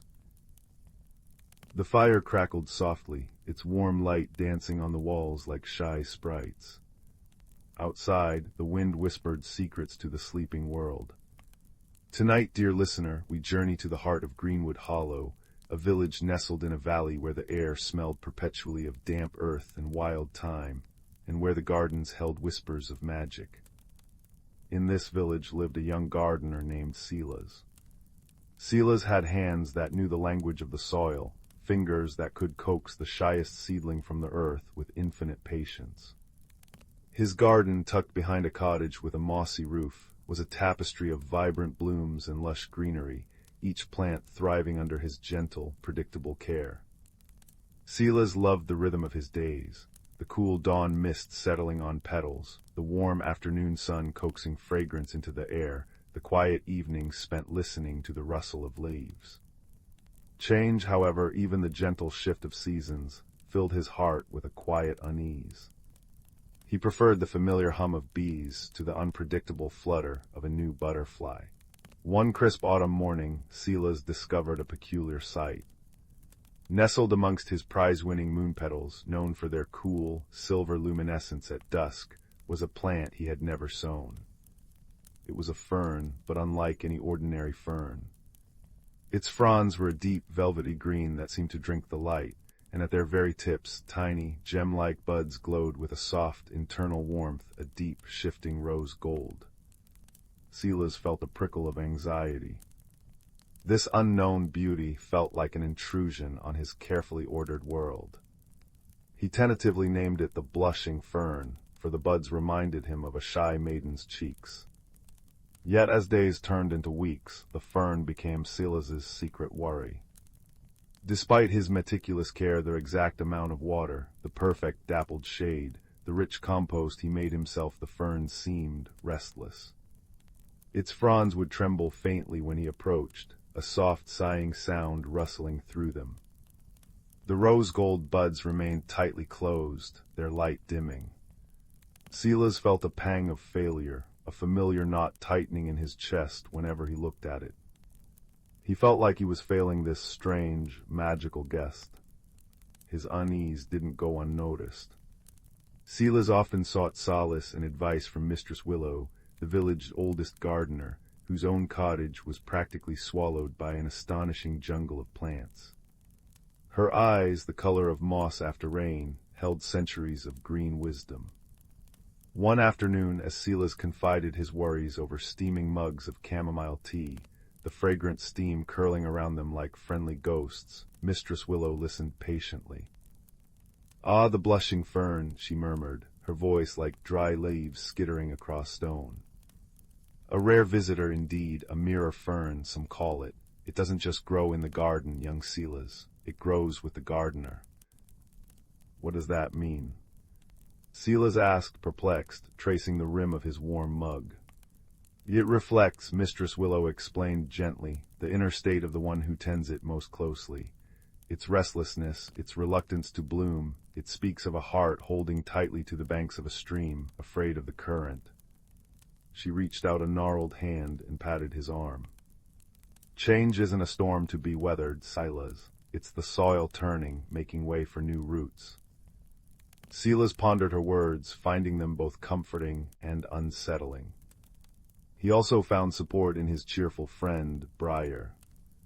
Briar, who ran the village bakery, was all laughter and flour-dusted aprons, embracing each new recipe and mishap with equal gusto. "Stuck, are you?" Briar chuckled one day, handing Silas a warm honey oat roll that smelled like sunshine.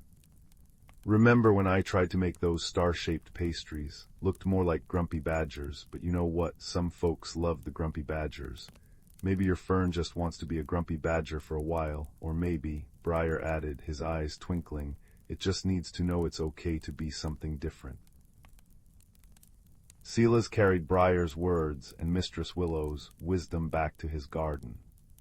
He sat beside the blushing fern, not just to tend, but to listen. He felt the familiar knot of resistance in his own chest, the fear of disrupting his peaceful routine, the anxiety of the unknown. He realized the fern's trembling fronds mirrored his own nervous energy.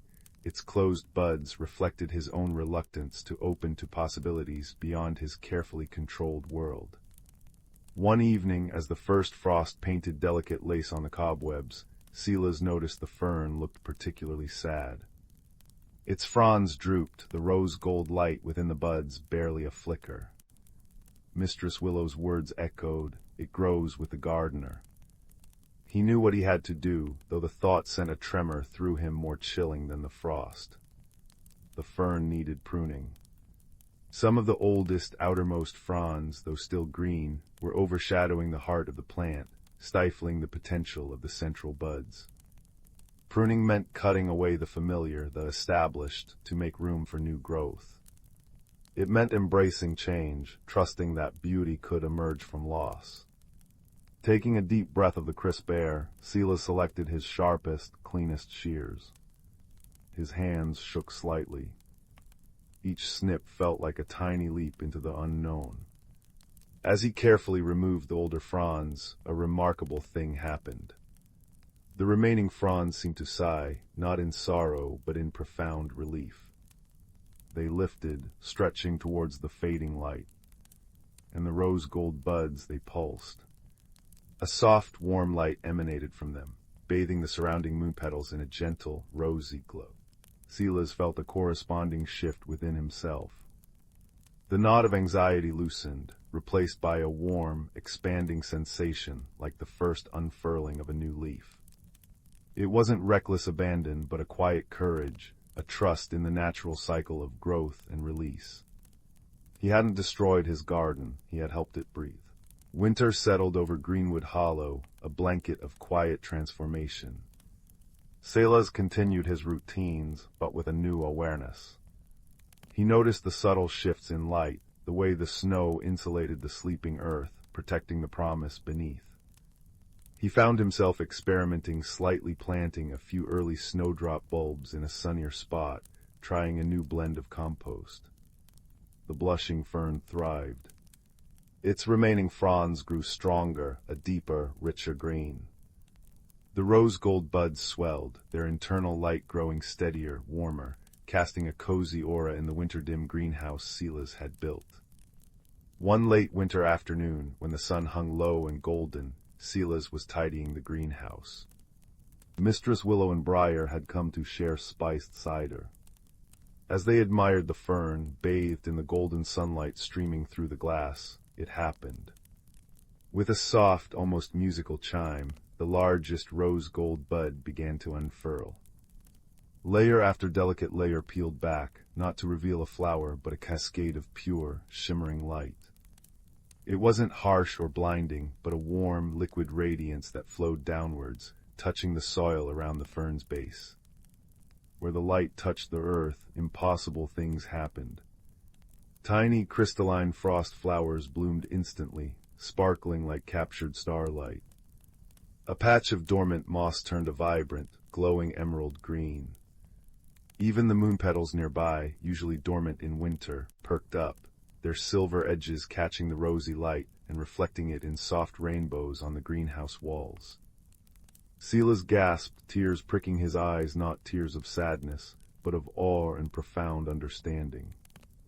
Mistress Willow smiled, a knowing glint in her mossy eyes. Briar clapped his hands softly. "Well, would you look at that? Told you grumpy badgers have their charm." The magical light pulsed gently, a visible manifestation of the transformation both Silas and the fern had undergone. It wasn't about becoming something entirely different, but about embracing the fullness of potential within.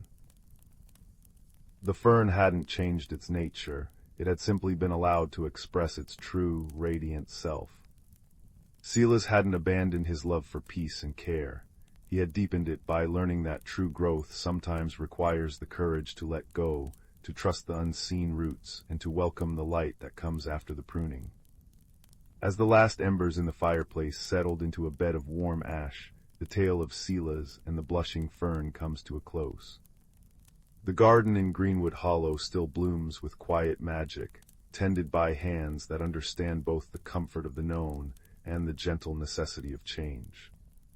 The blushing fern continues to glow with its rose-gold light, a quiet beacon reminding all who see it that the most beautiful transformations often begin with a single brave step into the unknown, guided by wisdom, friendship, and the quiet courage to let your own inner light unfurl.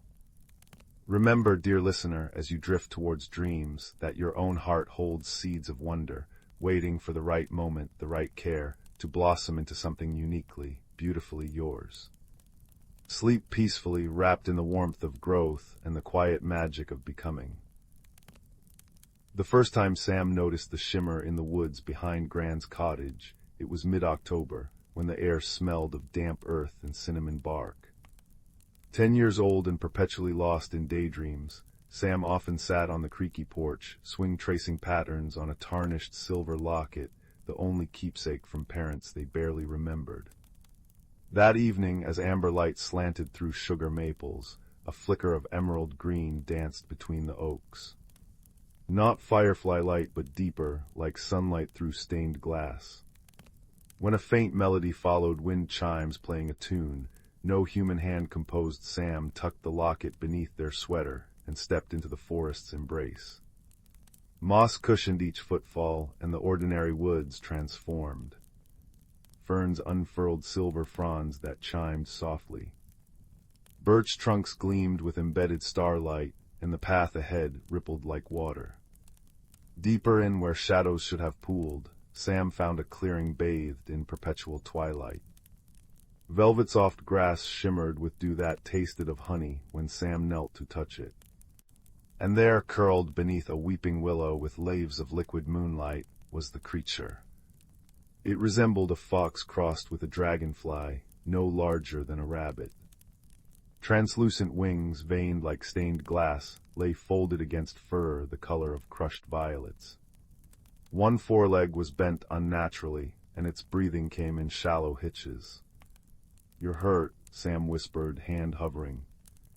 The creature's eyes snapped open twin pools of molten gold. It tried to scramble away, whimpering like rustling parchment. "Easy now," Sam soothed, voice softer than dandelion fluff. "I won't touch if you don't want." Slowly Sam unwrapped their woolen scarf, blue as a jay's wing, and laid it nearby. For warmth. The creature blinked, nostrils flaring. After a trembling moment, it nudged the scarf with its nose. Sam smiled. "I'm Sam, what's your name?" A series of chimes answered 3 high notes, too low. "Pip." The creature chirped, a sound like raindrops on crystal. Friendship bloomed in that glade, fragile as a spiderweb, sealed when Pip allowed Sam to gently splint its leg with a twig and bind it with blades of singing grass. Pip revealed the hidden world, Sylvan Hollow, a realm woven from forgotten dreams and twilight. Its magic stemmed from the heartwood tree, whose roots drank starlight and whose leaves hummed with ancient songs. But the heartwood was fading. Colors dulled at the edges, flowers lost their glow by dawn. "The luminous key is lost," Pip chimed sorrowfully, gesturing with its good paw toward Sam's locket. "Your metal sings with old magic. It is kin to the key." The locket, warm against Sam's chest, clicked open at Pip's touch. Inside, where Sam expected a photo, lay a single seed carved from opal. It pulsed with soft light, matching the rhythm of Sam's heartbeat. "This," Sam breathed. Pip nodded urgently. Without the key in the heartwood's roots, Sylvan Hollow fades, forever. The weight of the seed felt immense, a tiny thing holding up a world. Their journey began at moonset. Pip rode on Sam's shoulder, wings brushing their ear with soft chimes. They traversed forests where trees walked on roots like tangled knees, their bark etched with stories that shifted as Sam passed. They crossed the river of whispers, its waters murmuring secrets Sam almost understood, stepping stone to stone on the backs of giant, sleepy turtles. Sam, who once hesitated to speak in class, now bartered passage with the Moss King, a towering figure of lichen and patience offering stories of the human world in exchange for safe passage through his caverns. Pip translated, their chimes weaving Sam's tales into something richer, stranger. Challenges tested them. In the valley of echoing fears, shapeless shadows whispered Sam's deepest anxieties. You'll fail them all, too small to matter. Sam's knees trembled, but Pip pressed close, a warm vibration against their neck. Echoes lie, Pip chimed fiercely. Sam clutched the locket, feeling the seed's steady pulse. My name is Sam, they declared, voice ringing clear. And I'm helping my friend. The shadows recoiled, melting into mist. They faced the treacherous Glimmer Gorge next, spanned only by a bridge of solidified moonlight. It flickered perilously. Halfway across, a section dissolved beneath Sam's foot. Pip darted down, wings a frantic blur, catching Sam's sleeve with surprising strength. Dangling over an abyss of swirling nebulas, Sam locked eyes with the terrified creature. Let go, save yourself, Sam rasped. Pip's golden eyes blazed. Hold, they chimed, a command woven with pure trust.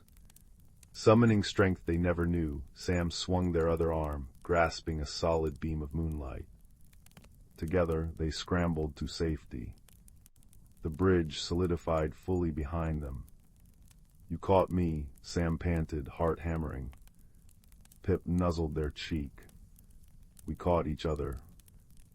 Days blended into an endless, magical twilight. Sam learned to listen to the language of rustling leaves, to taste direction on the wind. They shared meals of starlight berries bursting with cool sweetness, drank from springs that bubbled with laughter. Sam told Pip about school, about grand cinnamon rolls, about the quiet ache of loneliness. Pip chimed stories of sky dances among firefly swarms, of tending bioluminescent orchards, of the Hollow's collective worry. A bond formed, deeper than words, a shared heartbeat between human and sylvan. Finally, they stood before the heartwood. It was magnificent, a colossal oak woven from living light, but its glow was sickly, dimming like a guttering candle. Great roots, thick as cottage walls, pulsed weakly where they met the earth. At the base lay a depression shaped exactly like Sam's opal seed. The key's home, Pip chimed, voice thick with hope and dread. As Sam approached, the air thickened, resisting. Thorned vines, dark and thorny, erupted from the ground, the last defense of the dying magic. One lashed out, snagging Sam's ankle. Pain shot up their leg. Pip darted forward, wings buzzing angrily, nipping at the vine. Hurry, Sam.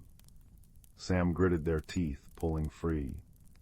Another vine whipped towards Pip. Without thinking, Sam threw themselves in front of their tiny friend. The thorn grazed their arm, drawing blood like liquid starlight. Ignoring the sting, Sam lunged the final steps, the pulsing seed clutched tight. Kneeling at the heartwood's base, Sam pressed the opal seed into the waiting hollow. It fit perfectly. For a breathless moment, nothing happened. Then, a tremor ran through the earth. Light erupted from the seed, pure and blinding, flowing up the heartwood's trunk like liquid sunshine. Leaves blazed emerald green, then sapphire, then gold. The thrumming song Sam had first heard in the woods swelled into a glorious symphony wind, water, leaf, and star singing as one. The dark vines crumbled to ash. Color flooded back into Sylvan Hollow, richer and more vibrant than before. Flowers unfurled in explosive rainbows, trees straightened with groans of relief, and the very air shimmered with renewed vitality. Pip soared, looping joyful spirals around the radiant heartwood, their chimes blending with the world's song. They landed gently before Sam, eyes glowing brighter than ever. "You saved us, Sam." Sam, cradling their stinging arm, looked around at the reborn paradise. "We saved us, Pip, together." The wound on Sam's arm, touched by the heartwood's new light, sealed instantly, leaving only a faint, star-shaped scar, a mark of courage given and received. The journey back felt different. Sylvan Hollow welcomed them. Walking trees bowed creakily. Fireflies formed glowing archways. The river of whispers sang a clear, grateful melody. At the edge of the ordinary woods, Sam and Pip paused. The shimmering boundary pulsed steadily now. "It will always be here," Pip chimed, understanding the unspoken question. "For you, the key chose its bearer." They nuzzled Sam's hand. "Friend." Gran noticed the change immediately. "You seem taller, Sprout," she remarked, her eyes crinkling as Sam helped knead bread dough with newfound vigor. The quiet child who lingered in corners now spoke of constellations with quiet confidence, their eyes holding a depth that hadn't been there before.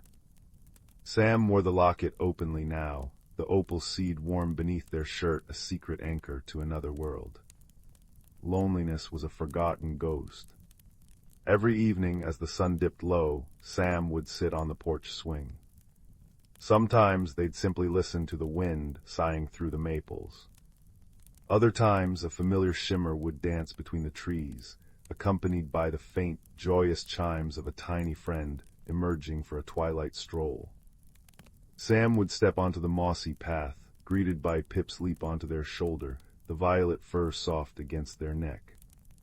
They'd walk together in the ordinary woods that now held an extraordinary secret, sharing stories in the language of rustles, chimes, and comfortable silence. Sam learned that courage wasn't the absence of fear, but the choice to act despite it. They learned that true friendship could bridge impossible worlds, built on trust as delicate and strong as a dragonfly's wing. And they learned that even the smallest heart, like a single seed or a quiet child, could hold magic potent enough to heal a world. Back in their small room, the scent of grand cinnamon rolls drifting up, Sam would trace the star-shaped scar on their arm, a quiet smile playing on their lips. Outside, the woods stood sentinel, holding the gentle luminescence of Sylvan Hollow close, a hidden world humming just beyond the veil, waiting for the next shared adventure beneath the watchful, loving stars.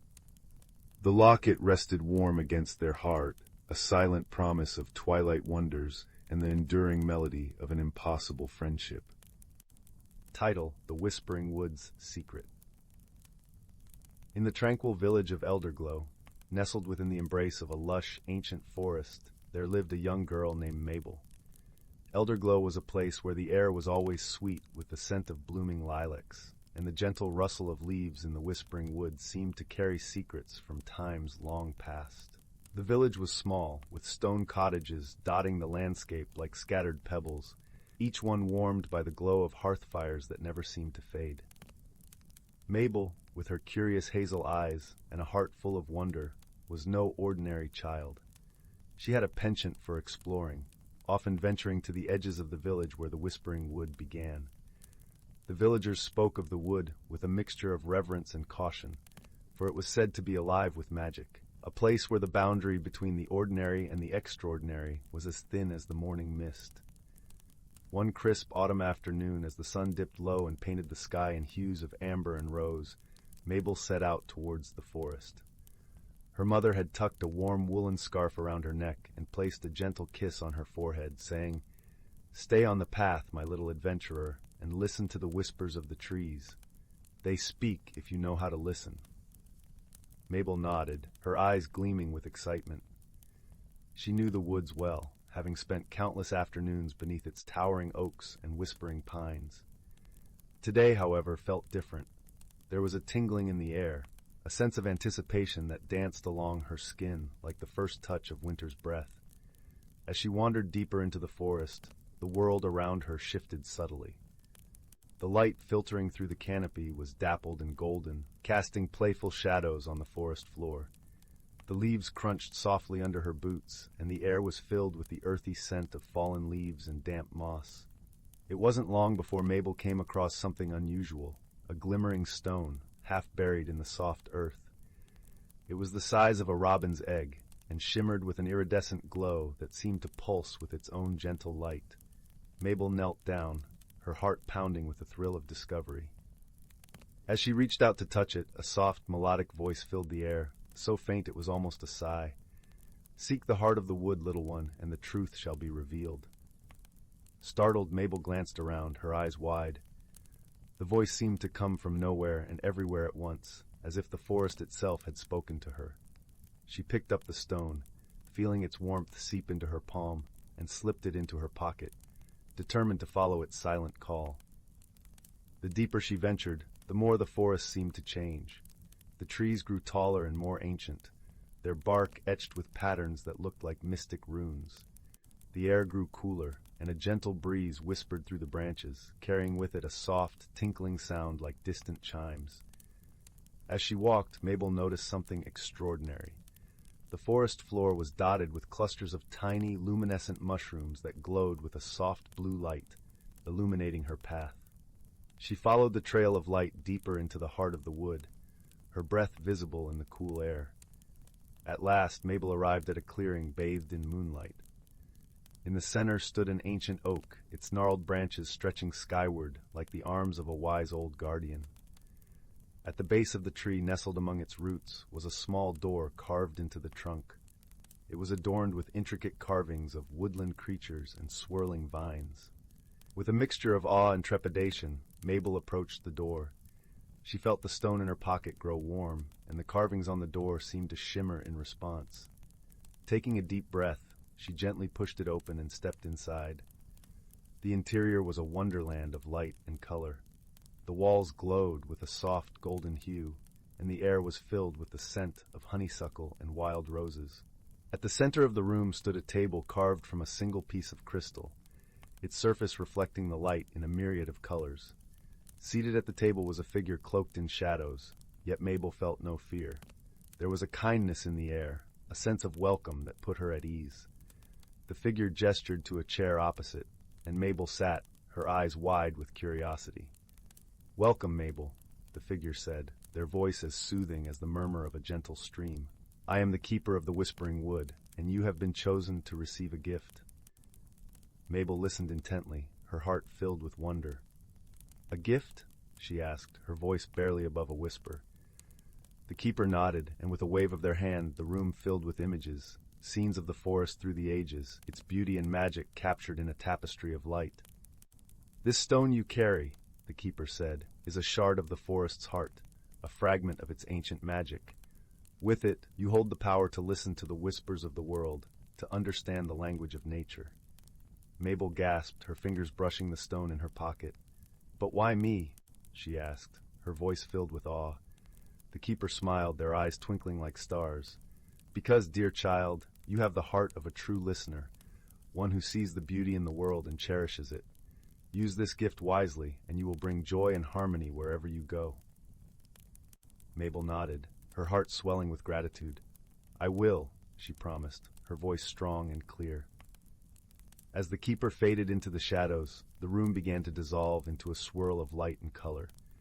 Mabel felt herself being gently lifted, the world spinning around her until she found herself back in the clearing, the ancient oak standing silent sentinel under the moonlit sky. The journey back through the forest was a blur of wonder and joy.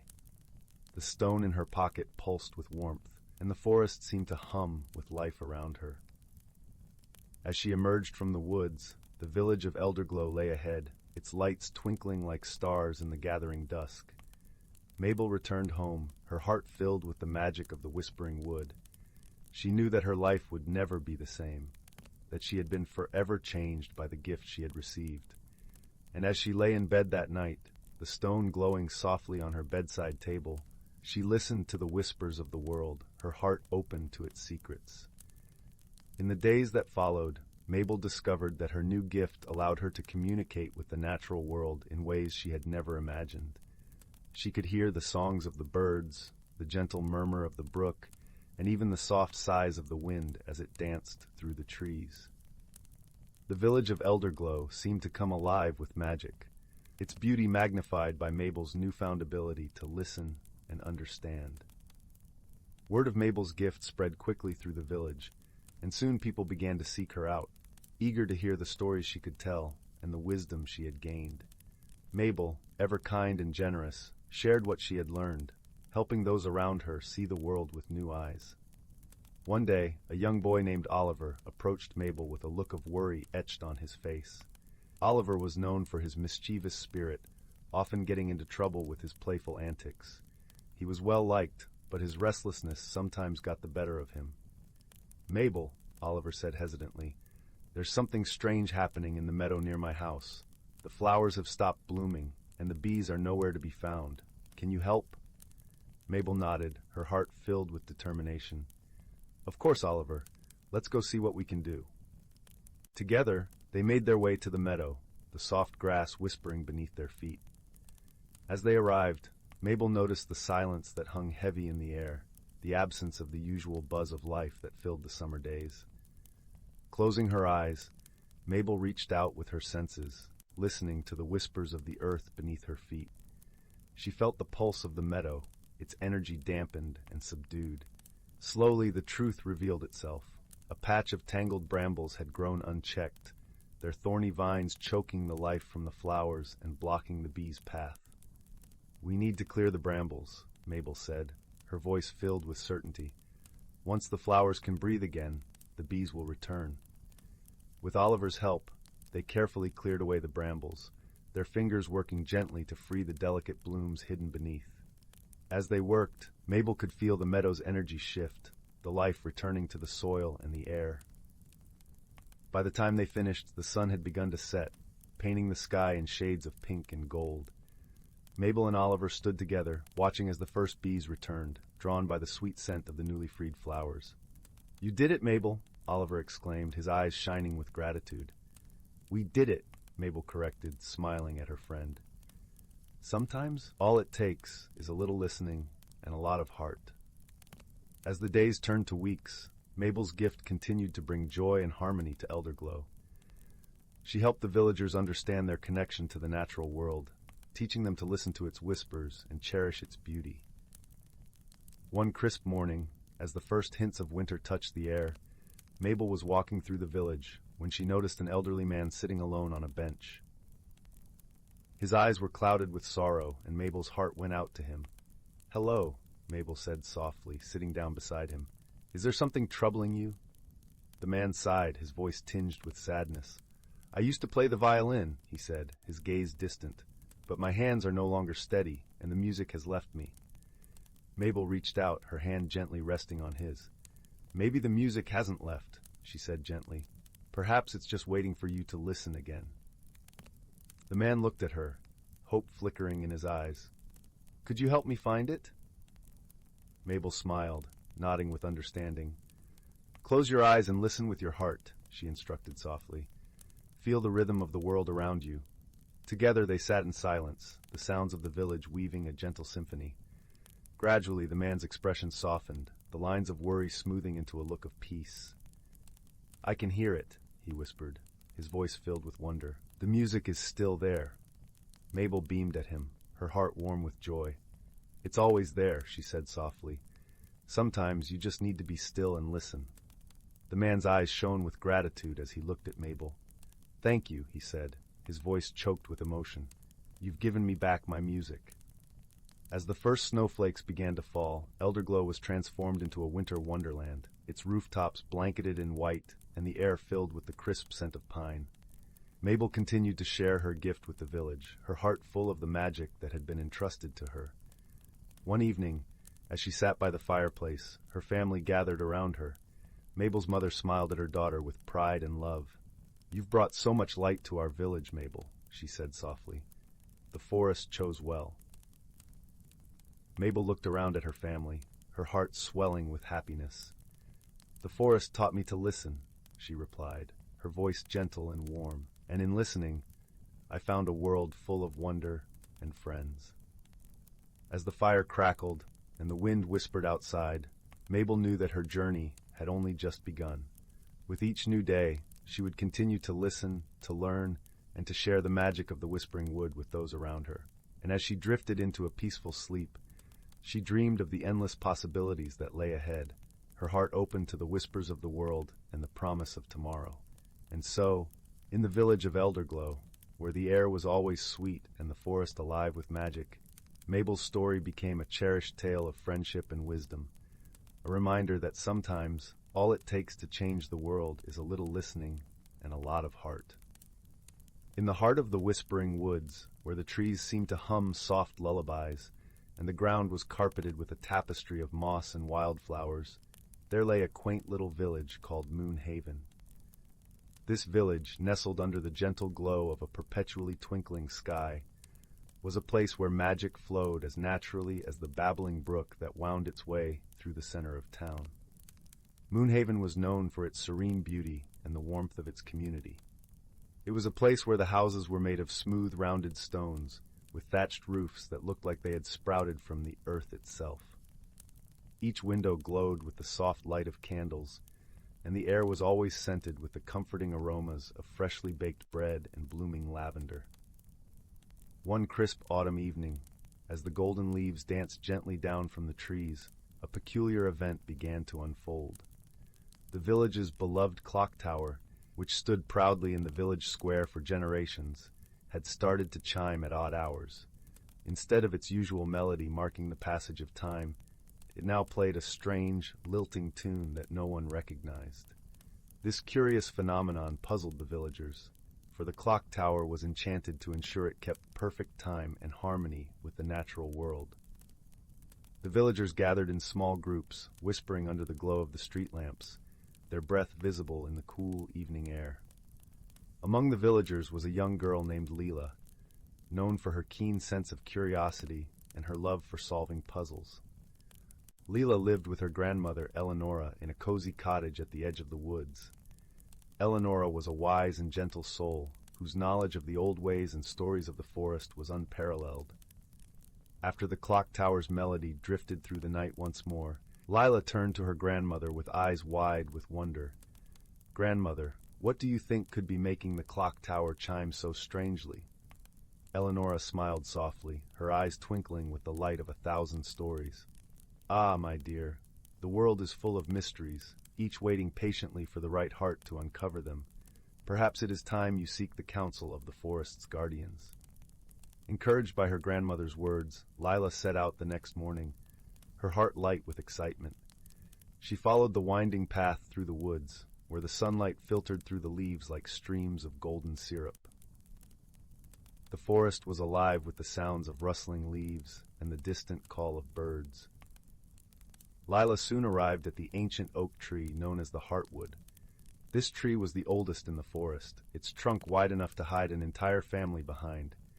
It was said to be the dwelling of the forest's guardians, the elder tree sprites, who were wise creatures of gentle magic and deep understanding. As Lila approached, she noticed faintly glowing figures emerging from the bark of the tree. They were the elder tree sprites, their tiny forms shimmering with an ethereal light. Their eyes, like polished stones, watched her with curiosity and kindness. "Greetings, young Lila," they chorused in voices as soft as the rustle of leaves. "What brings you to the Heartwood today?" Lila curtsied politely, a gesture she had learned from her grandmother. "Wise sprites, the clock tower in our village has been playing a strange melody at odd hours, and we cannot understand why. I seek your guidance to unravel this mystery." The sprites exchanged thoughtful glances, their forms flickering like candle flames. "The clock tower's melody is the song of the wind harp," they explained. "It is an ancient instrument, once played by the winds themselves. It seems the melody is calling out for something lost." Intrigued, Lila asked, "What could be lost that the melody seeks?" "The wind harp song is woven with the essence of harmony and balance," the sprites continued. "Perhaps it seeks the return of something that has tipped the scales." Thanking the sprites for their wisdom, Lila made her way back to Moonhaven, her mind alight with possibilities. As she walked, she pondered what might be missing from their village that could upset such a delicate balance. Upon her return, Lila went to visit the clockmaker, a gentle old man named Mr. Thistle. His workshop was a treasure trove of gears and cogs, where the air was filled with the comforting tick-tock of timepieces. "Mr. Thistle," Lila began, "have you noticed anything unusual about the clock tower lately?" The clockmaker nodded, his expression thoughtful. "Indeed, young Lila, the clock's song is different, as if it sings of longing." "Do you recall anything that changed before the melody began?" Lila inquired. Mr. Thistle scratched his head, his brow furrowed with concentration. "Now that you mention it, a few weeks ago, a little bird's nest was found empty beneath the clock tower. The nest had been there for years, but the birds have vanished." Lila's eyes widened with realization. Perhaps the birds are what the wind harp song is calling for. They are part of the harmony that needs restoring. With newfound determination, Lila set out to find the missing birds. She followed the path that led deeper into the woods, listening closely for any sign of their song. The forest, with its tapestry of sounds, seemed to guide her steps. As she wandered, she came upon a clearing bathed in dappled sunlight. There, perched on the branches of a young maple tree, were the missing birds, their feathers shimmering like jewels in the sunlight. They chirped a sweet, melodious tune that seemed to echo the clock tower's strange melody. Lila approached gently, speaking softly to the birds. "Oh, little ones, the village misses your song.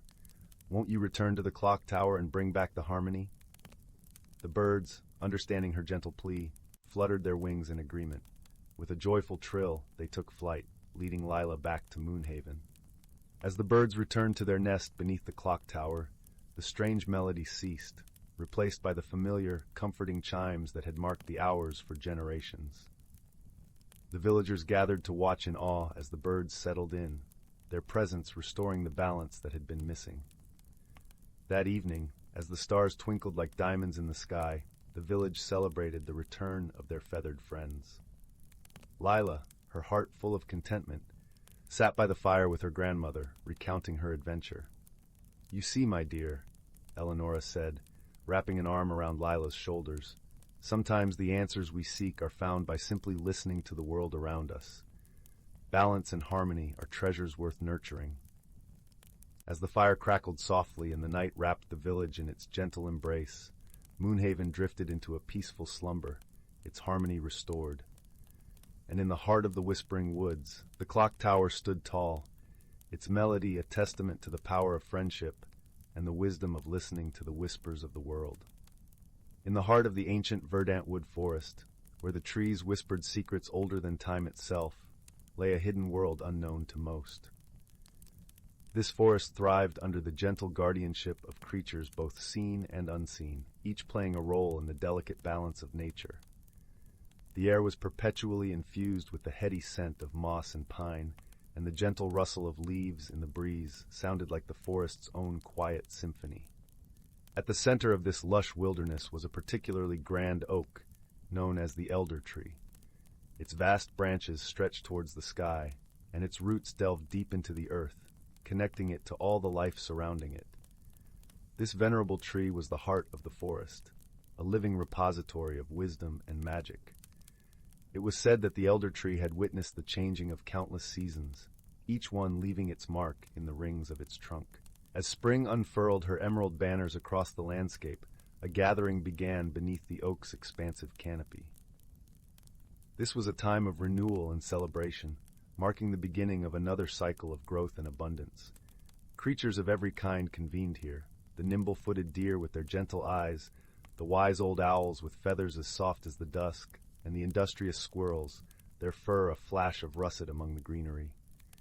Even the tiniest of beings, like the glittering dragonflies and the industrious ants, found their place in this circle of life. Among these creatures was a young fox named Rowan. With fur as bright as autumn leaves and eyes the color of amber, he was known for his curiosity and kindness.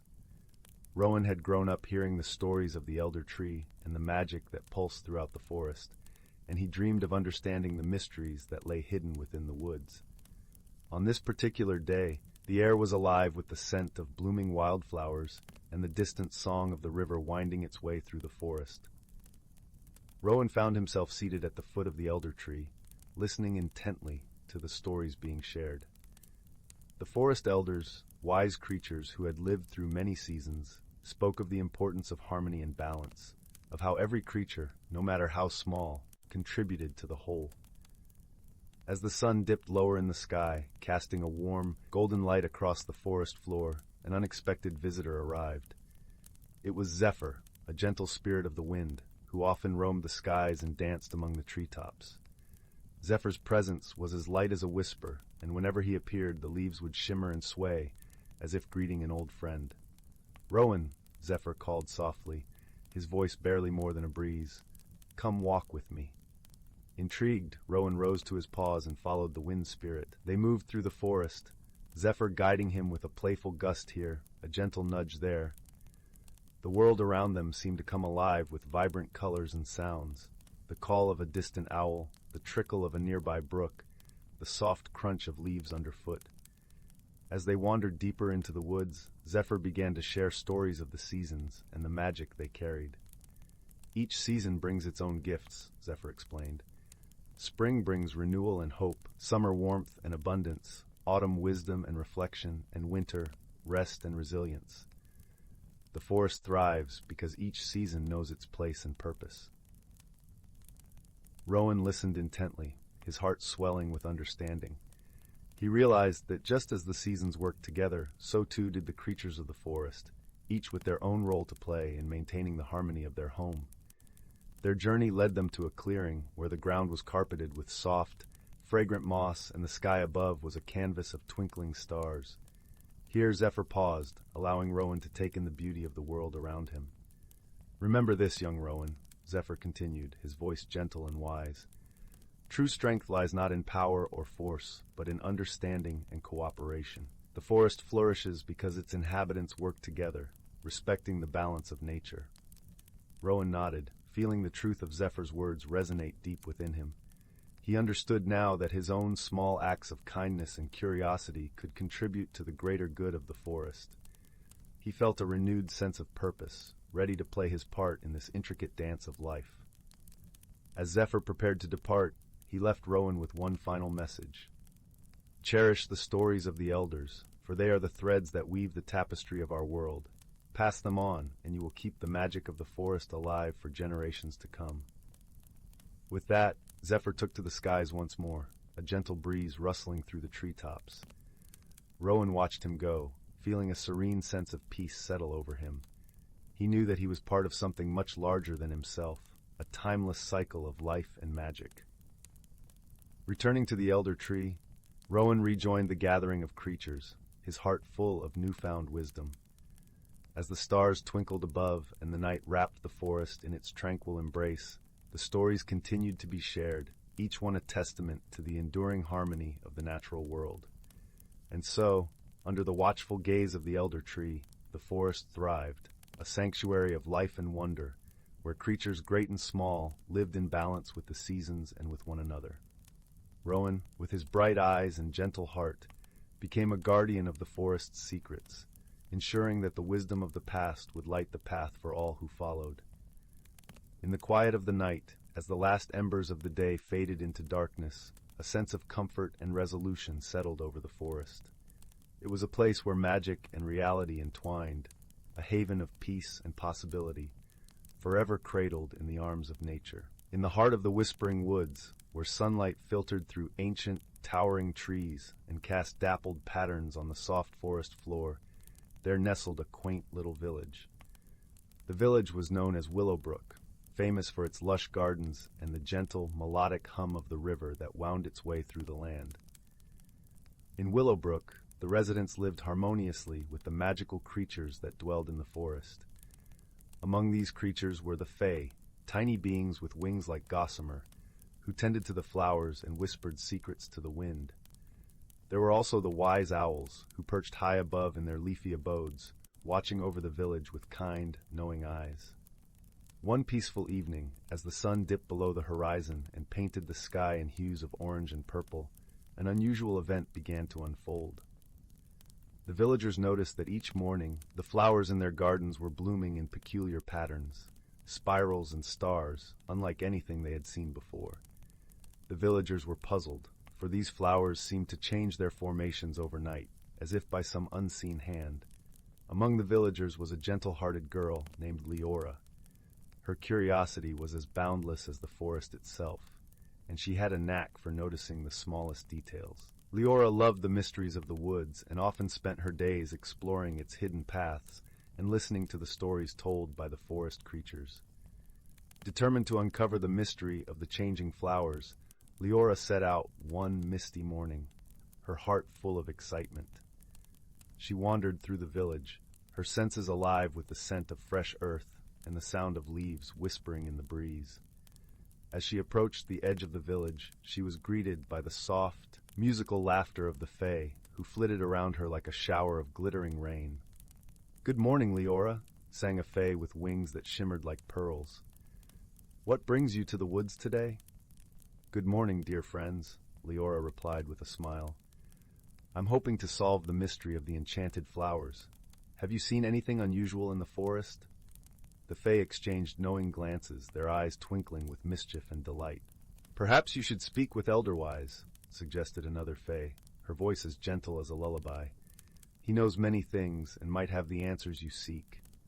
Eager to visit Elderwise, the wise old owl, Leora thanked the Fae and made her way deeper into the forest.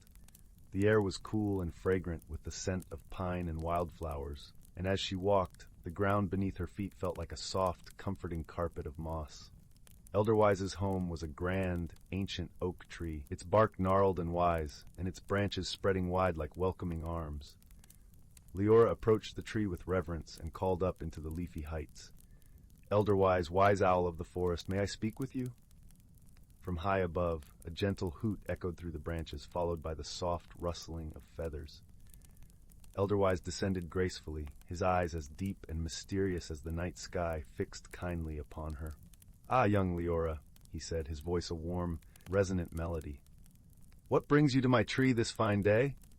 Leora explained the strange occurrences in the village gardens, her voice filled with wonder and a touch of concern. Elderwise listened intently, nodding his head with understanding. "Ah, the flowers," he mused, his gaze turning thoughtful. "I have heard whispers of a playful spirit who roams the woods at night. This spirit, known as the petal weaver, delights in creating beauty in the most unexpected ways." Leora's eyes widened with intrigue. "The petal weaver? How fascinating! But why would this spirit visit our village?" Elderwise chuckled softly, a sound like the rustling of autumn leaves. "The petal weaver is drawn to places where love and harmony dwell. Your village, with its kind hearts and gentle ways, is a beacon to such a spirit.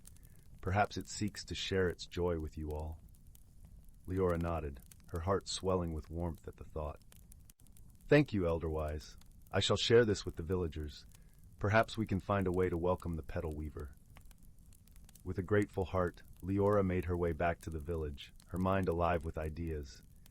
As evening fell and the stars began to twinkle in the clear night sky, the villagers gathered in the square, eager to hear what she had discovered. Leora shared Elderwise's wisdom, her voice soft and soothing as she spoke. "The petal weaver means us no harm. It seeks to share its joy and art with us. I believe if we welcome it with open hearts, we might come to understand its ways." The villagers nodded, their faces alight with understanding and acceptance. That night they decided to leave small gifts of appreciation in their gardens, tiny lanterns, delicate ribbons, and fragrant herbs, hoping to show the petal weaver their gratitude. As the moon cast its gentle glow over Willowbrook, the petal weaver appeared, unseen by human eyes, but sensed in the gentle rustling of petals and the soft shimmer of moonlight on the flowers. It saw the villagers' gifts and felt their warmth and gratitude. The next morning, the village awoke to a wondrous sight. Each garden was a tapestry of breathtaking beauty, with flowers arranged in patterns that spoke of joy and friendship. The air was filled with a sense of magic and peace, and the villagers knew their hearts had made a new friend. From that day on, the petal weaver became a cherished part of Willowbrook's lore, its visits bringing delight and wonder to the village. And Leora, with her gentle spirit and love for the mysteries of the world, continued to explore the forest, knowing that the greatest magic of all was the love and kindness shared among friends. As the fire crackled softly and the shadows danced on the walls, the tale of Willowbrook and the Petal Weaver lulled the village into a restful slumber, their dreams filled with the colors and fragrances of a world where magic and friendship intertwined like the petals of a never-ending blossom. The evening sun dipped below the whispering hills, painting the sky in strokes of lavender and apricot, as young Finn traced his fingers over the worn quilt covering his grandmother's lap. Outside, fireflies danced like scattered stars above the meadow. "Grandmother," he whispered, "why does the wind sing differently here than in the town?" Grandma Sylvie smiled, her eyes crinkling like ancient parchment. "Because the wind remembers, child, just like this land remembers our bones." She opened a carved cedar chest, releasing the scent of dried lavender and thyme. Inside lay a bundle wrapped in faded indigo cloth. "Tonight," she said, her voice a soft hum, "you're ready to hold what's been waiting for you." Unfolding the cloth revealed a river stone, smooth as polished moonlight, with a spiral etched into its surface. "This," Grandma Sylvie murmured, placing it in Finn's palm, "is your great-great-grandmother's listening stone. Our family carried these when we tended the Valley of Echoes, long before roads or towns existed." The stone warmed against Finn's skin, humming faintly like a bee in clover. The next morning, Finn followed the stone's pull toward the eastern woods. Ducus ferns brushed his ankles, and the air tasted of pine resin and wild mint. Deep in the forest, where sunlight filtered like liquid gold, he found a moss-covered archway of intertwined oak roots, hidden unless one knew to look. The stone's hum deepened as he stepped through. Beyond lay the Valley of Echoes, untouched by time. Silver birches stood sentinel around a clearing where wild strawberries carpeted the earth. At its center rose 3 standing stones, taller than Finn, carved with spirals matching his stone. As he approached, a breeze stirred, carrying voices that weren't quite voices, more like the memory of laughter, the echo of lullabies. Finn placed his listening stone against the central monolith. Light bloomed from the spiral, weaving into the air like liquid starlight. Suddenly, the clearing shimmered. Ghostly figures materialized, people with his grandmother's kind eyes and his own unruly hair. They moved through visions, gathering herbs with reverence, singing to saplings as they planted them, placing similar stones in riverbeds to bless the waters. Finn watched them face a great drought, not with fear, but by gathering every soul in the valley. They shared water equally, sang rain's songs until clouds gathered, and taught children to read the language of wilting leaves. Their strength lay not in force but in deep listening, to the land, to each other.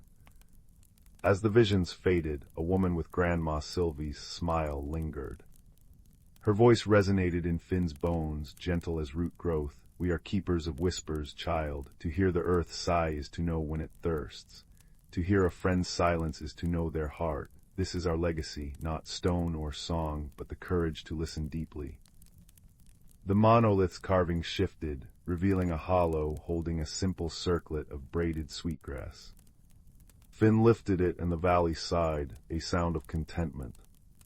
That evening he returned to Grandma Sylvie's cottage, as fireflies ignited the dusk. He placed the sweetgrass circlet in her hands, whispering all he'd seen. Her tears gleamed in the candlelight. "The keeper's crown," she breathed. "Woven by the first of our line to remind us, true wisdom grows from stillness, not noise." They sat on the porch as stars emerged, Finn's head resting against her shoulder. He understood now why the wind sang here.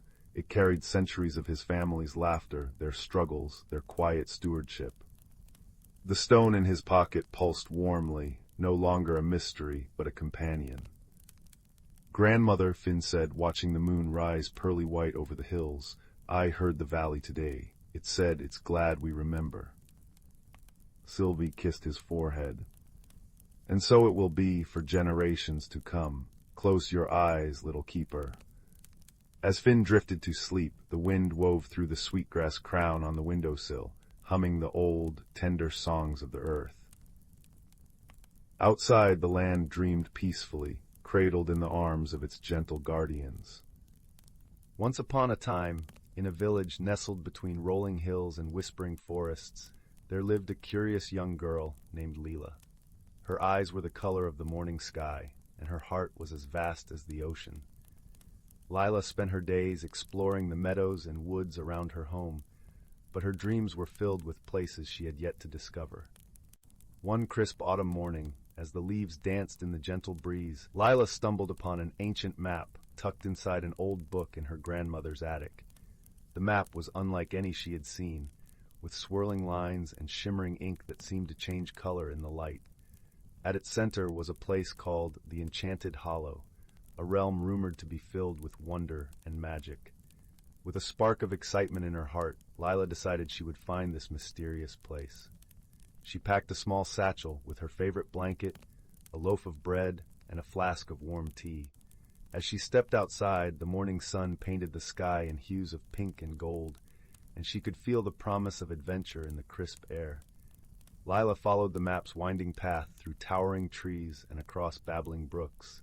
The forest was alive with the rustling of leaves and the songs of birds, creating a symphony that carried her forward. As she ventured deeper, she encountered a peculiar creature, a fox with fur as white as snow and eyes that gleamed like emeralds.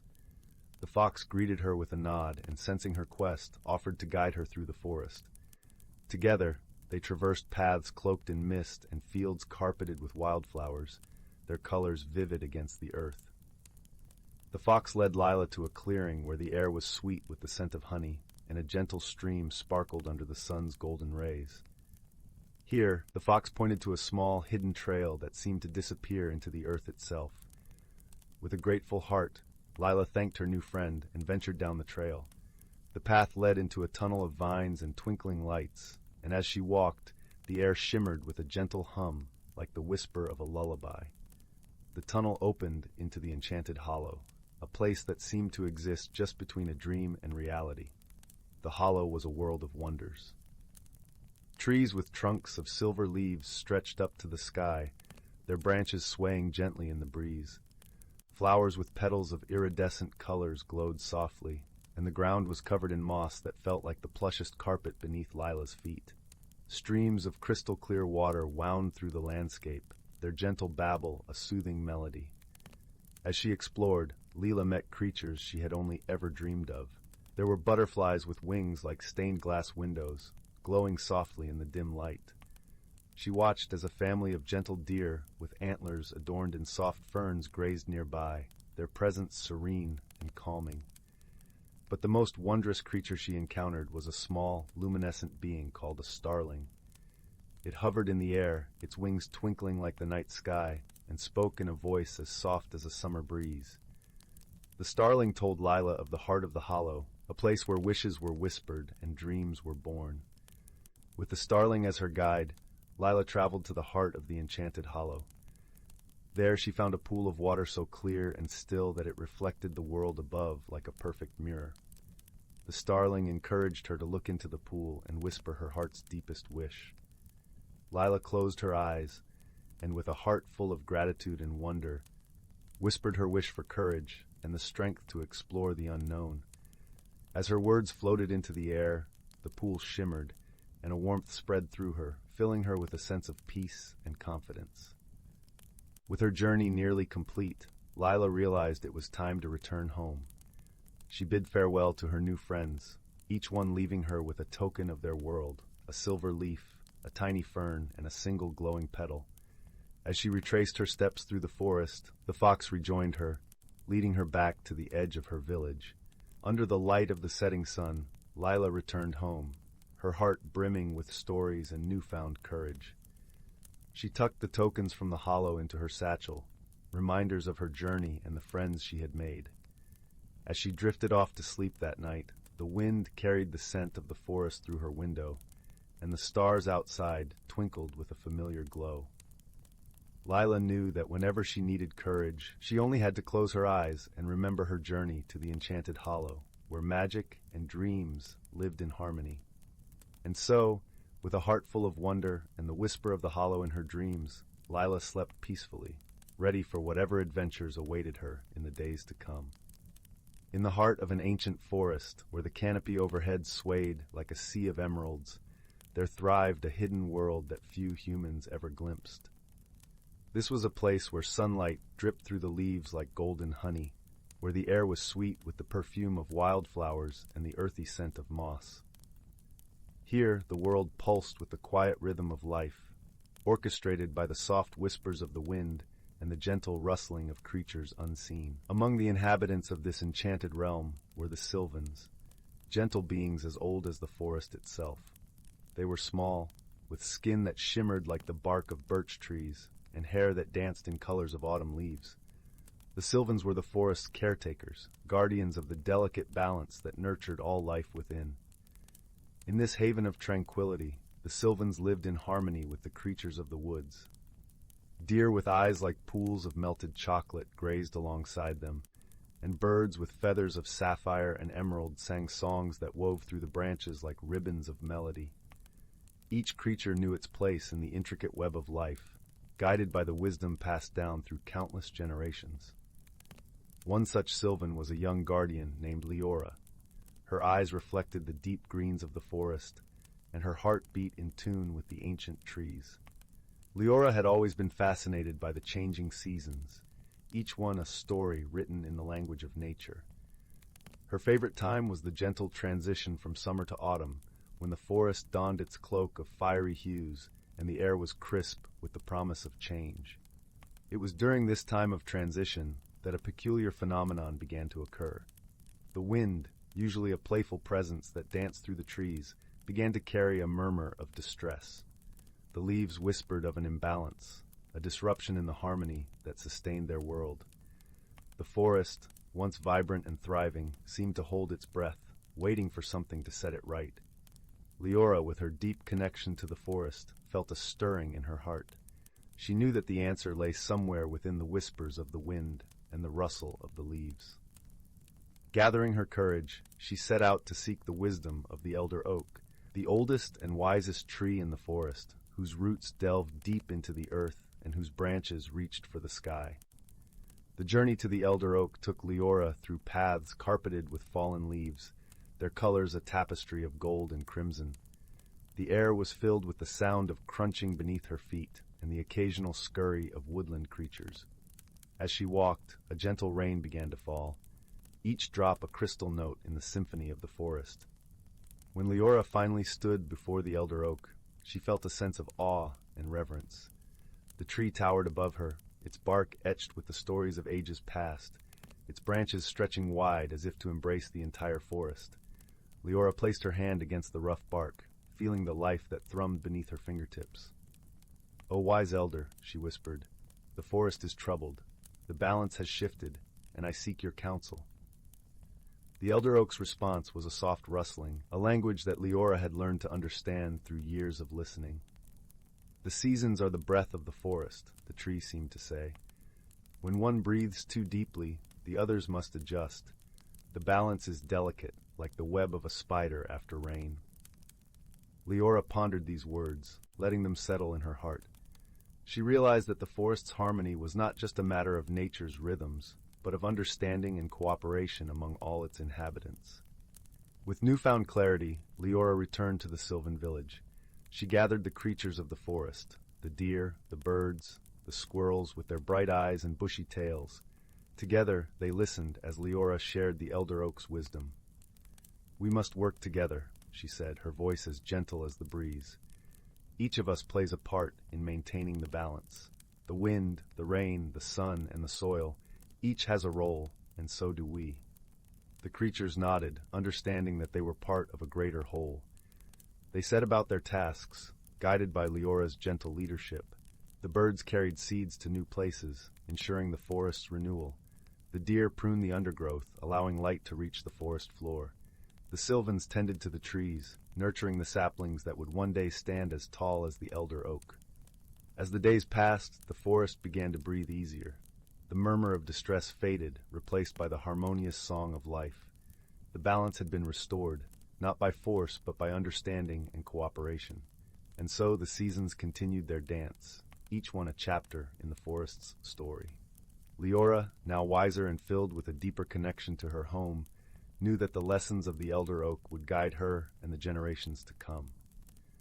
Under the canopy of stars, as the forest settled into the embrace of night, Leora sat beneath the elder oak, feeling the warmth of the earth and the cool kiss of the breeze.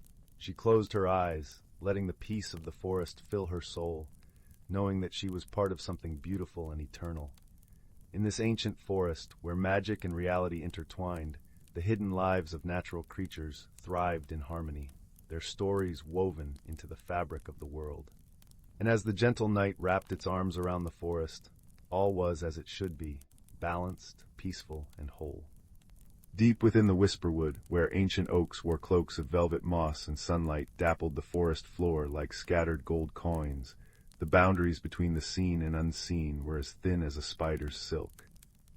Here, beneath the sighing branches and amidst the rustling ferns, lived a community of creatures whose lives were woven into the very fabric of the forest's magic.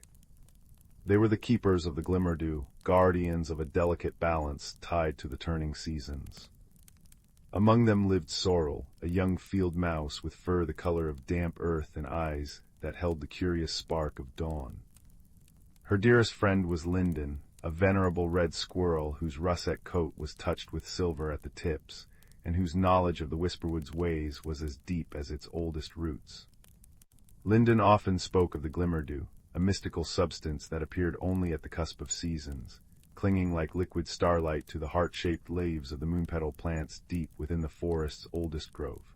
"The Glimmerdew isn't just dew, little Sorrel," Linden would murmur, his voice a comforting rasp like dry leaves skittering over stone.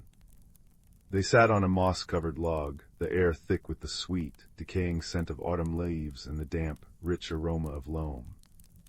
It's the forest's breath condensed. It holds the promise of spring's growth, the strength of summer's sun, the wisdom of autumn's release, and the quiet hope of winter's sleep. It keeps the magic flowing, the roots strong, the streams singing. Without it, the balance wavers. Sorrel twitched her whiskers, tasting the crisp air. She could feel the subtle shift, the vibrant greens of summer yielding to the fiery golds and scarlets of autumn. The usual symphony of bird calls held a different note, a touch more melancholic. But how does it work, Linden, and why only at the season's turn? Linden's bushy tail flicked thoughtfully. "Ah, that's the dance, little one. The magic gathers when the world holds its breath between one season and the next. It needs stillness, anticipation. And it needs the harmony of all who dwell here, the industrious beetles turning the soil, the patient spiders spinning their silver webs, the owls watching with wise eyes, even the grumbling badgers in their deep sets. Our respect, our quiet existence in tune with the woods. Feeds it disruption, fear, disharmony. These things can thin the Glimmerdew, make it harder to form." He pointed a claw towards a patch of particularly vibrant ferns. "See how the light catches there? That's the edge of the Glimmer Grove. When the true cusp arrives under the hunter's moon, the dew will bloom." As the days shortened and the nights grew colder, a palpable unease began to ripple through the Whisperwood. Sorrel, while gathering hazelnuts near the Whispering Brook, felt at first a tremor beneath her paws, not of the earth, but of the magic itself. The brook's song seemed strained, a little hoarse. The vibrant colors of the turning leaves looked duller, muted, as if dusted with ash. Most worrying of all, whispers reached her tiny ears. The Glimmerdew wasn't forming as it should. Only faint, scattered sparks appeared on the moonpetal leaves, not the usual shimmering veil. Linden's face grew grave when Sorrel shared her observations. His usual calm demeanor was replaced by a deep, troubled frown. "The balance is tipping," he rasped, his claws digging into the soft bark of his favorite perch. "Something disturbs the deep quiet. Fear has crept in like a cold fog." He explained that a family of newcomers, boisterous young foxes unused to the Whisperwood's subtle ways, had been chasing smaller creatures recklessly near the Glimmer Grove, their loud barks and crashing steps shattering the precious stillness needed for the dew's formation. Their fear and the fear they instilled was poisoning the harmony. But the cusp is almost here. Sorrel squeaked, her heart pounding like a trapped bird. Under the hunter's moon, without the glimmer dew, she couldn't finish the thought. She remembered stories Linden told of past imbalances, streams running sluggish, plants wilting prematurely, the very magic of the woods growing thin and brittle. "We must act," Linden declared, his voice firm despite its age. But not with force, with wisdom, and with the strength of the whole forest. He shared an ancient tale passed down from squirrel to squirrel, about a time when discord silenced the brook. The solution hadn't been confrontation, but understanding and shared purpose. "We must show them the way, Sorrel. We must show them they belong, and that their belonging requires respect." So, guided by Linden's wisdom, a quiet plan unfolded. Sorrel, swift and nearly silent, became the messenger. She visited the warren of Thistle the badger, whose deep, rumbling voice commanded attention. She spoke with Pip, the swiftest kingfisher, whose dazzling blue feathers could catch any eye. She whispered to the venerable owl Orla, whose knowledge of the night was unmatched. She even braved the intricate tunnels of the beetle clans, led by the sturdy elder Korax. Each creature understood the peril. The harmony was their lifeblood. On the eve of the hunter's moon, as the great silver orb rose, bathing the whisperwood in an ethereal, cool light, the forest gathered at the edge of the Glimmer Grove. The young foxes, drawn by the unusual quiet and the gathering of so many creatures, watched from a distance, their eyes wide with a mix of curiosity and residual boisterousness. Linden stepped forward onto a flat, mossy stone. His voice, amplified by the profound stillness of the expectant woods and the watchful moon, carried clearly. He spoke not of blame, but of connection. He spoke of the whisperwood's heart, the glimmerdew.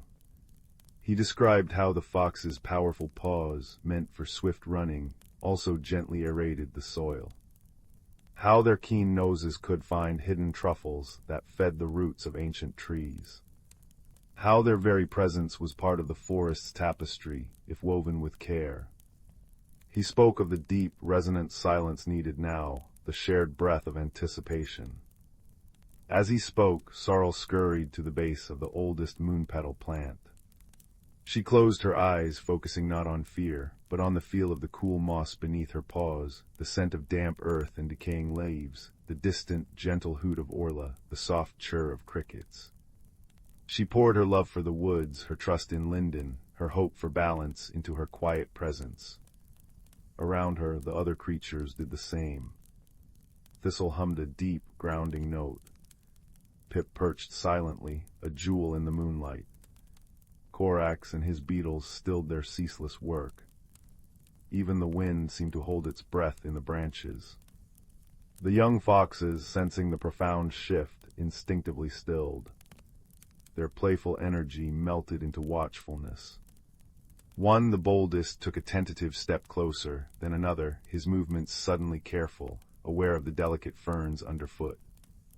He lowered his head, sniffing the air, not with hunting intent, but with newfound curiosity about the subtle magic swirling around him. In that deep shared silence, charged with the focused harmony of the forest's heart, the magic responded. A soft sigh seemed to ripple through the air. Then, as if woven from moonlight and starlight, tiny points of luminescence began to bloom on the heart-shaped leaves of the moon-petal plants. Not just sparks, but a soft, cohesive glow that spread like a living veil. The glimmerdew, pure and potent, formed before their eyes. It pulsed with a gentle, internal light, casting soft, dancing shadows on the forest floor, silver, gold, and the faintest hint of spring green. The air itself hummed with a pure, clean energy, tasting like cold, clear water and wild honey. The strained song of the whispering brook nearby suddenly regained its melody, clear and strong. A collective sigh of relief and wonder rustled through the gathered creatures. Linden nodded, his eyes reflecting the dew's soft glow. "The balance is restored," he whispered, the sound blending with the brook's renewed song. "Through shared purpose and quiet respect." The young foxes watched, awestruck, as the magical dew shimmered. The bold one who had stepped forward dipped his nose towards a low-hanging leaf, not to disturb, but to gently touch the cool, glowing moisture. A sense of profound belonging, a feeling deeper than play or territory, washed over him. He understood, not with words, but with his whole being, his place in the intricate web. Later, as the hunter's moon began its descent, painting long, soft shadows, the forest settled. Sorrel curled up in her cozy nest of dried grasses and thistledown, tucked beneath the gnarled roots of Linden's oak. The scent of the glimmerdew, faint but unmistakably pure, lingered on the cool air drifting in. She could hear the deep, rhythmic breathing of the old squirrel nearby, a comforting counterpoint to the gentle gurgle of the brook and the occasional soft call of a night bird. Linden's words echoed in her mind, a warm ember in the peaceful darkness. "Remember, little sorrel, the magic isn't just in the dew. It's in the listening, in the stillness, in the understanding that every rustle, every chirp, every paw print is part of the great song of the whisperwood. Guard the harmony, nurture the quiet, and the glimmerdew will always return, season after season, a promise kept." Outside, the forest slept under the watchful moon, bathed in the soft aftermath of magic. The glimmerdew glowed gently on the moonpetal leaves, a silent testament to wisdom shared, fear overcome, and the enduring, peaceful balance of a world where every creature, seen and unseen, played its part in the ancient, enchanting dance of life. And in that deep, harmonious quiet, filled with the scent of dew-kissed moss and the promise of renewal, Sorrel drifted into a sleep as peaceful and deep as the whisperwood itself.